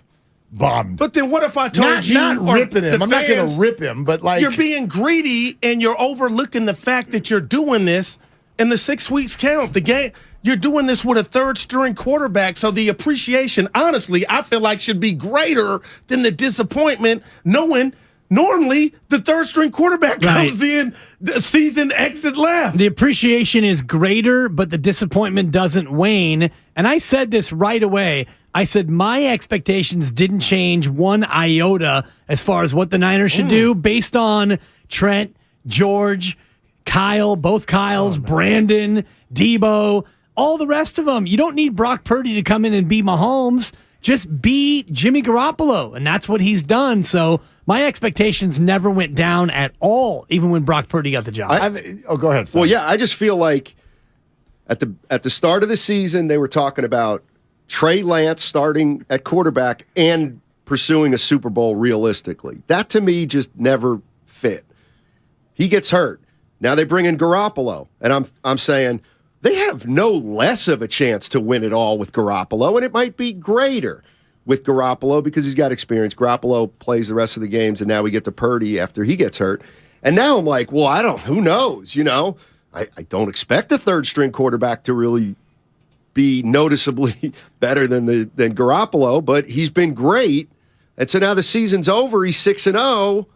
Like, how much does it all matter? So here's situationally, it's all different. Like going into the playoffs, they're going into the playoffs now with a third stringer, a rookie. Well, hold on. If I asked you guys, handicap this for me now. Handicap. Percentage if you want. You can say it however you want. Week 1 next year, who is likely to be the starting quarterback for the San Francisco 49ers? Trey Lance. Brock Purdy. I need to see where they finish in the playoffs because I believe that's at stake for Brock. I agree with handicap it today. Right now, January 9th. Handicap it today. Going into a playoff game against Seattle. Who is most likely, assuming health for everyone, to be the starting quarterback week 1 for the 49ers next year? I can't do that now. Why? I'll tell you why. Because it depends on how this plays out. I'm with you. Right, that moves the line, but the line, we can still set the line now. Yeah. That's like saying we set the line for the Seahawks 49ers game. Now, if a bunch of people bet the 49ers, the line's going to move. Well, so Brock Purdy runs the table. They win 4 more in a row. They win the Super Bowl. It's a non-starter. He's right. Brock Purdy turns it over 4 times on Saturday, and they lose to Seattle. We got a competition. Right. It's a whole different ballgame. But right now, you can sit here and tell us what you think is going to happen in these playoffs. Can I say something to you about that, Willard? Yeah, I absolutely. feel like you want an answer if you say, give me your answer now. I think I know what the answer is. You know what I mean? Right. I want the truth. I think the bottom line is... I think the bottom line is that it's more than 50-50 chance that the answer is Brock Purdy. He's playing his ass to off. 1/3 right now. And if that's the case, then we should probably stop calling him a third-string quarterback. Because it's likely that he's the first-string quarterback. Well, he is right now. Yeah. And that was my argument to you before when you were saying Jimmy Garoppolo's a backup quarterback. So it doesn't take away the facts that he started the year as the third-string quarterback. That's a fact.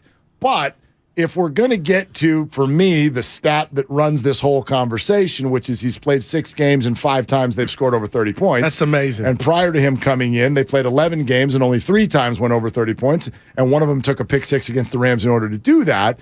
We have data that would suggest this offense is now running at a level it has not run in the entire Kyle Shanahan era. Therefore, why wouldn't we expect good things in this month of January?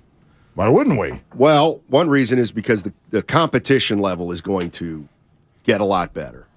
Eventually. I don't know. The first 2 weeks, they're supposed to play teams he's already crushed. The second game against Seattle was not crushed. It was 21-13. That was an Ottoman game. And the Seattle Seahawks drops a pick 6. It wasn't a pick 6. It was just a pick. You remember? It was 21-13. Yeah, because they scored a touchdown with a minute to go. No, if you sat there and watched that, so. Yeah, I know it was so. It was 3:35 to go. If you watched and they got it back, if you watched that game, I remember talking about it the next day. It was relaxing. Right. It was not a tense game. I heard you this morning. His arm was hurt. And he was hurt. He wasn't even supposed to finish the game. First time a team's going to see What's that Brock line, Purdy Dibs? twice. That's a fair. It's 10. Okay. That's a thing. Oh my God! It's 10. Minus 10. Yeah, the number's 10. And I'm not surprised. And it was good. And it was going to be 7.5. That says everything Yeah. about what we're talking. Steiny, minus 10 in a playoff game. Better not lose that one. I mean, No, Geno right. Smith's You're running right. around at home with the playoffs on the line. Rams missed going that to kick. going to extra time against the Rams. I mean, Seattle is flat. They're just not that good. No, they should. They're not that good. The fact that the Rams had a kick. Let's be honest. We're talking about, and I'm not comparing the two guys, but we're talking about feel-good stories. Dibs, if I was the sport god, Detroit deserved to be playing next week after what they pulled off last night. That was the biggest stink of it all. And I know, Guru, they could have played better. But the fact they won that game and Seattle gets rewarded when Seattle was a kick away from going, I just hated Detroit's not playing. And your boy has you turned play the into full a schedule. Yeah, quarterback, Jared Maureen Goff, Catholic. he looked good. Yeah, absolutely. And, you play a full 17. All right. And so you get to the end of it. And to me, there's no deserved or not deserved. You go 9-8. But it was a story. It was a great story. It was a great story. I told you about my neighbor, Cameron Davis, who's on the coaching staff. I was pulling for Detroit to get there, and it would have been great. But instead, Seattle, they did enough in the first half of the year to earn their spot in the playoffs. I actually give Seattle a better chance of beating the Niners than the Packers in Levi Stadium. I think the Packers are a myth. Well, I think you might have been right. I absolutely think that the without Rodgers doing 49ers it, right? have their number. Oh, there's no doubt. They just have it. They But still, there was appropriate fear from Niner fans because A-Rod, and he wasn't doing it with his arm. No. The rest of the team was The balling. Packers are not a very good team.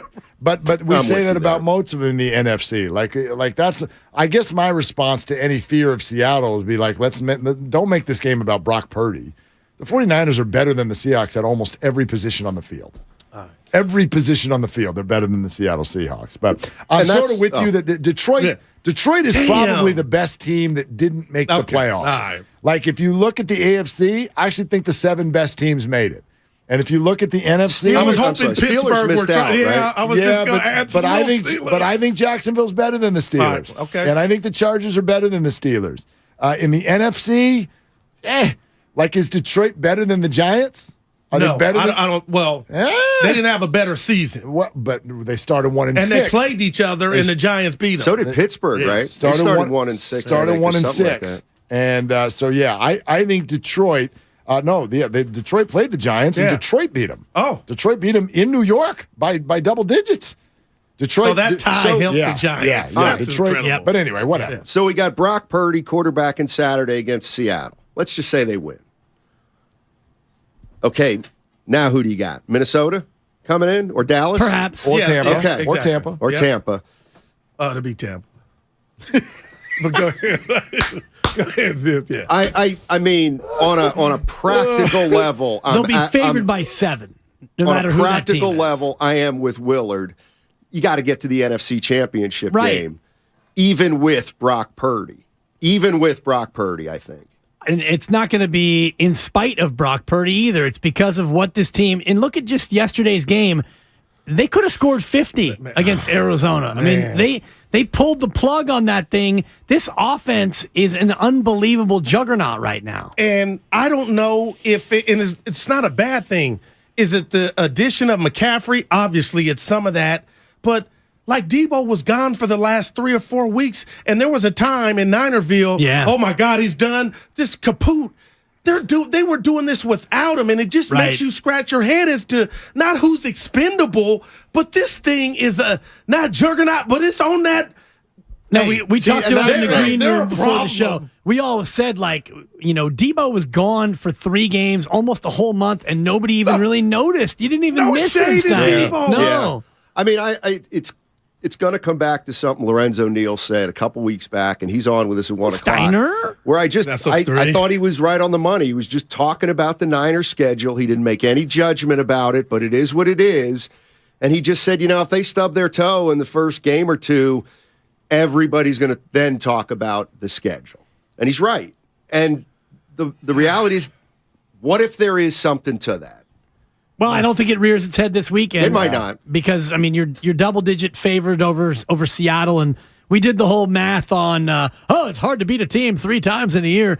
It's really not. 14-9? 14-9, correct. 12-6 at home. The home team going for the 3-game series sweep. Right. 12-6 at home. No team's ever not won in this situation when they're double-digit favorites. So everything's pointing in their direction. Willard, if I tell Steiny, for the people that bring up the schedule, where are the limits when I say, well, last year this same team is different, but the team was in the NFC Championship game. So did they pass the schedule test? Like in 2 years ago, they were in the Super Bowl. There's a theme, though. The theme is this team. Let me explain. Everybody outside of Brock Purdy, I feel like, or most of the team, I don't think the schedule's a big deal because they have playoff / championship contender pedigree. Like, it's not going to hurt Nick Bosa that the winning percentage of their teams faced was whatever. But the quarterback might be a different story, who's inexperienced and maybe he's going to get thrown stuff that he hasn't seen yet. And, well, Seattle just is going to happen to be playing him for the second time, which would be the first team that sees him twice. You have to allow for one stub of the toe from a quarterback. You would think. I get that. I guess. Sure. I guess. Yes, but are by you the same only token, one stub of the toe better than Seattle? You'd have to stub your toe 5 times. No, that's why I'm saying at the end of the day. Yeah. Thank you. Rod Woodson, great call. What a class act, by the way. Rod Woodson's one of the classiest guys I've ever met. Lost my train of thought, but no. That's why they should get to the NFC Championship game, because the Niners are better than their next 2 opponents. I just think that the schedule game is really hard to play in the NFL. Like Kapler? Kapler sneak in there? You've as a schedule making team. You've won 10 games in a row. And by the way, do you like that? You're acting like we're acting like we didn't play anybody. Well, Brock Purdy, a 7th-round draft pick, in his first 3 games, played 3 teams who are all in the playoff tournament, and Miami on the fly and crushed them all. Yeah, let's not forget that Miami was a big flipping deal when they got here. They were 8-3, and they barely won a football game since. By the way, did you know that record got set when the Raiders lost to the Chiefs on Saturday? It's the first time in the history of the NFL that a team has never won their next game. The following week, Niner opponents never won. They went 0-15. So now explain, tell me that's an accident. 0-15. Well, you know what it's setting up seven days after playing the 49ers. They better do it, or this will be one of the biggest choke jobs I've ever seen. Don't start. 10 in a row. Yeah, no, and they beat 4 playoff teams in that 10-game run. So we can talk about the schedule this and the schedule that, but Mark mentioned it earlier. How many really good teams are there in the NFL this year? Is there 5, maybe 6 if we throw in Dallas? Well, and that's all I'm saying. That's all I'm saying. Maybe the first time they play Dallas, or maybe the first time they play the Eagles. Because Dallas could come here week 2 if the Giants beat Minnesota and Dallas somehow beats Tampa. That would be the Niners' second round. Yeah, it could be Dallas, Tampa, or Minnesota, obviously, depending on that Giants-Vikings game. But you know this. You watch them every week. Doesn't it feel like Dak Prescott against the 49er defense would be a horrid matchup for him? Yeah, and it's going to be horrible this Monday for Dak, which got on Monday Night Football. But with that said, just bet the under in that game. Do me a favor. Think so? Bet the under. Yeah, Tampa can't score against anybody. What is it? It's probably 40. But you know what? You rip Dak, that Cowboy defense, which was supposed to be right next to the Niner defense. And I know the Niner defense has had some wonky moments the last few weeks.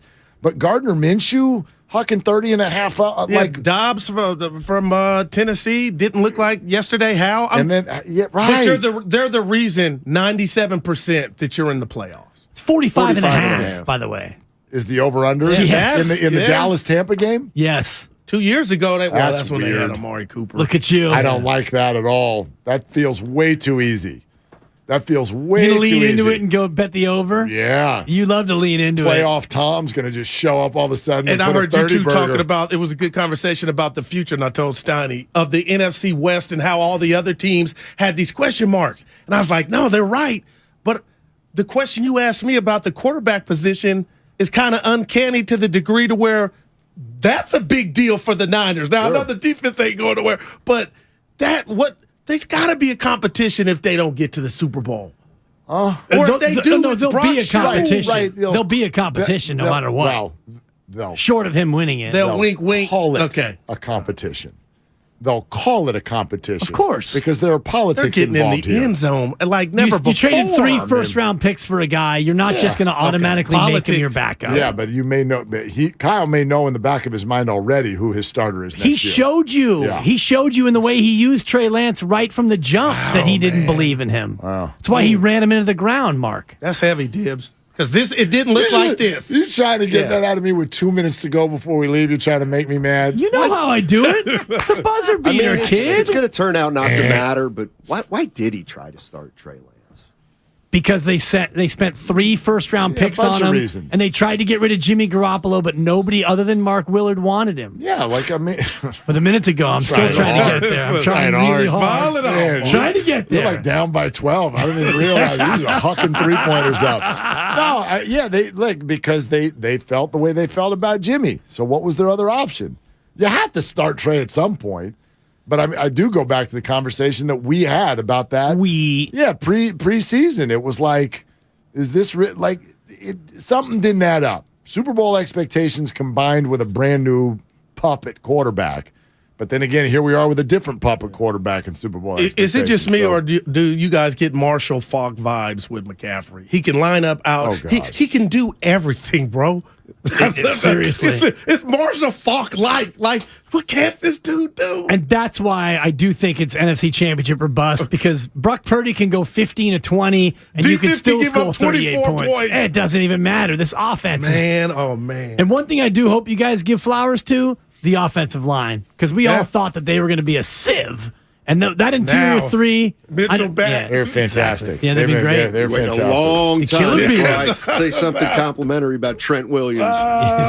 All right, Trent. Maybe that'll be next. We'll find out. Use check too. Woo! Steiny and Goo. He brings the passion. For what? I want to know now. I'm mentally invested. Don't tell me to pray and you don't say what for. He brings the perspective. Yeah, I think they both have a great point. Get off me, text line. He's truly one of a kind. That is wow. Oh, my God. And he's doing a great job. I need you to man up and say what you really want to say. Simon, you're doing a great job. And together, they're Steiny and Guru. Yeah. On 95.7 The Game. I'll tell you what, I am hearing unbridled optimism from San Francisco 49er fans, and it's tough. It's tough to doubt them right now. That's 10 straight wins for the San Francisco 49ers. They head into the NFC playoffs as the number 2 seed. They play the Seattle Seahawks on Saturday. It starts off the entire playoff schedule, by the way, not just their playoff run, and everybody hopes it's going to be a run. We're also going to get into some Warriors. I was at that game on Saturday against the Orlando Magic, but we got a great show. Lorenzo Neal coming up at 1 o'clock. How optimistic are you, 49er fans? 888-957-9570. That's also the Xfinity mobile text line.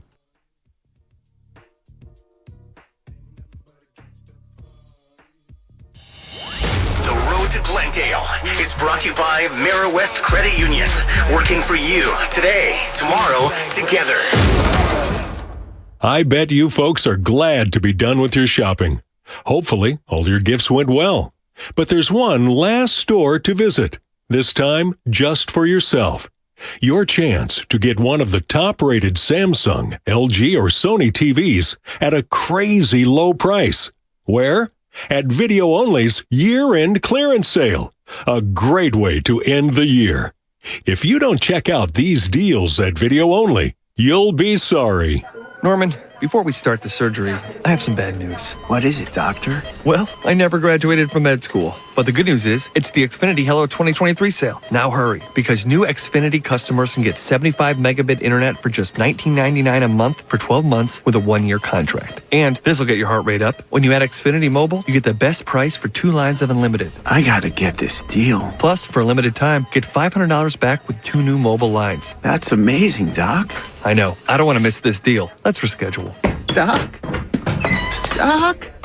Drop everything and get to the Xfinity Hello 2023 sale now through January 10th. Go to Xfinity.com/Hello2023. Call 1-800-XFINITY or visit a store today. Restrictions apply. Internet offer requires paperless billing and autopay with stored bank account. Equipment, taxes, and fees extra. After term, regular rates apply. Xfinity Internet required for Xfinity Mobile. Compares Xfinity Unlimited Intro to lowest price 5G plans of top 3 carriers. Reduced speeds after 20 gigabytes of usage per line. Data thresholds may vary. If you own a business, this has been a bumpy ride. From pandemic to inflation, I'm sure you could use a break. If your business has 5 or more employees and survived COVID, you might be eligible to receive a payroll tax refund of up to $26,000 per employee. The challenge is getting your hands on it. Hi, I'm Howard Mackler, and that's why I founded GetRefunds.com to cut through the red tape and get you that money. The team of tax attorneys we have put together are highly trained in this little-known payroll tax refund program. We do all the work, charge not a dime up front, and simply share a percentage of the cash that we get for you. Businesses of all types qualify, including those who took PPP, nonprofits, and even those that had increases in sales. We have helped return over $1 billion to businesses, and we can help your business too. Just go to GetRefunds.com and answer a few questions. This payroll tax refund is only available for a limited period of time. Don't lose out on up to $26,000 per employee. Go to GetRefunds.com. That's GetRefunds.com. Hi, I'm Aaron, owner of California Deluxe Windows. Ever notice? When your neighbors get new windows, there is a large black eye of broken stucco, uneven plaster, and even mismatched paint. At California Deluxe Windows, we never leave a ring around the window. Why? Because we are one of the only companies in California who custom crafts every window and door to your home's exact measurements. Almost everyone else on the radio is a distributor. They grab a window from a warehouse, break open your walls, shove it in, and patch things up. At California Deluxe Windows, we take pride in our work. Our installation technique is so precise, we do not break your stucco. Your house could be covered with potato chips, and we wouldn't crack one. Call now, and for a limited time, you get 30% off your entire order and 24 months of interest-free financing. 800-874-3600. 800-874-3600. That's 800-874-3600. California Deluxe Windows. Windows engineered for life. Certain terms and conditions apply. CSLB number 774518. Come into Friedman's Appliance and see the full line of Fisher & Paykel's indoor and outdoor products. Experience them in person in live vignettes, including their famous dish drawer dishwasher and unique sizes of refrigeration designed to fit seamlessly into your kitchen space. Fisher & Paykel products deliver perfect results with exceptional design and performance. And for a limited time, receive up to a $2,000 rebate when you purchase qualifying Fisher & Paykel appliances from Friedman's Appliance. Visit Friedman's Appliance in Pleasant Hill or online at friedmansappliance.com. The Manufacturers RV Show is back. See hundreds of RVs from dealers all over the West Coast. Don't miss the 34th Annual Manufacturers RV Show at the Alameda County Fairgrounds in Pleasanton, January 21st through the 29th. Meet Joe A, Hi. Joe B, Hello. and Joe C. What's up? 3 everyday Joes perfecting their banking with Chase. Joe A is locking his lost debit card with the Chase mobile app. Joe B is cruising toward his new ride with AutoSave. And Joe C's Chase banker is helping him budget to go back to school. Tools that help protect, support for what's next. One bank that puts you in control. Visit chase.com/checking. Chase, make more of what's yours. Chase mobile app is available for select mobile devices. Messaging and data rates may apply. JP Morgan Chase Bank, N.A. member FDIC. Get in zone, AutoZone. Welcome to AutoZone. What are you working on today? Thinking about gas mileage. You know, changing your oil with a full synthetic oil like Valvoline Advanced can help your engine get more miles. Right now, you can get 5 quarts with an STP extended life oil filter for only $38.99. Go farther with better fuel efficiency. Get the parts you need when you need them at AutoZone or AutoZone.com. Get in the zone, AutoZone. Restrictions apply. Straight Talk Wireless knows there are plenty of reasons you might need a new phone. But switching to a better wireless provider doesn't have to be one of them. Keep your own phone and save when you switch to any Straight Talk Wireless plan. like our $45 Silver Unlimited plan with unlimited high-speed data and 5 gigs of hotspot, plus nationwide 5G. Keep your own phone. Switch to a better wireless plan. Straight Talk Wireless. No contract, no compromise. Requires a compatible unlocked phone and QIOP kit. 5G capable device required. Actual availability, coverage, and speed may vary. See latest terms and conditions at straighttalk.com. Deebo Samuel in motion. Brock Purdy will dump it off to McCaffrey. He's got a blocker. He's headed for the end zone, and Christian McCaffrey has a 49er touchdown. Boy, some really nice downfield blocking. Now, back to Steiny and Guru on 95.7 The Game. All right, yesterday, a formality, essentially. San Francisco 49ers beat the Arizona Cardinals 38-13. They're the number 2 seed in the NFC, Goo. They play Saturday against the Seattle Seahawks here at Levi Stadium. They've won 10 in a row. Brock Purdy's 5-0 as a starter. Their offense is clicking. Their defense has been just solid, better than solid, all season long. And just, I listened to a lot of Willard and Dibbs and the Morning Roast. I think 49er fans, they are boundless right now with their enthusiasm. I think if you asked most 49er fans, I think they think they're going to the Super Bowl. And I'm not here to tell them they're wrong. Okay. But anything can happen. That's across the board. If Brock Purdy was a 10-year veteran, what you're saying, Steiny, is the fact that Willard wanted this label off of him, but it's going to stick because it makes part of the story. This is a third-string quarterback navigating this. He is the maestro. He is the conductor. And I'm looking at the field on both sides right now, the AFC and NFC, Steiny. It'll be much easier, in my estimation, for the Niners to get to the Super Bowl. But then I think about Patrick Mahomes. But last time Mahomes faced this Niner team, McCaffrey was just getting inundated with the team. He wasn't up to speed. But I get why Shasky, Bonte, Willard, Dibbs, and everybody, Niner Nation, is excited. They got action. But it goes back to Friday's show. At what point if you don't get it done, are you disappointed, man? Yes. But I wouldn't be disappointed because you would. The nucleus of your team and the identity has changed. Yeah, you got the defense, but now you got an offense that is here for years to come. And the coach is showing you it don't even matter the quarterback. Right, like, so why wouldn't put that in my veins if I'm a fan? Well, then why are you saying you wouldn't be disappointed if and when they lose? Because now, this team, if you're a 49er fan, I don't care who's quarterback. You should have more confidence right now that your team's going to win the Super Bowl or get to the Super Bowl than at any time this season, right? Right now. But you made a point in the changeover. There's going to be nothing but disappointment. That at some point, Steiny, maybe it's Kansas City, maybe it's Buffalo, maybe it's Burrow, but on the biggest stage, his youth and his inexperience in this whole and it'll story. Be crushing. There may be a mistake. Yeah. There may not be. Right. But you couldn't throw it to the curve like that, damn bro. The ride was great. There's two different things. And you shouldn't even be in the car. Because a lot of teams would have just wilted. It doesn't matter what a lot of teams would have done. They finished 13-4. They're on a 10-game winning streak. Their quarterback and it would be now. 14 if they win it all. Their quarterback now. Who cares who he is? He's 5-0. He's better than Lance. He's better than Garoppolo. Like, go win the Super Bowl. Damn. And if you don't, I think they can. Well, and if they don't, it's going to be really disappointing at this point. You can't have it both ways. You can't be in here talking about this juggernaut of an offense, and now here come Chris McCaffrey, and Kyle's got it all together. And now they have the best defense in the NFL, and they're the number 2 seed, and nobody wants to play them, and they can go into Philly and win. But then say, if they don't win it, that'll be all right. I know what I'm trying to say to you. There's two different things. The Niners are a Super Bowl contender, and Brock Purdy will lead them into the playoffs. Let's see what happens. That was well said. But I feel good now because I know what I was trying to articulate to you and the masses. we've always talked about how much of Jimmy Garoppolo was a divide. You loved him, you hated him. There was nothing he could do good in some eyes, and he got blamed for everything. My point to you, Steiny, is if it does not get done and they kind of leave you at the altar, we're not going to take calls about anti-Brock Purdy at all. Again, it's not about Brock Purdy. It's about the Niners. It's about the Niners. But I like that. If they don't, who cares about Brock Purdy?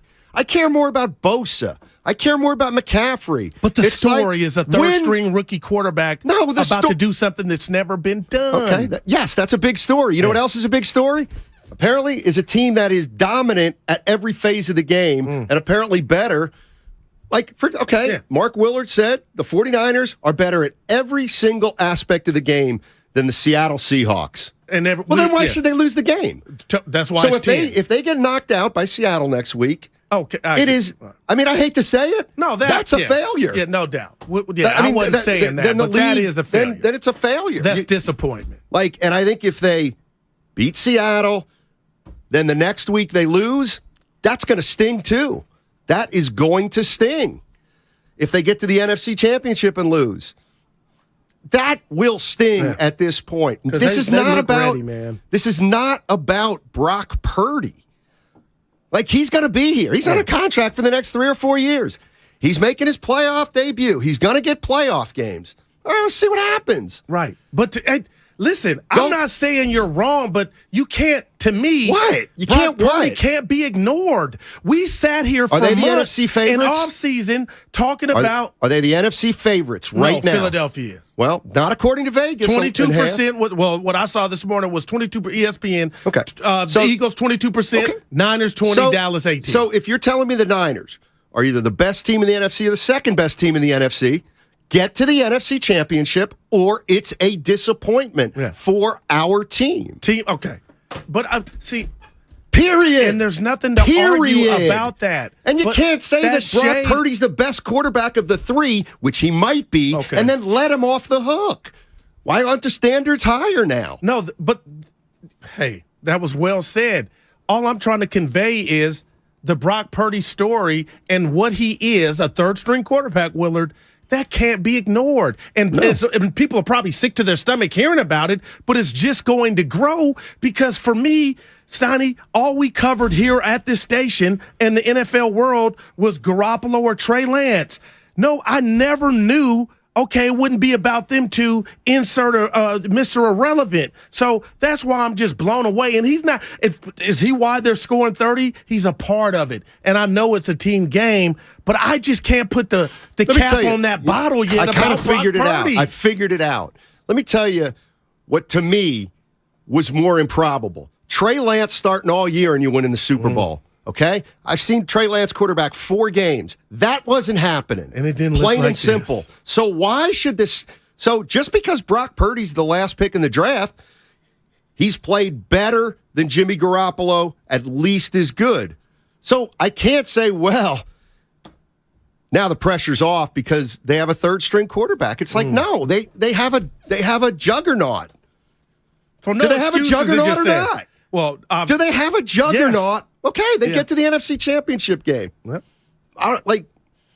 And how many quarterbacks would like to be Brock Purdy? Maybe Trey or Jimmy.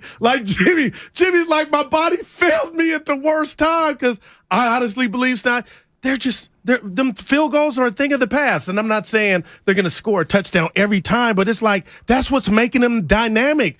There's going to be a game, and Niner fans are probably like, Goo, what are you talking about? The defense might have their, like Vegas, their B- or C+ game, but their offense is now just high octane. I didn't see it happening, man. Jim's in Marin wants to talk about Brock Purdy. Hey, Jim. Hey, listen, if you're a fan, and I'm talking to Guru, man, you got to stop worrying about whatever it is and man up, because being a sports fan is built on disappointment. Because unless you win the championship, and very few people have that luck, and that fortune, you just got to be ready to Hey, it's sports. He's afraid, Hey, Jim. No, I love that. Afraid, Jim, don't hang up on Jim. Let me just tell Jim. He's afraid to be hurt. Jim, what you just said is the mantra already for 49er fans. They lost the Super Bowl. They lost the NFC Championship just last January. So I get that. This is about a third-string quarterback coming in to save the day. And, Jim, I don't have to tell you, it never works. But it's working. And that's why I'm just saying, hey, if you do lose or get knocked out, have some perspective. And I can't believe I'm the voice of reason. Well, go ahead, Jim. I don't think. Hold on. Okay. Can I say something? Yeah. Yes. I don't think you are the voice. Listen, being a sports fan, first of all, has very little to do with. It has to do with passion and commitment. And Purdy, whether he's third string or fourth string, he's got it. And stop grousing about his placement in the whole regimen. Yeah. He's got it. He's not screwing up. And ride him, and let's hope. And we're gonna, you got to be ready to man up and be disappointed. Thanks, Jim. Appreciate the call. I like Jim. Really appreciate the call. Really, really appreciate that. I got my point across, though. Yeah, Jim got his. And he's not. Here's the thing. We just had a discussion about it's not his job. Now he can do some things to solidify that, you would think, but it's not his job. This is a ride. I hate to say it like this, but this is kind of another one of my pet peeves. Here we are, and we are talking about Brock Purdy. Has nothing. We haven't even brought up the Niners. The team is more important than the individual. You sound like me. Brock Purdy is going to be the starting quarterback as the 49ers take the field in the playoffs. And you know what? I will say this.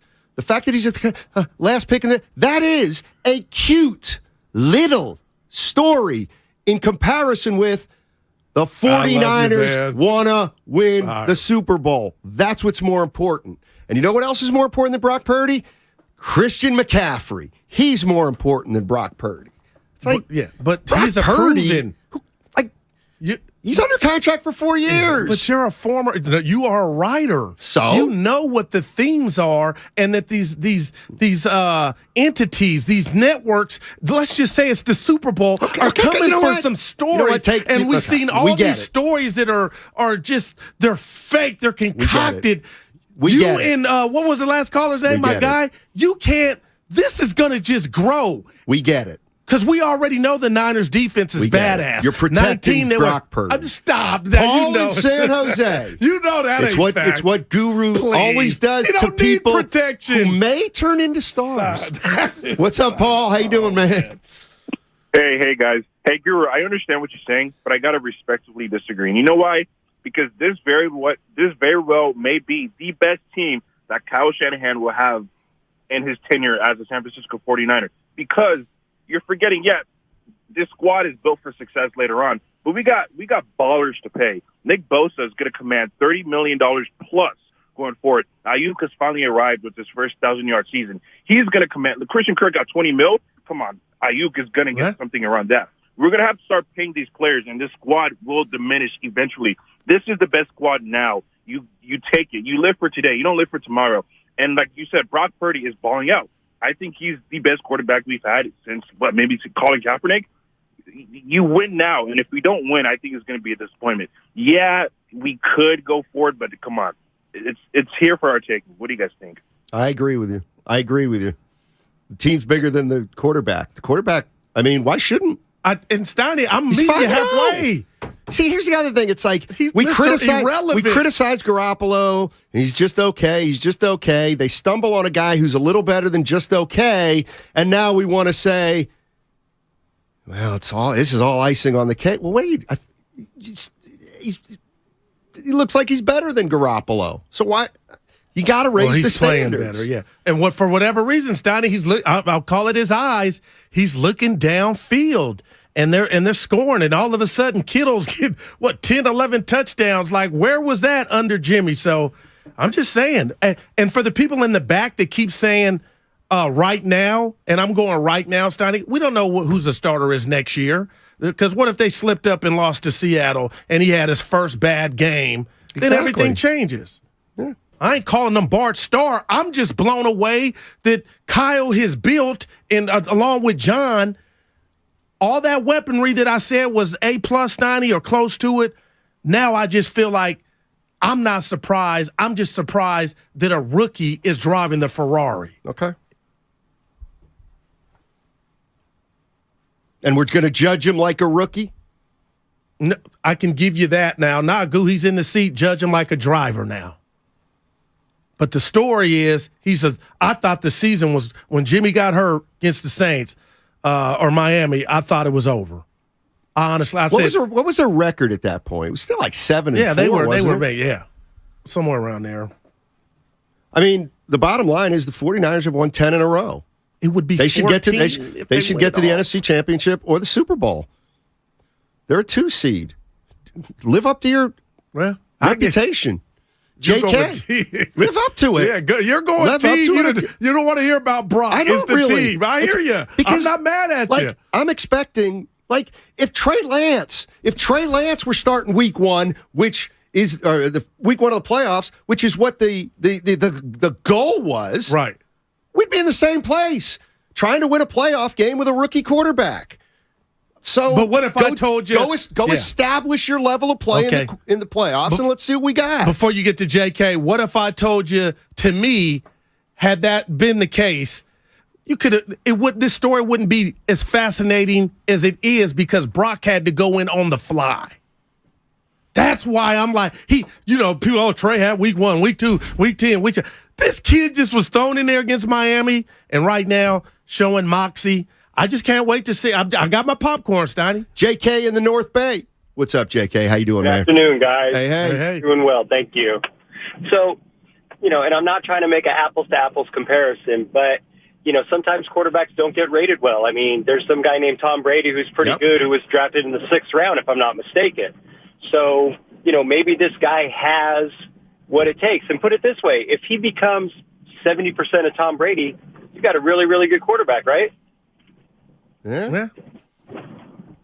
So, I think you got to just, kind of write it out, see what you've got. But everything he's shown so far shows that he's an NFL quarterback, and that's really what you want. You want a solid NFL quarterback to lead a team that has a very good defense and very good weapons. Anything else is gravy. So, maybe he doesn't make the Super Bowl, but look what he's done in, as Guru mentioned earlier, a season that could have just fallen off the rails.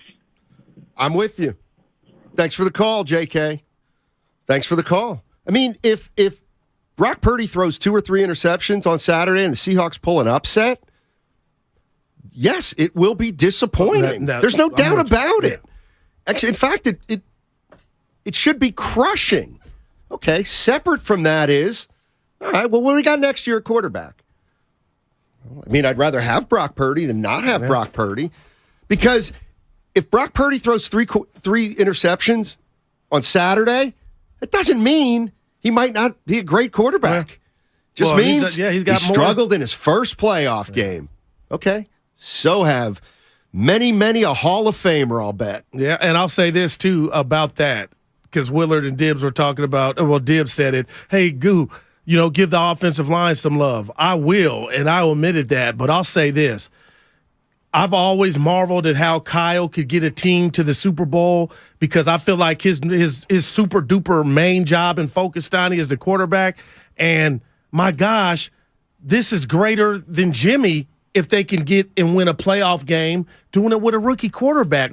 So he wins in this, which is nobody saying he's not, but I'm sitting back like, man, and I know you hate the bag, but I'm like, what Kyle's the whole what's the Q ratings just going up through the roof? I'm not going to help you. I'm trying to divorce them, but the me. Q ratings it's just going all the way up. Jamaria, what's going on, man? Jamarie, what's going on, man? Hey, how you guys doing, What's up, Jay? I was just calling in to say, I feel like Brock Purdy hasn't really played in any games that have real meaning to it. Like the games that he did come in and play, they already was going to make the playoffs. So now that it's win or go home, I feel like we will really see what Brock Purdy is made of. What do you guys think?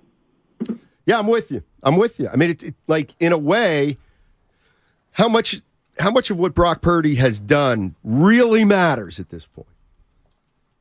Like, you can make a case, well, nothing matters now because everything's a reset and it starts over. I'm not necessarily in that camp because, to me, the questions you got to answer are, does what he's done in the last 5 or 6 games matter in terms of the big picture? I think there's no doubt. On the road in Philly? I think there's no doubt that if they get there? What? Like, if they go to the NFC Championship game, how's Brock going to perform in Philly? You know, that's conventional wisdom. My whole thing in this is guess who he's going to Philly with?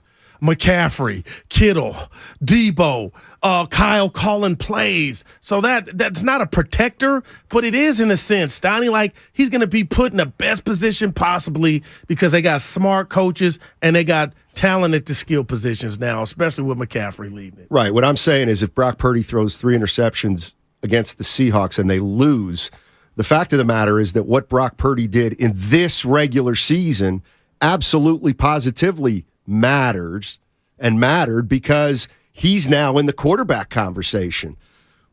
You know, no matter what he does in the postseason, he's got to be in the quarterback conversation for next year because he was 5-0 as a starter. And if he loses his first playoff game as a rookie, okay, now we move on with him. Can he get better? I mean, that's kind of the nature of sports. So I think Purdy's already established he's a factor next year. Mm-hmm. And if he plays great in the postseason, then to me goes into camp as the number 1 quarterback next year. 888-957-9570 is the number. Let's go to Mike. Mike's in San Jose. He's been hanging in there. What's up, Mike? Hey, guys. How's it going? Going well. Every day. Appreciate your show. Thank you. Thanks. So I would just disagree with Guru a little bit on the Purdy magic. I mean, nobody's knocking Purdy, but are there 5 quarterbacks in the NFL that couldn't lead this offense? Sam Darnold could win with this offense right now, and it's because of McCaffrey. He's throwing to guys that are 5 yards open, and good for him. You know, good preparation, good for him. But this team is McCaffrey. That's when Jimmy won 5 in a row with McCaffrey. I mean, Trey Lance could win 5 in a row with this offense. So, you know, everybody on TV is, Kittle, Purdy, Brock, Kittle's open because they're double teaming McCaffrey. Yeah. So if you want to win the Super Bowl, it's McCaffrey. And that's no knock on Brock Purdy. God bless him for being ready when his name got called. And then if you look at who the starter is next year, I think we go back to Tom Brady and Drew Bledsoe. That's the best case. Bledsoe was an all-pro with the biggest contract in football. Brady won the Super Bowl, and they traded Bledsoe. So kind of how it works when you win. Thanks, Mike. Good stuff. No, it's like a kid being born to rich parents and you got the silver spoon. Like, that's what you would prefer, right? So it's not Brock's fault, nor should he apologize. I just don't think it minimizes what he's on the cusp of trying to do. But Steiner, yeah, he's got some stuff. And McCaffrey, trade of the century, man. Just incredible what he's done. All right. The Road to Glendale is brought to you by Mara West Credit Union, working for you today, tomorrow, together. On the other side, Lorenzo Neal on 95.7 The Game. Brock Purdy and the 49ers are the 2 seed in the NFC. Brock Purdy will dump it off to McCaffrey. He's headed for the end zone, and Christian McCaffrey has a 49er touchdown. Their first round opponent will be the Seattle Seahawks. I think it's going to be a heavyweight boxing fight. I know that it's going to be gritty. It's playoff football time. We're going back to the pound. 95.7 The Game. I bet you folks are glad to be done with your shopping. Hopefully, all your gifts went well. But there's one last store to visit, this time just for yourself. Your chance to get one of the top-rated Samsung, LG, or Sony TVs at a crazy low price. Where? At Video Only's year-end clearance sale. A great way to end the year. If you don't check out these deals at Video Only, you'll be sorry. Dancing crew, trip for 2, nail the final interview. Game with Doug, brand new mug. Come here, kid, give me a hug. The more you want to do, the more we want to do. New COVID-19 boosters designed for recent Omicron variants are now available. Learn about eligibility and schedule a free, updated booster today at vaccines.gov. Sponsored by Pfizer and BioNTech.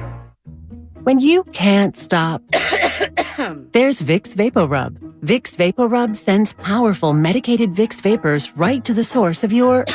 so you can experience cough relief and breathe easier. Generations of families have trusted Vicks VapoRub to help relieve the worst cold symptoms. So next time you have a cough, reach for the Vicks VapoRub. Vicks VapoRub. Cough relieving is believing. Business owners, you may be eligible to claim the Employee Retention Tax Credit, a payroll tax refund from the United States Treasury, applicable to businesses who kept employees on payroll during the pandemic. Contact Paychex to see if you qualify at paychex.com/ERTC. Paychex is proud to have helped more than 45,000 businesses secure over $9.2 billion in ERTC claims, an average of $190,000 per business. Paychex.com/ERTC. If you owe back taxes to the IRS, have unfiled returns, or are worried about an audit, the IRS is hiring 87,000 new agents to address these very issues. That means if you need to get your tax problems resolved, now is the time to get started. I'm tax attorney Robert Goldstein, and my firm specializes in helping individuals and small businesses resolve their tax problems. We work to stop IRS and state seizures. We may be able to settle your tax debt for pennies on the dollar with an offer in compromise. We prepare your past due returns, even if you have no records, and represent you before the IRS and state in an audit. At the law offices of Robert Goldstein, the consultation is always free, and we have offices located throughout the Bay Area. To schedule your free consultation, call 1-888-TAX-EXIT. That's 888-TAX-EXIT. 888-TAX-EXIT, and make us your last stop. Get in zone, AutoZone. Welcome to AutoZone. What are you working on today? Starting trouble. No one likes that. We'll get you set up for some stronger starts. You might just need a fresh charge, and we'll take care of that free of charge. But if it is time for a new battery, we've got replacement batteries that'll fit your needs, starting at just $79.99. You can learn more about our battery selection at AutoZone.com. That's what makes us America's #1 battery destination. Get in the zone, AutoZone. Claim based on data from the NPD Group 2021. Without the ones like you, who work tirelessly to keep things running, everything would suddenly stop. Hospitals, factories, schools, and power plants, they all depend on you. No matter the weather, emergency, or time of day, you're the ones who get it done. At Grainger, we're here for you with professional-grade industrial supplies. Count on real-time product availability and fast delivery. Call, click Grainger.com, or just stop by. Grainger, for the ones who get it done. Let me guess. Unknown caller? You could reduce the number of unwanted calls and emails with online privacy protection. The latest innovation from Discover. We'll help regularly remove your personal info, like your name and address, from 10 popular people search websites that could sell your data. And we'll do it for free. Activate in the Discover app. See terms and learn more at discover.com/online privacy protection. Every small business owner knows business happens everywhere. The office, the warehouse, or on the road. And no matter where it takes you, there's one solution to help your business thrive. Comcast Business Complete Connectivity. It's the largest, fastest, reliable network with advanced gig speed Wi-Fi and cyber threat protection in one solution. Get started for just $49.99 a month. Plus, add Comcast Business Mobile and you can save up to 60% a year on your wireless bill. And ask how to get up to a $750 prepaid card. Flight 291 is now aboard. Yep, you're going places. And when you get there, be ready to do business. The complete connectivity solution from the company that powers more small businesses than any other provider. Comcast Business, powering possibilities. Ends 2/21/2023. Restrictions apply. Requires EcoBill and AutoPay. New 50 megabits per second internet and Comcast Business Security Edge customers only. Equipment taxes and fees extra. After 12 months, regular rates apply. Gig internet required for gig Wi-Fi. Mobile Savings compares pricing of top 3 carriers. You're listening to 95.7 The Game, KGMC FM at HD1 San Francisco. Always live on the free Odyssey app.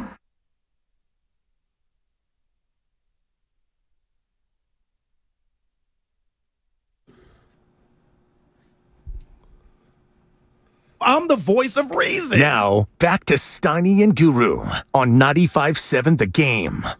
All right, we're efforting Lorenzo Neal. He joins us every Monday at 1 o'clock. Lolo. You look like you had something you were going to say. No, I'm just excited, Steiny. Why? It's not raining. How about that? Good. Dude, Mother Nature. What about Put some respect on her name. She's overrated. No, please. Dude. I got golf in yesterday.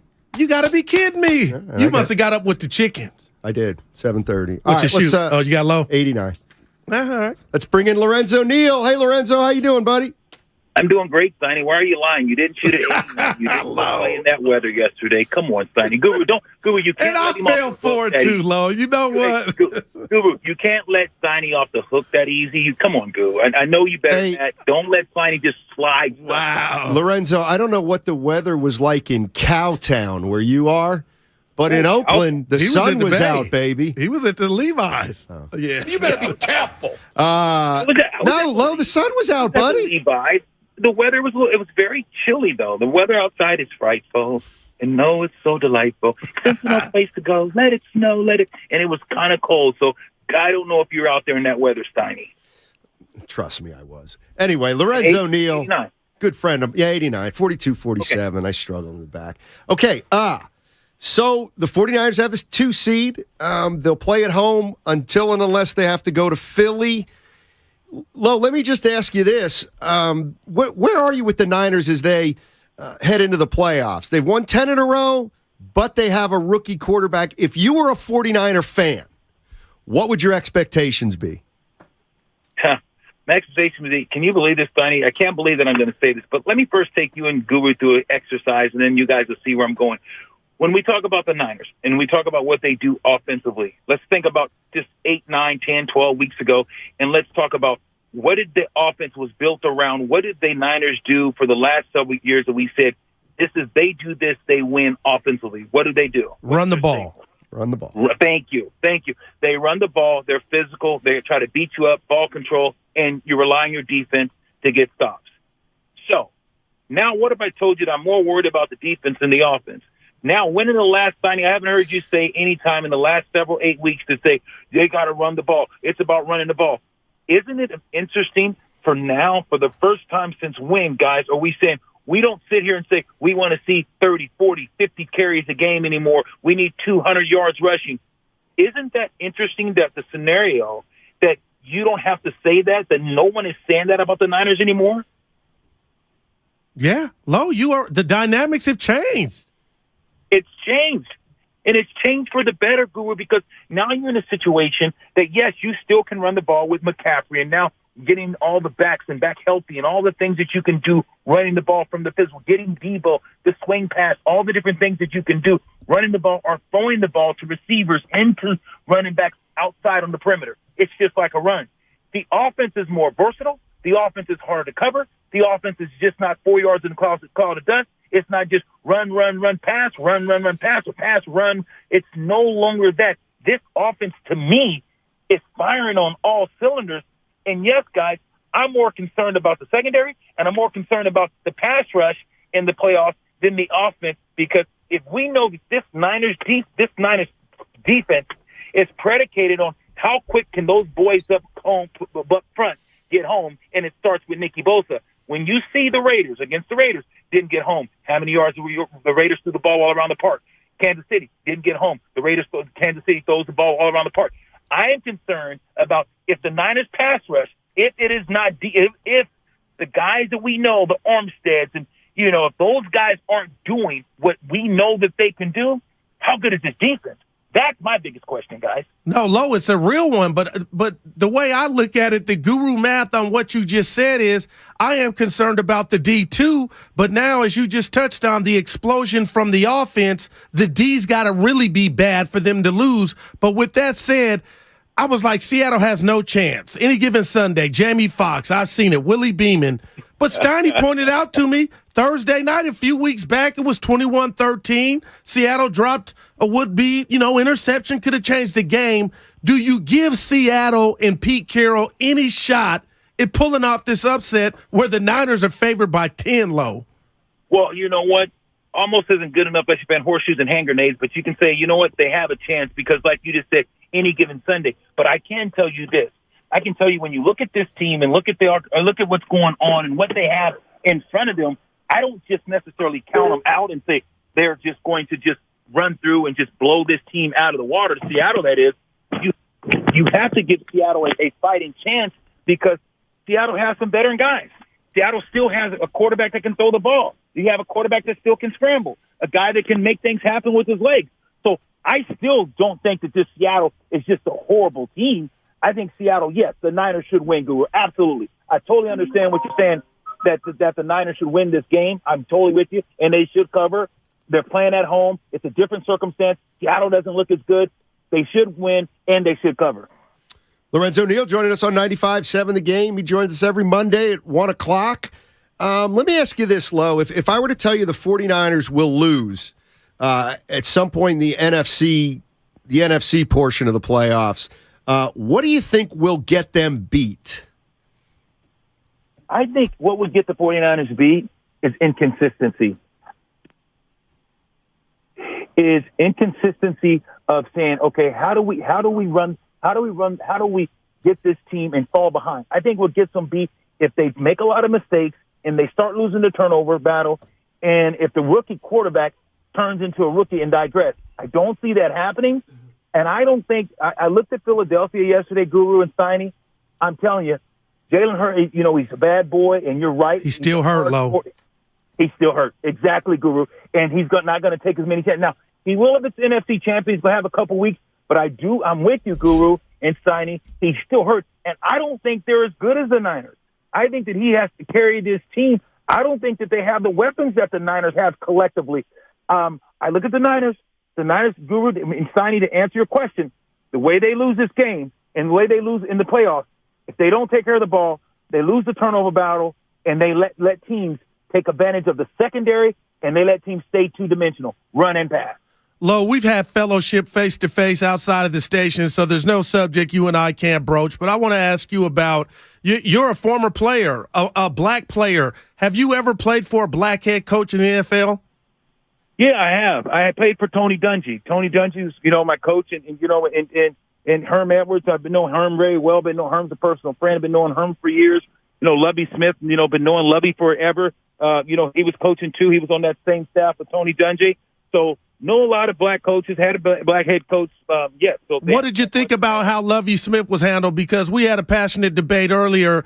You hired him knowing you were in a rebuild. Do you really believe him winning that game cost him his job? Because, Lo, it's a bad look to me.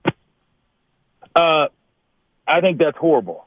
If they say that Lovie just came in, you gave him 1 year. Got rid of his quarterback. You let this guy, you have a team that you're trying to rebuild, and he fought and competed and beat some teams. And if you're saying you're going to fire him because he won the game and lose the number one draft choice, I think it's horrible, and I think that's a shame. Lorenzo Neal joining us on 95.7 The Game. Lo, give me the two teams you think are going to the Super Bowl. Uh-oh. Yeah, you know what, guys? Here's the thing. It's crazy. Kansas City, just to me, they look good. It's hard to go against. To me, it's hard to go against Cincinnati, guys. I'm disappointed with the Chargers. Wow. I don't think the coach should have played his starters yesterday. Mike was now a little dinged up. Why you couldn't improve your status? If you wanted to play them for a series, play it like the preseason, one quarter. But for you to go and play those starters for over a half, you played in a physical game, and now you travel. I'm just telling you, my perspective, I would have left the quarterback at home. I would have left my two pass rushers at home. I would have left the majority of my starters at home, my receivers. I would have left them at home because I don't want them to travel to Denver, no altitude, and then on a short week, and then I got to fly, to Jacksonville and two time zones. I think that the coach, Staley, that was a horrible decision in my opinion because I was liking the Chargers to get hot. I think Jacksonville's hot, but to me, guys, it's Cincinnati. I think Cincinnati can go anywhere and win. I think Cincinnati can beat any team. It's out of Cincinnati and Kansas City in the AFC and NFC, guys. I'm telling you, and I'm telling you, here's the crazy thing, and I hate to say this, Sonny, but I'm telling you right now. I would have probably said Philly if the quarterback didn't get hurt, and I probably would have said Philly if Jimmy or Trey was still court. But I'm telling you, the reason why I'm riding with the Niners, and here's the thing, The Niners have flaws. Their defense has flaws. Their offense still can continue to get better. But right now, I'm riding with the Niners because Purdy Magic. I'm saying it, a rookie. I'm right. And I think the biggest thing though about him, guys, he's around a bunch of stars, so he doesn't think that he's the biggest guy in the room. You think about every quarterback that comes to a team. It's their team. The quarterback is the focal point. They tell the guys what to do. Purdy looked up to these guys and said, oh, I got Kittle. Oh, I got this guy. Oh, I got McCaffrey. Purdy came into the situation being a starstruck, saying, all I got to do is get the ball to my stars. Other quarterbacks believe that they're the stars. That's why Purdy, to me, is playing so great, because he understands who he has at receivers and at his skill position. Yeah, Lo, it's a story, but I got to tell you, man, I was just singing his praises. The movie script, it's in waiting to see how far he goes. But I forgot how bad of a man C-Mac was because he was in Carolina. I told Dibbs and Willard and Steiny, Lo, he's reminding me of Marshall Faulk. You say what to that? It's crazy. You made that assessment. I said he's the closest thing to LT. And I think LT is LT to me is better. Your guy. That's the thing. Now he can't make people miss as well as LT. I can't even come because you guys know that. But as far as speed, the breakaway, catching the ball, having good hands, running good routes, line up outside. He can line up outside. He was at the Z position and he ran a 5, a 15-yard comeback. He started him at 5, took him up to 10, and came back, made the first down. Guru, I know you saw that play. Guru, I got it. I was like, ooh, I was happier than you know what in the bag. You know what? Because of the fact what he did. It was awesome watching C-Mac run that route with the perception that he ran it, with the safety on him, took him up to 5, stemmed him, went up another 5, came back down the stem, made the catch, first down, moved the chains. I love the kid. I like him. I love him. I want some more C-Mac, guys. Lo Neal. Oh, boy. You got anything else for Lo? No, that's it. Lo, we appreciate you, buddy. Stay safe. No worries, guys. Cheers. All right, that's Lorenzo Neal. It's just so funny how his take is so different than yours. You know what I mean? Well, LT's this guy. Oh no, I'm talking about. I'm talking about a guy in Lo Neal who said the reason he's taking the 49ers is because of what he's seen from Brock Purdy. Despite what you've seen from Brock Purdy, you've already given him excuses if he doesn't get it done. Well, he's just Mr. Irrelevant. No, it can't be a Cinderella story and Mr. Irrelevant. Don't you get it? He's not Mr. Irrelevant anymore. He's got expectations like 14 other quarterbacks heading into the NFL playoffs.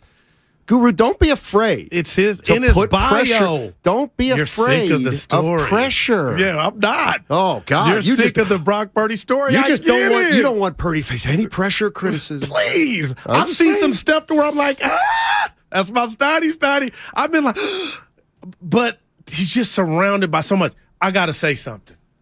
You said something that was profound to me in the green room.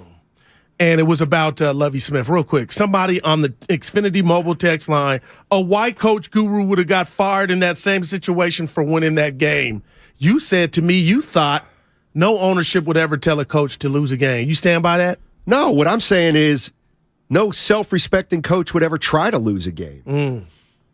Right, okay. Lovie Smith so don't even apparently was saying since Monday, I'm going to try to win a game. If you don't like it, you don't like it. You can't, no.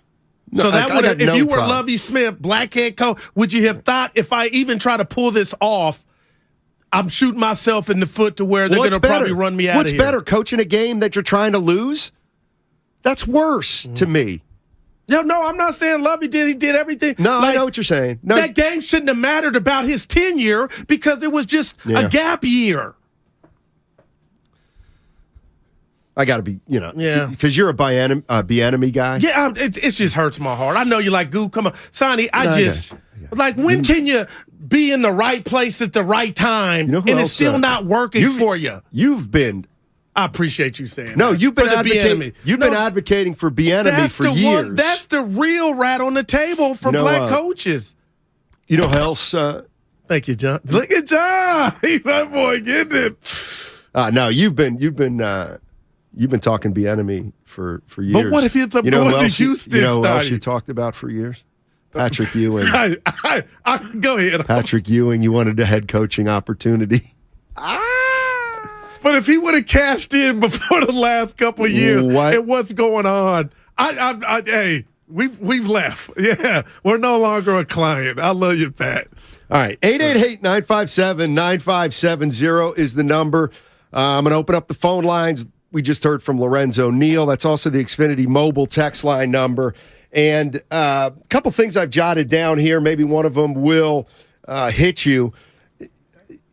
How much of what Brock Purdy's done, and he's 5-0. He's 5-0 right now as they head into the postseason. How much of what he's done matters right now going into the playoffs, and then how much has he done matters to next season, if you know what I mean? Like, has he – are we just assuming he is going to be the starter or be in the competition? Here's the other thing. What is your biggest area of concern as it relates to the 49ers? Because for the longest time it was the quarterback. Is it still the quarterback? Is it the defensive secondary? Or how about this? One thing we haven't talked about. Are you worried at all about Shanahan?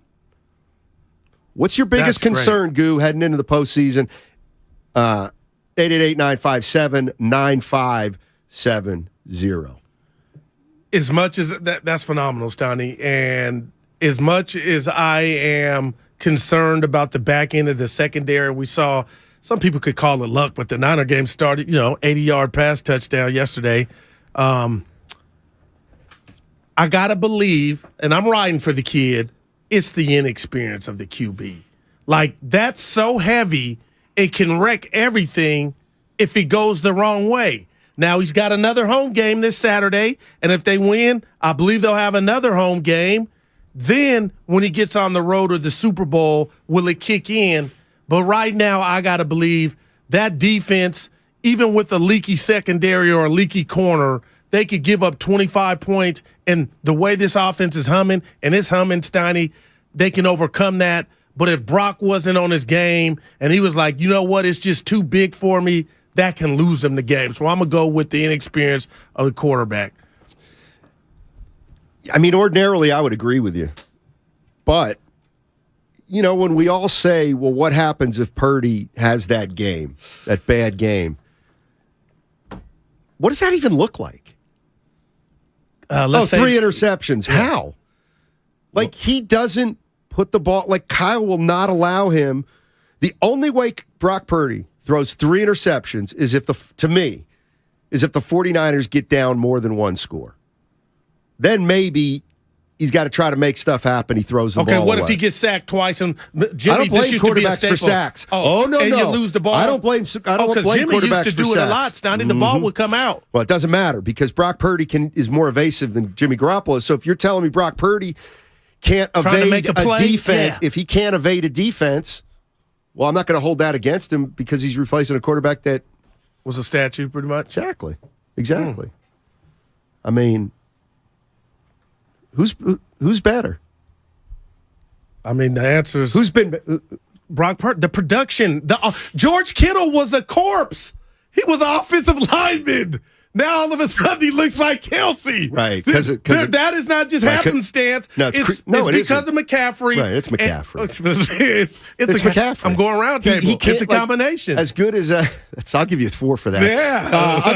I'll give you this. I mean, and you're right. George Kittle's a hell of a player. I mean, we've certainly found out though that he's not a number 1 kind of. He's if people can see it, they can't on Twitch and YouTube. Nobody has benefited from McCaffrey more than George Kittle because now George Kittle isn't forced to win one-on-one matchups, which he really can't do. Did you see that toe tap? All right, I'm done. You see that toe tap on that one in the corner of the end zone? That looked like Fred Astaire because you'll text when he doesn't get something on the sideline the second quarter. Dude, that was beautiful. Yeah. That's because confidence is just... Well, we'll see. Hopefully he can maintain that confidence when the big games come. Are you shocked that the Niners didn't get prime time? I believe had they been... I got to tell you something. I couldn't care less. I couldn't care less. Oh, I thought you were about to go in. I'm just telling you, had it been Aaron Rodgers, they'd be playing Sunday night. A-Rod. What? He was awful last night. Here's the other thing. Okay, 1:30 game, 105. Saturday. Yeah, got to play it. I went to check, do the Warriors play? I had to do that. Usually they don't play at 1:30. Yeah. They're going to be on the road. Speaking of the Warriors. I got a new favorite. Your boy's in love. Again? Dude, it comes and goes, Steiny. Okay, go ahead. Do tell. The Orlando Magic have a player that has a body like a young LeBron James to me. And you can just tell he is going to be a problem. And it's Paolo Banchero, Steiny. He's a problem, and he's got the Wagner brothers. Terrence Ross made an appearance. I believe that's Wagner. Oh, Wagner, help me out. Steiny, they're a fun team to watch, but the Warriors do have something now on my 8.5. Can they win 11. It now, the Magic? Oh, we still got the bet. The Magic ain't winning nothing. Oh, okay.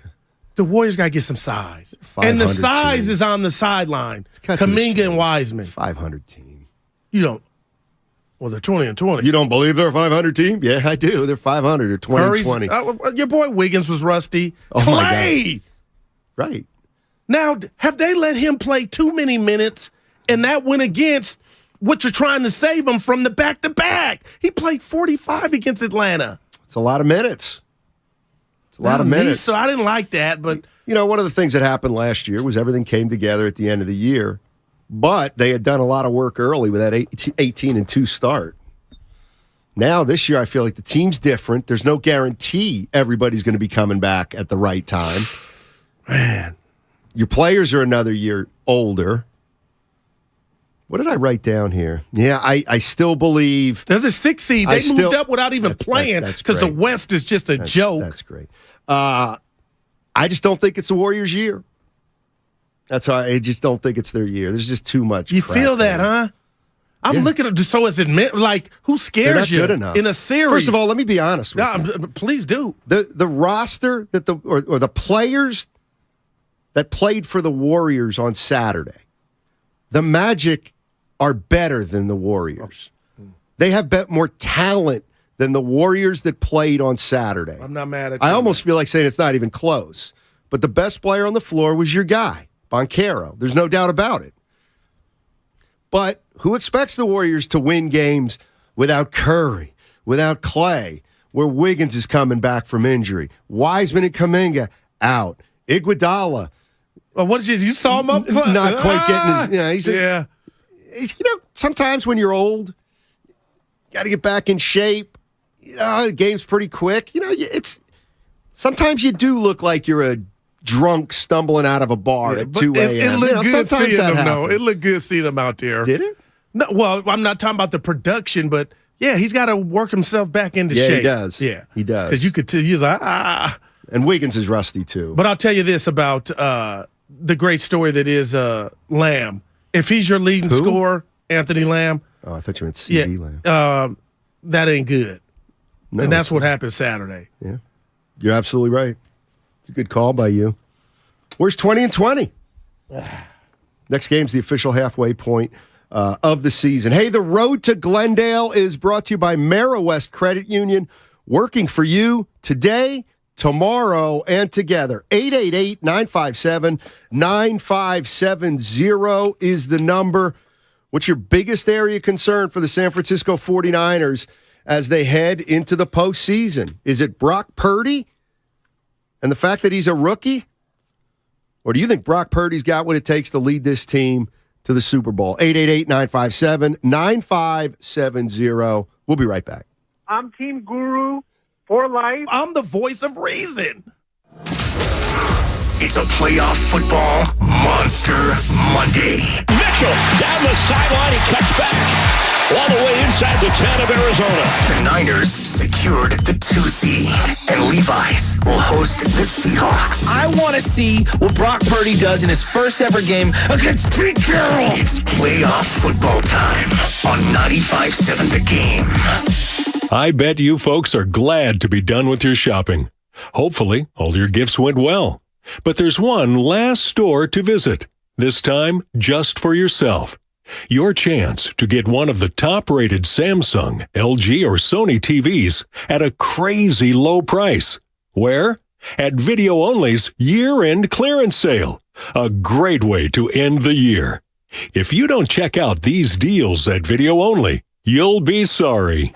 Norman, before we start the surgery, I have some bad news. What is it, doctor? Well, I never graduated from med school. But the good news is, it's the Xfinity Hello 2023 sale. Now hurry, because new Xfinity customers can get 75 megabit internet for just $19.99 a month for 12 months with a 1-year contract. And this will get your heart rate up. When you add Xfinity Mobile, you get the best price for 2 lines of unlimited. I gotta get this deal. Plus, for a limited time, get $500 back with 2 new mobile lines. That's amazing, Doc.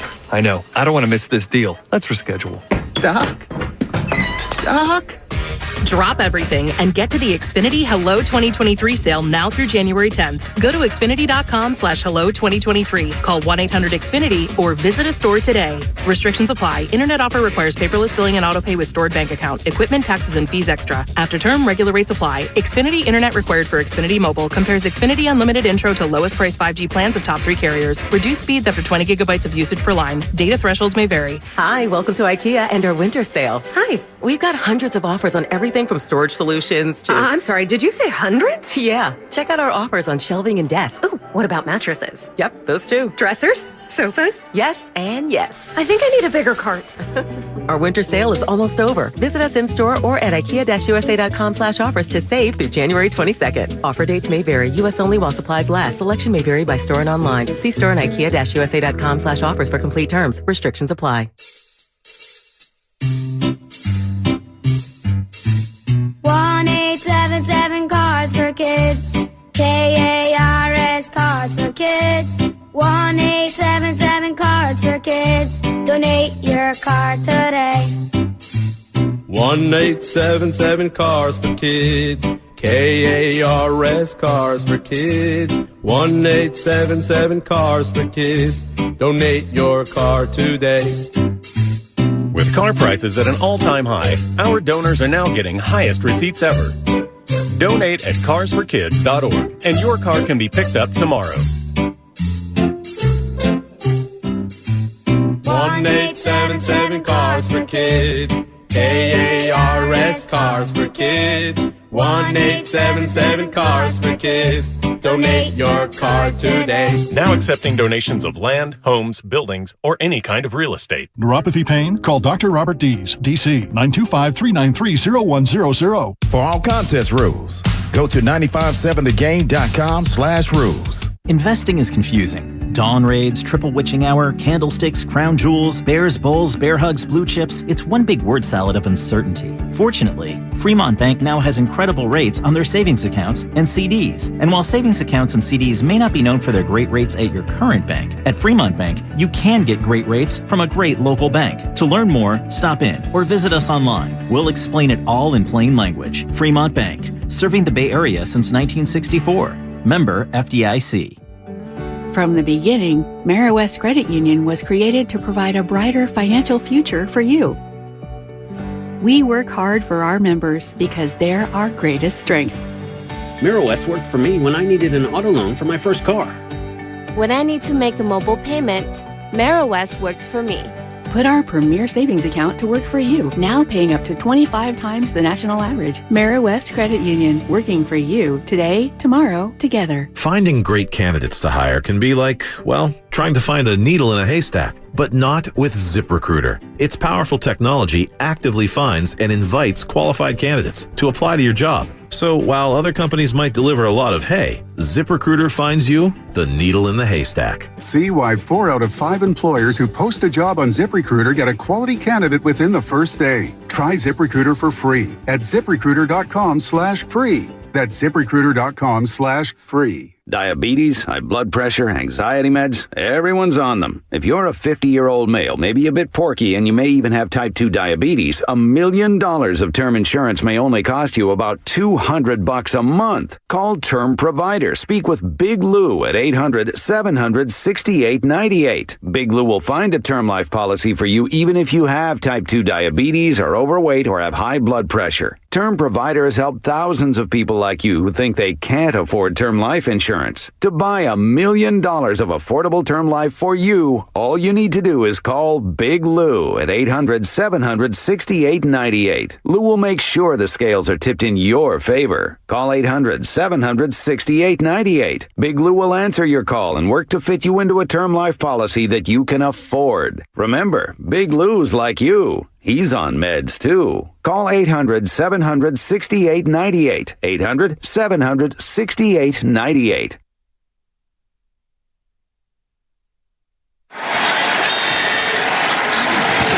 Second and goal. Purdy, end zone throw. Oh, a fingertip catch. George Kittle has a 49er touchdown.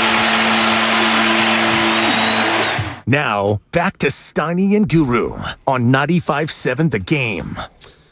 Yeah, 49ers rolling into the playoffs on a 10-game winning streak. Now they got to get it to 14. Oh, my goodness. Right? Or it'll be disappointing. Well, depending on who you are, it'll be disappointing. You know what? It's going to be disappointing. If the 49ers lose at some point in the next 4 games, it will be disappointing, regardless of when it is. It'll always be disappointing if you're a fan. But once that pain subsides, then you'll be like, we might have our future quarterback. Yeah, exactly. We got McCaffrey. Now, the beauty of our show and just radio is you have technology. So the great Mark Ibanez texts me to answer your question. Didn't call in. Oh. He said he's worried about the back end, Lenore, and that secondary. That's what concerns him. Well, that's his second worry. Mark Ibanez and I have the same worry, and it's Trent Williams. All right? Why about that? Because Trent Williams needs to play like Trent Williams and quit relying on his reputation, right, Mark? They averaged 4.6 on the ground collectively yesterday. That's all right. Yeah, that's all right. That's a first down. Okay. Damn well, it's funny because John. Hey, you know what do you give me for this? He's great. John with Sean O'Connell. I'm gonna look at he's got the same haircut now. The great OC. I knew it was somebody. I couldn't put my finger. So you agree? And everybody has a doppelganger. That's him. Yeah, Stoddy, that's good work right there. Thank you very much. Because if I didn't like it, I'd be like, Oh, so I said, what was McCaffrey? So McCaffrey in the 21-13 in the blowout win that the Niners had. That blowout win that the Niners had against the Seahawks, 21-13. He was 28 carries, McCaffrey, for what, 104 or 108? 28 for 104? 28 for 108? I'll tell you what. I know it's 26 for 108. That's a little bit. Okay, but that's kind of manageable if you're Seattle. And if you're Seattle and the D coordinator, what are you saying to stop this offensive team? We got to take away McCaffrey. What were some of their other numbers? I shouldn't put John on the spot there. But, okay, so they ran McCaffrey 26 times, which means they were in the very, very committed to the run, obviously. And they were committed to the run even though McCaffrey wasn't running roughshod over them. Yeah. I mean, what do you think? Look, when you carry 26 times in an NFL game, first of all, that puts you in an elite group of running backs who can even do that or get asked to do that, right? All right, if I'm a defense, McCaffrey's going to go 26 for 108. I'd be like, I'll take that. I think I would too. Yeah. Would you, John? Yeah, I think I would. We also had 17 for 26, 217 yards, 2 touchdowns out of Purdy. Okay. Man. And also, remember, Kittle got wide open and got that touchdown. Why'd they only score 21 against the... 4 catches, 93 yards, 2 TDs for Kittle. Boy. See, I bet you have all the scores in front of you right now because... So obviously the 49ers have put up big numbers, but they did only put up 21 against Seattle, which has got to be and a lot of people, when you watch that game, Steiny, like Willard said, you would have thought it was a blowout, speaking of which. No Debo, no Elijah Mitchell. I got to tell you, man, sometimes you come in here and I'm like, oh, you're just, that stick. You don't believe that. Never. And this is no shade. This is my new thing. I got to quit saying it. This is no shade at Debo. Yes, it is. But I know Kyle is going to he's going to have some allotted plays. Oh yeah, for Debo. Gadget and plays. They're going to be. I'm going to be thinking, Well, did you have to go away from C-Mac? Yeah, and I never would have thought I would be here. Like, I watched that game yesterday. Like, if Debo didn't get it, I was like, they're still cool. Right. No, that's the beauty. And what I was talking about is now you got Debo for gadget plays. He can't be your foundation. We figured that out. He's not durable enough to be the foundation. Well, they got to the Super Bowl and the NFC Championship last year. Don't forget that. How'd they do? Yeah. And I'll just play that. Well, they didn't. Because Debo couldn't get it done. Well, what if they do not get there this year with McCaffrey? Yeah. Mm-hmm. But I don't think they will not get there.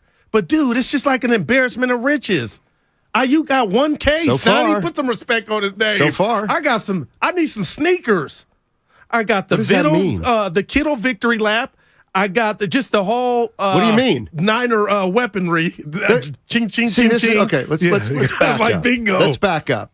The original Spider-Man. No, the original complaint you had to me. Go ahead. About George Kittle. It's one sentence.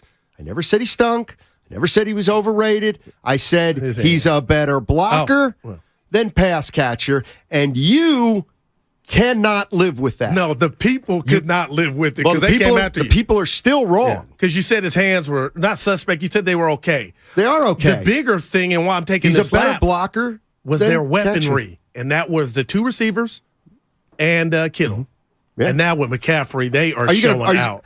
See, this here's the other thing you do. You start talking about this team like they've already accomplished everything. Oh, they're this, that, the other thing, and now you're putting me in a position where I'm like, they're rolling. No, I would never do that to you. They're rolling, but see what happens. No, it's just I get you. It's just how do you feel? Because you'll also because the other thing is, yeah, exactly. And if they lose to Seattle, you'll come in here and say they were frauds 3 days after saying this is the best team in football. You're doing Twitter on me. I'm not Twitter. You got to stay off. I'm just getting time. I'm just one of my New Year's resolutions is to just keep it more hundy. Look at you. Hey, speaking of which, one of mine is dropping some weight. Stoney, your boy been in the lab. I got my water, salads, greens, smoothies. And that's another fundamental difference between you and me. Well, you don't need to lose any. Is when I set about doing something, I keep my mouth shut and I just try to do it. But then it's not fun that way. What are you talking about? You got to put it out there for it to come back. So if I say, did a video over the weekend, I looked at it, I was like, oh, good Lord. You mean you're being narcissistic? No, I'm being. Yes, you are. No, I'm being concerned. You're saying to everybody out there, hey, everybody, I'm important. I'm going to try to lose weight. You know what I mean? I never looked at it like that. Yeah, but that's not quite selfish, really. No, you want to live. I want to be here for you. You can. You can live and be here for me. And do it with your mouth shut. Wow. You heard an inspirational Snidey? Damn. Hey, what was it like seeing Curry real quick Saturday night in street clothes? I know you were like, the game I come to, my boy's sitting. I knew 3 weeks ago he wasn't going to be playing. I get that. We were more disappointed that Clay didn't play. Now that was that. Man, I missed warmed him. up, knee soreness, didn't play. Wiggins was rusty, but that was to be expected. Yeah. He said he felt slow. Yeah. He wasn't as slow as Iguodala. Let's go to Santiago. How you doing, Santiago? What's going on, my man? Hey, Steiny and Guru, first-time caller. Thank you. But I'm a Seahawks fan, and, I've been listening all season. You guys were talking, and I get it. We're not at our best right now, but, are the Niners' weapons really that much better than – because I hear you guys always talk about Debo and Ayuk and Kittle, but are they really that much better than, PK and Tyler Lockett? Because Tyler Lockett is under, he's, I don't think he gets the respect. And we got Santiago. How about we got a wonderful rookie quarterback, running back, don't we? Who? Seattle. Walker. Oh, he's playing. Yeah, Seattle has, and we have 3 tight ends instead of just one. Noah Fant, Colby Parkinson, and Will Disley, as a unit, I would say, are better than the Niners unit because it's just one. Kittle's the only one that gets the attention. What's the fact of Dwelly? Does anyone really talk about him? So that's how I was always yeah, the Niners are good. They're obviously better than us in the defensive side, but the offensive side, I feel like Seahawks aren't that far behind. And I just feel like every Niner fan says, like, "Oh, we're the best in this." We have the Niners. Yeah, they're arrogant, aren't they? Yeah, they have the best positions, like the best tackle, the best. Yeah. So I thought. I know they talk about themselves like they're a damn all-star team. Santiago, these 49er fans. Thank you for the call. What's going on? Oh yeah, it's all about. You know what? Well, they got Metcalf too. You know what? This is you. Who cares about how they do pursuing a Super Bowl? We have 9 Pro Bowlers. That's all that matters. I will never subscribe to that. That is not me. I don't care about that stuff. But the highlight. Kenneth Walker, don't sleep on him. Dude, I'm going to watch that game again some point this week. NFL Network will show it. They're good at that. Whoever's playing, they'll play the old game or the last game. Pretty good. But 21-13. And I know Willard didn't think it was a close game, Steiny. They catch that pick, who knows? But that was a road game. They'll be at home. Crowd will be packed. Brian in San Jose. Let's talk about Brock Purdy. Yo. So, hey, what's up, guys? I love your guys. I love you guys. I love your show. I love listening to you guys. Thanks. Whether it's the Warriors. Appreciate it. But I feel like, for me, I like 2 scenarios for Brock Purdy, right? 2 scenarios. He either wins the Super Bowl, right? He either takes the team as the lead quarterback all the way to the end, wins the Super Bowl, or our secondary, drop too many points, but Brock Purdy and the rest of the catching, receiving, and running staff put up enough points to where he goes back into that. Maybe they lose, like maybe they lose the NFC Championship to Philly or anything, you know what I mean? But the offense still impresses us so much that we still promote him to our future quarterback. I hear you, Brian. It's not a bad plan. Let me tell you who else I heard. Oh, sure. Did you say hello to the guy who's back? You didn't even know he was gone, did you? Did you even know Lucas was gone for the last? I went in there. We got a bro hug. So, I did it. We got a bro hug? Yeah. He's been sick for 3 weeks. And he kind of did it. You got a bro hug from him? I tried to squeeze. Oh, my God. Hey, I didn't want to bring up those partitions again. Oh, Starty. I went, but nah, he's doing good, man. Anyway, go ahead. I seen him. He was just in my ear during the call, that's all. Saying, that's what jump we're waiting in. on. Jump in. Oh, okay, right. Wrap it up. Goo, you like Pringles? I tried to change it up. That was Friday. You left me hanging on the piano. I had the little green box you could see. Anyway. Oh, I got Nahegian good. What's this? I got Nahegian good on Friday. So, you were doing from home. And yeah. He called me after. But go ahead. I said, you were saying somebody saw the Pringles thing or something. I don't even know. And Nahegian comes in, and I said, I'm not worried about the Pringles. I'm worried about the paraphernalia on his mantle. And he goes, he knows I don't smoke. No, I think he should. Why did you go to smoking right away? That's paraphernalia. Maybe I saw you as a harder drug user. Please. No, but obviously Guru. Yeah. I don't like how it make your skin look. Man. No, but he have you noticed that's a theme with our guy? He's don't be drinking any beer on there. Oh, none of that. Got to give him credit. Did you see he got me one of those spinners? Yeah, I did, and you don't have it today. That's because it's broken. It was broken. He gave me a broken spinner. If you don't know out there, sometimes, a lot of times, very infrequently. Let me do you. Mine don't squeak. Very infrequently, I fidget a little bit, and so the boss, quote unquote, got me one of those fidget spinners. Of course, it worked. It was broken. The little piece of metal flew out because the plastic that was supposed to encase So you got another one coming? I don't know. You're the guy. Yeah. You get I got another one coming. I got another one coming, just like the dinner we got coming. You think we're ever going to get that? The storm, Mother Nature. Yeah, Mother Nature. I'm ready. For what? To eat. Via a salad, Oh, man. You get a cheat day? Exactly. San Francisco 49ers, they start the playoffs on Saturday, and they play the Seattle Seahawks. 1:30 start, and they head into the playoffs 13-4 and the number 2 seed, and they're favored right now by about 10. Man. That's scary. That would scare me. Well, first of all, it wouldn't scare me as a Niner fan. It would just be the number. But I don't think I could bet on the Niners to cover that. And you know how my mind works. If it were Aaron Rodgers, do you think it would be 10? I think it would be less. Like 6.5. I think it'd be less, but I think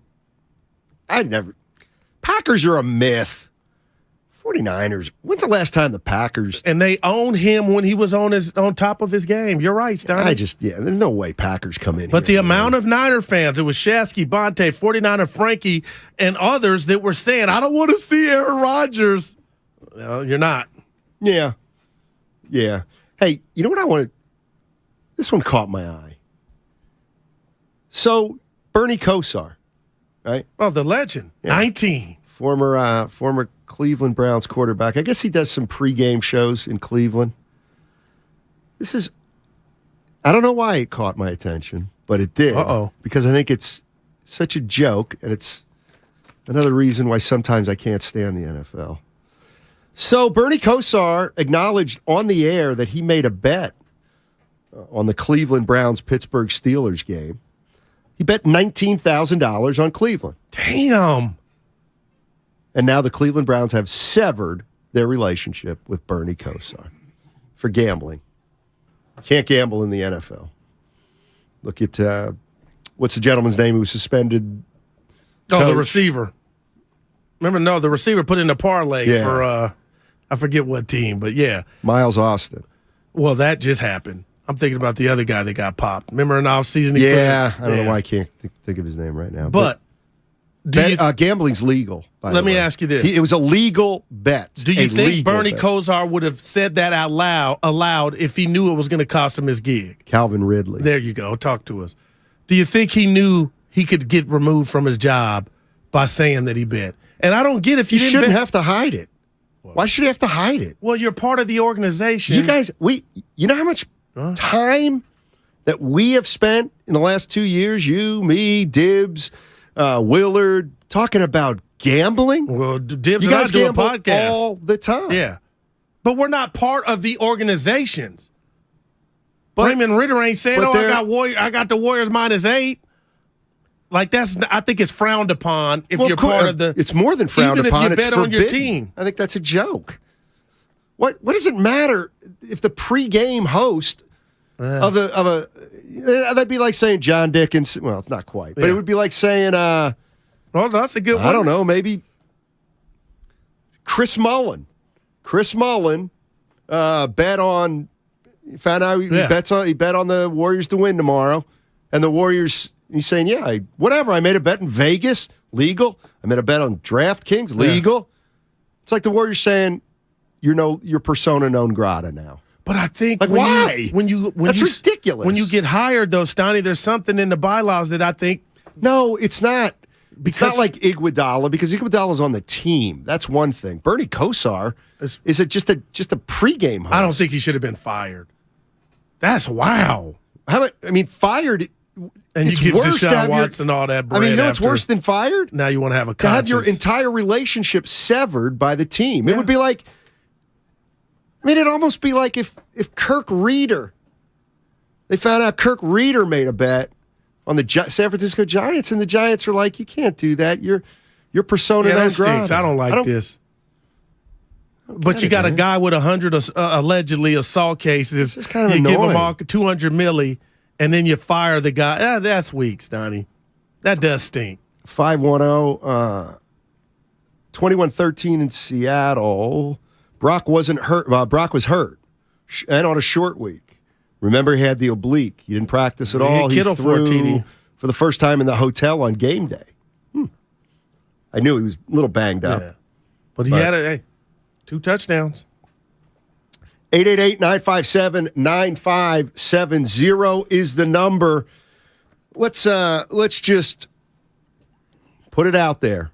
What are your expectations of the San Francisco 49ers? Are you all in and you want this team, hope this team, and even Purdy expects this team to get to the Super Bowl? Or do you look at this team and say, I love this team, but it's just not fair to think that they can make a deep run with Brock Purdy?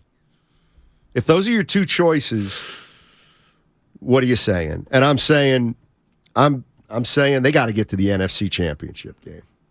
All right. And you're looking at that team-wide. They got to get to the NFC Championship game. And so, Kyle, this has been cute, but you got to take the rookie to the promised land, or damn near close.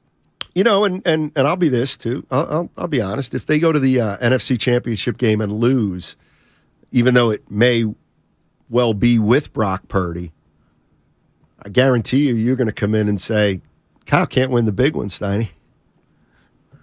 Now, can't win the big one. He's I'll say this. That's 3 out of 4 years. He's gotten to the Final Four. He can't get it done. Now, I would, but he's got a third-string that quarterback. That would be part of the conversation, but if they're up 10 at any juncture of the game. But you know what it wouldn't be? Kyle's cashing this in. Think about this.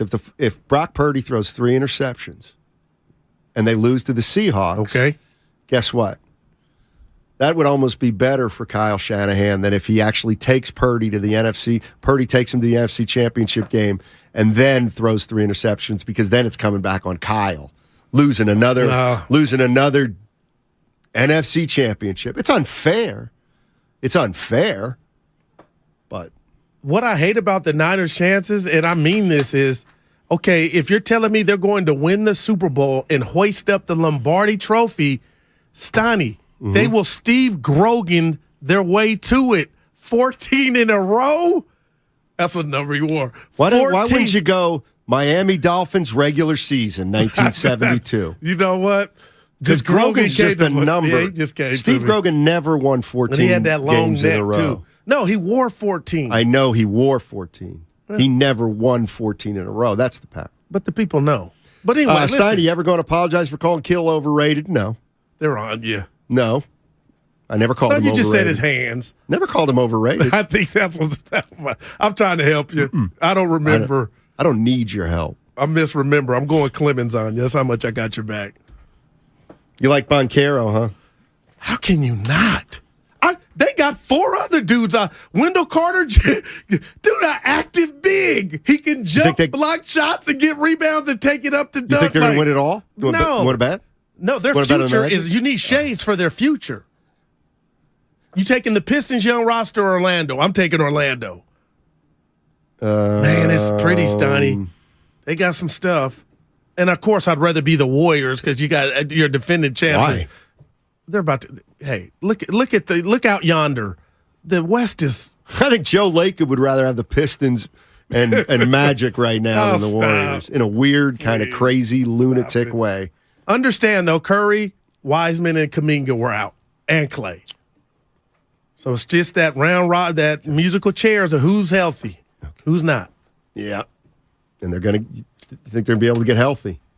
You hope. Yeah, you really do. You really do. All right, 888-957-9570 is the number. The San Francisco 49ers. Hey, playoffs start next weekend. Let's go. What are your expectations? Brock Purdy's going to start on Saturday against the Seahawks. That's got to be a win. Please. Please. Please. Right? Right? On 95.7 The Game. Mr. Relevant is undefeated as the starter heading into the playoffs. Not bad for Mr. Relevant. Purdy, end zone throw. Oh, a fingertip catch. George Kittle has a 49er touchdown. Will the Niners' fairy tale season continue in the playoffs? Obviously, we're at the point in the season where it's, regular season's over, and now the tournament starts, and this is, the real ball that really matters. Find out right here on 95.7 The Game. I bet you folks are glad to be done with your shopping. Hopefully, all your gifts went well. But there's one last store to visit, this time just for yourself.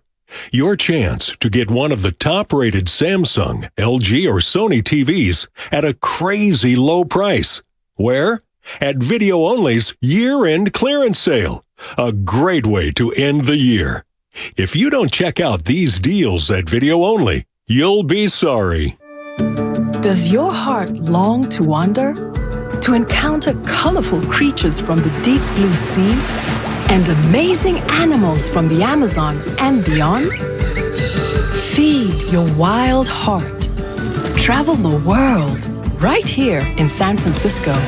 Make your reservation to the California Academy of Sciences at calacademy.org. See rare specimens, ancient fossils, and more at our new exhibit, Hidden Wonders. Thank you to all of the business owners who kept people employed during the pandemic. For all you've done, you may be eligible to claim the Employee Retention Tax Credit, a payroll tax refund from the United States Treasury Department, applicable to businesses who kept employees on payroll during the pandemic. The window is closing to claim your refund. Contact Paychex to see if you qualify. Paychex is proud to have helped more than 45,000 businesses secure over $9.2 billion in ERTC claims, an average of $190,000 per business. 50 years and thousands of experts in HR, payroll, benefits, and insurance. You may be eligible to claim the Employee Retention Tax Credit, a payroll tax refund from the United States Treasury Department, applicable to businesses who kept employees on payroll during the pandemic. The window is closing to claim your refund. Contact Paychex to see if you qualify. Visit paychex.com/ERTC to find out how Paychex can help you get additional cash into your business. Paychex.com/ERTC. Paychex.com/ERTC. Tune in to 95.7 The Game for Warriors Live, 60 minutes before tip-off of every Warriors game. Brought to you by Xfinity. Supercharge your home with supersonic Wi-Fi. Unbeatable internet, only from Xfinity. Come into Friedman's Appliance and see the full line of Fisher & Paykel's indoor and outdoor products. Experience them in person in live vignettes, including their famous dish drawer dishwasher and unique sizes of refrigeration designed to fit seamlessly into your kitchen space. Fisher & Paykel products deliver perfect results with exceptional design and performance. And for a limited time, receive up to a $2,000 rebate when you purchase qualifying Fisher & Paykel appliances from Friedman's Appliance. Visit Friedman's Appliance in Pleasant Hill or online at friedmansappliance.com. Every week, Damon and Retto go inside the 49ers locker room. The great Trent Williams. He's always been regarded as one of the better backs in the NFL, but to actually have him and see him up close and personal, you kind of see why his reputation is what it is. Hear a different 49er each week on Damon and Retto. Bang, bang, Niner gang! Brought to you by Harris Ranch Beef. Visit your local Rayleigh's, Bel Air, and Nob Hill markets for all your beef and tailgate needs. Hey, I'm Andy. I started Harry's because I was frustrated with buying razors at the drugstore. And when I say frustrated, I mean like so upset I called my friend Jeff. Hello, this is Jeff. Jeff, I'm at the store, and I don't get why these razors cost so much? Yeah, and do they need to look like robots? Dude, I know. And it's so frustrating how expensive they are. Getting ripped off sucks. We gotta do something about this. Why don't we make our own high-quality razors at much better prices? Actually, I heard about this German razor factory that makes some really high-quality blades. Really? Okay, maybe that's not exactly how it went. But we did buy that German factory, where we're turning high-quality steel into super sharp blades for a smooth shave at a great price. Seriously, as low as $2 per cartridge. Over the past 10 years, 20 million people have tried Harry's. Join them and get your starter set now. That's a 5-blade razor, weighted handle, and shave gel, all for just $3 with free shipping, backed by our quality guarantee. If you don't like it, it's on us. Just go to harrys.com now and enter code SMOOTH at checkout. That's harrys.com, code SMOOTH. It's not easy being the one everyone counts on to keep your operation running, no matter the weather or supply chain hiccup. But we get you, Raymond in Buffalo, Maria in Miami, and Jules in Troy, taking control of everything that's under your control. At Grainger, we're here for you with high-quality supplies for every industry, plus real-time product availability and access to experts ready to help. Call, click Grainger.com, or just stop by. Grainger, for the ones who get it done. The 34th Annual Manufacturers RV Show is coming to the Alameda County Fairgrounds, January 21st through January 29th. And 95.7 The Game has your chance to enter to win a 4-pack of tickets. Head to 957thegame.com/contest to enter. If you own a business, this has been a bumpy ride. From pandemic to inflation, I'm sure you could use a break. If your business has 5 or more employees and survived COVID, you might be eligible to receive a payroll tax refund of up to $26,000 per employee. The challenge is getting your hands on it. Hi, I'm Howard Mackler, and that's why I founded GetRefunds.com to cut through the red tape and get you that money. The team of tax attorneys we have put together are highly trained in this little-known payroll tax refund program. We do all the work, charge not a dime up front, and simply share a percentage of the cash that we get for you. Businesses of all types qualify, including those who took PPP, nonprofits, and even those that had increases in sales. We have helped return over $1 billion to businesses, and we can help your business too. Just go to getrefunds.com and answer a few questions. This payroll tax refund is only available for a limited period of time. Don't lose out on up to $26,000 per employee. Go to getrefunds.com. That's getrefunds.com. You're listening to 95.7 The Game, KGMC FM at HD1 San Francisco. Always live on the free Odyssey app.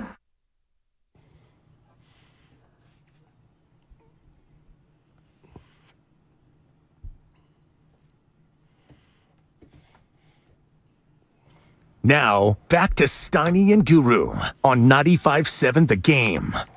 Matt Steinmetz, Darryl the Guru Johnson with you on a Monday in the Bay.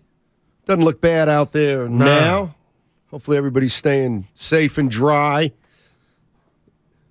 You're okay, though, up there in Sac? I hear Sac's getting pummeled. Oh, man, it's getting pummeled. I showed you that video Saturday night of the tree. I did. It's scary sitting in the house feeling like you're in the woods. Coppola, you're not. And the roof could just come off. No, it was, you captured Seriously. the wind. You captured the wind. And in fact, you know what? Come to think of it, maybe I'm wrong. Maybe it wasn't, boy, this is not a good video. It was more like a film noir video. Well, look at you. Maybe, yeah, you know what? I may have missed the boat the first time. It wouldn't be the first time either. 49ers, 38-13. Man, I tell you what a job by Kingsbury getting 5 wins out of that team. Your boys, what are you laughing at? Here. What are you laughing at? Because I know you liked him. I do like him. Well, I do like him. His record against Kyle is no. Well, I do like I guess him. still on the exactly when he comes it's about back. 500 probably actually. He'll come back because he swept him, I believe. But what about J.J. Watt? I thought he was going to inspire an upset. They come out and get the touchdown. Did you see him pregame telling the men, "Let's go out and fight for your family"? And you didn't think he was going to spur the upset, dude. And your boy looked at peace. I didn't know if he knew he was gone. Who? Cliff. He looked like we got some. I hate coaches that wear the shades.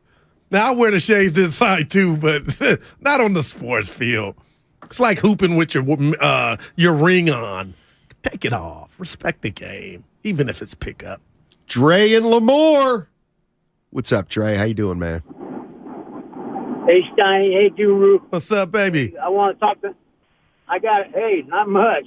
Driving home from the Bay Area. I got a question for you. Are either of you guys going to the Warriors game tomorrow? I'm not going to be able to make it. Who? You were talking about going. Yeah, it's a TNT game. No, seriously. You were talking about having a couple extra tickets. Yeah, look at you. What's up, Dre? You going to be in the house? Yeah, my daughter bought me a ticket for me and her on Christmas. So we're going to be there tomorrow. So this is what you're going to do. You're going to leave your number with the producer before you hang up, and then we'll link up when I'm out there. I'm going, Steiny. Yep. Sounds like a winner. Thanks, Dre. Appreciate it, buddy. We've met Dre and his daughter before back at the old arena. We've been riding for a minute, Steiny, you and me. If you know what that means. I know what it means. I absolutely know what it means. Right. You know, it's kind of interesting. I just was throwing out there, if you're a 49er fan, you're heading into the playoffs with a 10-game win streak. Things are looking great. There's no doubt. You've had a great season. So what are you most concerned with? And it's interesting, and I think this is something that, had I asked this question last year, we would have gotten at least a few people to say this. What are you most worried about? Kyle Shanahan.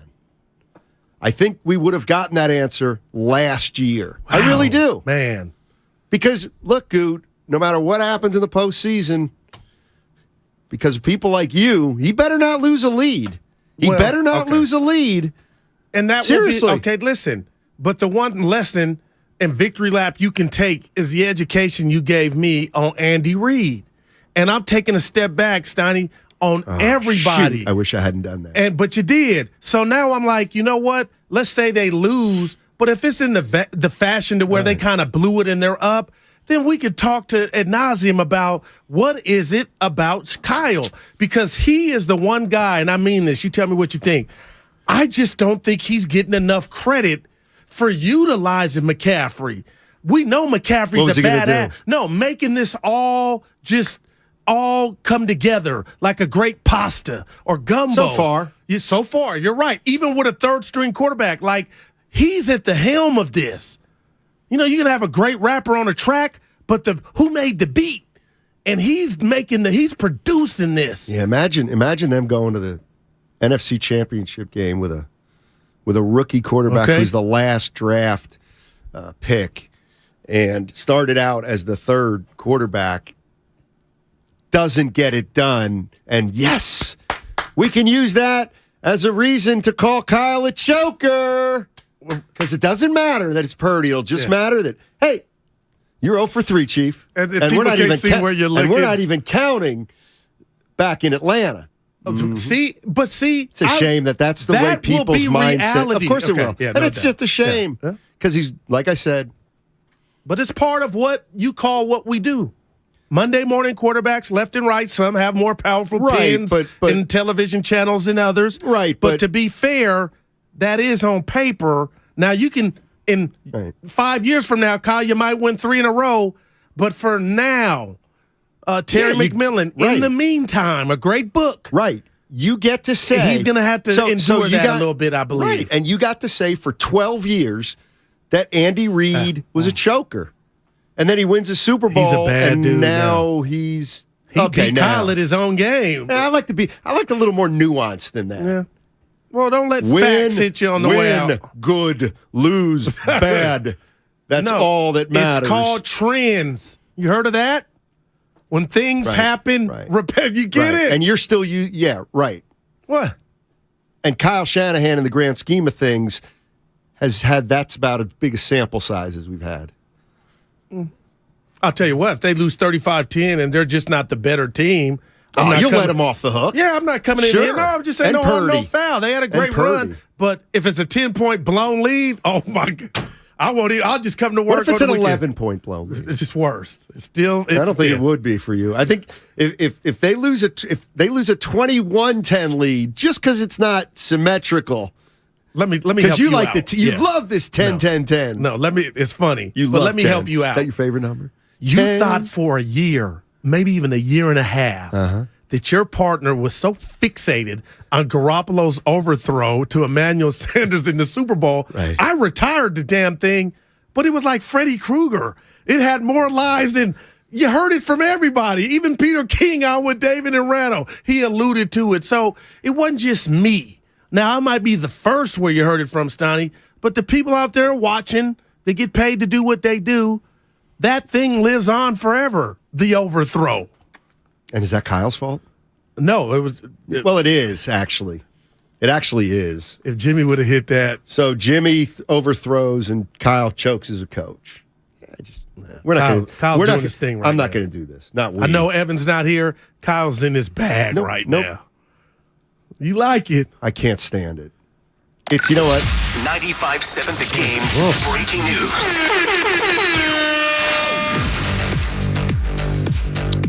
There you go. I get scared on the sounder. Oh, Steph Curry is probable for tomorrow's game. He called it. Against the Phoenix Suns. Wow, the chef is back. Yeah. And they need him. Let me guess, now you're going to try to get tickets because Curry's coming back. You didn't want him yesterday. Well, I had my credential. But you're not I was going solo dolo. Yeah, take my laptop, write notes for a show. Dude, don't work, Shavy. Up there with a bottle of Hennessy, like smooching. Right. Hey, dude, that's big, the chef. Yeah, Steph Curry, who's been out for a little while, looks like he's going to play tomorrow versus the Phoenix Suns. It's the last of an 8-game homestand for the Warriors. I'll tell you what, we didn't talk a lot of Warriors today, but I have what did I have here? That's big. If the homestand ends tomorrow with a loss, well, that's a bad homestand. Okay, not bad, but right. it's boy, because everyone's been hard. Steiny. If they lose to the Suns tomorrow, they really, really missed an opportunity, and you now go on the road under 500. Yeah. But have you seen what's going on in Phoenix or what's not going on? I don't know what it is, Steiny. They're a mess. Why Well, so are Booker's the hurt. Warriors. So are the Warriors. Well, I'm going back to Ayton and the coach and the infighting. And I'm going back to Draymond and the pool and punching in the face. What's the difference? You got me there. But they're not. I know the difference. The Warriors have won it in the past. Yep. That doesn't mean much right now, though, other than experience. So Poole go back to the bit? Well, that's if Clay's out there. I don't know. That was odd. Hopefully we'll get more news on. That's good. On Klay Thompson. So he'll be in San Antonio for sure. No doubt. On the court. Hey, guys, just wanted your opinion on the weather scenario for the Seahawks game. 49ers haven't exactly done well in weather in the past. Do you think that even evens the playing field? It shouldn't. It should give the 49ers more of an advantage. But we haven't seen that. But maybe it's different now with McCaffrey. Man, hadn't even thought about that. Yeah, this water might still. It'll be another excuse for you to use. No, not at all. I just know. Yeah, Seattle plays on that fake grass, but Metcalf and Lockett. Hey, I'm not selling and your guy Walker, Kenneth. Yeah, I'm not selling them short. Like I get his 10-point lead, but you got to come in and it was 21-13. I'll just leave that there. It's weird. I'm talking myself into it being close. Well, no, I'm. This is where I'm. Gino, I'm with you. I don't understand how we can say anything can happen on any given Sunday, and then 2 seconds later say, no chance 49ers are going to lose the Seahawks. They did struggle. Of course with the they Rams can. At home. Of course they could lose the Seahawks. It's possible. Yeah. Somebody could get hurt. Exactly. Yeah. Man. It's a bad homestand. They lost the two worst teams in the league, but man, those two teams. What? After you went 1-100 on the road to come back and be 500 and drop 2 at the end, when let's be honest, they're not at full strength. No excuses. You kind of know why they lost the games. I don't think this would be a bad. I mean, come on. Don't think this would be a bad. And now they're the 6th seed. They came back from the road. They were 11th. It's bigger than this. They're 500, Goo. That is. They're 500. Yeah, but Wiseman's. They're one. I'll tell you what they are. They're one now piece of bad fortune away from. Right. That's all I'm saying. Okay. That's all I'm saying. And all I'm saying is a Warrior fan, and we're the flagship 95.7 The Game for the Golden State Warriors, Steiny. The injuries. Like, I was told or felt like Kuminga stubbed his toe, he'll be out a game or two. Then you see a boot. Wiseman, he was scrimmaging, playing around, nothing to see here. It's an ankle. But these are crucial minutes in games that he was going to get a chance to get his feet wet, and he's not playing. They're both not back. Is that just me, or what's going on with those two? Because every time you get the report, you feel like it's nothing, and then you look at another day. Wiseman's been out 5 games. Kuminga too, almost. Yeah, you got to ask the training staff. I don't have any expertise on that. Did I sound like I cared? Because I did. I just dude, Wiseman in street clothes. This was your opportunity, bud. Kuminga turning the corner. Yeah, it's one of the things you obsess over. Now Clay's on my list. It's definitely one of the things that you spend more time thinking about than most people. Like worrying about injuries. Like injuries just happen and you got to go on from them. Like Wiggins. I can't stand what's in the water up there. Well, I retired that one. Let me tell you what's in the water up there is a bunch of out-of-shape athletes who get fat and then they get hurt. How about that? Well, Booker, hammy, he ain't fat. David's in Modesto. What's up, David?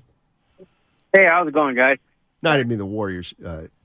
I want to talk about Shanahan. Give it to me. I don't know what you guys think about him calling the bootleg with Purdy. We can't afford to lose this guy. You know what I mean? I didn't like that call when he's trying to have him run. And also, Purdy can't be doing quarterback sneaks. That's like throwing a teddy bear against the wall. That guy, he's a toothpick. He's our quarterback we got to take care of. You know what I mean? I'm hoping we could eliminate some of those calls. Thanks, David. Appreciate the call. He doesn't want the rollout, doesn't want the quarterback sneak. Now, maybe my sources are wrong, but I heard that somebody went the wrong way on that, and that's why he was improvising and rolled out. That wasn't by design. I could be wrong, could be a different play, but I did read that, and I was like, oh, okay. because Josh Johnson, Oakland's own, I think it's Tech. I said Odell last time, Johnny. You didn't correct me. One play away like any backup, I guess. This Purdy story. I thought that this all things Niner considered, story. How about that? This Niner story. You won't be able to maintain that. Lost my train of thought. I thought, what was it? I want you to remember. Quarterback sneaks, I thought you don't get hurt for the most part, all things on balance. Quarterbacks tend not to get, I know Mahomes, but quarterbacks tend not to get hurt on quarterback sneaks. So that isn't necessarily He's being overly cautious. Play. Did you see it with Brock Purdy? Did you see my tweet Saturday? As the Raider. Now, why would you blow into the mic as if you were exasperated? I am exasperated. Tell me what you think about this. Right. I watched in its entirety the Chiefs play the Raiders, and I was rooting for Stidham to do what he did against the Niners. It didn't happen. But when I watch Patrick Mahomes, the third play quarterback, I just think of Steph Curry. Just how easy he makes the game look. You say what to that? Any similarities? The passes, Steiny is special, man. And he's got a ring already. Could have 2. Could have 3 if D4 didn't jump off sides. So you tweeted something about Mahomes and Curry that's been out there for, 3 to 5 years? Just repeating what's been out there? Don't say you've heard that. I've heard it a million times. Are you kidding me? No. John, is Guru's tweet Saturday, did it break any ground for you? No, where? I didn't. You're laughing. This is like bringing your child in and saying, which one would you like, mom or dad better? John, that's how I tweet what I feel and what I see. I guess what I didn't know who said that. Well, I guess is what I should say is, God, that was profound. Or you agree. Well, or you're saying you've heard it. Let me ask you a question. Yeah. If you hear something for the 15th time, can it be profound? I don't know. Well, I hadn't heard it. We live different lives, man. It's incredible. Like, are they friends? They should be, man. Just ain't the biggest dude, but just no. I absolutely, it's incredible. I absolutely think there's a comparison to be made to such a degree. You've heard it 15 times. To Guru's credit, the key word you're looking for in there is vibes, and I think Guru hit the nail on the head there with vibes. Yeah. But there's also a perfection component to they have nobody's perfect, but they perfected who and what they are and what they're trying to do. The dude is special. Now he came in and whooped up on the Niners, Mahomes. That could be Kyle's kryptonite. We'll find out if they hook up. Because if you tell me now, Niners in the Super Bowl, who do you want them to play? There is no other answer. Josh Allen, I love you. Shout out Hamlin. It's Kansas City and Andy Reid, and you owe them. Twice. I think any of those 3 teams is going to be tough. Burrow, too? Yes. I'm going with Burrow. He got Cincinnati ties. Lowe was a Bengal. Yeah, he was also a Charger. Right. I mean, Lowe's got 7 teams representing his career. He might be listening. You might get an email or text. That's fine. Like Lowe. Lowe knows. By the way, on this date in 1995. Go ahead. You were about to lie about your age. I don't do that. Yes, you do. You do it every time your age is mentioned. I just go with my hair. Whatever my hair looks, that's my age, Scotty. So we doing good, baby. This is where mom and dad being literal have killed me. Oh, God. How's Mary? I lost my cousin. She chimed in on Facebook. I appreciate that stuff. That goes a long way. You didn't. I did it in person and offered my condolences. To ever use deaf to say you didn't. Go ahead, Snotty. 1995 on this date. Mike Schmidt went into the Hall of Fame. First ballot Hall of Famer. And I think by any objective standard, the greatest third baseman in the history of baseball. He was a bad dude. Oh, unbelievable. 6'5"? Let me tell you something. Mike Schmidt, if he were on the Giants in his prime, think about that. You drop a 45 home run hitter before steroids. Exactly. And by the way, as Bob Fitzgerald would say, you also have the greatest fielding third baseman either of all time or tied with Brooks Robinson. Man, what a name. 415 George Brett on line 1. That's the differentiator, Mr. 415. I'm listening, Donnie. Mike Schmidt might have been the greatest defensive third baseman of all time. Brooks Robinson, absolutely. From everything I've heard, Mike Schmidt could field. Yeah. George Brett's a nice little player. I wonder what Pete. I just thought of Pete Rose, our guy. What he would played say. third. Who did I tell Pete was? I said he's the best second. He goes, "Are you kidding me?" I think it was Derek Jeter, or was it Rodriguez? Remember, I said, "Hey, Pete," he clowned me. What was that? I forget. I said Derek. I said Jeter. He goes, "Are you kidding me? You're crazy. It's Alex Rodriguez." Oh, right. Yeah. That's what it was. That's what it was. And it had something to do with what they moved. Who Jeter moved? Position. I think it might have been before that. Rodriguez moved positions. Right, he went to third. Jeter never left at shortstop, ever. You know how Shasky and Bonte got that thing where they remember everything? We're like on the other side of that. It's because we've lived. We've said, hey, when y'all have some multiple kids, come back to me and talk to me about 12 years ago in the box score, because they be on it. But I'm like, they don't got kids, multiples. Dude, that's my thing. I tell them. Yeah. I mean, you're right. We have so much more knowledge than them. We have so much more perspective than them. But we just can't remember anything. It's right. You better be careful. That's pretty good. Oh, goodness gracious. All right. So you're into Boncaro. You're worried about Kuminga and Wiseman.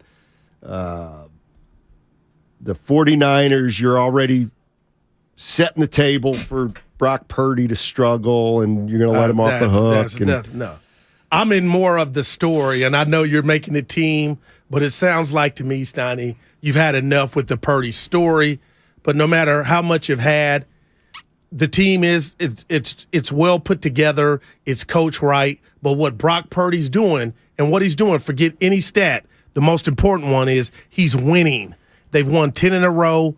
This dude's playing his ass off.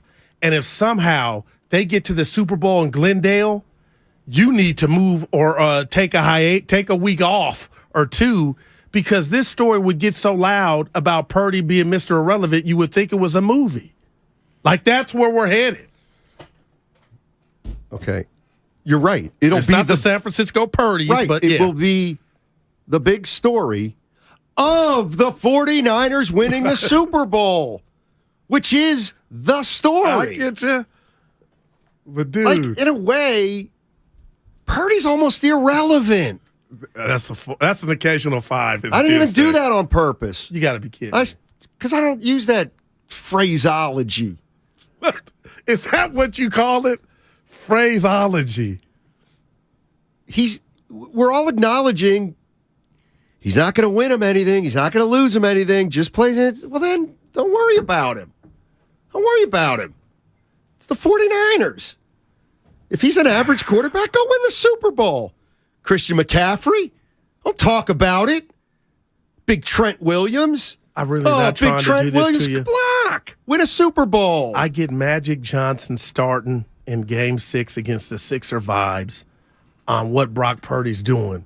It's not that, because that was a one game, but the quarterback is the most important position in sports. Not for the Niners. You slip up or you don't know this or that, and your processor's slow or your Wi-Fi ain't up to speed, you're done. And your boy's just getting rid of the ball, and now they're putting up points to where the defense might be slipping. Okay. What makes the Niners different is that the quarterback position is not the most important position on the 49ers. And they're the only team where the quarterback is not the most important player on the team. That was, I want to say, profound.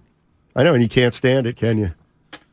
You can't stand it that they've built a well-rounded team without a quarterback who puts up 350 yards a game. It's just driving you crazy, isn't it? I love this Woody Hayes offense. 3 yards in a cloud of... Hey, get geared up for the playoffs now at 95.7thegameshop.com. Relevant shirts. Relevant, irrelevant, relevant, irrelevant. We shall see. DPOY shirts from... they're the Nick Bosa shirts. Nick Bosa, of course, spotted by me very early in his career. Gear, 95.7thegameshop.com. Go get your stuff on 95.7 The Game. Brock Purdy and the 49ers are the 2 seed in the NFC. Brock Purdy will dump it off to McCaffrey. He's headed for the end zone, and Christian McCaffrey has a 49er touchdown. Their first round opponent will be the Seattle Seahawks. I think it's going to be a heavyweight boxing fight. I know that it's going to be gritty. It's playoff football time. We're going back to the field. 95.7 The Game. I bet you folks are glad to be done with your shopping. Hopefully, all your gifts went well. But there's one last store to visit, this time just for yourself. Your chance to get one of the top-rated Samsung, LG, or Sony TVs at a crazy low price. Where? At Video Only's year-end clearance sale. A great way to end the year. If you don't check out these deals at Video Only, you'll be sorry. It's back and it's better than ever. The 34th Annual Manufacturers RV Show at the Alameda County Fairgrounds in Pleasanton. January 21st through the 29th. You'll see hundreds of RVs from dealers all over the West Coast. Like motorhomes, travel trailers, toy haulers, fifth wheels, van conversions, and truck campers. Go to RVshows.net for more information. Don't miss the Manufacturers RV Show at the Alameda County Fairgrounds in Pleasanton. Every small business owner knows business happens everywhere. The office, the warehouse, or on the road. And no matter where it takes you, there's one solution to help your business thrive. Comcast Business Complete Connectivity. It's the largest, fastest, reliable network with advanced gig speed Wi-Fi and cyber threat protection in one solution. Get started for just $49.99 a month. Plus, add Comcast Business Mobile and you can save up to 60% a year on your wireless bill. And ask how to get up to a $750 prepaid card. Flight 291 is now on. Yep, you're going places. And when you get there, be ready to do business. The complete connectivity solution from the company that powers more small businesses than any other provider. Comcast Business, powering possibilities.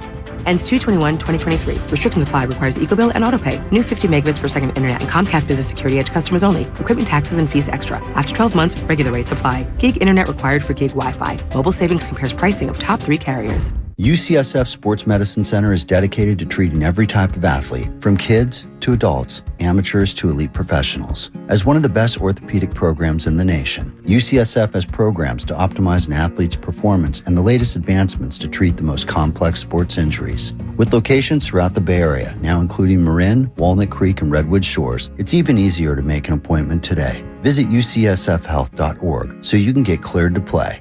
UCSF Health, redefining possible. Here's home improvement news for the new year at Dolan's. Replace those old interior doors with ones you design yourself.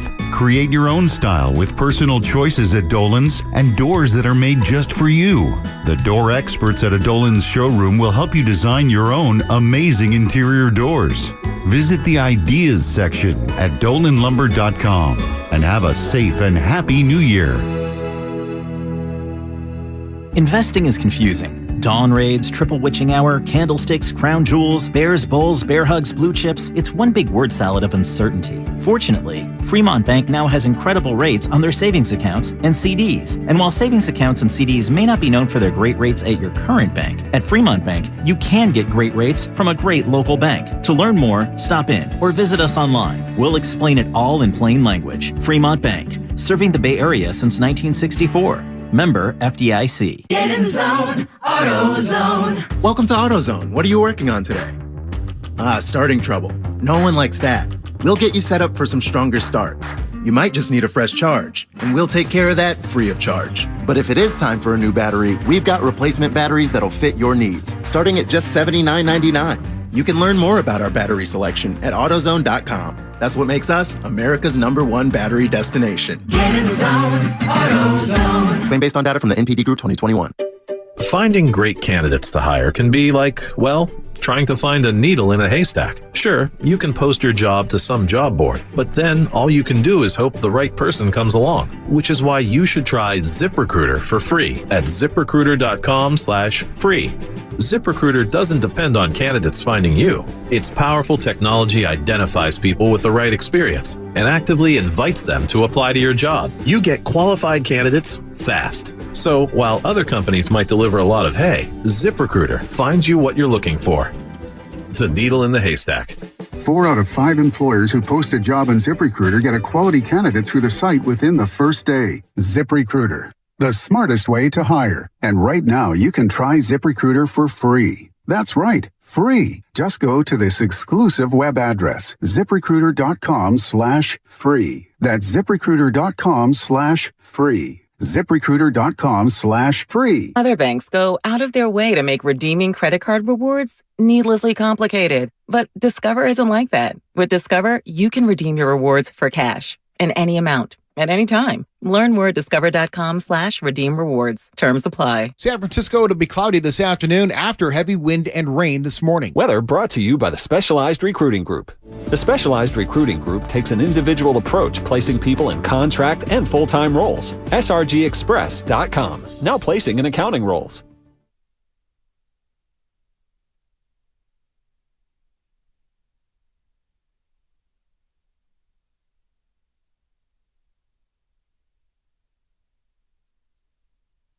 Now, back to Steiny and Guru on 95.7 The Game. All right, half hour left in the show, and then we will turn it over to Ratto and Damon Bruce. And I need you more than ever this segment, Goo. No, I'm what's up, babe? I'm Pippen. I'm Jordan. Michael Irvin, 415. I spilled the last of my coffee on my notebook, so all my notes for the show are gone. Yeah. So I don't have anything to look down on. Was it a bad spit? Like, will Damon know you did it when he comes in? No, it's all clear. Okay. It's just, coffee on paper. So those were probably all your notes about tonight's championship football game, college football. I'm juiced. What time? Get ready for a 5-hour game. 5:15, I believe. 5:15? Yeah. Be done by sunup. Yeah, you think? I think so. I'm going to watch don't the Sacramento Kings play Orlando? The Yeah, look at Lakers play Denver. TNT. No LeBron. Your boy's balling. By the way, don't sleep on Denver. They are starting. Murray's looking a little more like himself. Mm-hmm. Yep. Yeah. Let's go to Brian. Brian's in San Francisco. Wants to talk about Brock Purdy and the quarterback position. Hey, Brian. So, if the quarterback is not irrelevant in San Francisco, right? Tell me why all of our target numbers are so much higher than they were prior to Brock Purdy coming in. Like, all of our targets, now besides Debo, I think Debo, he doesn't, I just don't see Brock Purdy hitting him a lot, but that's just about to happen. That could happen any second. Brock Purdy could target Debo, and you could see Debo do some crazy stuff. I feel like you guys are just not you guys. I think it's Steiny. He just might not like Brock Purdy. He just doesn't believe him. Steiny, do you not believe in Brock Purdy? What's wrong? There's nothing wrong. There's nothing wrong with Brock Purdy. I think that a lot of it has to do with Christian McCaffrey. Keep going. And and Kyle. The other thing, Brian, is, and I haven't looked at the exact numbers, but just on social media, people are saying the stats between Purdy and Garoppolo this year are relatively similar, right? Right. Okay, so my feeling is, but they're scoring more touchdowns, right? And I would chalk that up more to McCaffrey's impact on the entire offense. Okay, go ahead, Brian, real quick. I thought. Go ahead. No, he's still here. You there, Brian? Thanks, Brian. Appreciate the call. No, I mean, there's a chance that. Well, the way you said it, real quick. Well, and you weren't doing it to be evil, but it sounded like you're saying anybody can get it done with Kyle. I want to resign. Kyle probably believes Mullins couldn't do it, and Beathard couldn't do it. Well, couldn't they? But they put up numbers. Steiny, those were important games in 2020 that they just couldn't get a win or make a play. So I want to give Kyle more credit by it don't matter the quarterback. They stunk that year. Well, they didn't stink. They could have got into the playoffs. Is that at the year the they end. lost Bosa? Yeah, and they were playing at their home games in Glendale, in Arizona. COVID. Yeah, COVID. But remember, they just couldn't make a play. Lost to the Eagles. This Sunday Night Football. I'm just saying, Brock's bringing something to the table. And when you made that blanket statement, it sounds like, hey, Goo, he can go get any and everybody. Maybe he could. Well, he's on a hot streak with that because Jimmy. I mean, think about it this way. Trey didn't think about it this look way. like One this. quarterback went 5-2. The other quarterback went 5-0. But Kyle started the quarterback. He started Trey Lance. All I'm saying is, I'll stick by my statement is, I don't think the quarterback position. I'll make it safe. Okay. Quarterback position is not as important to the Niners, particularly with the way they're constructed, than any other team. And that's not taking anything away from what Brock Purdy's doing. But the situation, whether it's Brock Purdy, Jimmy Garoppolo, Trey Lance, Mullins, Beathard, is we ain't going to let you win or lose a game for us by yourself. Because if you could play this game, how about this? If you could play this game without a quarterback, the Niners would be the favorites to win it all. All right. I'm not mad at that, but how about this?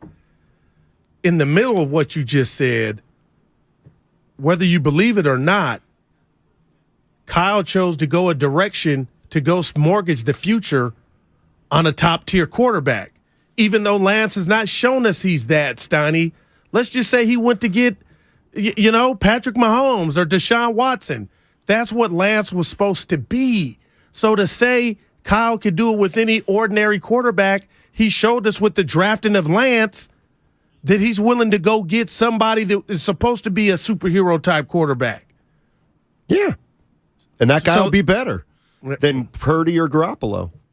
And we haven't seen just that because yet. of their athleticism. Yeah. But like athleticism to me is so much less important than being smart at quarterback. Joe Montana on line one, right? I mean, I'd much rather be smart than athletic. Man.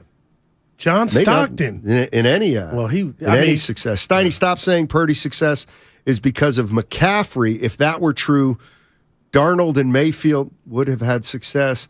That take is garbage. Oh, he's saying it. Well, Carolina didn't have what yet, or Kyle. You know what? McCaffrey's the reason that the 49ers can go to the Super Bowl. Yeah. If they don't make that trade for Christian McCaffrey, the 49ers are going nowhere this year.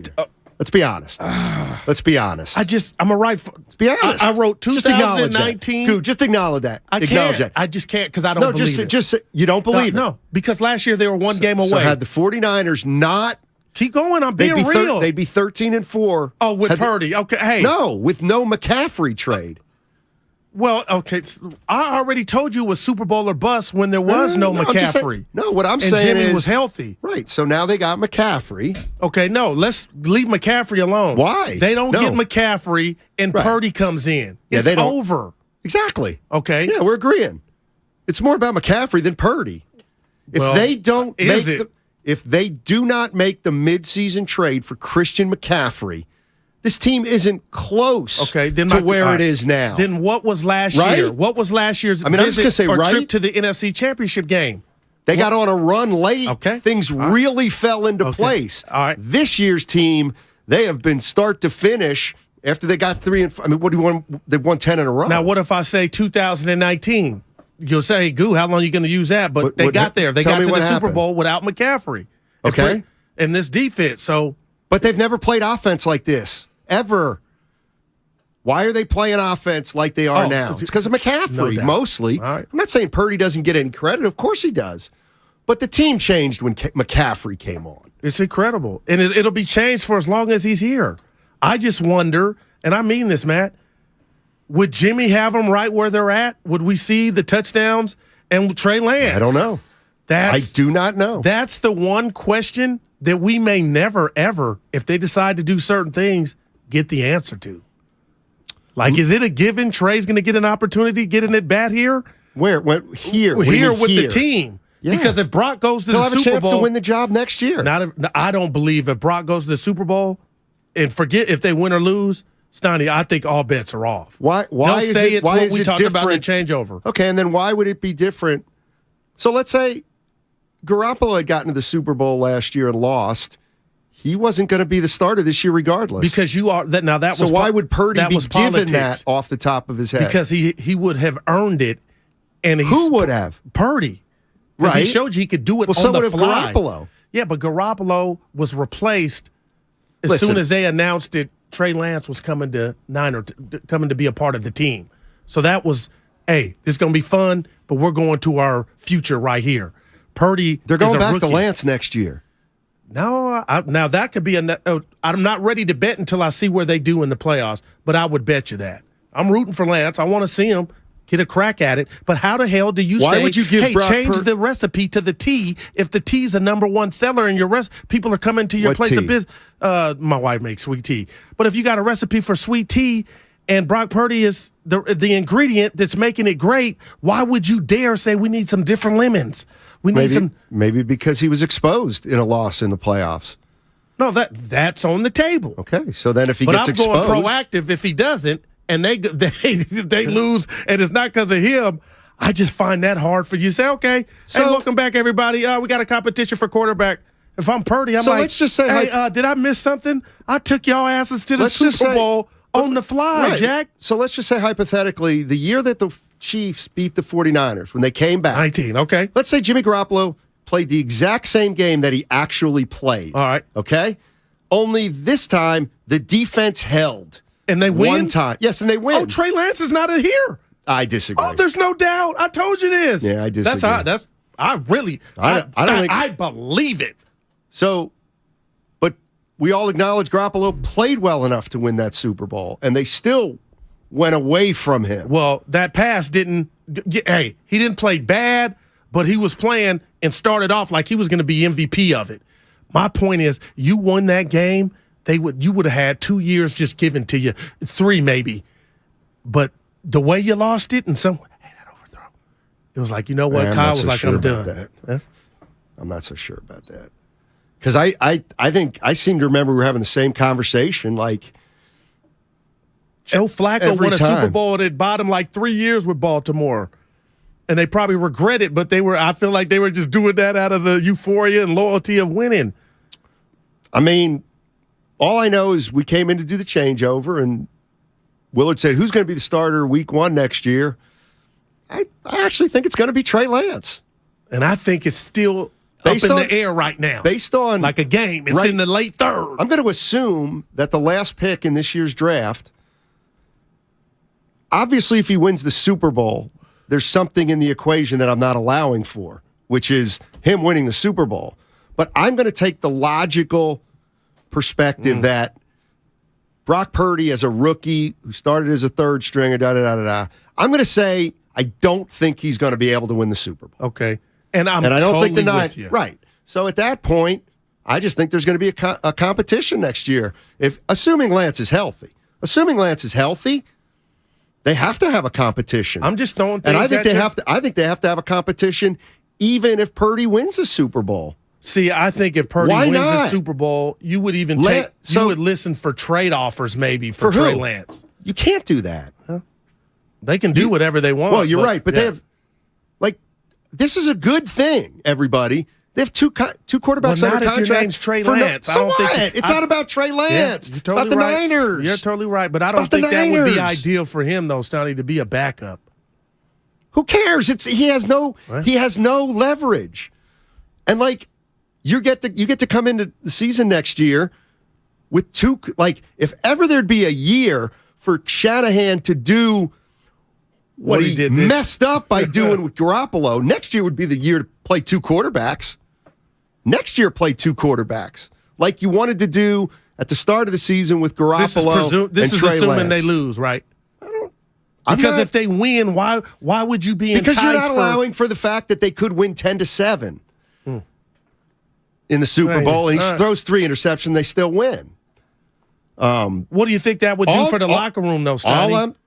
Because I'm just asking. I don't know. You. What did it do for the locker room when Shanahan knowingly started the worst quarterback on the roster?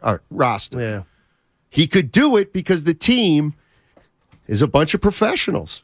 That might not have worked in Jackson. Well, I shouldn't say Jacksonville because that guy can coach.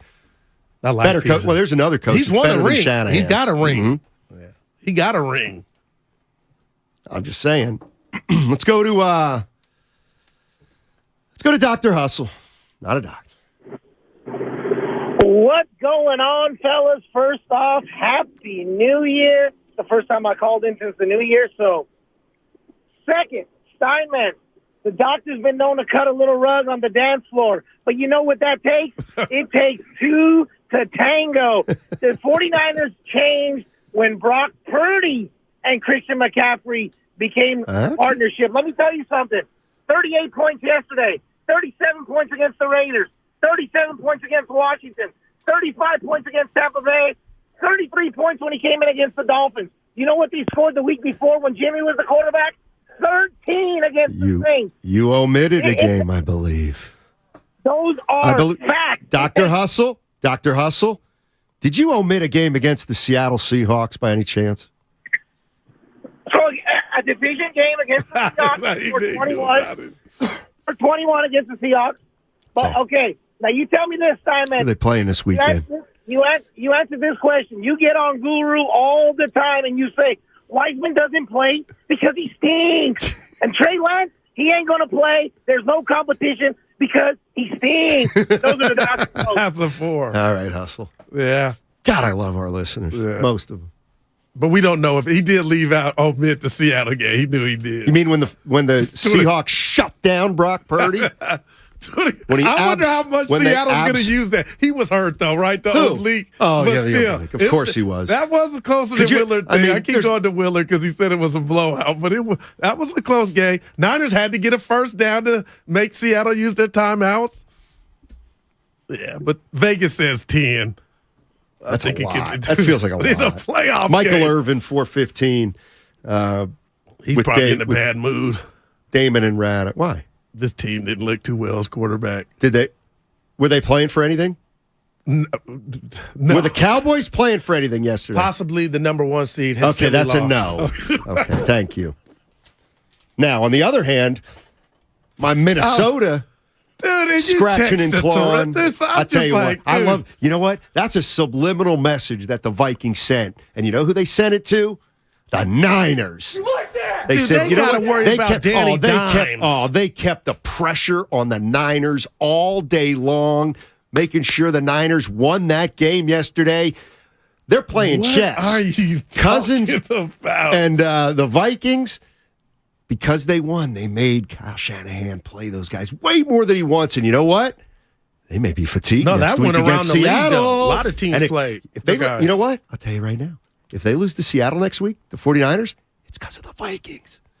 It's because of the Vikings. The Vikings will have basically won 2 playoff games next week. You ever want to leave early? Every day of my life. Now What? That hurt me, but yeah, come on. You don't believe that. No, I do for the most part. Not to leave early, the Minnesota. No. Giants can really beat them. Honestly, you seem rather confident that they can handle. Like, I wouldn't be shocked on the outcome of that. There's not an outcome. What if I told you no outcome would shock me? Seattle 17, San Francisco 16. Oh, that would not shock that me. would shock me. I'd be an upset. It happens in football. No, it does. I'll tell you right now, Goose, somebody's going to get upset. A higher seed will lose this weekend. Want to bet?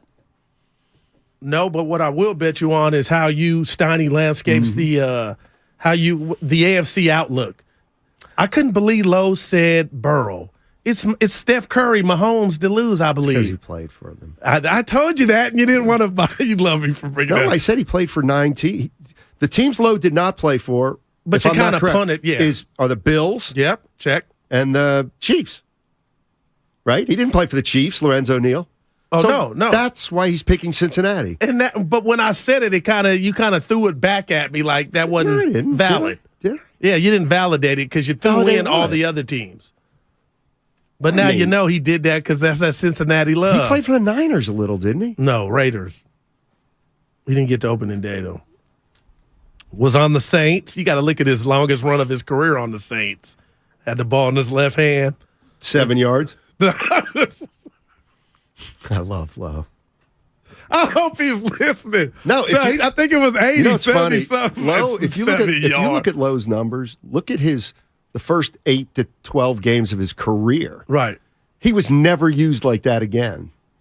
Because he said he had broke his leg or something. I forgot what he broke. That's my guy. Damn. Why is it your guy? What are you reading? Nothing. I was waiting on you. What's on your mind? This college championship game, and then we get back tomorrow. We got Warriors. For TCU. Absolutely, positively. Is it because you're a Saban guy and you don't want to see Georgia, who some people are saying is the new Bama? No, it's more that I like Saban. Sonny Dykes is a Cal guy. Well, damn. Bear down. Yeah. Bear down. TCU's nickname. What's their the Horned Frogs. Look at my boy. Huh? Yeah. I think TCU can win the game. Why not? It's 13, the spread. 13 and a half. I know what I was going to say. And I know this was the second thing. Here's where I think Georgia could lose. I got to be careful here, but I'm going to do it. So Stetson Bennett was crying in the middle of the game or at the end of the game when the game was still going on. Right. I don't like that. Like, there's still bigger fish to fry. Like, it was too... They're going to have a letdown against a team like TCU. That's what I feel. Here's the other thing, and I was telling you guys this. The Ohio State kicker... He's 26 years old. The Ohio State kicker. Let's get in our college football expert, Valentino. The Ohio State kicker.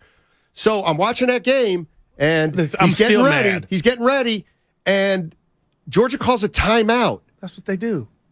I don't think the kicker thought they were going to do that, or he didn't expect the timeout. If you look at his face, it's like did he make or miss the kick? He missed it. What I'm saying is, he didn't. That's all that counts. Are you going to listen to me, or are you going to interrupt me like Skip Bayless? What I'm saying is, it looked like the timeout to ice him caught him by surprise. The kicker. And if I'm a kicker and I know they have a timeout and I'm trying to kick the game-winning kick, like I felt like he was ready to go. They called a timeout and he was like, oh shoot, that's right. They do have a timeout. That's what and they do messed it him for. Up. Yeah. Right, but if you know it's coming, give me something, Craig.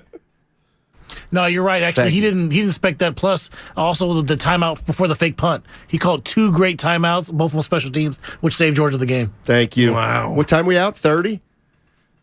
In other words, you have to prepare 4 to seconds. get iced. Thank you. It's a playoff football Monster Monday. Mitchell down the sideline. He cuts back all the way inside the 10 of Arizona. The Niners secured the 2 seed, and Levi's will host the Seahawks. I want to see what Brock Purdy does in his first ever game against Pete Carroll. It's playoff football time on 95.7 The Game. I bet you folks are glad to be done with your shopping. Hopefully, all your gifts went well.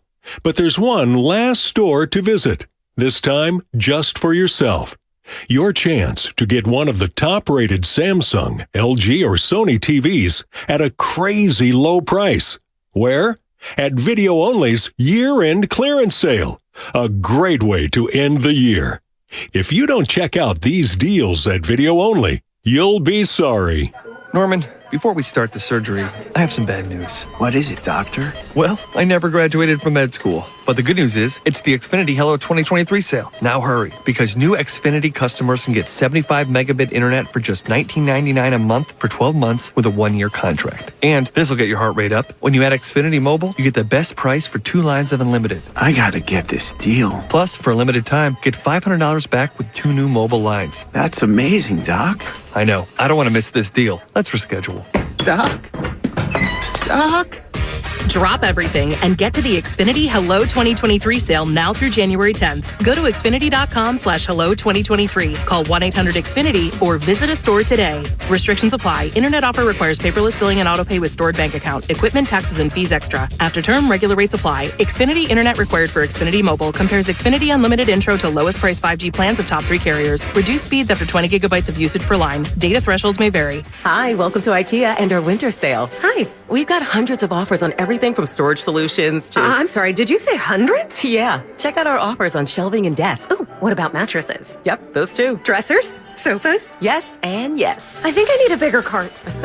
Our winter sale is almost over. Visit us in-store or at ikea-usa.com/offers to save through January 22nd. Offer dates may vary. U.S. only while supplies last. Selection may vary by store and online. See store and ikea-usa.com/offers for complete terms. Restrictions apply. Thank you to all of the business owners who kept people employed during the pandemic. For all you've done, you may be eligible to claim the Employee Retention Tax Credit, a payroll tax refund from the United States Treasury Department, applicable to businesses who kept employees on payroll during the pandemic. The window is closing to claim your refund. Contact Paychex to see if you qualify. Paychex is proud to have helped more than 45,000 businesses secure over $9.2 billion in ERTC claims, an average of $190,000 per business. 50 years and thousands of experts in HR, payroll, benefits, and insurance. You may be eligible to claim the Employee Retention Tax Credit, a payroll tax refund from the United States Treasury Department, applicable to businesses who kept employees on payroll during the pandemic.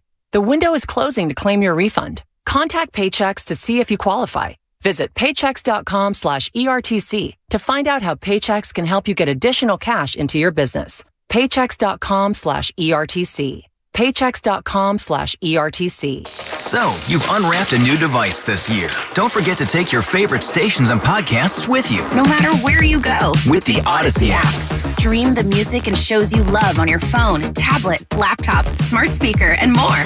Create an account to save your favorites across devices.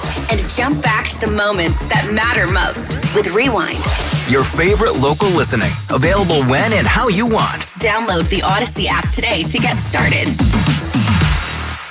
Kansas City Steak Company, another AmericanEagle.com success story. Started in 1932 as a family-owned butcher shop, today they're a leading distributor of superior all-American steaks delivered right to your door, ready for the grill and your taste buds. When it came to their website, an average site wouldn't do. They chose AmericanEagle.com to take their website to the next level. With a dramatic increase in competition and a softening market demand, they had two challenges: improve their brand presence and message, and produce a positive return. AmericanEagle.com got to work and executed usability studies and detailed audits of site experience, digital assets, and marketing. The result? An integrated digital marketing and customer experience plan, organic traffic increase of 20%, and a long-term roadmap for success. If you love great steaks, go to kansascitysteaks.com for website design, development, and online solutions that bring efficiency and results. Visit AmericanEagle.com. If you need a results-driven website, call the team at AmericanEagle.com at 877-WEBNOW1. That's 877-WEBNOW1. Hey, it's Mark Willard here for the Game Time app, the absolute best way to find your way into the hottest games, concerts, and events in your area at the last minute. My son actually turned me on to the Game Time app. He used it to get into a Padres-Giants game in San Diego last year. He's 15. He was like, Dad, I can get into this game tomorrow for like $15. I told him, I think you should do that. The Game Time app offers amazing last-minute deals on tickets, and with the NFL playoffs right around the corner,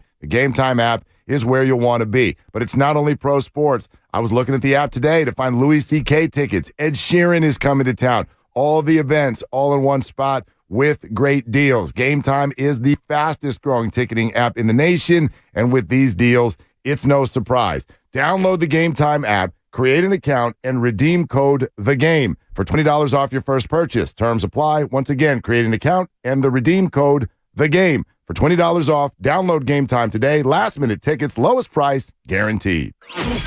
You're listening to 95.7 The Game, KGMC FM at HD1 San Francisco. Always live on the free Odyssey app.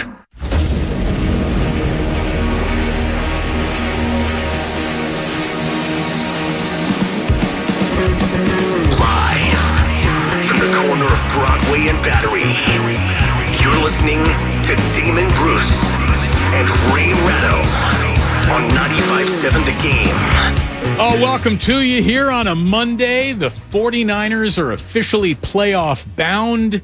Seattle. Well, hello, Seattle. We'll be talking about that today. We got Michael Irvin joining us at 4:15 here on Damon and Ratto. Ray, hello. How are you? I see you're draped in purple. Are you pulling for TCU tonight?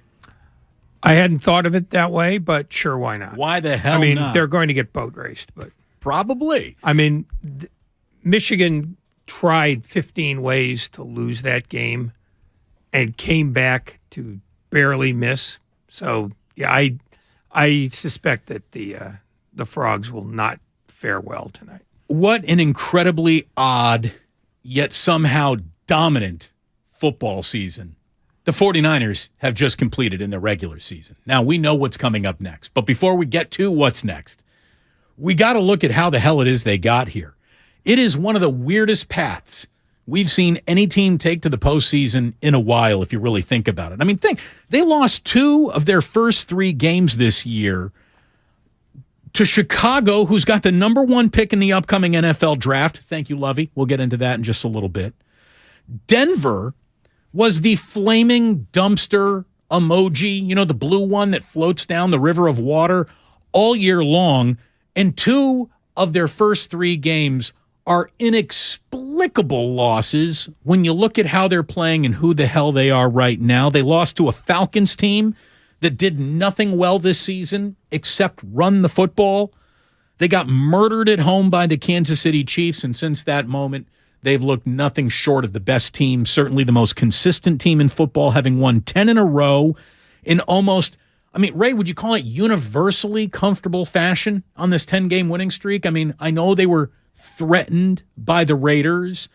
Not every game was put to bed by the third quarter, obviously, but it was a pretty comfortable ride through a 10-game winning streak, which has the 49ers finding themselves as the 2 seed and welcoming Seattle, of all teams, to Levi Stadium on Saturday. Navigating the Chargers was not easy, but other than that, you're right. It was they showed what happens when you get to keep the ball and your defense is better than the other guy's offense. They won their division. They climbed to the 2 seed as the Vikings regressed. They flirted with the 1 seed. They make what I think is easily the greatest in-season trade sports has offered any sport in the last calendar year to land Christian McCaffrey. They have the best defense in the game. That's a cliche, I know, which goes on to win championships. They got a coach who truly wears the crown of maybe best to yet win it all in this league. They've got one of the most unique quarterbacking situations the sport has truly ever seen, starting with the trade up for Trey Lance, the resurgence of Jimmy Garoppolo after it looked like he was a foregone conclusion to be somewhere else. And then look at what we have here in Brock Purdy, where, I know it's very fashionable to say he's just along for the ride. And conceptually, I get that point that people are trying to make. But if just going along for the ride was an easy thing to do with this team, we would have seen other quarterbacks do it. Brian Hoyer would still be the coach, the quarterback of the 49ers if it didn't matter who the quarterback of the 49ers were.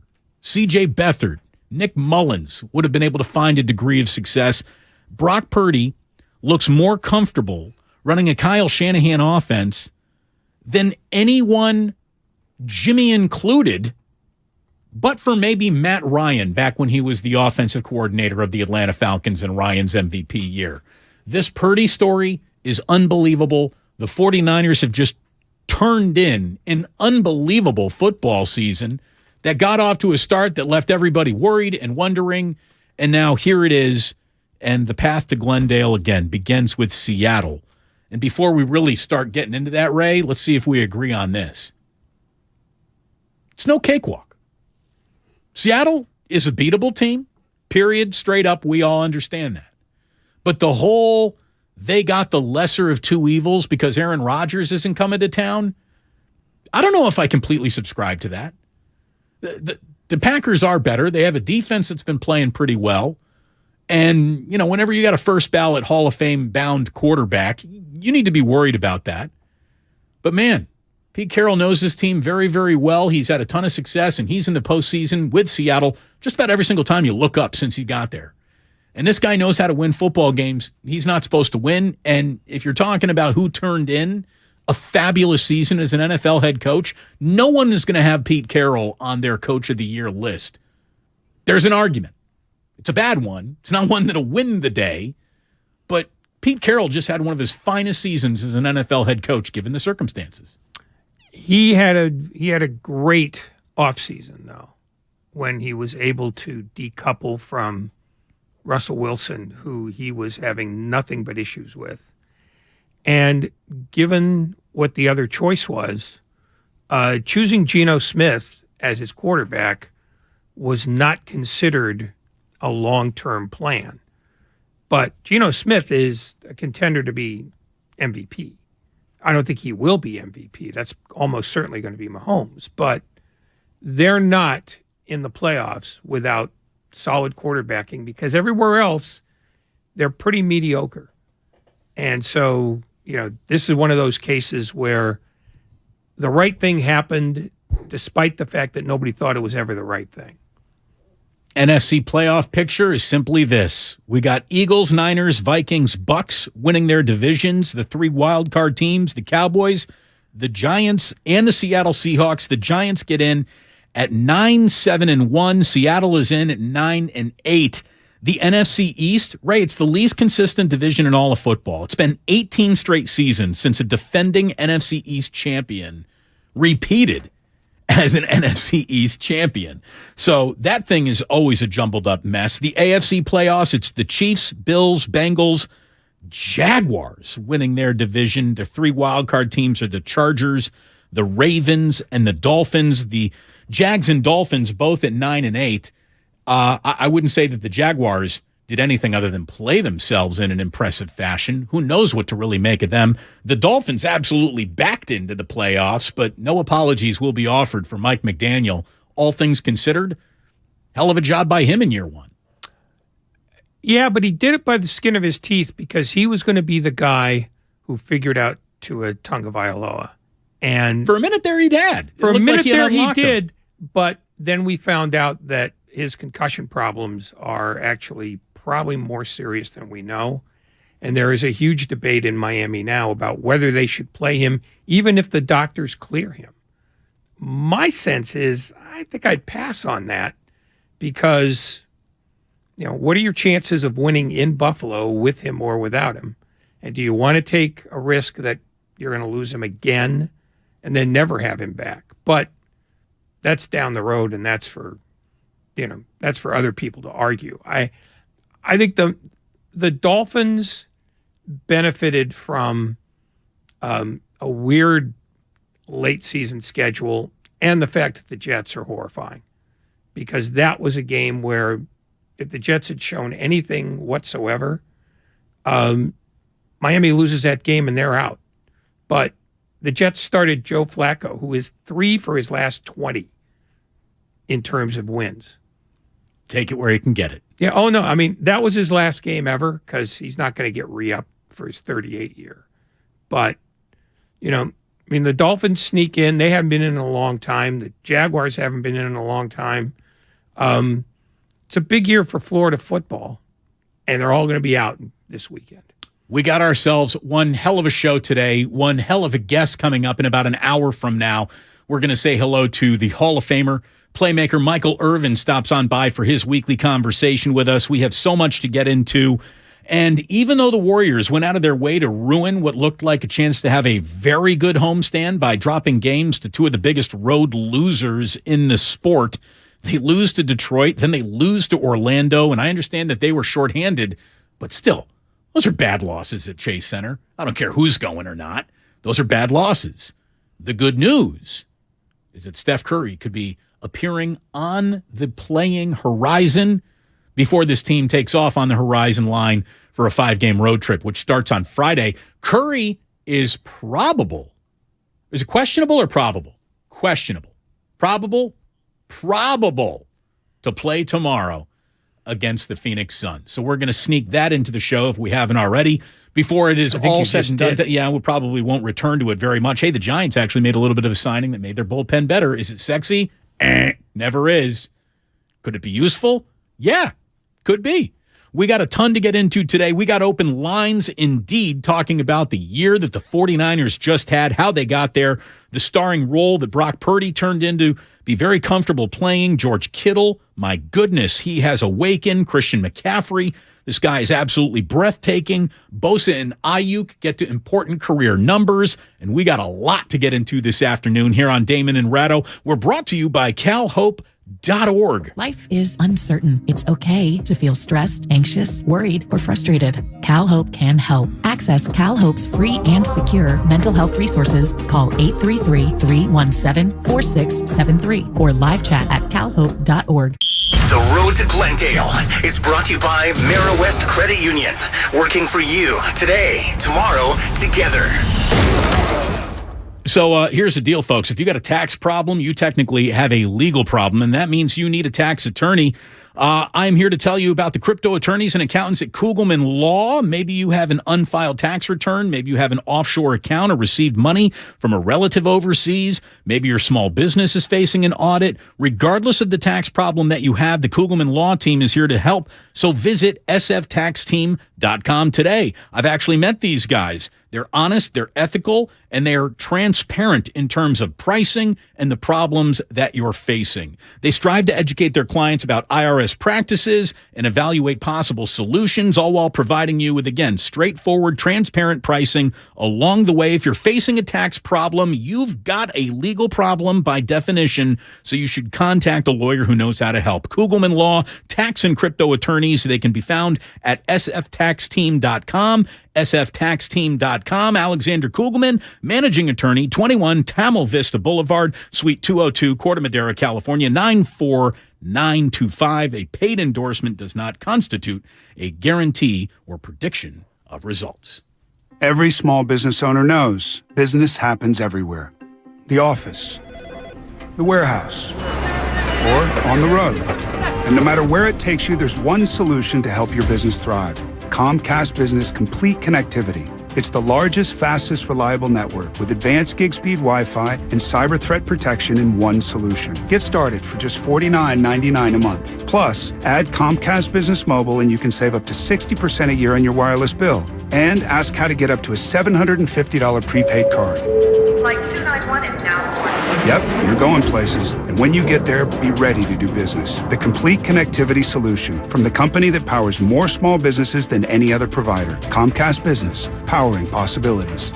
Ends 2/21/2023. Restrictions apply. Requires EcoBill and AutoPay. New 50 megabits per second internet and Comcast Business Security Edge customers only. Equipment taxes and fees extra. After 12 months, regular rates apply. Gig internet required for gig Wi-Fi. Mobile Savings compares pricing of top 3 carriers.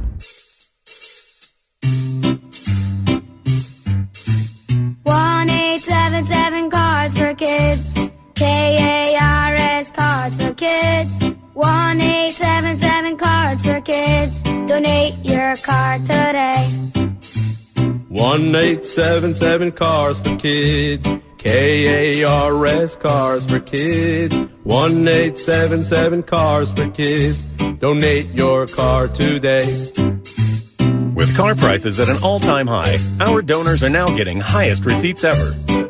Donate at carsforkids.org, and your car can be picked up tomorrow. 1-877 Cars for Kids. KARS Cars for Kids. 1-877 Cars for Kids. Donate your car today. Now accepting donations of land, homes, buildings, or any kind of real estate. Come into Friedman's Appliance and see the full line of Fisher & Paykel's indoor and outdoor products. Experience them in person in live vignettes, including their famous dish drawer dishwasher and unique sizes of refrigeration designed to fit seamlessly into your kitchen space. Fisher & Paykel products deliver perfect results with exceptional design and performance. And for a limited time, receive up to a $2,000 rebate when you purchase qualifying Fisher & Paykel appliances from Friedman's Appliance. Visit Friedman's Appliance in Pleasant Hill or online at friedmansappliance.com. Tune in to 95.7 The Game for Warriors Live, 60 minutes before tip-off of every Warriors game. Brought to you by Xfinity. Supercharge your home with supersonic Wi-Fi. Unbeatable internet, only from Xfinity. Shop limited time deals at the Truckload event at Lowe's, happening now. Save big on your favorites across the store. During this event, get up to 50% off select tools and accessories. Plus, find the perfect floor tile for your home for less. Get up to 50% off select styles while you can. Head to your local Lowe's store or visit Lowes.com to shop the truckload event today. Valid 12/29 through 1/25 while supplies last. Selection varies by location. See Lowes.com for details. Discount taken at time of purchase. For the ones finding new ways to ensure the job always gets done. For the ones wearing many hats. For the ones who are hands-on, even from far away. And the ones keeping business moving forward. We are Grainger, offering professional-grade industrial supplies, plus real-time product availability and access to experts ready to answer your toughest questions. Call, click Grainger.com, or just stop by. Grainger, for the ones who get it done. Get in the zone, AutoZone. Welcome to AutoZone. What are you working on today? Starting trouble. No one likes that. We'll get you set up for some stronger starts. You might just need a fresh charge, and we'll take care of that free of charge. But if it is time for a new battery, we've got replacement batteries that'll fit your needs, starting at just $79.99. You can learn more about our battery selection at AutoZone.com. That's what makes us America's #1 battery destination. Get in the zone, AutoZone. Claim based on data from the NPD Group 2021. I wanted to know why some people who get COVID-19 get it so bad. I found out it may be because they have a high risk factor, such as heart disease, diabetes, being overweight, smoking, and asthma. Even if symptoms feel mild, these factors can increase your risk of COVID-19 turning severe. So if you're at high risk and test positive, there are things you can do, like asking your healthcare provider if an authorized oral treatment is right for you. Learn about an option at treatcovid19.com. This message is sponsored by Pfizer.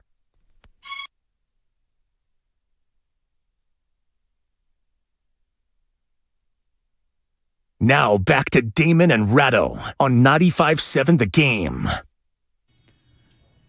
So here's the deal. This glorious program can be consumed with your own eyes. My goodness. You can watch us on YouTube. Why? I don't know. I don't know why, but you can. You can head to youtube.com/957 The Game. You watch us live. You can see everything that happens from inside the studio. And, of course, you can find us all over the Odyssey app as well. It is good to be with you. We're going to get some phone calls in here in just a little bit, an hour away from saying hello to Michael Irvin. And, look, I was talking about how if anybody could do the job, then why isn't Brian Hoyer still the quarterback of this team? And somebody, trying to engage on the Otis Bird III text line on the youtube.com chat page is simply saying, like, this was a much different team back then. Yeah, it was. But you could have just kept Brian Hoyer as your steady, no doubt about him, because anybody could run Kyle's offense. Anybody. It doesn't even matter. It doesn't matter. That's nonsense. That's nonsense. Brock Purdy might be the least heralded promise of a decent quarterback in NFL history based on where he was drafted. Among the least heralded. The kid can play. Nothing reveals you can play or can't play in the NFL until you're in the NFL. This kid can play. I mean, there's just no other way to say it. Is he the greatest arm talent you'll ever see in your life? Absolutely not. Doesn't matter. He can play. He sees the field. He makes the right choices. If seeing the field and making the right choices were all it took to be consistently phenomenal in Kyle's offense, well, then how come Jimmy Garoppolo has not won multiple Super Bowls with teams that are very similar? Maybe it's all Christian McCaffrey. But the people who want to spend the week, and I think, Ray, you might even be one of them, wanting to tell you that just, Brock Purdy is one of the least important pieces of the puzzle. I just don't think you've been paying attention. Is he in position to not have to do as much as other quarterbacks based on the talent around him? Yeah, but that's an enviable position that all quarterbacks would love to see themselves in. But that's the point I've been making. I haven't said that he can't play. I've said that he is not the reason why they win or lose, or in this case, why they win since he hasn't lost yet. They have in McCaffrey a guy who can change the nature of the offense so that it becomes a dynamic ball control offense, and they have a defense that means that he doesn't have to put up 38 a game. it makes life easier for him. It doesn't mean that he can't, can get away with having no talent or no facility for the game. All I've ever said was, this is easier for him than if you put him on nearly any other roster. That's the only point I've made. I don't know if there's any quarterback who doesn't excel in a good situation and find themselves regressing in a bad one. I mean, it's just kind of how the sport works. Well, yeah, but the point of Purdy's situation here is that there's a lot less risk involved. He doesn't have to make plays on his own for the offense to function well. He does make some, but it's not a requirement. I mean, if he was playing in Philadelphia, yes, he'd have a better offensive line behind him, but he'd still in front of him, also behind him. But he would also have to be able to be as dynamic a running quarterback as Jalen Hurts is, and he'd also have to have a stronger arm like Jalen Hurts does, because Miles Sanders is not Christian McCaffrey. The only point I'm trying to make here is that Purdy has advantages that he would not get to enjoy on most other teams, including most other good teams. I don't know how many other teams he could be this good on. Doesn't mean he would be bad on every other team. It just means that you might see his flaws more often. Kyle Shanahan has created an offense that minimizes risk and minimizes flaws. It's why Jimmy Garoppolo continues to thrive in this, and has for 3 of the last 4 years. He's not great. He's never going to be great, but he's good enough. And in the end, good enough is good enough. 888-957-9570. Brenda in Oakland. Thanks for holding, Brenda. What do you got for us today? Yes, thank you so much, fellas. I want to address the hypothetical question that came up about, if Jimmy took us to the Super Bowl, would he be out, and lost, would he be out? Of course he would be out, because realistically, we saw him fold in the first Super Bowl. So you go to the second one and you can't finish out, of course you're going to be out. And right now, I feel like we are the ace of spades offensively. Look, Kansas has seen what we can do in the Super Bowl. And if we return to the Super Bowl with Jimmy G, we will be a laughing stock. They'd be doing ring around the rosy, just like they did with the Raiders, because they know that Jimmy is glass. However, wait, Brenda, where is your Jimmy Garoppolo anxiety coming from? The man hasn't played in weeks. He started the winning streak that you're enjoying. The argument that he is not solely responsible for losing that Super Bowl is one that could be made, and I'm no Jimmy defender, but that guy should not be on the list of things that you're worried about today. He just shouldn't be. You don't need to worry about Jimmy Garoppolo. Hey, here's what I can pretty much guarantee you. He's played his last snap for the 49ers, unless, of course, he's good enough to be Brock Purdy's backup in the Super Bowl. That's when you would see him again, if he were backing up Brock Purdy in the Super Bowl. And by the way, that's how it will go. Because if this team's in the Super Bowl, they're not going to change anything. So, just saying that, Jimmy's glass and all this stuff, it's just the wrong time to be throwing out negative juju about Jimmy into the world. Jimmy did his job this year. He did his job well, all things considered. And if he's not here to do his job well, I don't think there's a snowball's chance in hell the San Francisco 49ers are in the postseason. Unless, of course, Brock Purdy was going to get that job, in which case we all know no. He's basically Dan Marino, which is a huge exaggeration, but he also becomes the third player in NFL history with at least 2 touchdown passes in each of his first 5 career starts. Billy Volek is one of those guys. Nothing special really there. And Dan Marino.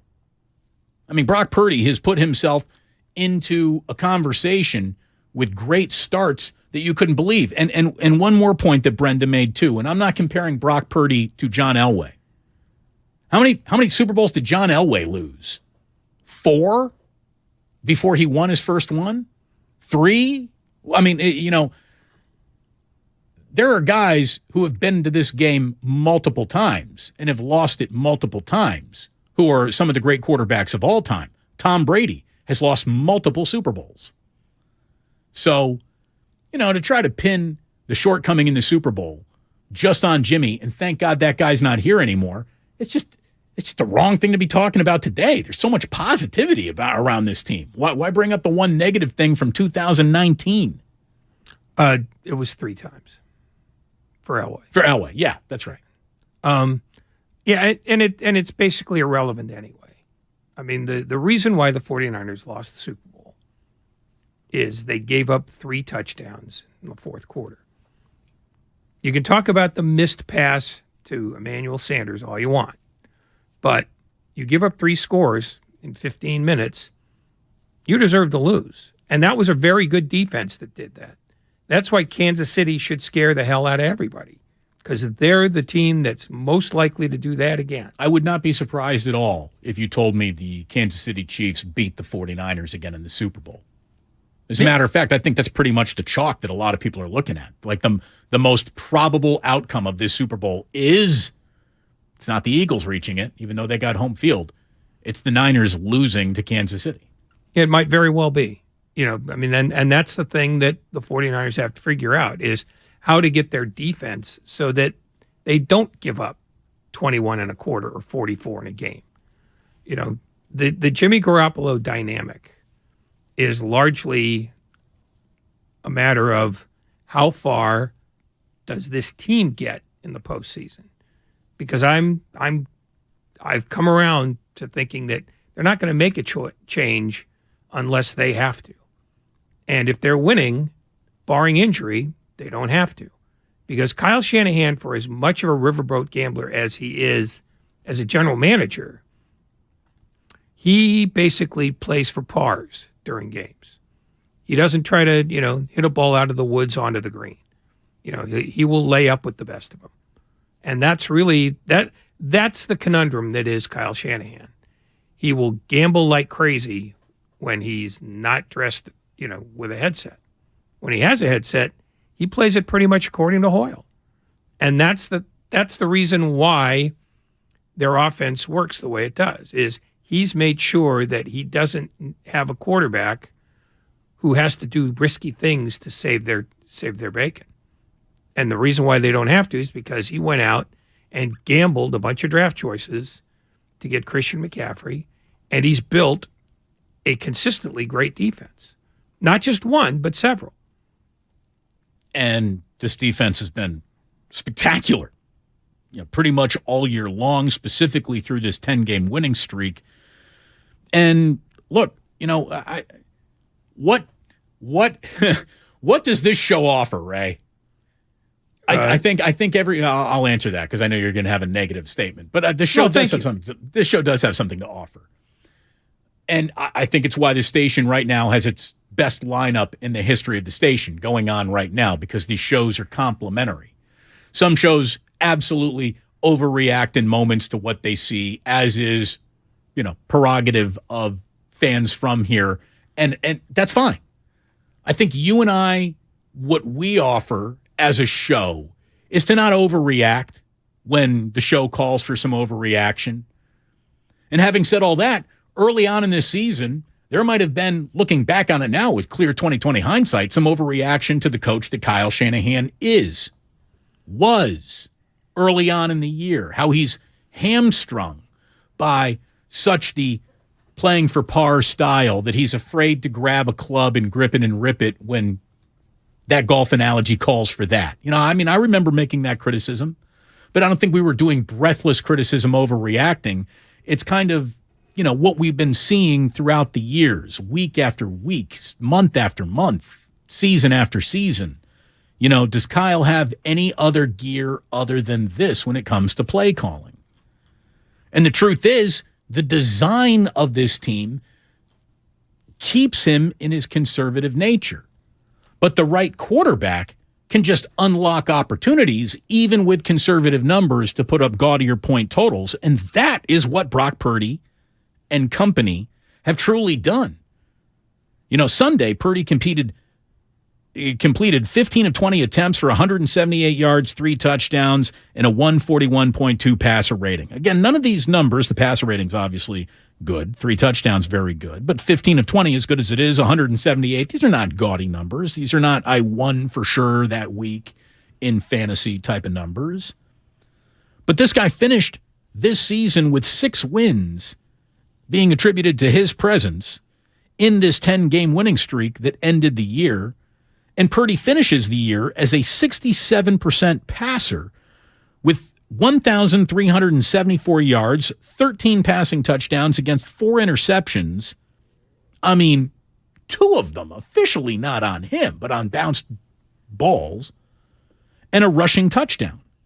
San Francisco scored 33 or more points in 5 out of the 6 games that Brock Purdy's playing in. Again, you look at any one game that Purdy played, there's a reason to maybe dismiss him. But you start stringing these things together, you got to admit, the job's getting done.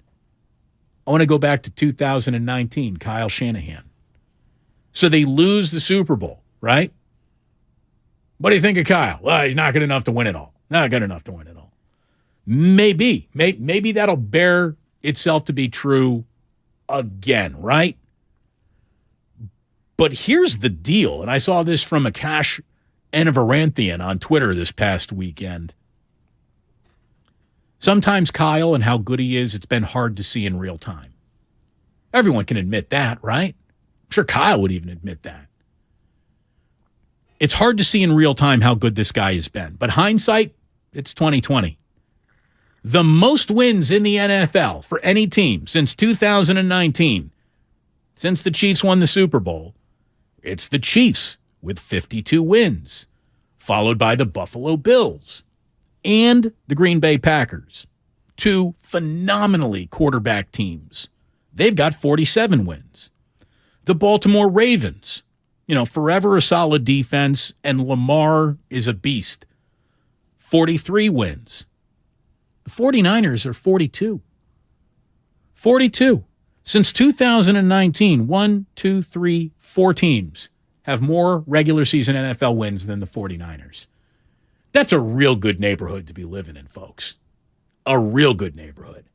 And they live in that neighborhood because of Kyle and what he has lacked at times in-game coaching. He is made up for it at times with the decisions he's made as this team's GM. And his GM shortcomings are obviously worked around by the style of offense that he has now finally got the perfect players to go out and run the way that he sees fits. I mean, they just went undefeated in divisional play. They face another division opponent on Saturday. By the way, Ray, if you want to ask what would have been the largest bet lost of my entire football gambling year if I was a gambler, I would have been willing to bet the mortgage payment and both kids' future college tuitions on the fact that the 49ers weren't going to get that first game on a Saturday, the Houston Texans Memorial kickoff time slot. But they're up first. They're going to be, I would have thought for sure at the very, very least, if you're going to have them playing on that Saturday, you're going to start with the game on the East Coast and the Jaguars hosting the Chargers. And then as the day goes along, you get to the West Coast and then you kick that game off. No, the Niners are going to be the first playoff game in the books this weekend. I would have lost my shirt on that one. I figured that they were tailor-made for primetime success. Yeah, I'm not sure what the decision was there. But if you think about it, what's the most appealing match of the first weekend? It's probably, just in terms of hardest to handicap, Chargers-Jaguars could get very interesting, right? Very, very interesting. As could Giants and Vikings, to be totally honest with you. Well, I mean, the marquee one is obviously Cowboys-Bucks, which is why it got Monday night, although they could have put it on Sunday night just as well. The Bengals, went to the Super Bowl last year and have a very dynamic team, so they get the Sunday night. But which Ravens team shows up? The same one that you've seen for weeks on end. They score 9 points and get boat raced. If Lamar does show up and play, though, how much does it change things? They get 13 points. They don't score. They don't. I mean, it's not conservatism. It's who you giving the ball to. Kenyon Drake, who you throwing it to? Mark Andrews. They don't have playmakers. They have an injured Lamar Jackson. And without him, I mean, you saw what they did Sunday. You saw what they did the week before that. They win rock fights. Yeah. That's how they win. Yeah. This is what makes and it's the rock Niners fights where you're not even hitting the other guy. You're just getting closest to the target because that's how bad they are. This is what really makes the Niners something that, again, in moments you couldn't see it, but looking back on the whole thing, they're very game dynamic. I mean, can they win a shootout? We've seen that. Can they win a rock fight?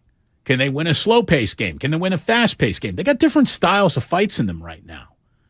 So you're right. Even though Kyle does like playing for par, if he does need to go out and get the big Bertha, grip it and rip it, it feels like they at least have that lever to pull should they want to. Should they have to, I guess is more of the right way to say it, because they don't want to. No, but more to the point. I'm sorry, I keep doing that, and that's a bad habit. I have to break it. Another point. Since they got Christian McCaffrey, they've scored 30 or more points 7 times in 10 games. They generate plenty of offense. They just don't have to grip it and rip it. They make offense. And, if you're basically going to average 4 touchdowns a game, especially in January, you're going to be fine. And that's the dichotomy here. In 19, when they were supposed to be, not a very dynamic offense, they scored the 40th highest number of points in the history of the league. His style generates offense. It's just not going to awe you. It's not going to look like Kansas City's. It's not going to look like Buffalo's. It's not even going to look like Minnesota's. Right. I mean, a couple of years ago, we used to say, man, the Niners move the ball pretty easily in between the 20s. It's what happens when they get into the red zone. Well, they're having a lot of red zone success now, and you can thank Christian McCaffrey for that. And, man, you can thank George Kittle for that. He has just come alive. Again, Brock Purdy has turned George Kittle into Travis Kelce. Or George Kittle is turning Brock Purdy into Patrick Mahomes. Like, which way do you want to say it? It's amazing the kismet that those two guys got together early on in their careers, and how Kittle is just, he's been seen better by Brock than anyone's been able to find him on the field. Jimmy included, everyone included. He's the favorite target of Brock Purdy, without a doubt. And why wouldn't he be? This guy's got 7 receiving touchdowns in just a handful of games. We're talking since Brock Purdy took over. Kittle leads all offensive players in this league right now in receiving touchdowns, receiving yardage, receiving Pro Football Focus grades, and an offensive grade. Kittle scored 2 touchdowns in 3 of his last 4 games. He was held to just 1 in Week 17. He's got 11 touchdowns on the season. 5 of them came against Arizona. 7 in his last 4 games alone. Brock Purdy and Kittle are just cooking with grease right now. This is Daniel in San Jose. Daniel, what do you got? Hey, I just wanted to say that I know last year, I love the way that Brock Purdy's playing right now. I love his connection with Kittle that you guys were just talking about. And he's playing with so much confidence. But I can't help to think about last year and how we played the Rams on the 3rd time, and then playing Seattle 3 times. Just makes it really difficult to play a divisional opponent at any point, whether you're the most dominant team or not. And so just, it's kind of the game I didn't want. I wanted the Packers. I thought they would have did really well. I still expect them to win. I just know it's going to be one of those grind hard games. So hoping they get it. Hope Purdy shows, what he can do in those games. But it's going to be a really big moment for us. Thank you, Daniel. Look, you have the right to be apprehensive about that. Honestly, how do you want it? Do you want the rivalry who knows you like the back of his own hand because you're in the same division, you play each other all the time? Or do you want to take your chances with a guy who's going to the Hall of Fame when his career is over, and Aaron Rodgers, with a pretty good defense all of a sudden backing him up? Packers aren't bad for a team that's not going to the postseason. They're really not. They just had a very weird year. I don't know what the right choice is right there. Kyle Shanahan actually talked about it today in his conference call, and he said, there's something to the fact that it's hard to beat a team 3 times in 1 year. Hell, it's hard to beat a team, 2 times in the same season. 3, even harder. But that's not the way that they're looking at it. I don't really look at it as you have to beat someone 3 times. I just look at it as we got to beat them on Saturday. That's the game. I don't think the other games have to do with it. It all comes down to this, and that's how it was last year, too. There was no difference to me in that. I mean, teams know each other pretty well. You don't get to surprise teams that much in situations like this, but that's how it's been with us in Seattle for a number of years here. And usually every time we play, it comes down to the wire, usually that last possession, and that's what we're working and ready to fight for. We're about a half an hour away from saying hello to Michael Irvin here this afternoon on 95.7 The Game. The path to Glendale indeed begins with the Seahawks. We're going to come back. We're going to talk about that and the fact that Christian McCaffrey is, and I really mean this, like this sounds like a dramatic word, but it's not. He's breathtaking. Every time he touches the ball, it's breathtaking. And we got that for you all coming up. It's Damon and Ratto this afternoon. We're brought to you by Fremont Bank. Full service banking, no compromises. Mr. Relevant is undefeated as the starter heading into the playoffs. Not bad for Mr. Relevant. Purdy, end zone throw. Oh, a fingertip catch. George Kittle has a 49er touchdown. Will the Niners' fairy tale season continue in the playoffs? Obviously, we're at the point in the season where it's, regular season's over, and now the tournament starts, and this is, the real ball that really matters. Find out right here on 95.7 The Game. Norman, before we start the surgery, I have some bad news. What is it, doctor? Well, I never graduated from med school. But the good news is, it's the Xfinity Hello 2023 sale. Now hurry, because new Xfinity customers can get 75 megabit internet for just $19.99 a month for 12 months with a 1-year contract. And this will get your heart rate up. When you add Xfinity Mobile, you get the best price for 2 lines of unlimited. I gotta get this deal. Plus, for a limited time, get $500 back with 2 new mobile lines. That's amazing, Doc.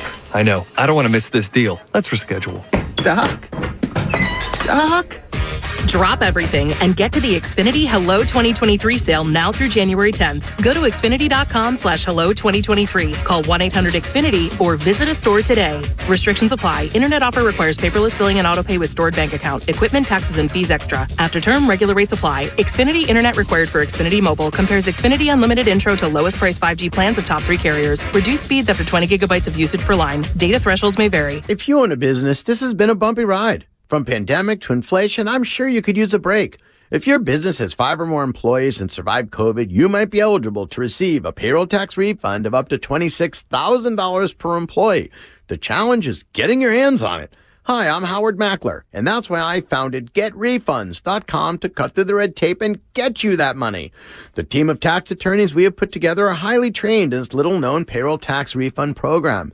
We do all the work, charge not a dime up front, and simply share a percentage of the cash that we get for you.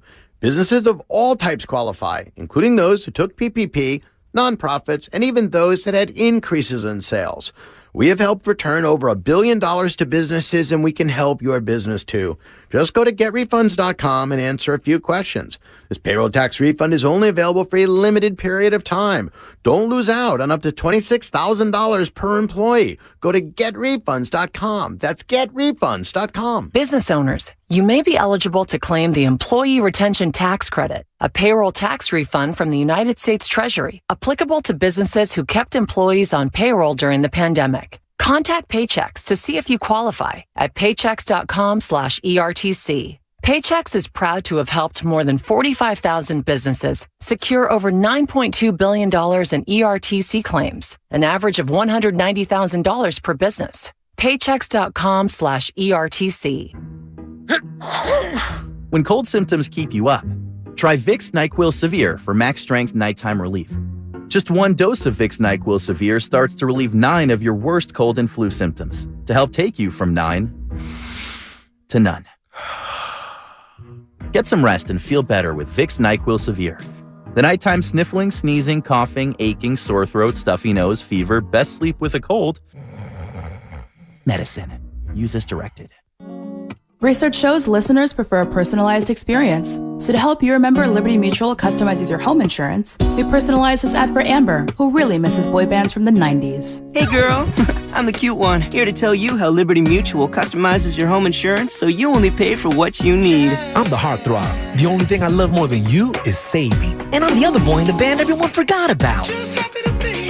Only pay for what you need at libertymutual.com. Liberty, liberty, liberty, liberty. At Right Way Garage Doors, we consider what we do inspired craftsmanship. Our design pros are artists, using wood, glass, and metal as their brushes, your home, their canvas, all inspired by your vision. Right Way Garage Doors has been delivering the highest quality work with the right value and the right customer experience for 42 years. Check out their blowout sale. For a limited time, receive 15% off your garage door purchase, plus qualify for up to 24 months no interest financing. Call 877-DOOR-808 or visit rwgaragedoors.com.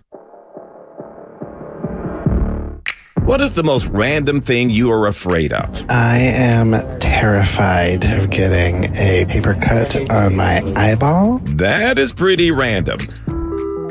I'm Larry Mullins, the host of a new podcast, Your Weirdest Fears, where we dig into the weird, the wacky, the things that keep you up at night, and learn how to survive them. Listen and subscribe on the Odyssey app or wherever you get your podcasts. If you own a business, this has been a bumpy ride. From pandemic to inflation, I'm sure you could use a break. If your business has 5 or more employees and survived COVID, you might be eligible to receive a payroll tax refund of up to $26,000 per employee. The challenge is getting your hands on it. Hi, I'm Howard Mackler, and that's why I founded GetRefunds.com to cut through the red tape and get you the money. The team of tax attorneys we have put together are highly trained in this little-known payroll tax refund program. We do all the work, charge not a dime up front, and simply share a percentage of the cash that we get for you. Businesses of all types can qualify, including those that took PPP, nonprofits, and even those that had increases in sales. We have helped return over $1 billion to businesses, and we can help you too. Just go to getrefunds.com/sports, click on Qualify Me, and answer a few questions. This payroll tax refund is only available for a limited period of time. Don't lose out on up to $26,000 per employee. Go to getrefunds.com/sports. That's getrefunds.com/sports.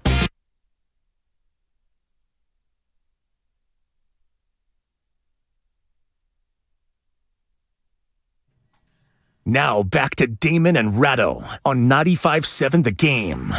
The Road to Glendale, brought to you by Marist Credit Union, working for you today, tomorrow, together. Damon and Ratto with you here today, tomorrow, all week long on 95.7 The Game. It's good to have you this afternoon. The 49ers, their path to Glendale, again, begins with Seattle. Of all teams, who would have ever thought, right? 49ers got the Texans time slot, which is a little shocking. They're going to be the first wild card game of the weekend on Saturday, and I saw that a lot of people were saying, well, that's unfair to the 49ers. Like they're trying to get them screwed over because they have less time to prepare. Hey, win this game, you got more time to prepare for the next round, which officially means more than anybody. So, what works against you one day works for you the next. Unless you play next Saturday, in which case you have normal prep. And in any event, if one day makes that big a difference against a team that you've handled twice, shame on you. Don't even try to use that as an excuse. Niners are 2-0 against Seattle this year, a 27-7 home win all the way back in week 2, 21-13 win up in Seattle in week 15. You combine those games there, I'll do the math for you. It is a 48-20 win combined score for the 49ers over 2 games in Seattle. So what has Seattle got going for it? Without getting into the particulars of the roster, because we got all week to do that, what they got going for it, it's Pete Carroll. They just full stop. The guy is a professional football coach. Was he the only guy to ever win a college national championship and a Super Bowl? That's a pretty good list. List of 1. I mean, that's impressive. He just laid down one of his best seasons as Seattle's head coach. It's one of the great seasons of his career. It truly is, given all the moving parts that they had. 2 rookie tackles, rookie running back that they're going to live or die by. They got a group of receivers built around Geno Smith, who was, hanging directly off the branch of anybody want him can come get him. Pete did. He's had great success with them. And, Carroll has now made the playoffs 10 times in 13 seasons up in Seattle. He's done so with 3 different starting quarterbacks now. He has never gone back-to-back seasons without making the playoffs in Seattle. Out one year, in the next year. Never 2 in a row off. The guy can coach, man. Coaches fanny off. Yeah, he certainly did this year because this was a team with 4-13 talent. And everybody thought they were going to have they were going to be 4-13. But in addition to Geno Smith playing his ass off, their offense was better than we thought it would be. Their defense is not very good. I mean, they're like 26th and like 28th against the run. But Walker has turned out to be a godsend as a running back because he helped simplify the game. But in the two games against San Francisco, they got outrushed by 100 both times. They fell behind 20-0 in the first game, 21-3 in the second. So whatever Pete Carroll's got, he's got to start transferring some of that to their defense because Kyle Shanahan with the lead chokeslams games. If Kyle Shanahan has to come from behind, like most coaches, you could be a victim of circumstance 100 different times. But Kyle Shanahan with a lead, especially a first half lead, book it. And that's the biggest difference. They're great front runners. In the past, Seattle never let the 49ers get away from them. This year, twice, they didn't even have a chance because the 49ers did get away from it and got away from them early. 888-957-9570. Michael Irvin's going to join us around 4:15 this afternoon. Our only guest of the day, because we want to talk to you about what it is we just saw, not only this weekend, but throughout the entire year. One of the things that everyone saw, and look, the Cardinals struck first with that gadget play. Can I ask you a quick question? You know how we sometimes roll over accounting stats from regular season to regular season, like a guy who ended a major league season on a 20-game hitting streak. Opening day, the very next year, he's looking for a hit in his 21st game. I've always hated that. I've always hated wraparound stats. If the Arizona Cardinals lose week 1 next year, is that yet another opponent who lost its next game after playing the San Francisco 49ers? No. Because they will have healed up by then, you would think. Well, they will have healed up by then, but it's going to be a whole new team photo. Today, basically, everyone who makes a decision on that team, GM, coach, was let go. And you can say that Steve Keim decided that it was time to step away. Sure, but they put the banana peel in front of him. Oh, and they left cardboard boxes for him to put his stuff in. No, that turnover had been long expected because Mike Bidwill, the owner, had long ago lost patience with Kingsbury. In fact, said today that Kyler Murray is going to have a hand in deciding who the next head coach is. So that tells you how that's going to go, because Murray and Kingsbury did not see eye to eye on very much. No. So not only does Kingsbury get shown the gate, now it's become Kyler Murray's team in the same way that Green Bay has been Aaron Rodgers' team. If you get to be in the room when the next coach is hired, you've got juice. And Kyler Murray's got juice. He does. I don't know if he's earned it, but he's got it. So people, because everyone needs something to complain about, and, what is there really to complain about is you got the best team or best defense in football securing a 2 seed when it looked like getting out of a 4 or a 3 was a near impossibility just a few weeks ago. Cardinals strike first with that gadget play. It goes over Diamador Lenore, who is everyone's favorite, whipping post right now. Diamador Lenore, week after week after week, is officially getting picked on like a limping Tommy Gazelle gets hunted out on the plains. Like, think of NFL offensive coordinators and quarterbacks like hungry lions on the Serengeti. They know what they're looking for. They know where they want to go hunting. And they don't go hunting the biggest and the strongest of the game. They go hunting the weakest, the limpingest of the game. So Diamador Lenore is getting picked on every single week. It does not mean he's a bad player. He's just the path of least resistance for every single game plan when you're taking on the 49ers. Ray, there are hundreds of guys in this league who would be the worst player on the 49ers starting defense if they were on the 49ers. Hundreds of guys would be the weakest link on this defense. Hundreds of guys who are still good NFL players. I mean, there's no such thing as this guy stinks at his job in the NFL. Not really. And there is a reason why they keep on coming after Diamador Lenore. It's not because he's bad at his job. It's because he's the only easy-to-see soft point in a defense that essentially has no soft points.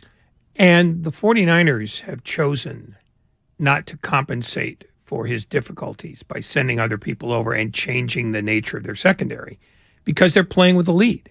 They're just going, you're on your own for a while. The other thing is that you've got to have a team that's good enough to victimize more than one guy. And if you're going to victimize one guy, you'd better be able to do it over and over and over again with a Justin Jefferson level receiver and a Dak Prescott level quarterback. Well, nobody's got that combination. As a result, this is going to end up being, does a quarterback have enough time to pick on Diamador Lenore? For the most part, no. And that's why this postseason is interesting, because most of the good defenses are in the AFC. Most of the good offenses, with the exception of Kansas City and Buffalo, are in the NFC. So if the 49ers have been able to handle teams in the NFC by keeping them from scoring, that's their key. That's their key to victory more than anything else. It's if we hold you to 2 touchdowns, we know we can get 3. We're fine. We have to screw up not to get 3 touchdowns. And that's the dynamic. By the way, we do like to correct mistakes in real time. I said Pete Carroll, the only guy who won a national championship and a Super Bowl. That's not accurate. Jimmy Johnson. And tick-tock, tick-tock, tick-tock, tick-tock. Barry Switzer. Oh, Barry Switzer. Like he earned it. Yeah. Well, he was basically the guy who won Jimmy Johnson's second Super Bowl. Exactly. Because Jimmy wasn't allowed to at the time. No, Jimmy was fired by a profoundly drunk Jerry Jones. So we want to go ahead and correct mistakes in real time. Somebody wants to pick a fight with you, Ray, on the Xfinity mobile text line, saying, you just said that Shanahan with a lead is an absolute lock. He's like, they were winning against the Chiefs. They were winning against the Rams. This year. I'm not talking about, not talking about through history. And there are examples where, he has not held a lead. But this year, particularly against Seattle, he's up 2 touchdowns. He's up 3 touchdowns. And it's the percentage play. Kyle, there are certain things that trigger you got about an 85% chance to win today. Yeah. And 40 carries is the ultra magic number. I think he's at 100% when this team sees 40 carries. But beyond that, the fact is that this is a different team than the team in 19 or the team last year. Their defense this defense is better than either of those 2 defenses. And their running back, their prime running back, is better than anything they've had. I think their offensive line, is still an excellent run blocking line. I'm not sure that they're a great pass blocking line, but based on the fact that Kyle Shanahan's first priority in his passing game is to get rid of the ball quickly, they're passable. You can get by with that because he doesn't sit there and let any of his quarterbacks sit in the pocket a long time. By the way, we just got by our first hour of the program. Let me welcome everyone into your 4 o'clock. You're listening to 95.7 The Game, KGMZ FM and HD1 San Francisco. Always live on Twitch, YouTube, and the free Odyssey app. Damn well better be free. Deebo Samuel in motion. Brock Purdy will dump it off to McCaffrey. He's got a blocker. He's headed for the end zone, and Christian McCaffrey has a 49er touchdown. Boy, some really nice downfield blocking. Chris Myers on Fox, and the downfield blocking was extraordinary there, but I want to talk about Christian McCaffrey, Ray. when we were talking to Nick Bosa just last week, we asked Nick, what is it about Christian McCaffrey that makes him fit Kyle's offense so well? And he basically said it's the guy's attention to detail. And his attention to detail, you want to go ahead and say, well, that's a guy who grew up around the game because his father was a football lifer and he's a football lifer, and that's where attention to detail comes from. You're watching game film with your dad when you're like 5 years old. There's that. There's the Stanford education, which can't be overlooked when it comes to people who, are pretty good at the concept of details. Beyond all of that, beyond all of the stuff that half the time, Ray, when you're talking about a player's IQ, it's because they just don't have the physical measurables that explain what it is they do or how it is they do it. It's like, this guy is just smarter than the rest, is the argument that a lot of people will make. Not only is maybe Christian McCaffrey smarter than the rest, he's faster than all of them. Now, I don't know. I'm not measuring guys in their 40 times, but Christian McCaffrey is a blur 2 steps into any route he's running or handoff he's about to take. I don't think I've seen anybody move faster in a 49ers uniform than Christian McCaffrey. And I don't know if that's just an optical illusion because he's, bursting through an offensive line, which is pretty much at like a stalemate with a defensive line. I don't know what it is. But Jordan Mason doesn't look as fast. Elijah Mitchell, who, welcome back, by the way, we'll get to him. He doesn't look as fast. Nobody in this league looks as fast as Christian McCaffrey does with the football. He is a blur. It sounds like that's way too romantic and dramatic of a word to describe what you're seeing. He's breathtaking. I can't believe how fast he is every single time he touches the ball. He is forever falling forward. Always. Oh, he's never buried. Even if he gets buried in the backfield, he still somehow leans forward for a 2-yard gain even then.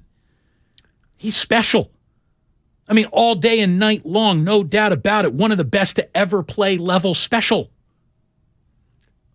Samuel's probably faster, but Debo has no separation speed. He's not faster. No. You're as a wide receiver, but hitting the hole when he was being used as a running back last year, he's good. He hit the hole very quickly. I'm talking about that one skill. I'm not talking about breaking down the field and being catching the ball 35 yards down the field, because McCaffrey doesn't have to do that either. I'm trying to compare comparable skills. But no, McCaffrey's sensational. I mean, that's not a revelation. He was sensational on bad Panthers teams. But he's beyond sensational in terms of the highlights that you get to see. He's one of those, until you watch him play a full game, you don't get it, guys. He really is. He's sensational on 2nd and 7. Where he gets you 6. Doesn't make the highlight tape, but that's when he does it. All the time. He is forever reaching for the pylon. He is just a first down waiting to happen. 79 scrimmage yards this past weekend. It gave McCaffrey 1,210 as a member of the 49ers. That is the most amount of scrimmage yards by a midseason addition in NFL history. I mean, come on. Now, it's not a league that is built itself on a huge list of impactful in-season trades. It's not like the NBA. It's not like baseball.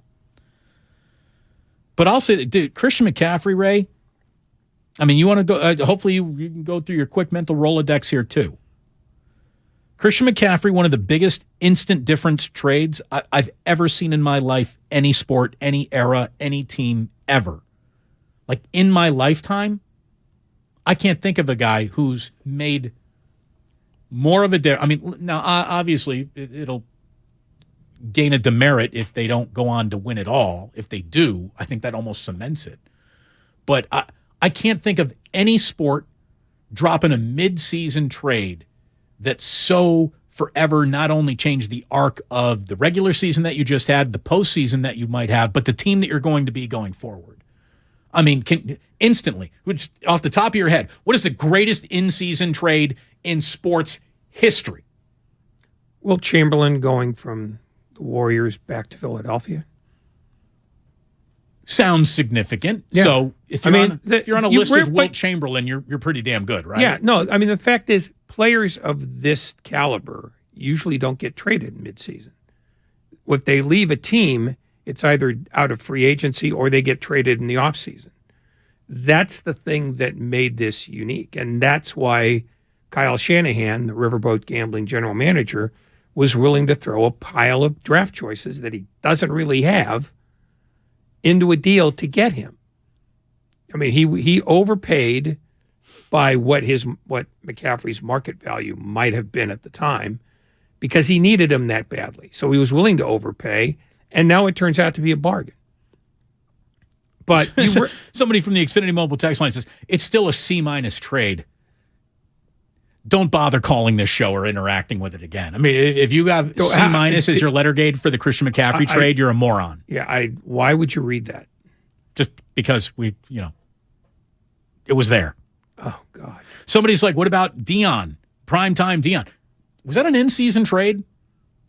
I don't think so. I don't think it was either. But so Dion I've been wrong on that before, so I'll look. Joe Thornton to the Sharks was a pretty big trade midseason. I'll give you that. If the 49ers never win a Super Bowl with Christian McCaffrey, then the Thornton trade is about as good. A good comp in the Bay, that's for sure. I mean, he got them to a Stanley Cup final.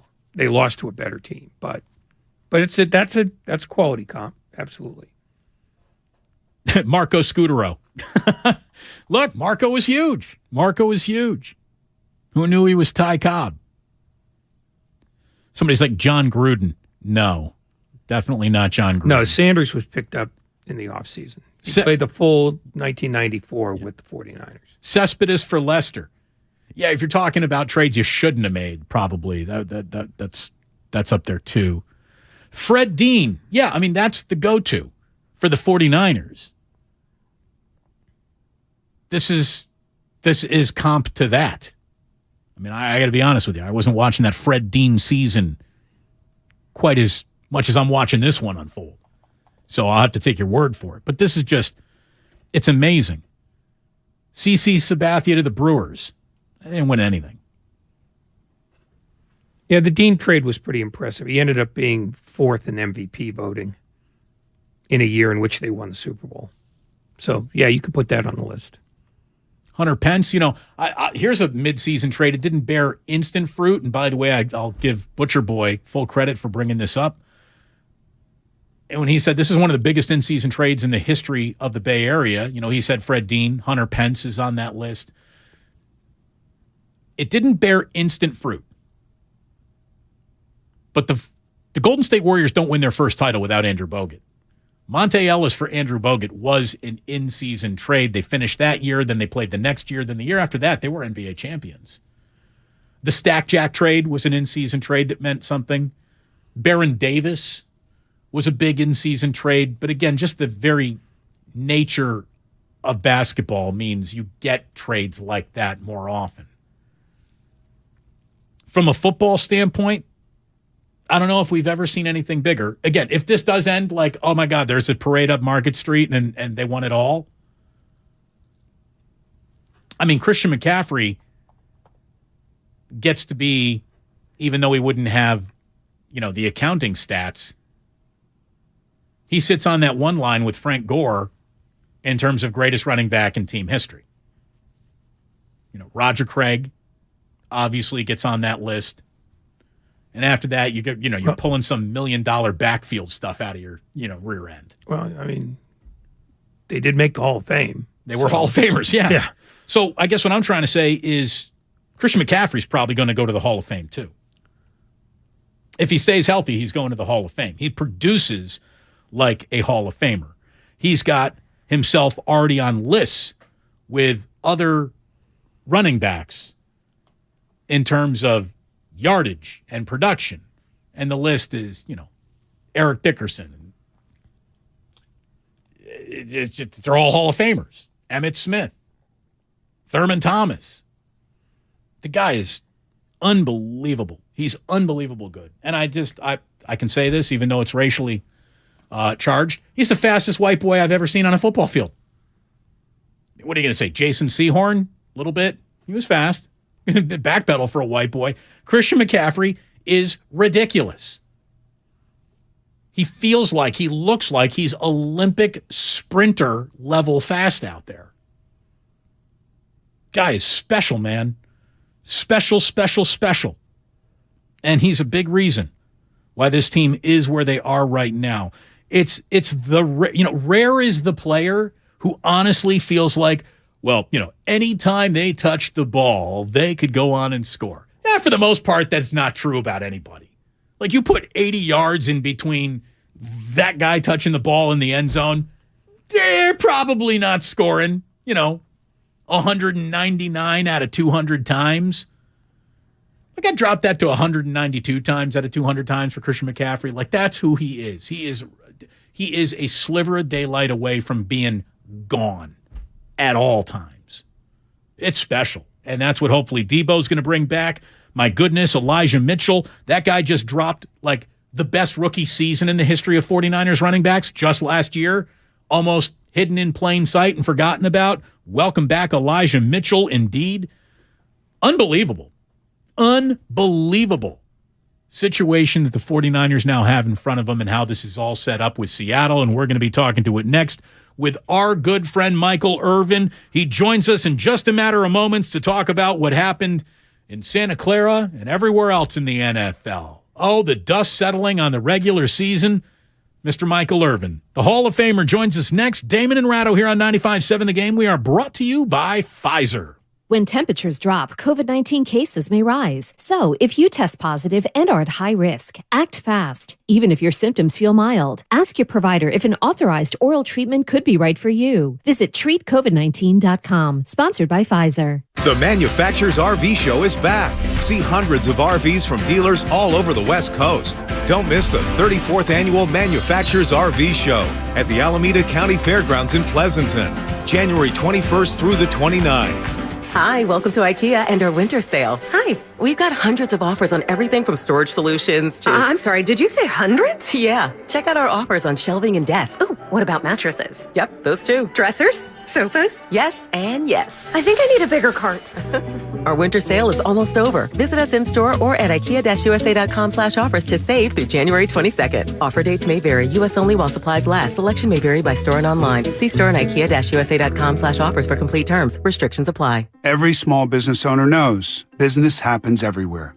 The office, the warehouse, or on the road.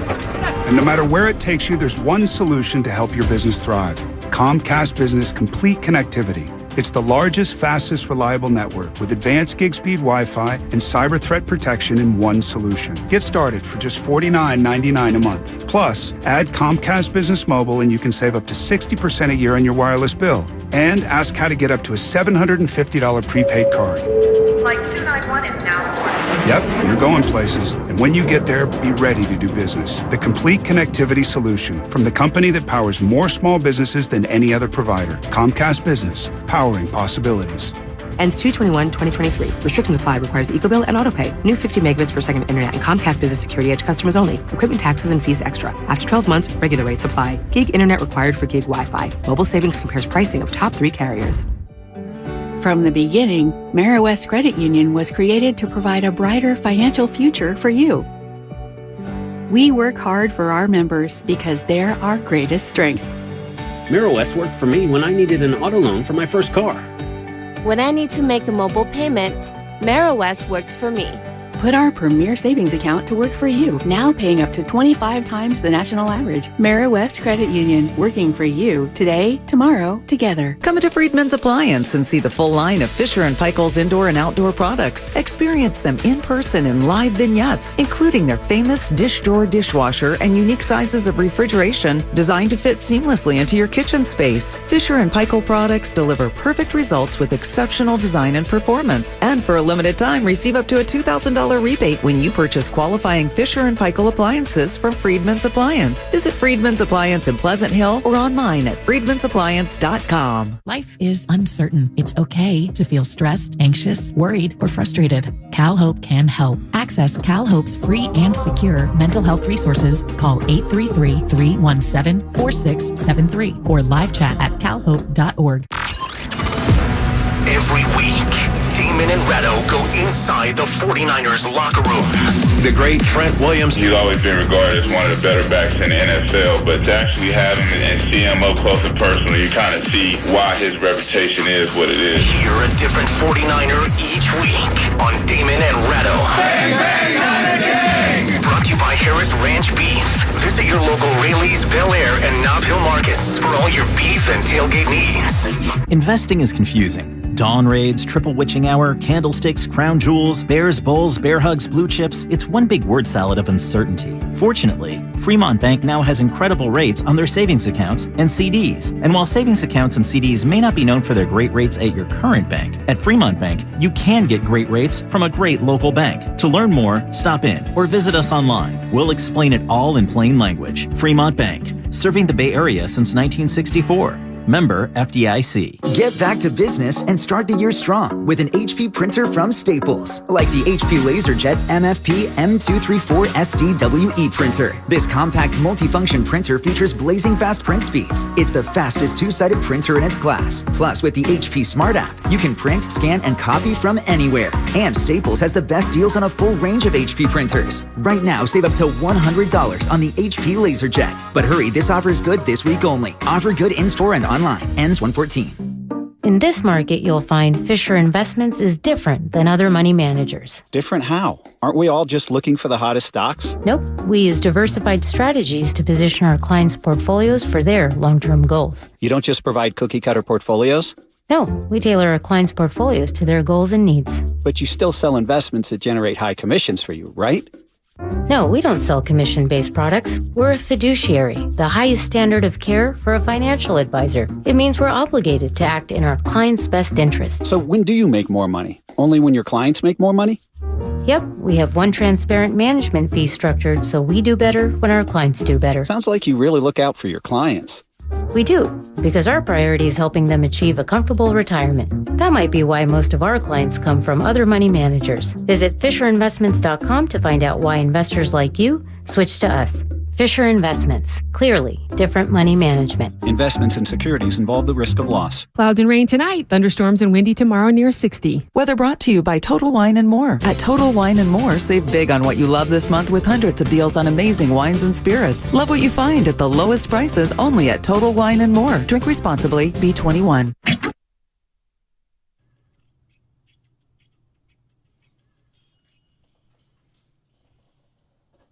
Now back to Damon and Ratto on 95.7 The Game. The merch store is out there. It is open for business. Visit 957thegameshop.com. Reporting for duty, the one and only Michael Irvin, the Hall of Famer and playmaker. Stop on by for his weekly conversation. For the first time in a long time, we know what the playoffs are officially starting to look like. And it's going to be 49ers and Seattle that gets us all underway at 1:30 on Fox on Saturday. 49ers and Seahawks tapped to be that first game. Michael, I don't know if you ever were that first game up in a wild card weekend. Do you want to be the first team up? Do you want to be the first game to go off? Or would you rather sit back and sort of get a little bit more time, maybe watch it play out a little bit? What do you think about there getting the Houston Texans Memorial starting time slot? Hey, first of all, you especially when you have gotten it down and broken down to your third quarterback during the course of that season, you'll take any slot. Any slot they got. Any slot they got. You're like, okay, what slot it is? The fact that I got a slot is something. But of course, that's not even the case with San Francisco. So, yeah, you jump out and you take that first slot. Because it's so funny because, I was rooting against Green Bay last night just because I've been saying I don't think Green Bay's going to make the playoffs, You can't start that bad, have a 5-game losing streak, and then get it all together. The NFL's too hard. and then I had capitulated and said, okay, they look like they're on a run. Maybe I would have to accept I was wrong. But then tomorrow I'm gonna say, just because you got in the playoff, what is the prize? You get to go to San Francisco. Is that really a prize? Do you really want that? You see what I'm saying? So yeah, they probably wanted that premier matchup of Green Bay and San Fran. I don't know if they give it a different time slot or not, but that's a more premier matchup. But Green Bay couldn't get it done, and Seattle snuck right over in there and got it. And it was funny now. I think Seattle gives you a tougher game than even Green Bay would have given. Familiarity. Obviously, it's all over this matchup. And Pete Carroll, I mean, he's in the playoffs every single time you look up, basically, over his last 13 years. He's been to the postseason 10 times as head coach of Seattle. And even though the 49ers have controlled the series this year by winning both games, Michael, the man knows football. I mean, it's just that simple. Pete Carroll understands playoff football implicitly, and I do think there's something to it. Like, it feels like the lesser of two evils because Green Bay's defense got a little bit better, and they got a quarterback who's going to go right to the Hall of Fame when he decides to wrap up his career. Would you rather face that or Geno Smith in Seattle? Geno Smith in Seattle feels like the right answer, but as you're saying, it may not be the easier game. It feels like the right answer now.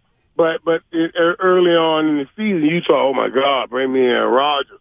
When they were going through this 5-game losing streak and all of this, and, couldn't get on the same page with his receivers. But they did get something going late in the season. They did get something going late in the season, but came up short. But when you're playing another division opponent, those are always the toughest games, man. They're always, bar none, they're always the hardest thing. There is no getting around that. You got to get ready to swap spit. That's what we used to say. Swap spit. You're going to be right up in there, right up on each other. They're going to be spit going because it's going to be face mask to face mask, and it's going to be physical. And Seattle, I think, gives you a more physical game. They give a more physical game, but one of the things that they've struggled with this year is defending against the run. Is that something that you look at when you try to figure out, what team in the postseason ought to beat what other team? Is it just matchups from over the regular season, or do you sort of view football as a more artistic thing, and you can spot who hits harder, and less things that are less statistical and more sort of feel? No. I don't. I'm not a numbers guy to that matter. I may use the number to prove up the point that I've seen, but I'm not going to use a number to make a point or let it be the barometer of why I'm making a point. Oh, well, this guy, because numbers are skewed, and they get skewed. You can say Dak Prescott threw 15 interceptions, tied most in the NFL. He missed 5 games, but Dak Prescott also and put up the offense 35 points a game. You hear him fifth tied for most interceptions. You say he tied for most interceptions. If I stayed on that narrative, you say, wow, he must be one of the worst quarterbacks in the year in the league. But he also put up 35 points. So I can use the numbers to prove the point, but I can't let the numbers prove my point. I can't use the numbers as the base to prove a point, to make a point. That's how you do it numbers. And also, it's too much on there. It's too much. And I always say this to people: our sport is different now. Yeah, our sport is different. So now it's not just your skill; it's also your will. It's man-to-man, hand-to-hand comeback. Your will counts. So now when you're going up against a division opponent who they feel like, oh, we should know them better, we play against them, they want more come. You know what I mean? They get a little more will, even if they have a little less skill. They have a little more will because they see you twice a year, and he's going to fight you a little longer because he knows he has to see you again. That's why I say you can get a more physical game. Michael Irvin here on Damon and Ratto. So Brock Purdy officially becomes the first quarterback in team history to win his first 5 NFL starts. He is the third rookie in NFL history to win at least his first 5 starts. And since he has come into the job, he has basically opened up seasons for George Kittle and Brandon Ayuk that I don't know if they have if Purdy doesn't come through in the last 6 games of the year. Obviously, Christian McCaffrey feels like the skeleton key that has unlocked this team's offense maybe more than anyone else. When you watch Brock Purdy, do you see him now for what he is? Do you still see him for what he might not be? What are the incompletes as you look at him with your own naked eye? And do those give you enough pause to say they can't be Super Bowl champions just because of who he is and where he is in his career? Right. And see, I don't subscribe to that. I don't subscribe to that. First of all, when I'm even breaking down a player or quarterback, I'm really looking at, first, let me see your strengths. You know, because we can see the strengths and say these are realities. These are realities. We can come up with concepts of, okay, this is a weakness. This is a weakness, but is it really a weakness? Tom Brady's arm strength. Okay, they're going to mark that down as a weakness. But is it really a weakness? When he played the game, because of his arm strength, he said, okay, I'm going to play my game inside out. Peyton Manning had pretty good arm strength. He played his game outside in. And the best way to attack anything is really inside out. So Tom Brady, really, you called it a weakness, but it wasn't a weakness because he knew how to manifest and magnify his gift of playing inside out to the tune of 7 Super Bowls. Oh, he can't throw that out route all the way out there on a dime and on a rope. He can't spin it like that. He spent off 7 rings. You see what I'm saying? So sometimes when we start judging off weaknesses, we fall short because we don't see the totality of what some men can accomplish with what you call a weakness and he called a focal point of his game. Of the 6 games this weekend, which is the one that you would break a date with your family to watch, and which is one you would avoid at all costs? Boy, that's a good one, man. Let's go through these, man. That's a good one, right? Yeah. I don't know that there's anyone I would avoid at all costs, but there's some with such intrigue to it. Like, you know, and not the Cowboys, but you're going to watch that Cowboys, especially since they both teams are stumbling into the playoffs. Now, in this Tom Brady we just talked about, you're going to those kind of games, you're going to watch. There are too many storylines beyond fandom that surround it. You know what I'm saying? There's too many storylines beyond fandom. Now, what would you try? Minnesota Giants? Would you pull off that? I'm trying to give you one that I know I know you're going to watch, and one that you could possibly end up pulling off. You know what I'm saying? Right?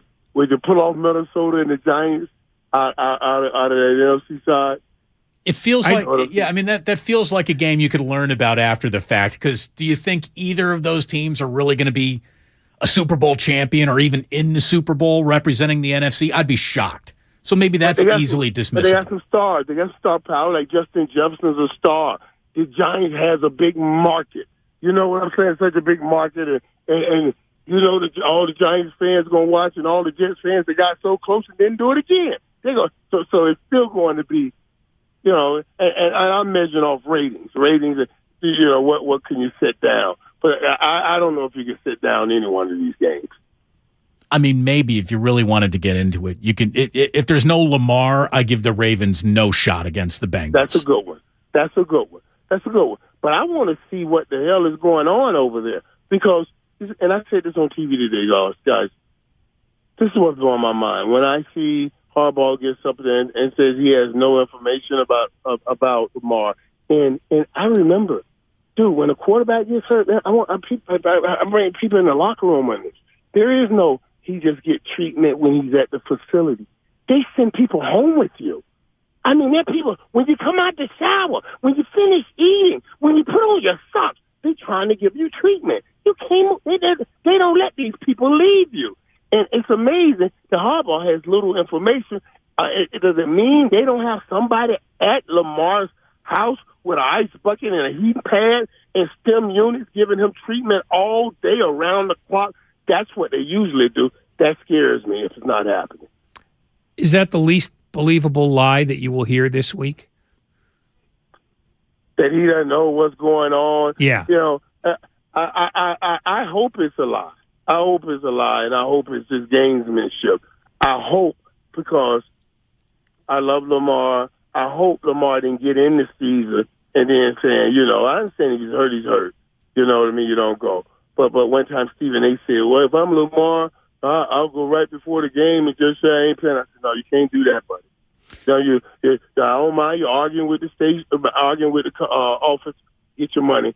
But once you come into camp, now you're not committed to me.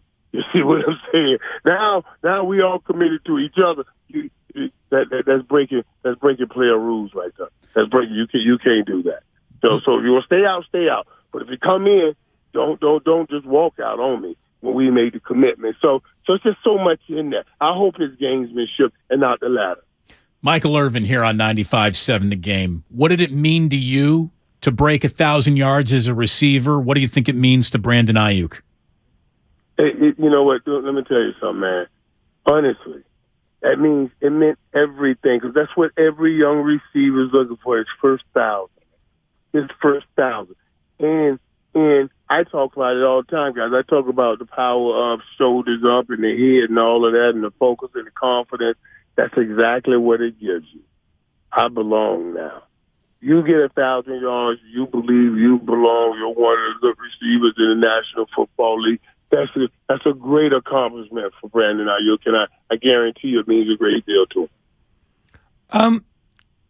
As you look at 49ers Seahawks. Forget it, guys. I'm only coming back to it because I remember once I got my first 1,000, I couldn't wait to get my training, my little card. Your little football card, because I was going to have 1,000 yards on it. I ain't, hey, boy, you get that card, and it had 1,000 yards on it. Oh, now that's something, buddy. That's all I'm going to say. That was something. By the way, that first 1,000-yard season for you in 91, 15-23, 93 catches. You were cooking, man. Went off, man. And that was on the year coming off a year where, I just came back from the knee because I had ACL in my second year. And there were people saying, I don't know if he wasn't that fast before, and I don't know if he has the speed now to play in the game. And we got Noah Turner. Noah Turner is still that confident. He said, man, you got plenty of speed. That's the first thing he said to me. We went out, and I was in, I'm in shock. He said, man, you got plenty of speed. We don't want to hear what these people say. Man, let's get ready to rock. He said, we're about to rock this season. I said, oh, God, I got to somebody. And that was, and we took off from there. Do you have any concern about since we're talking about passing games, this is an exemplary defense, obviously. Fans are a little bit worried about Diamador Lenore, who is getting picked on week after week. And the way I've been looking at it is, it is the job of other quarterbacks and offensive coordinators to find the weak spot. And right. it's no disservice to Diamador Lenore to say he's the weakest link on this defense. There are a lot of NFL starters who would be the weakest link on this defense. I mean, they got studs everywhere, so he's getting picked on. Is that a concern for you? Well, and let me tell you, yes and no. Not over there. Over here it is. You're still getting to the quarterback. You see what I'm saying? I can win in the passing game on one or two ways. I can win on the front end or the back end. Now, on the front end, you're still winning. So that's going to make it plausible to deal with the weak link, or whatever you want to call them a weak link. I understand the way you described it. If you want to call them the link that they will go after on that defense, then that's one thing, because, yeah, you're going to get them sometimes, but you won't get them all the time, because there's 11 of us out here, and we still going to get to the quarterback before you can get to that one sometimes. But now in Dallas, since we lost Anthony Brown, that has been a horrific link that on that other side of Trayvon Diggs, and they've been attacking it, and it looks worse. That's a great. I should have brought that up on TV today. Because I talked about the weak link picking on one side, and I should have used that as an example.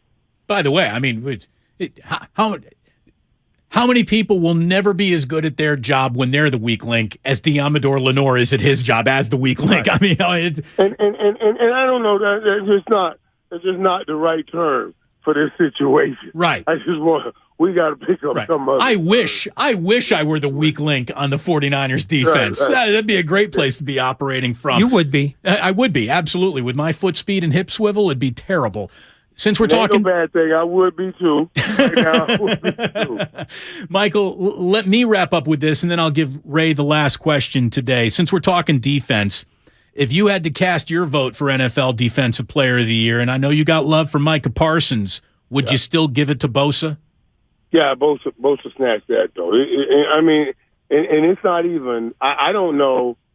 The question would be, who would ever be second? I mean, you know what I'm saying? Mike Parsons has really slowed down, and I was just talking to them, and they were saying they're trying to make sure you get him back on track, to make sure he holds his contain, because hey, he's been going after them sacks too. You know what I'm saying? So don't think they don't see that competition on the one side, but no, Bosa has earned it. He's the clear defensive MVP. I don't even know who rivals that. Who's the closest, and I don't know who's ever gotten the most votes, but I'm sure he'll be up there this year. You referred earlier to the fact that, you know, it's always hard to beat a team 3 times in a year. Based on that, what is Seattle's best chance of beating San Francisco on Saturday outside of an injury or a ton of turnovers? How does Seattle get this done if they can? It's San Fran. It's not something that Seattle can really do. I think it makes them give them their best chance. I think it's what San Fran can do that gives them their best. They give Seattle the best chance.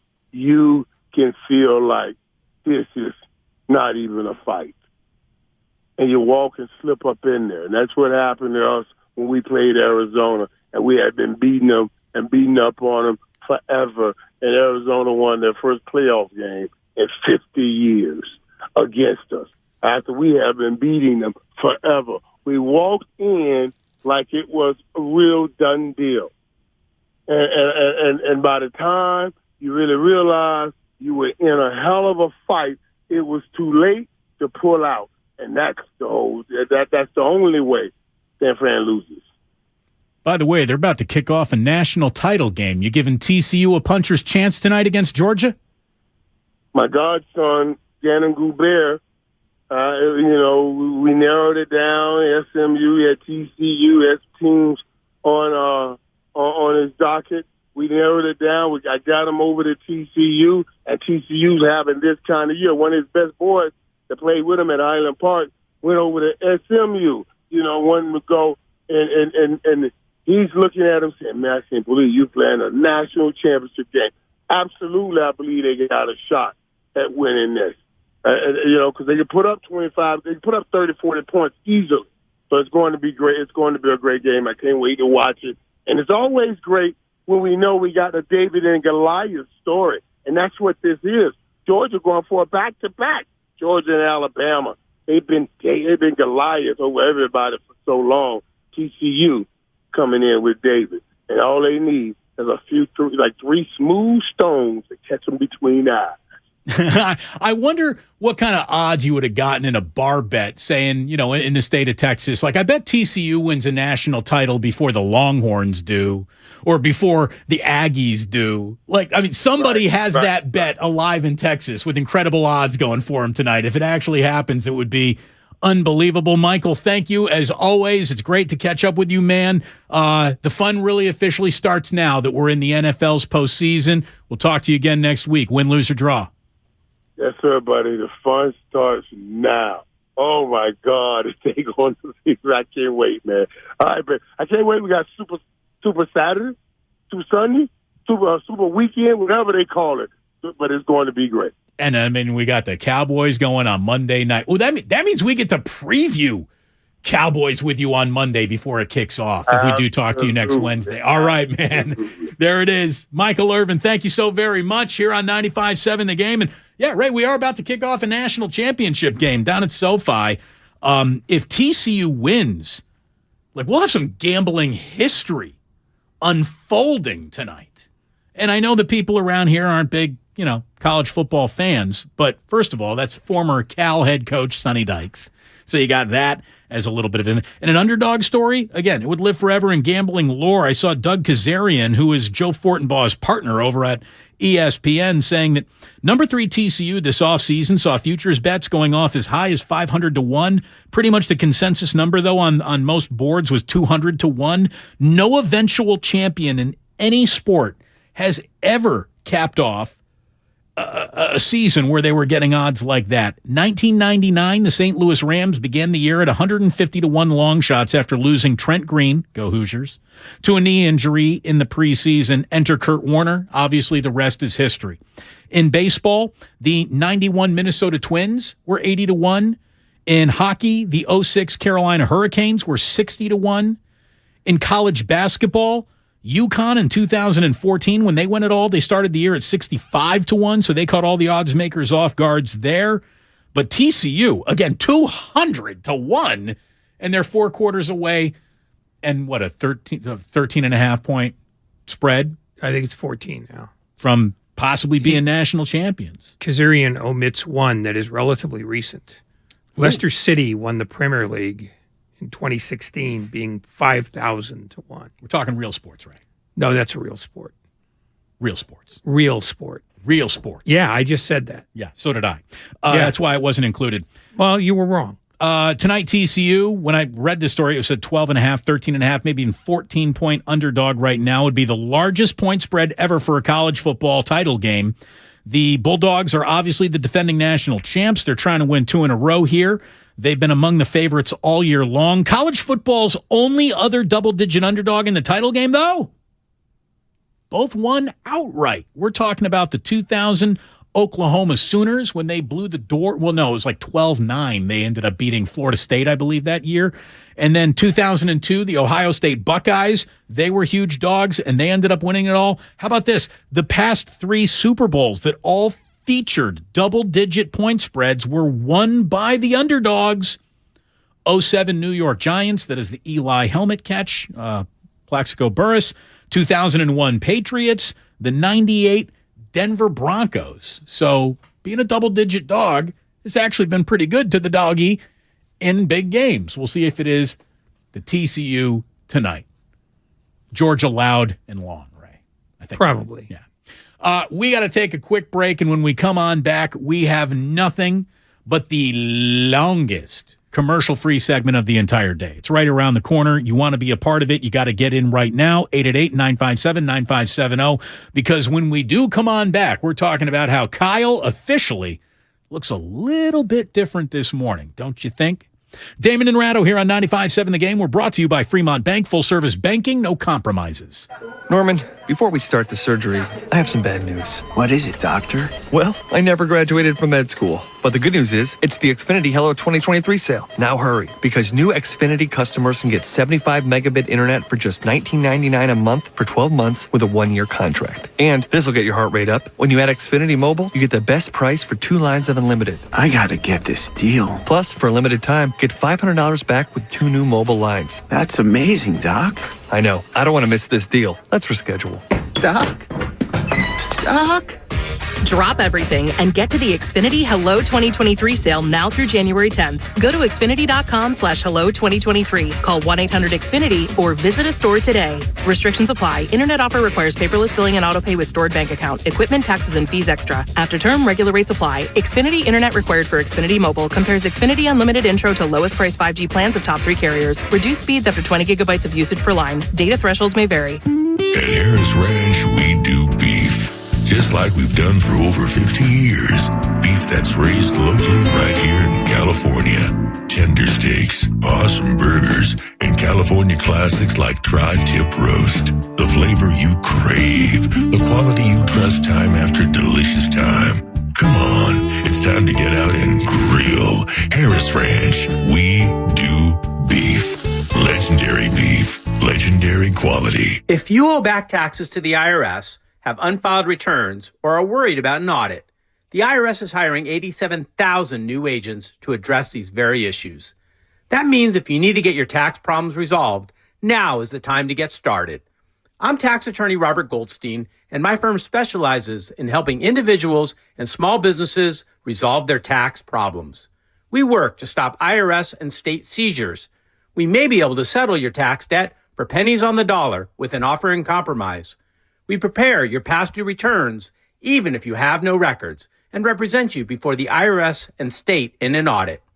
At the law offices of Robert Goldstein, the consultation is always free, and we have offices located throughout the Bay Area. To schedule your free consultation, call 1-888-TAX-EXIT. That's 888-TAX-EXIT.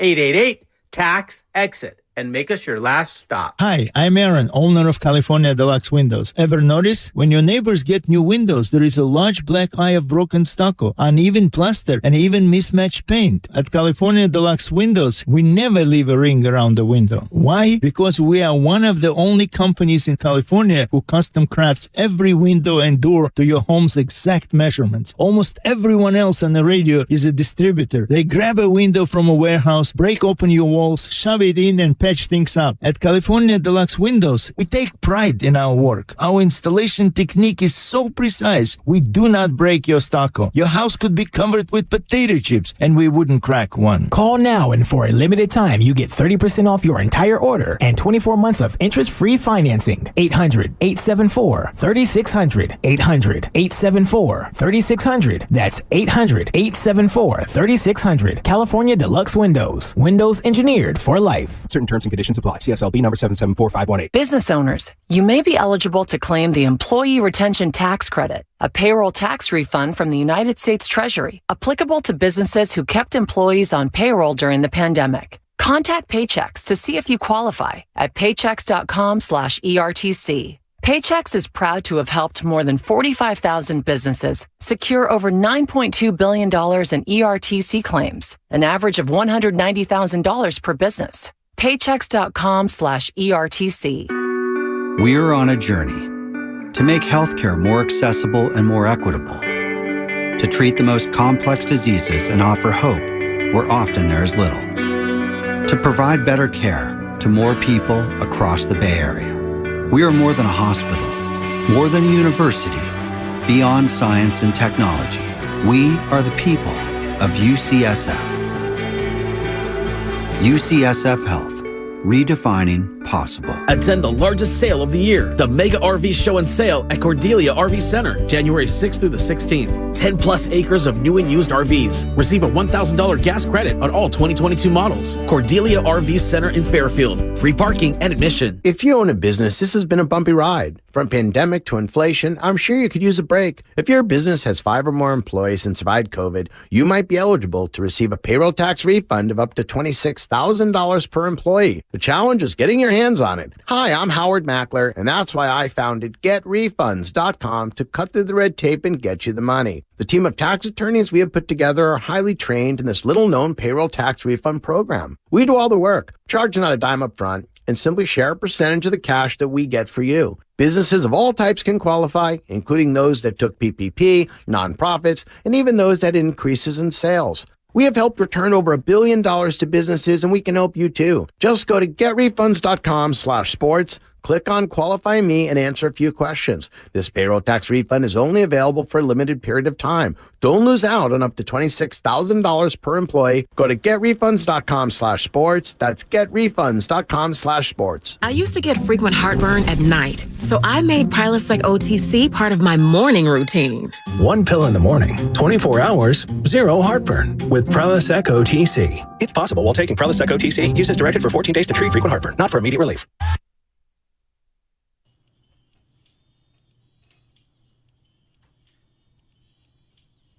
Now back to Damon and Ratto on 95.7 The Game. The Road to Glendale, brought to you by Merrill West Credit Union, working for you today, tomorrow, together. It's good to have you here. Damon and Ratto coming out of your Monday day of work. It's good to have you back in the car. We're going to get you home tonight, and we got an awful lot to get into over the next, commercially uninterrupted about 40 minutes or so here on 95.7 The Game. So don't you go anywhere. First of all, we correct all mistakes in real time. I talked about the the helmet catch, and I said Plexico Burress. It was Plexico Burress who scored the touchdown after the David Tyree helmet catch. So thank you very much, 510. We want to get things right in real time here. Xfinity Mobile text line goes on to say, Damon, are you going to apologize for trying to say that Kyle was an issue for the 49ers? Nope. Because early on in this year, it looked like Kyle was going to be an impediment, not a reason that this whole thing came together. Because, you can cobble it back together, but he galactically screwed up his quarterbacking situation, but was then able to spackle over it with a, oops, thanks to his surgeon, not my own will, Jimmy Garoppolo is still on this team. And oops, the guy that I drafted for all those high-value draft picks and traded for them, well, I was running fullback belly power dive with a quarterback, which is a real stupid way to go about developing a quarterback. And I will say that until I'm blue in the face because I'm right. And I'm sure Kyle, looking back on it, would love to have the way that he handled Trey Lance back. Or maybe he's now willing to admit that thank God that happened, because without that happening, you don't get to Brock Purdy. And Brock Purdy seems to be the single most perfect to run Kyle's quarterback that Kyle's had. It really does feel like it's a perfect fit because he comes with no bad habits. He comes with the hat-in-hand level humility that you have to have when you're Mr. Irrelevant. And Mr. Irrelevant had never even thrown an actual pass in an actual game, much less be a key cog in a 10-game winning streak as you were ascending to a 2 seed getting ready for a playoffs. So Kyle's luck, bad decisions that he saw himself through earlier in this year, it took some luck and bad decisions to get them to where they are. I mean, it's a miracle that they are where they are, given how they started, given what the designs were of the year. And it is in the nature of a sports talk host to react to what they're seeing over a few weeks. And over the first 5-6 weeks of this year, Kyle was absolutely in the, he might not be the right guy going forward camp. He really was. He did not have a glorious start to this year. And the thing that delivered this conversation back to glory was a guy that he moved heaven and earth to get rid of. So it is a little weird still. But does Kyle look different this morning? And when you take a look at the grand scheme of things and where the grand scheme of things goes, Kyle Shanahan is going to go down as one of the winningest, longest tenured coaches in this franchise's history when it's all said and done. Yeah. I mean, because it's just as valuable to be lucky as good. I mean, you can't be lucky if you're not good. But when you need luck, luck is handy. I mean, where's Bill Walsh if he doesn't luck into Joe Montana in the 3rd round? Or Jerry Rice at the end of the 1st? There are hundreds of, where is he if Fred Dean doesn't decide he doesn't want to play in San Diego anymore? What if Jerry Rice had been to a college that drew a lot more eyeballs and he's not there? Yeah, I mean, luck is part of it.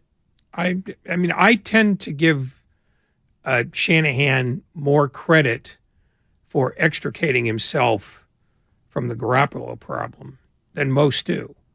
Because under normal circumstances, when you draft a quarterback that high, you're kind of pot committed to go with him. But he saw the things about Trey Lance that made him at least uneasy enough to keep Garoppolo. We still don't know what Lance is or whether he's going to get an opportunity in this town or not.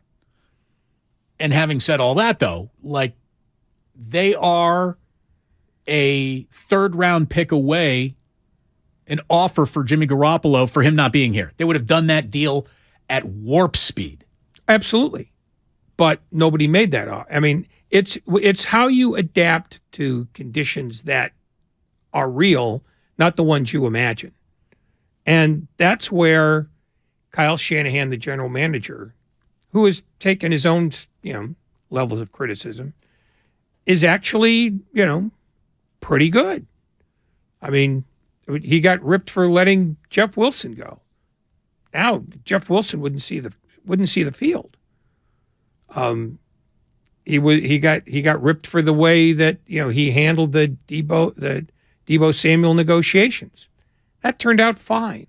It just, the one thing that is bad about this industry is that we want to react in real time with big swings. And the one thing that Kyle Shanahan has the benefit of is that the only guy who can fire him is Jed York. And Jed York is so not firing him now. I mean, he's bought another 3 years on the end of his deal. He could stay not only as long as he wants. When he wants to leave, Jed York is going to grab him by the ankles and beg him to stay another Don't 3 leave. years. Yeah. So I'm glad you brought that up because that's kind of where I'm going here. So he just finished season number 6 as 49ers head coach. Regular season number 6 is officially in the books. And you figure in order to reach year number 7, normally you have won a championship or you have an overwhelmingly positive winning percentage. Kyle's got neither. He's still got neither. He's got a .531 winning percentage, which is actually better than it really sounds. It doesn't sound overwhelming, but we'll get into where that actually puts him in the history of the franchise. He's 52-46 with no ties in 98 games as the 49ers head coach in the regular season. We know that he's 1-1 over 2 NFC title games, and he's looking to hopefully play in his third in the next few weeks. 0-1 in the Super Bowl. That hangs over him like the sword of Damocles at all times. It's why he is pretty much hailed as the best coach in this league to have yet win the whole thing. Is that? I mean, he is the what? I mean, Payne Stewart used to get that before he won. Phil Mickelson obviously used to get that before he won the Masters. Colin Montgomery never had anything but that because he never went on to win a major. The best to never do it. Dusty Baker finally got that off of his resume, with the Astros this year. So there have been a lot of best to never have done it guys that we all know were really, really good. Dean Smith? Dean Smith, absolutely. It's going to take a little bit more than 4 corners to hang a banner, Dean. Anyway, look it up, kids. Here's what Kyle did do. He built one of the most unique rosters in football. And again, normally you don't give a head coach very much credit for that, but Kyle is the GM as well. I don't care what it says on John Lynch's business card. All the final player personnel decisions reside with Kyle Shanahan. So he's the GM. And he has built a unique roster and a real monster. Like next man up isn't a mentality. It's a way of life since he's taken over. And sometimes the injuries have been so overwhelming that he just could not overcome them. Other times the injuries piled up in such an overwhelming way, it should have brought down seasons that were not brought down by those injuries. His coordinators, I think, are a real testament to who he is as a coach and someone who can identify talent to be successful in this league. His coordinators become instantly desirable in the next coaching carousel that starts spinning. And D'Amico Ryans is already receiving interview offers around the league. His player personnel guy, Adam Peters, is already getting calls from around the league. Oh, by the way, in terms of who jettisoned who today, Vrabel still got his job, but the Tennessee Titans basically fired everybody else. Well, they'd already fired the general manager a few weeks ago. Right. So they were just cleaning out the rest of everything. So just the facts on Kyle Shanahan. We're going to go Dragnet. Just the facts, ma'am. Oh, by the way, welcome everyone, before we get to this list of facts, to your 5 o'clock hour. You're listening to 95.7 The Game, KGMZ FM and HD1 San Francisco. Always live on Twitch, YouTube, and the free Odyssey app. Damn well better be free. As it stands right now, today, this is a fact. Only 5 men in franchise history have lasted more games as a 49ers head coach. Only 5 men in world history have coached more games than what Kyle Shanahan's been allowed to coach for the 49ers. Only 7 coaches have had better winning percentages, and no, we will not include the 1,000 winning percentage, the 100 winning percentage that is Jim Tomsula in his one interim head coaching game. We're not counting that. So only 7 coaches have had better winning percentages than Kyle Shanahan. 2 of them come from the 40s and 50s. We're talking like World War II style with Buck Shaw and Frankie Albert. Monty Clark only lasted 1 season in 1976. What happened to Monty Clark? Why did he have to go after 1 year when he had a successful season? Ownership change. Okay. Then you get the glory days of Walsh and Seaford, and then Steve Mariucci coming in to, sadly get fired during the end of the glory days. But give it up to Mooch. He still got a good winning percentage, and he did so without the Hall of Fame quarterbacks that were Joe Montana or Steve Young. I mean, he had, Jeff Garcia. So he's the first guy to really have a degree of success in modern football with a quarterback who isn't a first ballot Hall of Fame quarterback for the San Francisco 49ers. Then you get Jim Harbaugh. And then you get Kyle Shanahan. As we were talking about, how long could he last? Well, one of the very first things you need to be around football for a long time anywhere as a head coach is to be in that, a good age. How old do you think Kyle Shanahan is? Mid-40s. Yeah, but younger than mid. I mean, would you say that 43 qualifies as mid? To me, you're not mid until you're 5. He's 43 years old. That's it. And he just turned 43, in December. This is a young man's young man still, much less a young man to be an NFL head coach. He's young. In terms of tenure, Bill Walsh coached more games and more complete seasons than any other head coach in 49ers franchise history. Bill Walsh coached 152 regular season games, 10 full seasons as 49ers head coach. Kyle trails Bill Walsh by only 54 games coached. I mean, 3 more seasons, which I believe is what he's guaranteed right now under the contract that he's working under. 3 more seasons gets him to 51 more games coached, unless, he were to have to take a leave of absence due to some unforeseeable complication. That leaves him 4 games shy of passing Bill Walsh, which would come in his 10th season to tie Bill Walsh for most consecutive full seasons coached by a 49ers head coach.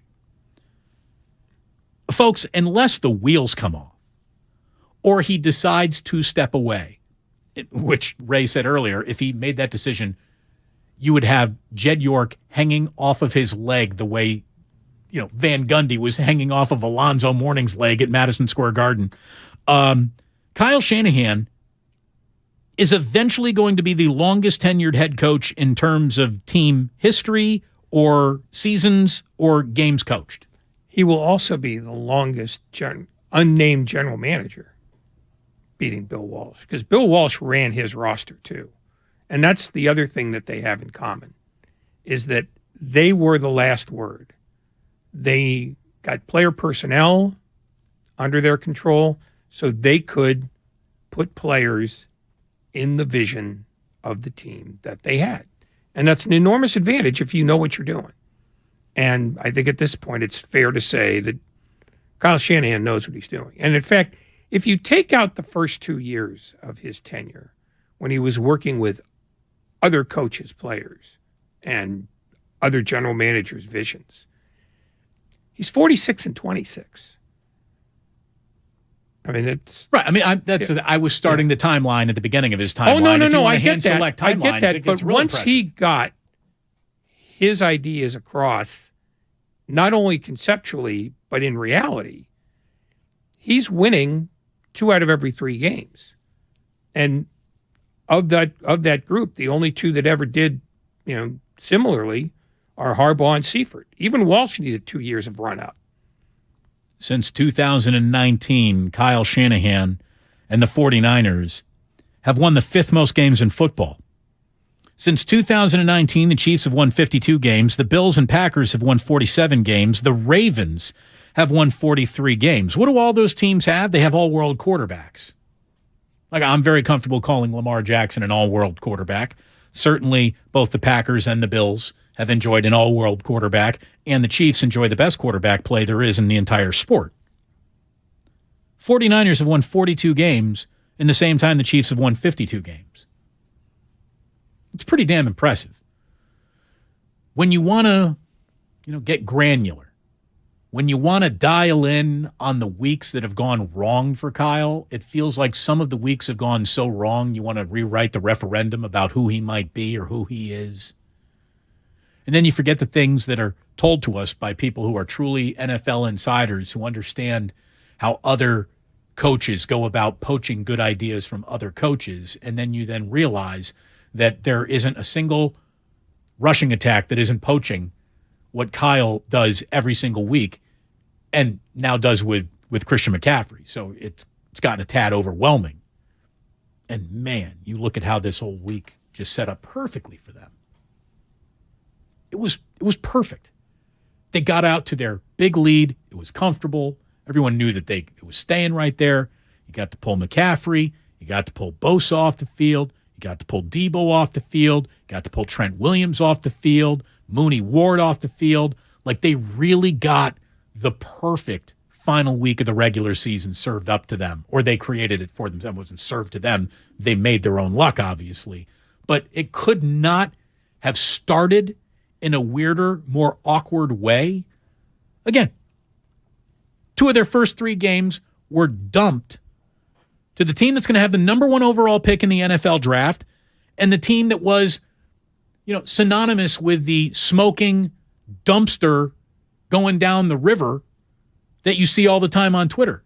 They lost to the Chicago Bears and the Denver Broncos, 2 teams that were awful all year long. It got off to an awful start because maybe that was Kyle's arrogance, trying to jam the not ready to play draft pick that I spent all my capital to acquire over a guy that when he was back probably should have been the choice. Jimmy right from the get-go. And he might have been wrong about both of those because we're officially looking at Brock Purdy getting to establish himself as, I mean, Brock Purdy wins a Super Bowl this year, Ray. It's where is he on the all-time 49ers quarterback wins list? He goes immediately in front of Jeff Garcia, and then you can argue about what he needs to do to close the gap with the other 2 guys who we all know go off 1 and 2. And there you go. John Brody, maybe. There you go. That's the list. And Purdy would find himself on it in 6 regular season starts and 1 postseason run. It's amazing. It's not supposed to happen like this. That's for sure. No, but a lot of things that happened in the NFL this year weren't supposed to happen the way this did. I mean, you're not supposed to be 3-7 and make the playoffs the way Jacksonville did. How many games in a row did the Packers lose to start their year? Weren't they 1-5 at one point?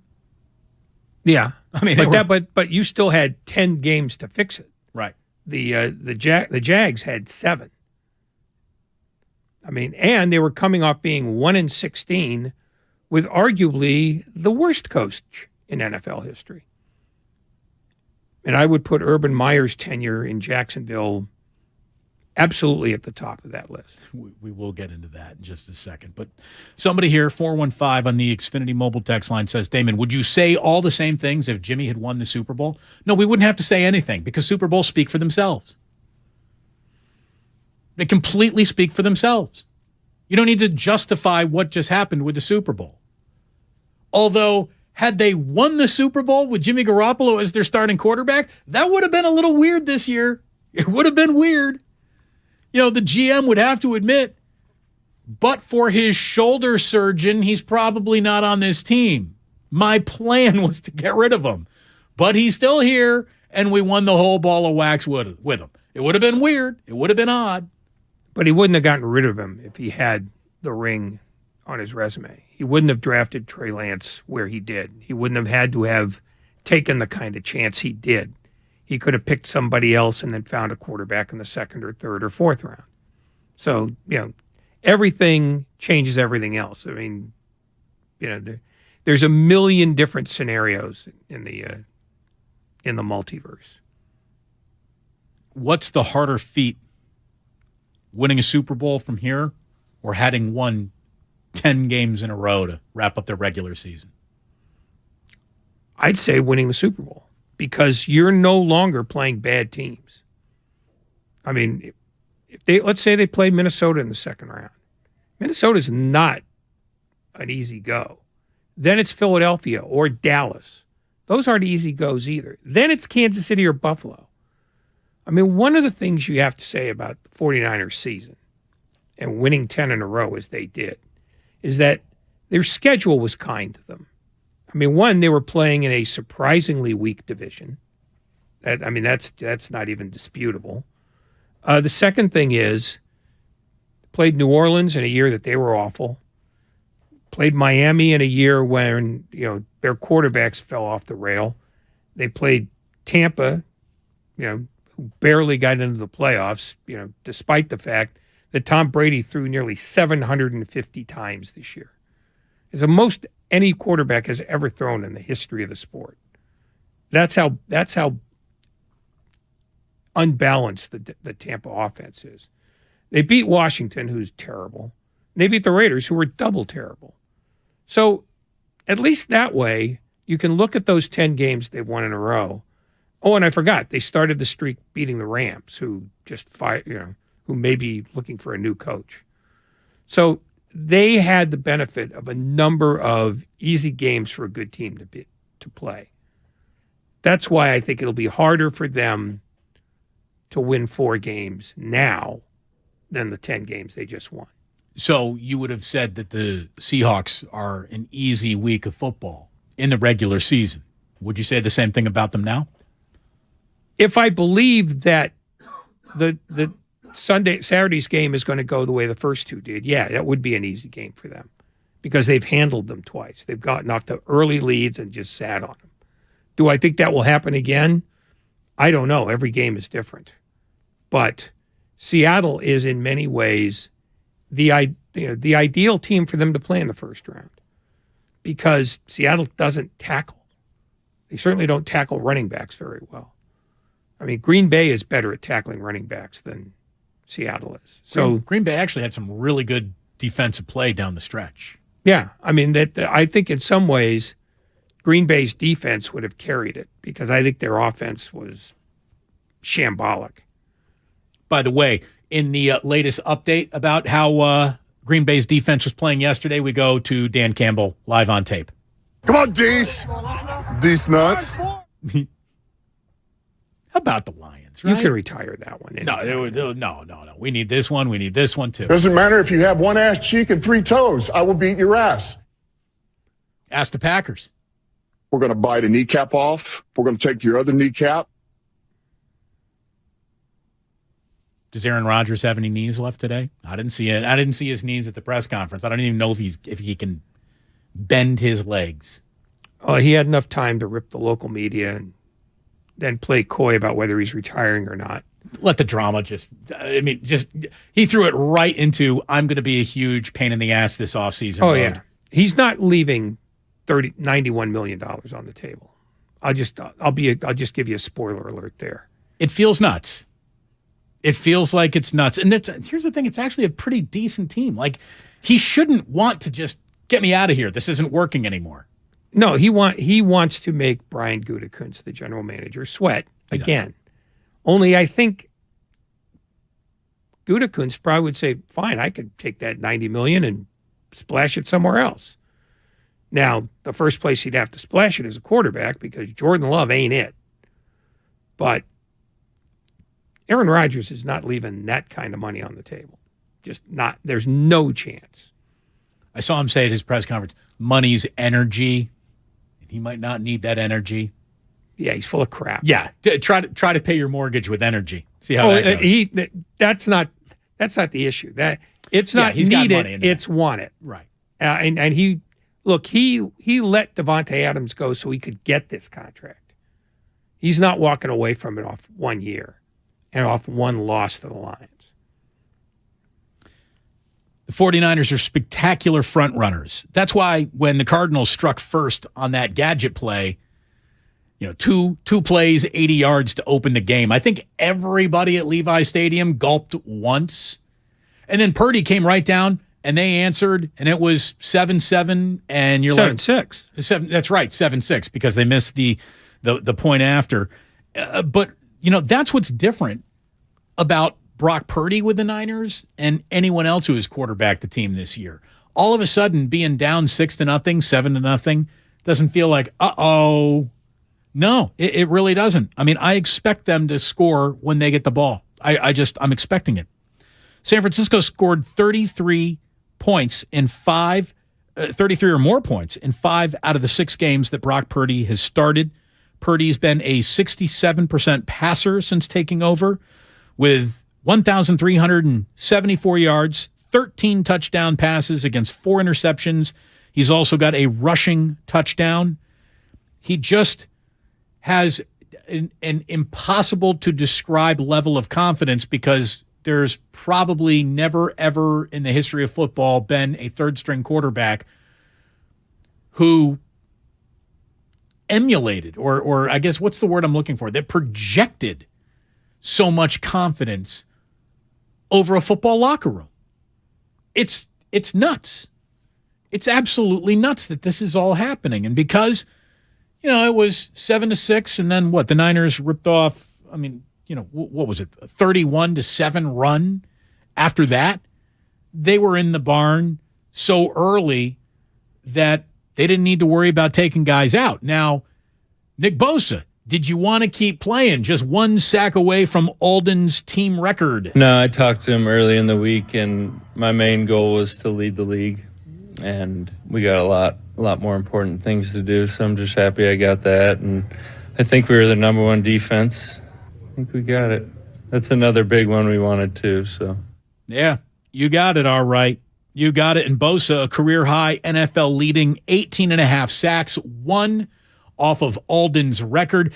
When it came to scoreboard watching, Bosa said he was actually out of town sack watching, and it just happened to be the Eagles games that he had his eye on. We were actually monitoring the Eagles, Hassan Reddick, and he didn't have any yet, so I was like, all right. I got it. All right. Defensive Player of the Year. He's got it wrapped up. There's just no doubt. Guy was unbelievable. What do you do when you're not at the actual facility there, Nick? I sit on my couch and I fill my game ready machine with ice and I prop my legs up. I watch some shows and then I go to bed at 8:30. I wake up and get to work. Just Mr. Excitement. He projects a level of joie de vivre that you rarely find in a football player. He's an insurance salesman with pads and a helmet. There may be no wider gap in sports linguistic history of laid back presentation and one-man wrecking crew when he's actually playing. I mean, he sounds like he sounds like a San Diego beach bum. He's working very hard to be as uninteresting as possible on the mistaken belief that people will leave him alone. When the truth is, people are only going to leave him alone when he stops being a dynamic player. But this is how he was at Ohio State, too. I mean, For the same reason, though. I mean, just at Ohio State, it's bred into you. Well, I think this is who he is. I mean, this is just who he is. It might be, but I also know that most great players either want to engage the media fully or they want to avoid the media fully. And I think he's a guy who, if he was never asked another question again, would be delighted. Of course. Because his brother is like that, too. The voice does not match the body. Not at all. Not at all. By the way, Brandon Ayuk again. You want to talk about the most consistent producers on this team, guys who are there game in, game out all the time. First of all, look at the interior offensive line. Remember how they were going to be the reason why this year went nowhere quickly? Not for a minute. They were very good, if not spectacular, all gosh darn year. And the one dude who we were saying, what a bust, what a wasted pick, Aaron Banks, who didn't even get on the field or dress last year, turned out to be a hell of a player this year. Spencer Burford, who's he? No one knows. Still, to this day, no one really knows.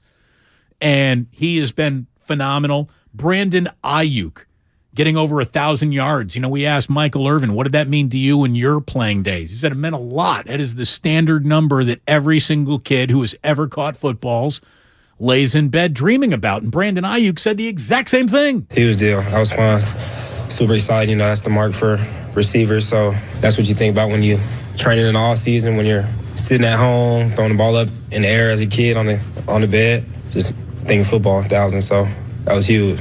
It is huge. It is huge. Somebody says from the 510, yeah, but falling behind early feels different in the playoffs. And you're right about that. Everything about football feels different in the playoffs. The level of speed, the pressure that everyone's under, all of it. It all intensifies. Yeah. And that might be the one thing that Seattle's really got going for it. It's going to be rainy and ugly Saturday afternoon. If you look at the way the weather's been playing out around here, it's supposed to be kind of a damp day on Saturday. That plays more into the Seahawks' favor than it does the better team's favor. I mean, an underdog's always looking for unforeseen, couldn't plan for it, difference-making moments. Wet footballs create those. Yeah, and it should be noted that in 6 of the 10 games, the 49ers in this winning streak, the other team scored first. So it's not like that's a real obstacle for these guys anymore. You guys act like this rookie quarterback is the best thing since sliced bread. He's just an average quarterback. Well, what would your argument be that he's an average quarterback? Because if you're looking at his winning percentage, he's the most successful quarterback in the history of the league. Obviously, small sample size. What he is the perfect fit. I think he's the perfect fit for what Kyle wants done, and he's got the mentality that comes humbly, hat in hand, to where he's going to continue to be the perfect fit. And Trey Lance is going to think, man, I was a 3rd pick in this draft. Look at what they gave up for me. If I want to freelance, if I want to go off script, if I want to razzle-dazzle, make a play, that's what I'm going to do. Brock Purdy's never going to do that. Did you see him get out of the grasp of J.J. Watt and then get absolutely blasted by Isaiah Simmons? Like he tried to run out of his sack and he ran into like a 15, 17-yard loss, right? And he was asked about that. I think Mike Silver asked him about that. And he's like, yeah, man, you know, I'm just out there kind of learning the league, and that was a humbling experience. I guess that's how fast first-rounders are. And, yeah, that's it. You know, this kid's got a lot to learn still, but he is so perfectly wired to learn it the way Kyle wants it learned. I mean, that's the thing, is nobody knows what kind of quarterback he's going to be. You only know what he's done so far, and what he's done is match Jimmy Garoppolo's numbers almost to the yard and made as few mistakes this year as Garoppolo did. I mean, he's, you know, the transition from Garoppolo to him has been almost eerily smooth. And that's the thing you can say about him without question. It's not a question of, is he an average quarterback? Well, he hasn't lost yet, which means, and that's above average. He's thrown, 3 interceptions? That's above average. I mean, meaning that few interceptions, that's above average. He's been more than okay. And in this offense, more than okay is perfectly fine. I don't know why people need the 49er quarterback to be what the 49er quarterback isn't. If you're getting the wins, what does it matter? I mean, who are you rooting for? You're rooting for the 49er quarterback, you're rooting for the 49ers. And that's for fans. I mean, I care even less than that. All I know is the offense runs exceedingly well, and the defense allows the offense to run well enough that it can have a mediocre day and survive. He's having Jimmy Garoppolo success without the hold your breath, I can't believe the defender just dropped that pass that looked like it was intended for him balls. And he doesn't have the hospital balls. Sure, a couple balls float high, but that happens in every game. But, I mean, he does not have the consistent, hey, George Kittle's lucky to be alive after catching that football catch over and over and over again. That happened it happened twice a game when Jimmy was out there. And, oh, by the way, you're never going to see George Kittle rocking another Jimmy Garoppolo t-shirt. There is without a doubt a favorite quarterback for George Kittle. George Kittle has been seen better by Brock Purdy than Kittle sees anything wearing his Zenni eyeglasses. I mean, Kittle, since Brock Purdy took over, he leads all offensive players in the following categories: receiving touchdowns, Pro Football Focus receiving grade, Pro Football Focus offensive grade. Kittle has scored 2 touchdowns in 3 of his last 4 games. He was held to 1 in their Week 17 win. Of his 11 touchdowns, he's got 5 coming into 2 games against Arizona and 7 in his last 4 games. I don't know why, but when Jimmy or Trey Lance was this team's quarterback, George Kittle was forgotten about. He was unseen. He was untargeted. He was unimpactful. Since Brock Purdy took over, George Kittle looks like the best tight end in the world. In the world. Move over Travis Kelce. You wish you scored Travis Kelce. Like no, but he's how about this? He's move over Travis Kelce so I can stand next to you from a production standpoint. I mean, Travis Kelce did have 1 game where he scored 4 touchdowns, I believe, this year in 1 game.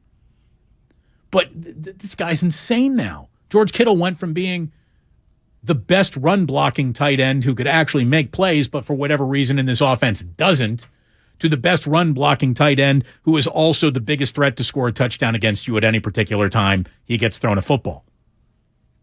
Brock Purdy's got a little something to do with that. I mean, he just sees what's in front of him and executes it. And if it was as easy for any quarterback to do that in this system, C.J. Beathard would still be here. Nick Mullins would still be here. Trey Lance would have looked better in the small little windows that we've seen him through. Hell, Brian Hoyer might still be here if it were just anybody could do this. I haven't seen anybody do this better than Brock Purdy. He looks perfect for what Kyle wants done and the way he wants it done. And unlike Jimmy Garoppolo, who needs to answer questions about, well, you only threw the ball how many times in an NFC title game, even though Raheem Mostert was running over everything and everyone? That question's never going to be asked to Brock Purdy, which makes Brock Purdy an even better fit. The outside, you say, demand of 49ers fans that their quarterback be a gaudy number producer and great on his own, independent of the rest of the team, I don't think that's ever going to be attached to Brock Purdy. And it might not be. And in 2 years, people will be complaining that he's not dynamic enough for him because that's what fans do. Unless he is a part of it, and this would have gone like this for Jimmy. You put one trophy that's sparkly and silver in that trophy case, your life just got easier. The minute-to-minute breathless reassessment of who you are goes away if you have a Lombardi trophy. It goes away about Kyle, obviously. It will go away about Brock Purdy. It would change the feeling, tenor, and tone of everything around the franchise forever. Remember, Steve Young, Hall of Fame level, most accurate passer the league ever saw, wasn't good enough until he put a Lombardi trophy in there. And then, we're good with Steve. He can stay. And yet, Joe Montana won 3 of those, and people were screaming for him to be replaced by Young 2 years before he left.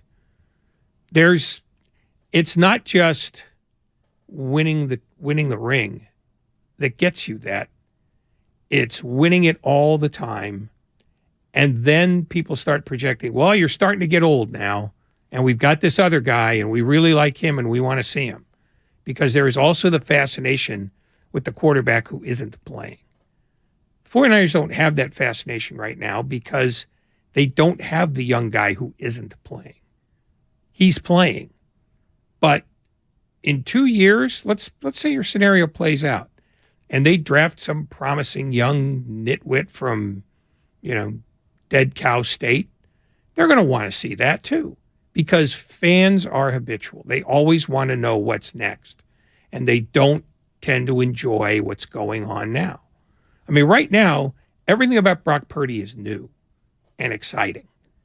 But in 2 years, they'll absolutely turn. They'll go, I want to see something new, because they have the attention span of hummingbirds. Unless they win a championship.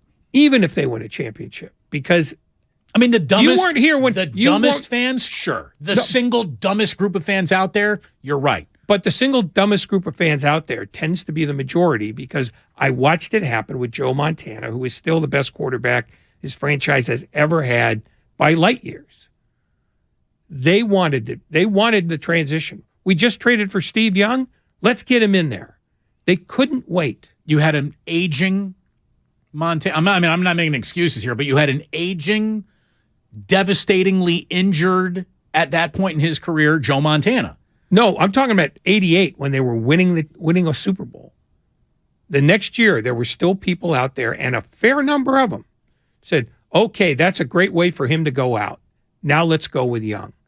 This is not a sensible fan base, and it hasn't been throughout the history of the franchise, because they want the quarterback who's not playing. Well, let me give you another reason that you might want to hold on to Brock, by the way, if he does really,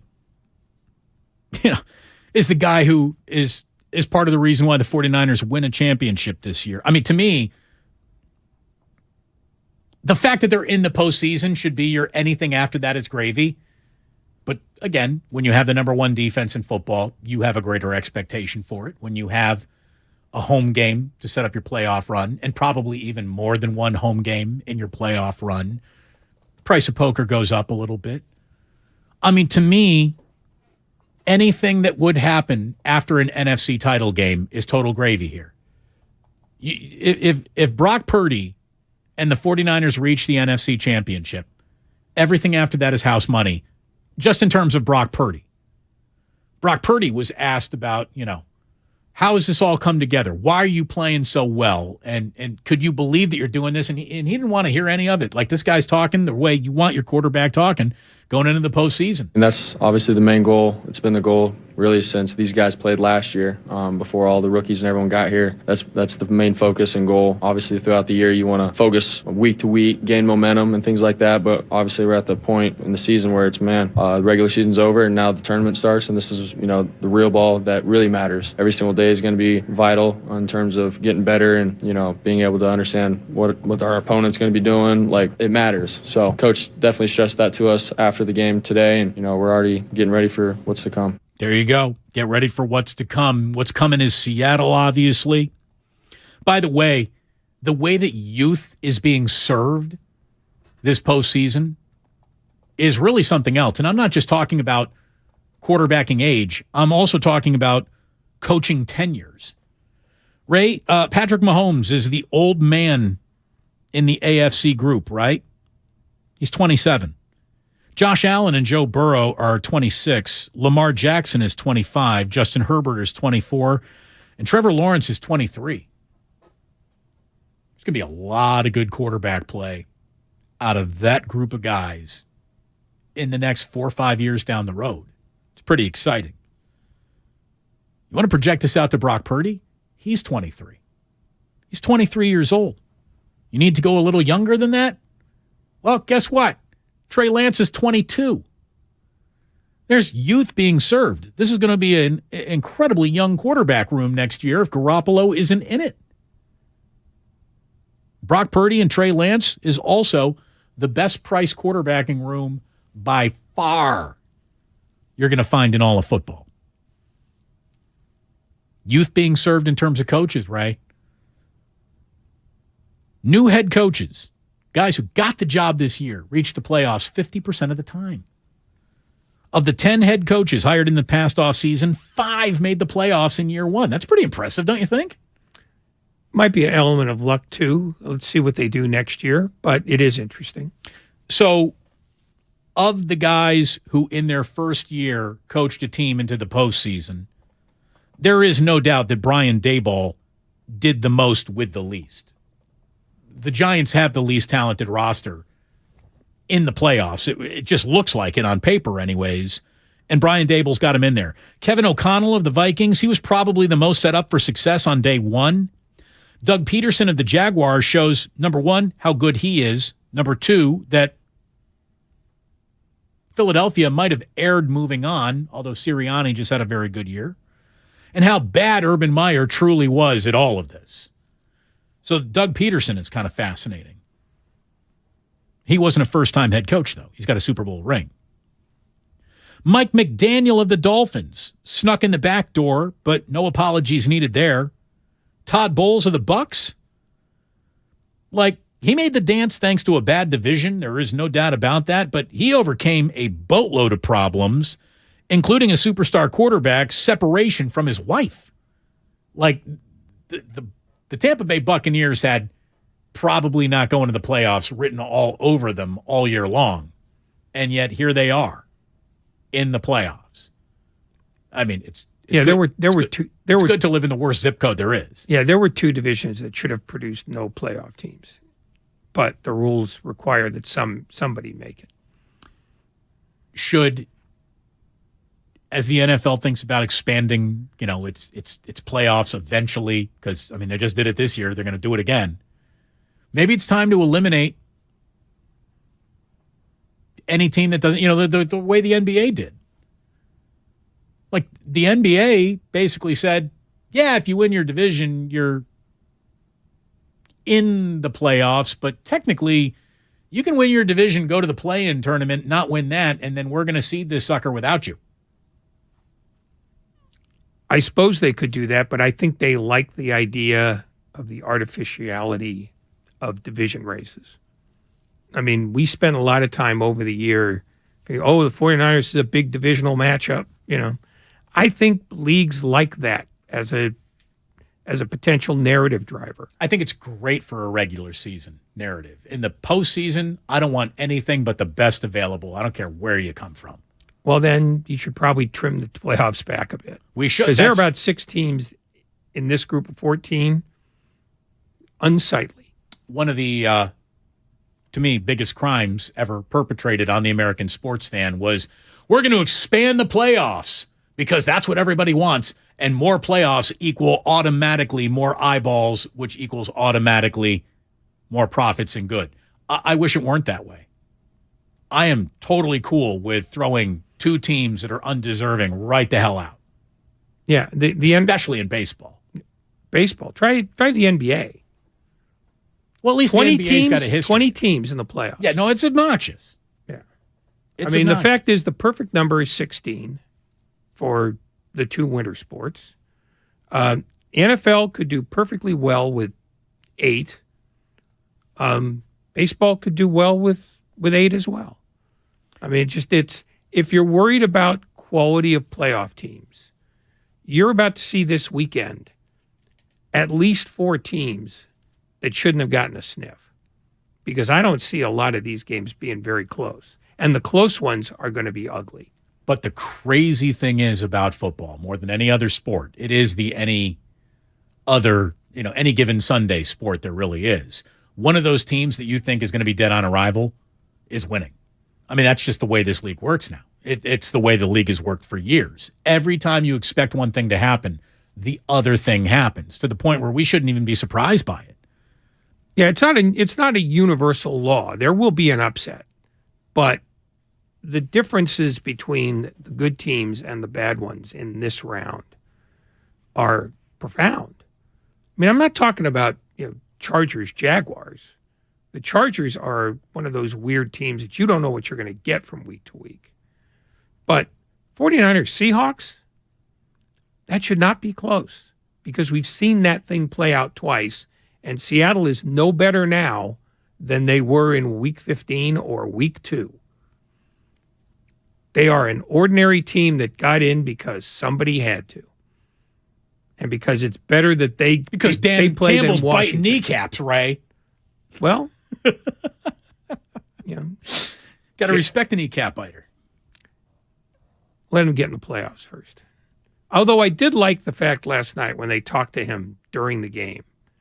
They said, your team, has already been eliminated from the playoffs. I just want to beat those guys. He's one of those classic football meatheads who knows what's in front of him and only what's in front of him. And so far, it's sold pretty well. Certainly sold to his players. By the way, that's going to bring us to Lovie Smith.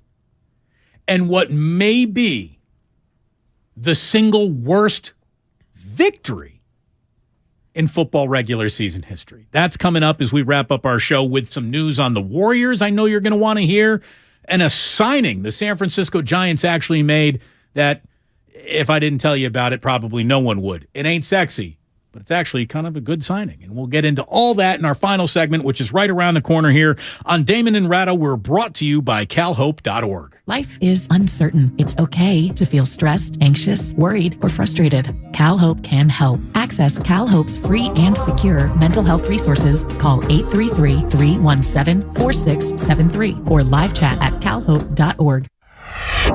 Mr. Relevant is undefeated as the starter heading into the playoffs. Not bad for Mr. Relevant. Purdy, end zone throw. Oh, a fingertip catch. George Kittle has a 49er touchdown. Will the Niners' fairy tale season continue in the playoffs? Obviously, we're at the point in the season where it's, regular season's over, and now the tournament starts, and this is, the real ball that really matters. Find out right here on 95.7 The Game. If you own a business, this has been a bumpy ride. From pandemic to inflation, I'm sure you could use a break. If your business has 5 or more employees and survived COVID, you might be eligible to receive a payroll tax refund of up to $26,000 per employee. The challenge is getting your hands on it. Hi, I'm Howard Mackler, and that's why I founded GetRefunds.com to cut through the red tape and get you that money. The team of tax attorneys we have put together are highly trained in this little-known payroll tax refund program. We do all the work, charge not a dime up front, and simply share a percentage of the cash that we get for you. Businesses of all types qualify, including those who took PPP, nonprofits, and even those that had increases in sales. We have helped return over $1 billion to businesses, and we can help your business too. Just go to GetRefunds.com and answer a few questions. This payroll tax refund is only available for a limited period of time. Don't lose out on up to $26,000 per employee. Go to GetRefunds.com. That's GetRefunds.com. Flying Ace, this is Sky Hunter. I've got my compound eyes on the target. Copy that. You're on his flight path. I'm going in. Got him! Nice move, my four-wing friend. Tasty. That mosquito never saw me coming. See how dragonflies catch a mid-air meal at Bugs, a new exhibit at the California Academy of Sciences. Explore the secrets of bugs, massive models, and more. Now open. Get tickets at calacademy.org. Norman, before we start the surgery, I have some bad news. What is it, doctor? Well, I never graduated from med school. But the good news is, it's the Xfinity Hello 2023 sale. Now hurry, because new Xfinity customers can get 75 megabit internet for just $19.99 a month for 12 months with a 1-year contract. And this will get your heart rate up. When you add Xfinity Mobile, you get the best price for 2 lines of unlimited. I gotta get this deal. Plus, for a limited time, get $500 back with 2 new mobile lines. That's amazing, Doc. I know. I don't want to miss this deal. Let's reschedule. Doc? Drop everything and get to the Xfinity Hello 2023 sale now through January 10th. Go to Xfinity.com/Hello 2023. Call 1-800-XFINITY or visit a store today. Restrictions apply. Internet offer requires paperless billing and autopay with stored bank account. Equipment, taxes, and fees extra. After term, regular rates apply. Xfinity Internet required for Xfinity Mobile. Compares Xfinity Unlimited Intro to lowest price 5G plans of top 3 carriers. Reduced speeds after 20 gigabytes of usage per line. Data thresholds may vary. Business owners, you may be eligible to claim the Employee Retention Tax Credit, a payroll tax refund from the United States Treasury, applicable to businesses who kept employees on payroll during the pandemic. Contact Paychex to see if you qualify at paychex.com/ERTC. Paychex is proud to have helped more than 45,000 businesses secure over $9.2 billion in ERTC claims, an average of $190,000 per business. Paychex.com/ERTC. At Harris Ranch, we do beef. just like we've done for over 50 years. Beef that's raised locally right here in California. Tender steaks, awesome burgers, and California classics like tri-tip roast. The flavor you crave, the quality you trust time after delicious time. Come on, it's time to get out and grill. Harris Ranch, we do beef.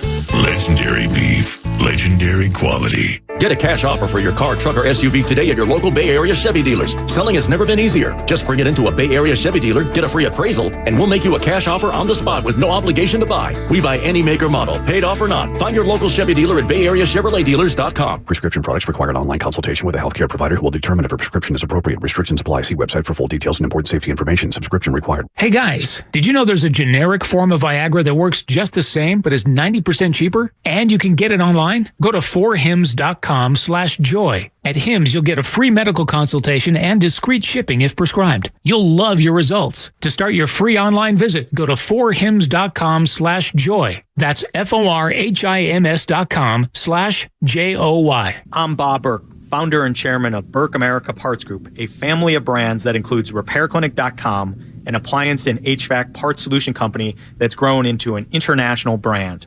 Before AmericanEagle.com, we partially launched a new technology platform developed by another firm. American Eagle helped take our technology to a whole new level with digital marketing, software development, and business insights into our key markets, appliances, HVAC, and outdoor power equipment, and did so both on time and on budget. AmericanEagle.com has the resources, experience, and talent needed to produce solutions. Our new technology platform, developed by AmericanEagle.com, has produced tremendous results with higher traffic, conversion, engagement, and online revenue. If you have any home repairs you need to take care of, check us out at RepairClinic.com. If you need a world-class website or technology project, then I would highly recommend AmericanEagle.com. Call AmericanEagle.com at 773-NETWORK. That's AmericanEagle.com, 773-NETWORK. Straight Talk Wireless knows there are plenty of reasons you might need a new phone. But switching to a better wireless provider doesn't have to be one of them.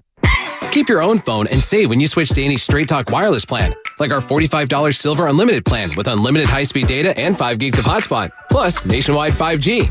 Keep your own phone. Switch to a better wireless plan. Straight Talk Wireless. No contract, no compromise. Requires a compatible unlocked phone and KYOP kit. 5G capable device required. Actual availability, coverage, and speed may vary. See latest terms and conditions at straighttalk.com.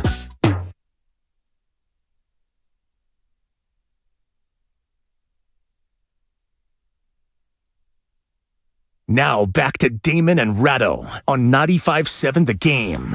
The Road to Glendale brought to you by Merrill West Credit Union, working for you today, tomorrow, together. I'll tell you what's working for you next here on 95.7 The Game. It's Mark Grandy. Grandy is hosting Best of, Ray, which is going to feature our conversation with Michael Irvin, Lorenzo Neal stopping on by with Steiny and Guru, and then apparently you and I had such a dazzling conversation about Christian McCaffrey that has also made the best of. So that's coming up next. He's just filling time so he doesn't have to do as much work. Amen. Mark Grandy, smarter than the average bear, coming up next. Did you see that? Whoa. I'm speaking out in favor of Bears in that case. Did you see that LaMichael James got elected to the College Football Hall of Fame? Go Ducks. There you go. I did. Very deserving. Go Ducks. Yeah. Should not have gotten Super Bowl touches, but it happened. We'll worry about that another day. Lucas, you can worry about it. I'm never going to be interested in that. Lucas, by the way, is officially back, and it's good to have you back, Lucas. Glad you're feeling much better. Thanks. Reggie just tweeted out that he's getting in next year. Reggie, here's the thing. Reggie Bush. The minute Reggie Bush gets in there, you got to give him his Heisman back. You cannot be in the Hall of Fame and have your Heisman stripped from you. I mean, he broke the rules. We all know what the rules were, and he broke them. But USC broke the rules. Yeah, well, so did his family, which got its mail at a house that they didn't belong in. Well, who put him there? Very good point. Yeah, see, that's why I have a problem with the Reggie Bush thing, is SC gets to operate like nothing ever happened. It's amazing how LaMichael James almost looked a little bit like Reggie Bush when he was in college, and one guy had an NFL career and the other guy was in and out of the league like that. Nothing proves you can play in this league until you get to this league. Oh, by the way, guess who could be playing for the Golden State Warriors tomorrow night? Michael James. No. First name Stephen, last name Curry. He came into my life, now everything is less blurry. Oh, Steph Curry, So Curry could be back tomorrow. A lot of signs pointed towards him rejoining the team as it left for a road trip in San Antonio where they're trying to set some attendance record. But Curry may be playing. He is listed as probable tomorrow night against the Phoenix Suns. Given the fact that the Warriors just dropped games to Detroit and Orlando, you got to be kidding me, losses. Getting swept by two of the worst teams in the sport. I mean, these are, Victor Wembanyama pole position sitters, basically. And the Warriors got swept by him. But hey, they did get Andrew Wiggins back, which feels significant. Maybe less significant, they got 12 shotless minutes out of Andre Iguodala. So they got that going for them.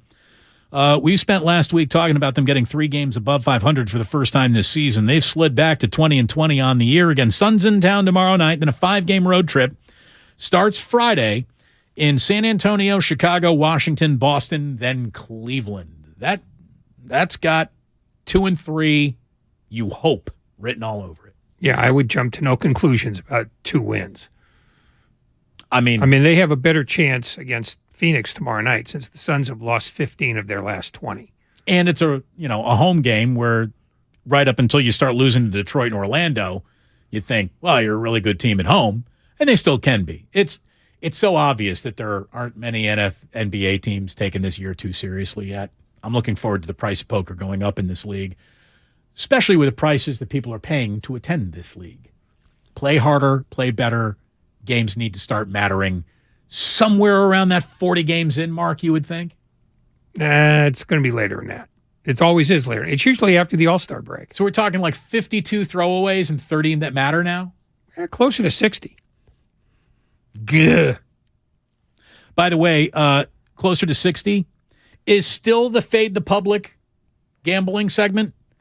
A profitable 58% winners, but Ray, we were undone by the public, which got one right. The Rams were 6-point favorite. They were getting 6 against the Seahawks. They were dogs. So we were on the Seahawks -6 at home against the Rams, and obviously that game went to overtime, so it did not hit. But Fade the Public still hitting at 58% this year, which is better than any tout service is doing in America with their picks. So I feel like we've accomplished something, don't you? Well, the public's accomplished something. They know nothing for the 900th year in a row. Well, at least we decided to take advantage of it and identify it. One other thing to let you know about today, the San Francisco Giants have signed right-handed relief pitcher Luke Jackson to a 2-year, $11.5 million deal with the club option in 2025. Now, he had a 1.98 career low ERA and helped the Braves win the 2021 World Series. He was actually a pretty good setup man for them along the way, but he did miss last season with Tommy John. But it's one of those signings on the margin that doesn't sell a ticket and doesn't make anyone lean forward. Ray, the San Francisco 49ers bullpen got a little bit better today. No, it didn't. The San Francisco Giants bullpen got a little bit better today. Conceivably better. Well, one of the things about Luke Jackson is he throws the ball very hard, but he can be all over the place. It's one of the reasons why he didn't have a more prominent role in the Braves bullpen.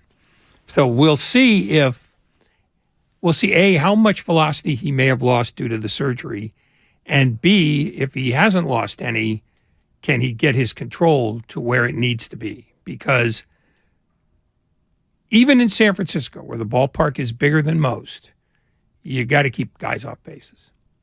And he liked to walk guys. We'll wrap up with this from the 510 on the Xfinity mobile text line saying, I have been a fan of the 49ers for 34 years, but I hope the rookie falls flat on his face because I don't like the Jimmy Garoppolo disrespect. You're a moron. You're not a fan. Don't call yourself a 49er fan because you don't understand how any of this works. Whatever personal grudges you may have against the way things are going, you lay them down in the postseason when you got the best defense in football, a 2 seed, and a 10-game winning streak, you dunce. Be whatever kind of fan you want. No, I that's don't just care. That's why it's a craptastic level of fandom that isn't even required for entry here. That's just No, I mean, look, I don't insane. I don't agree with it either, but as long as I don't have to sit at the bar stool next to the guy, let him believe what he wants. There are way worse things to believe in, like the new Speaker of the House. Oh, don't get political, Ray. By the way, you Too want late for that. You want something to believe in? Well,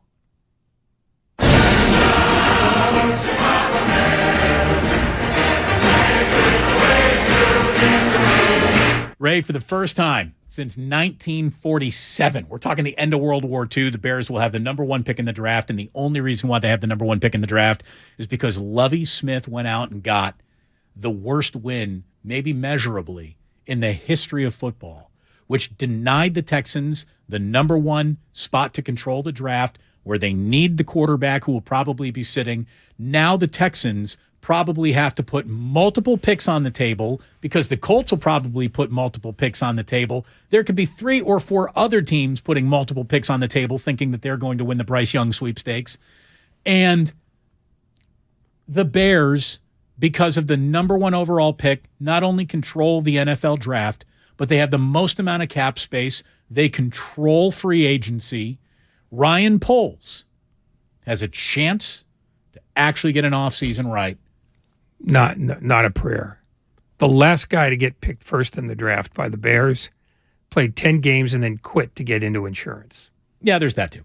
Go ahead and give me the breaking news that we got before we go. Brandon Belt will be signing a 1-year deal with the Toronto Blue Jays. Susan Slessor had it first. Au revoir, Brandon Belt. Au revoir.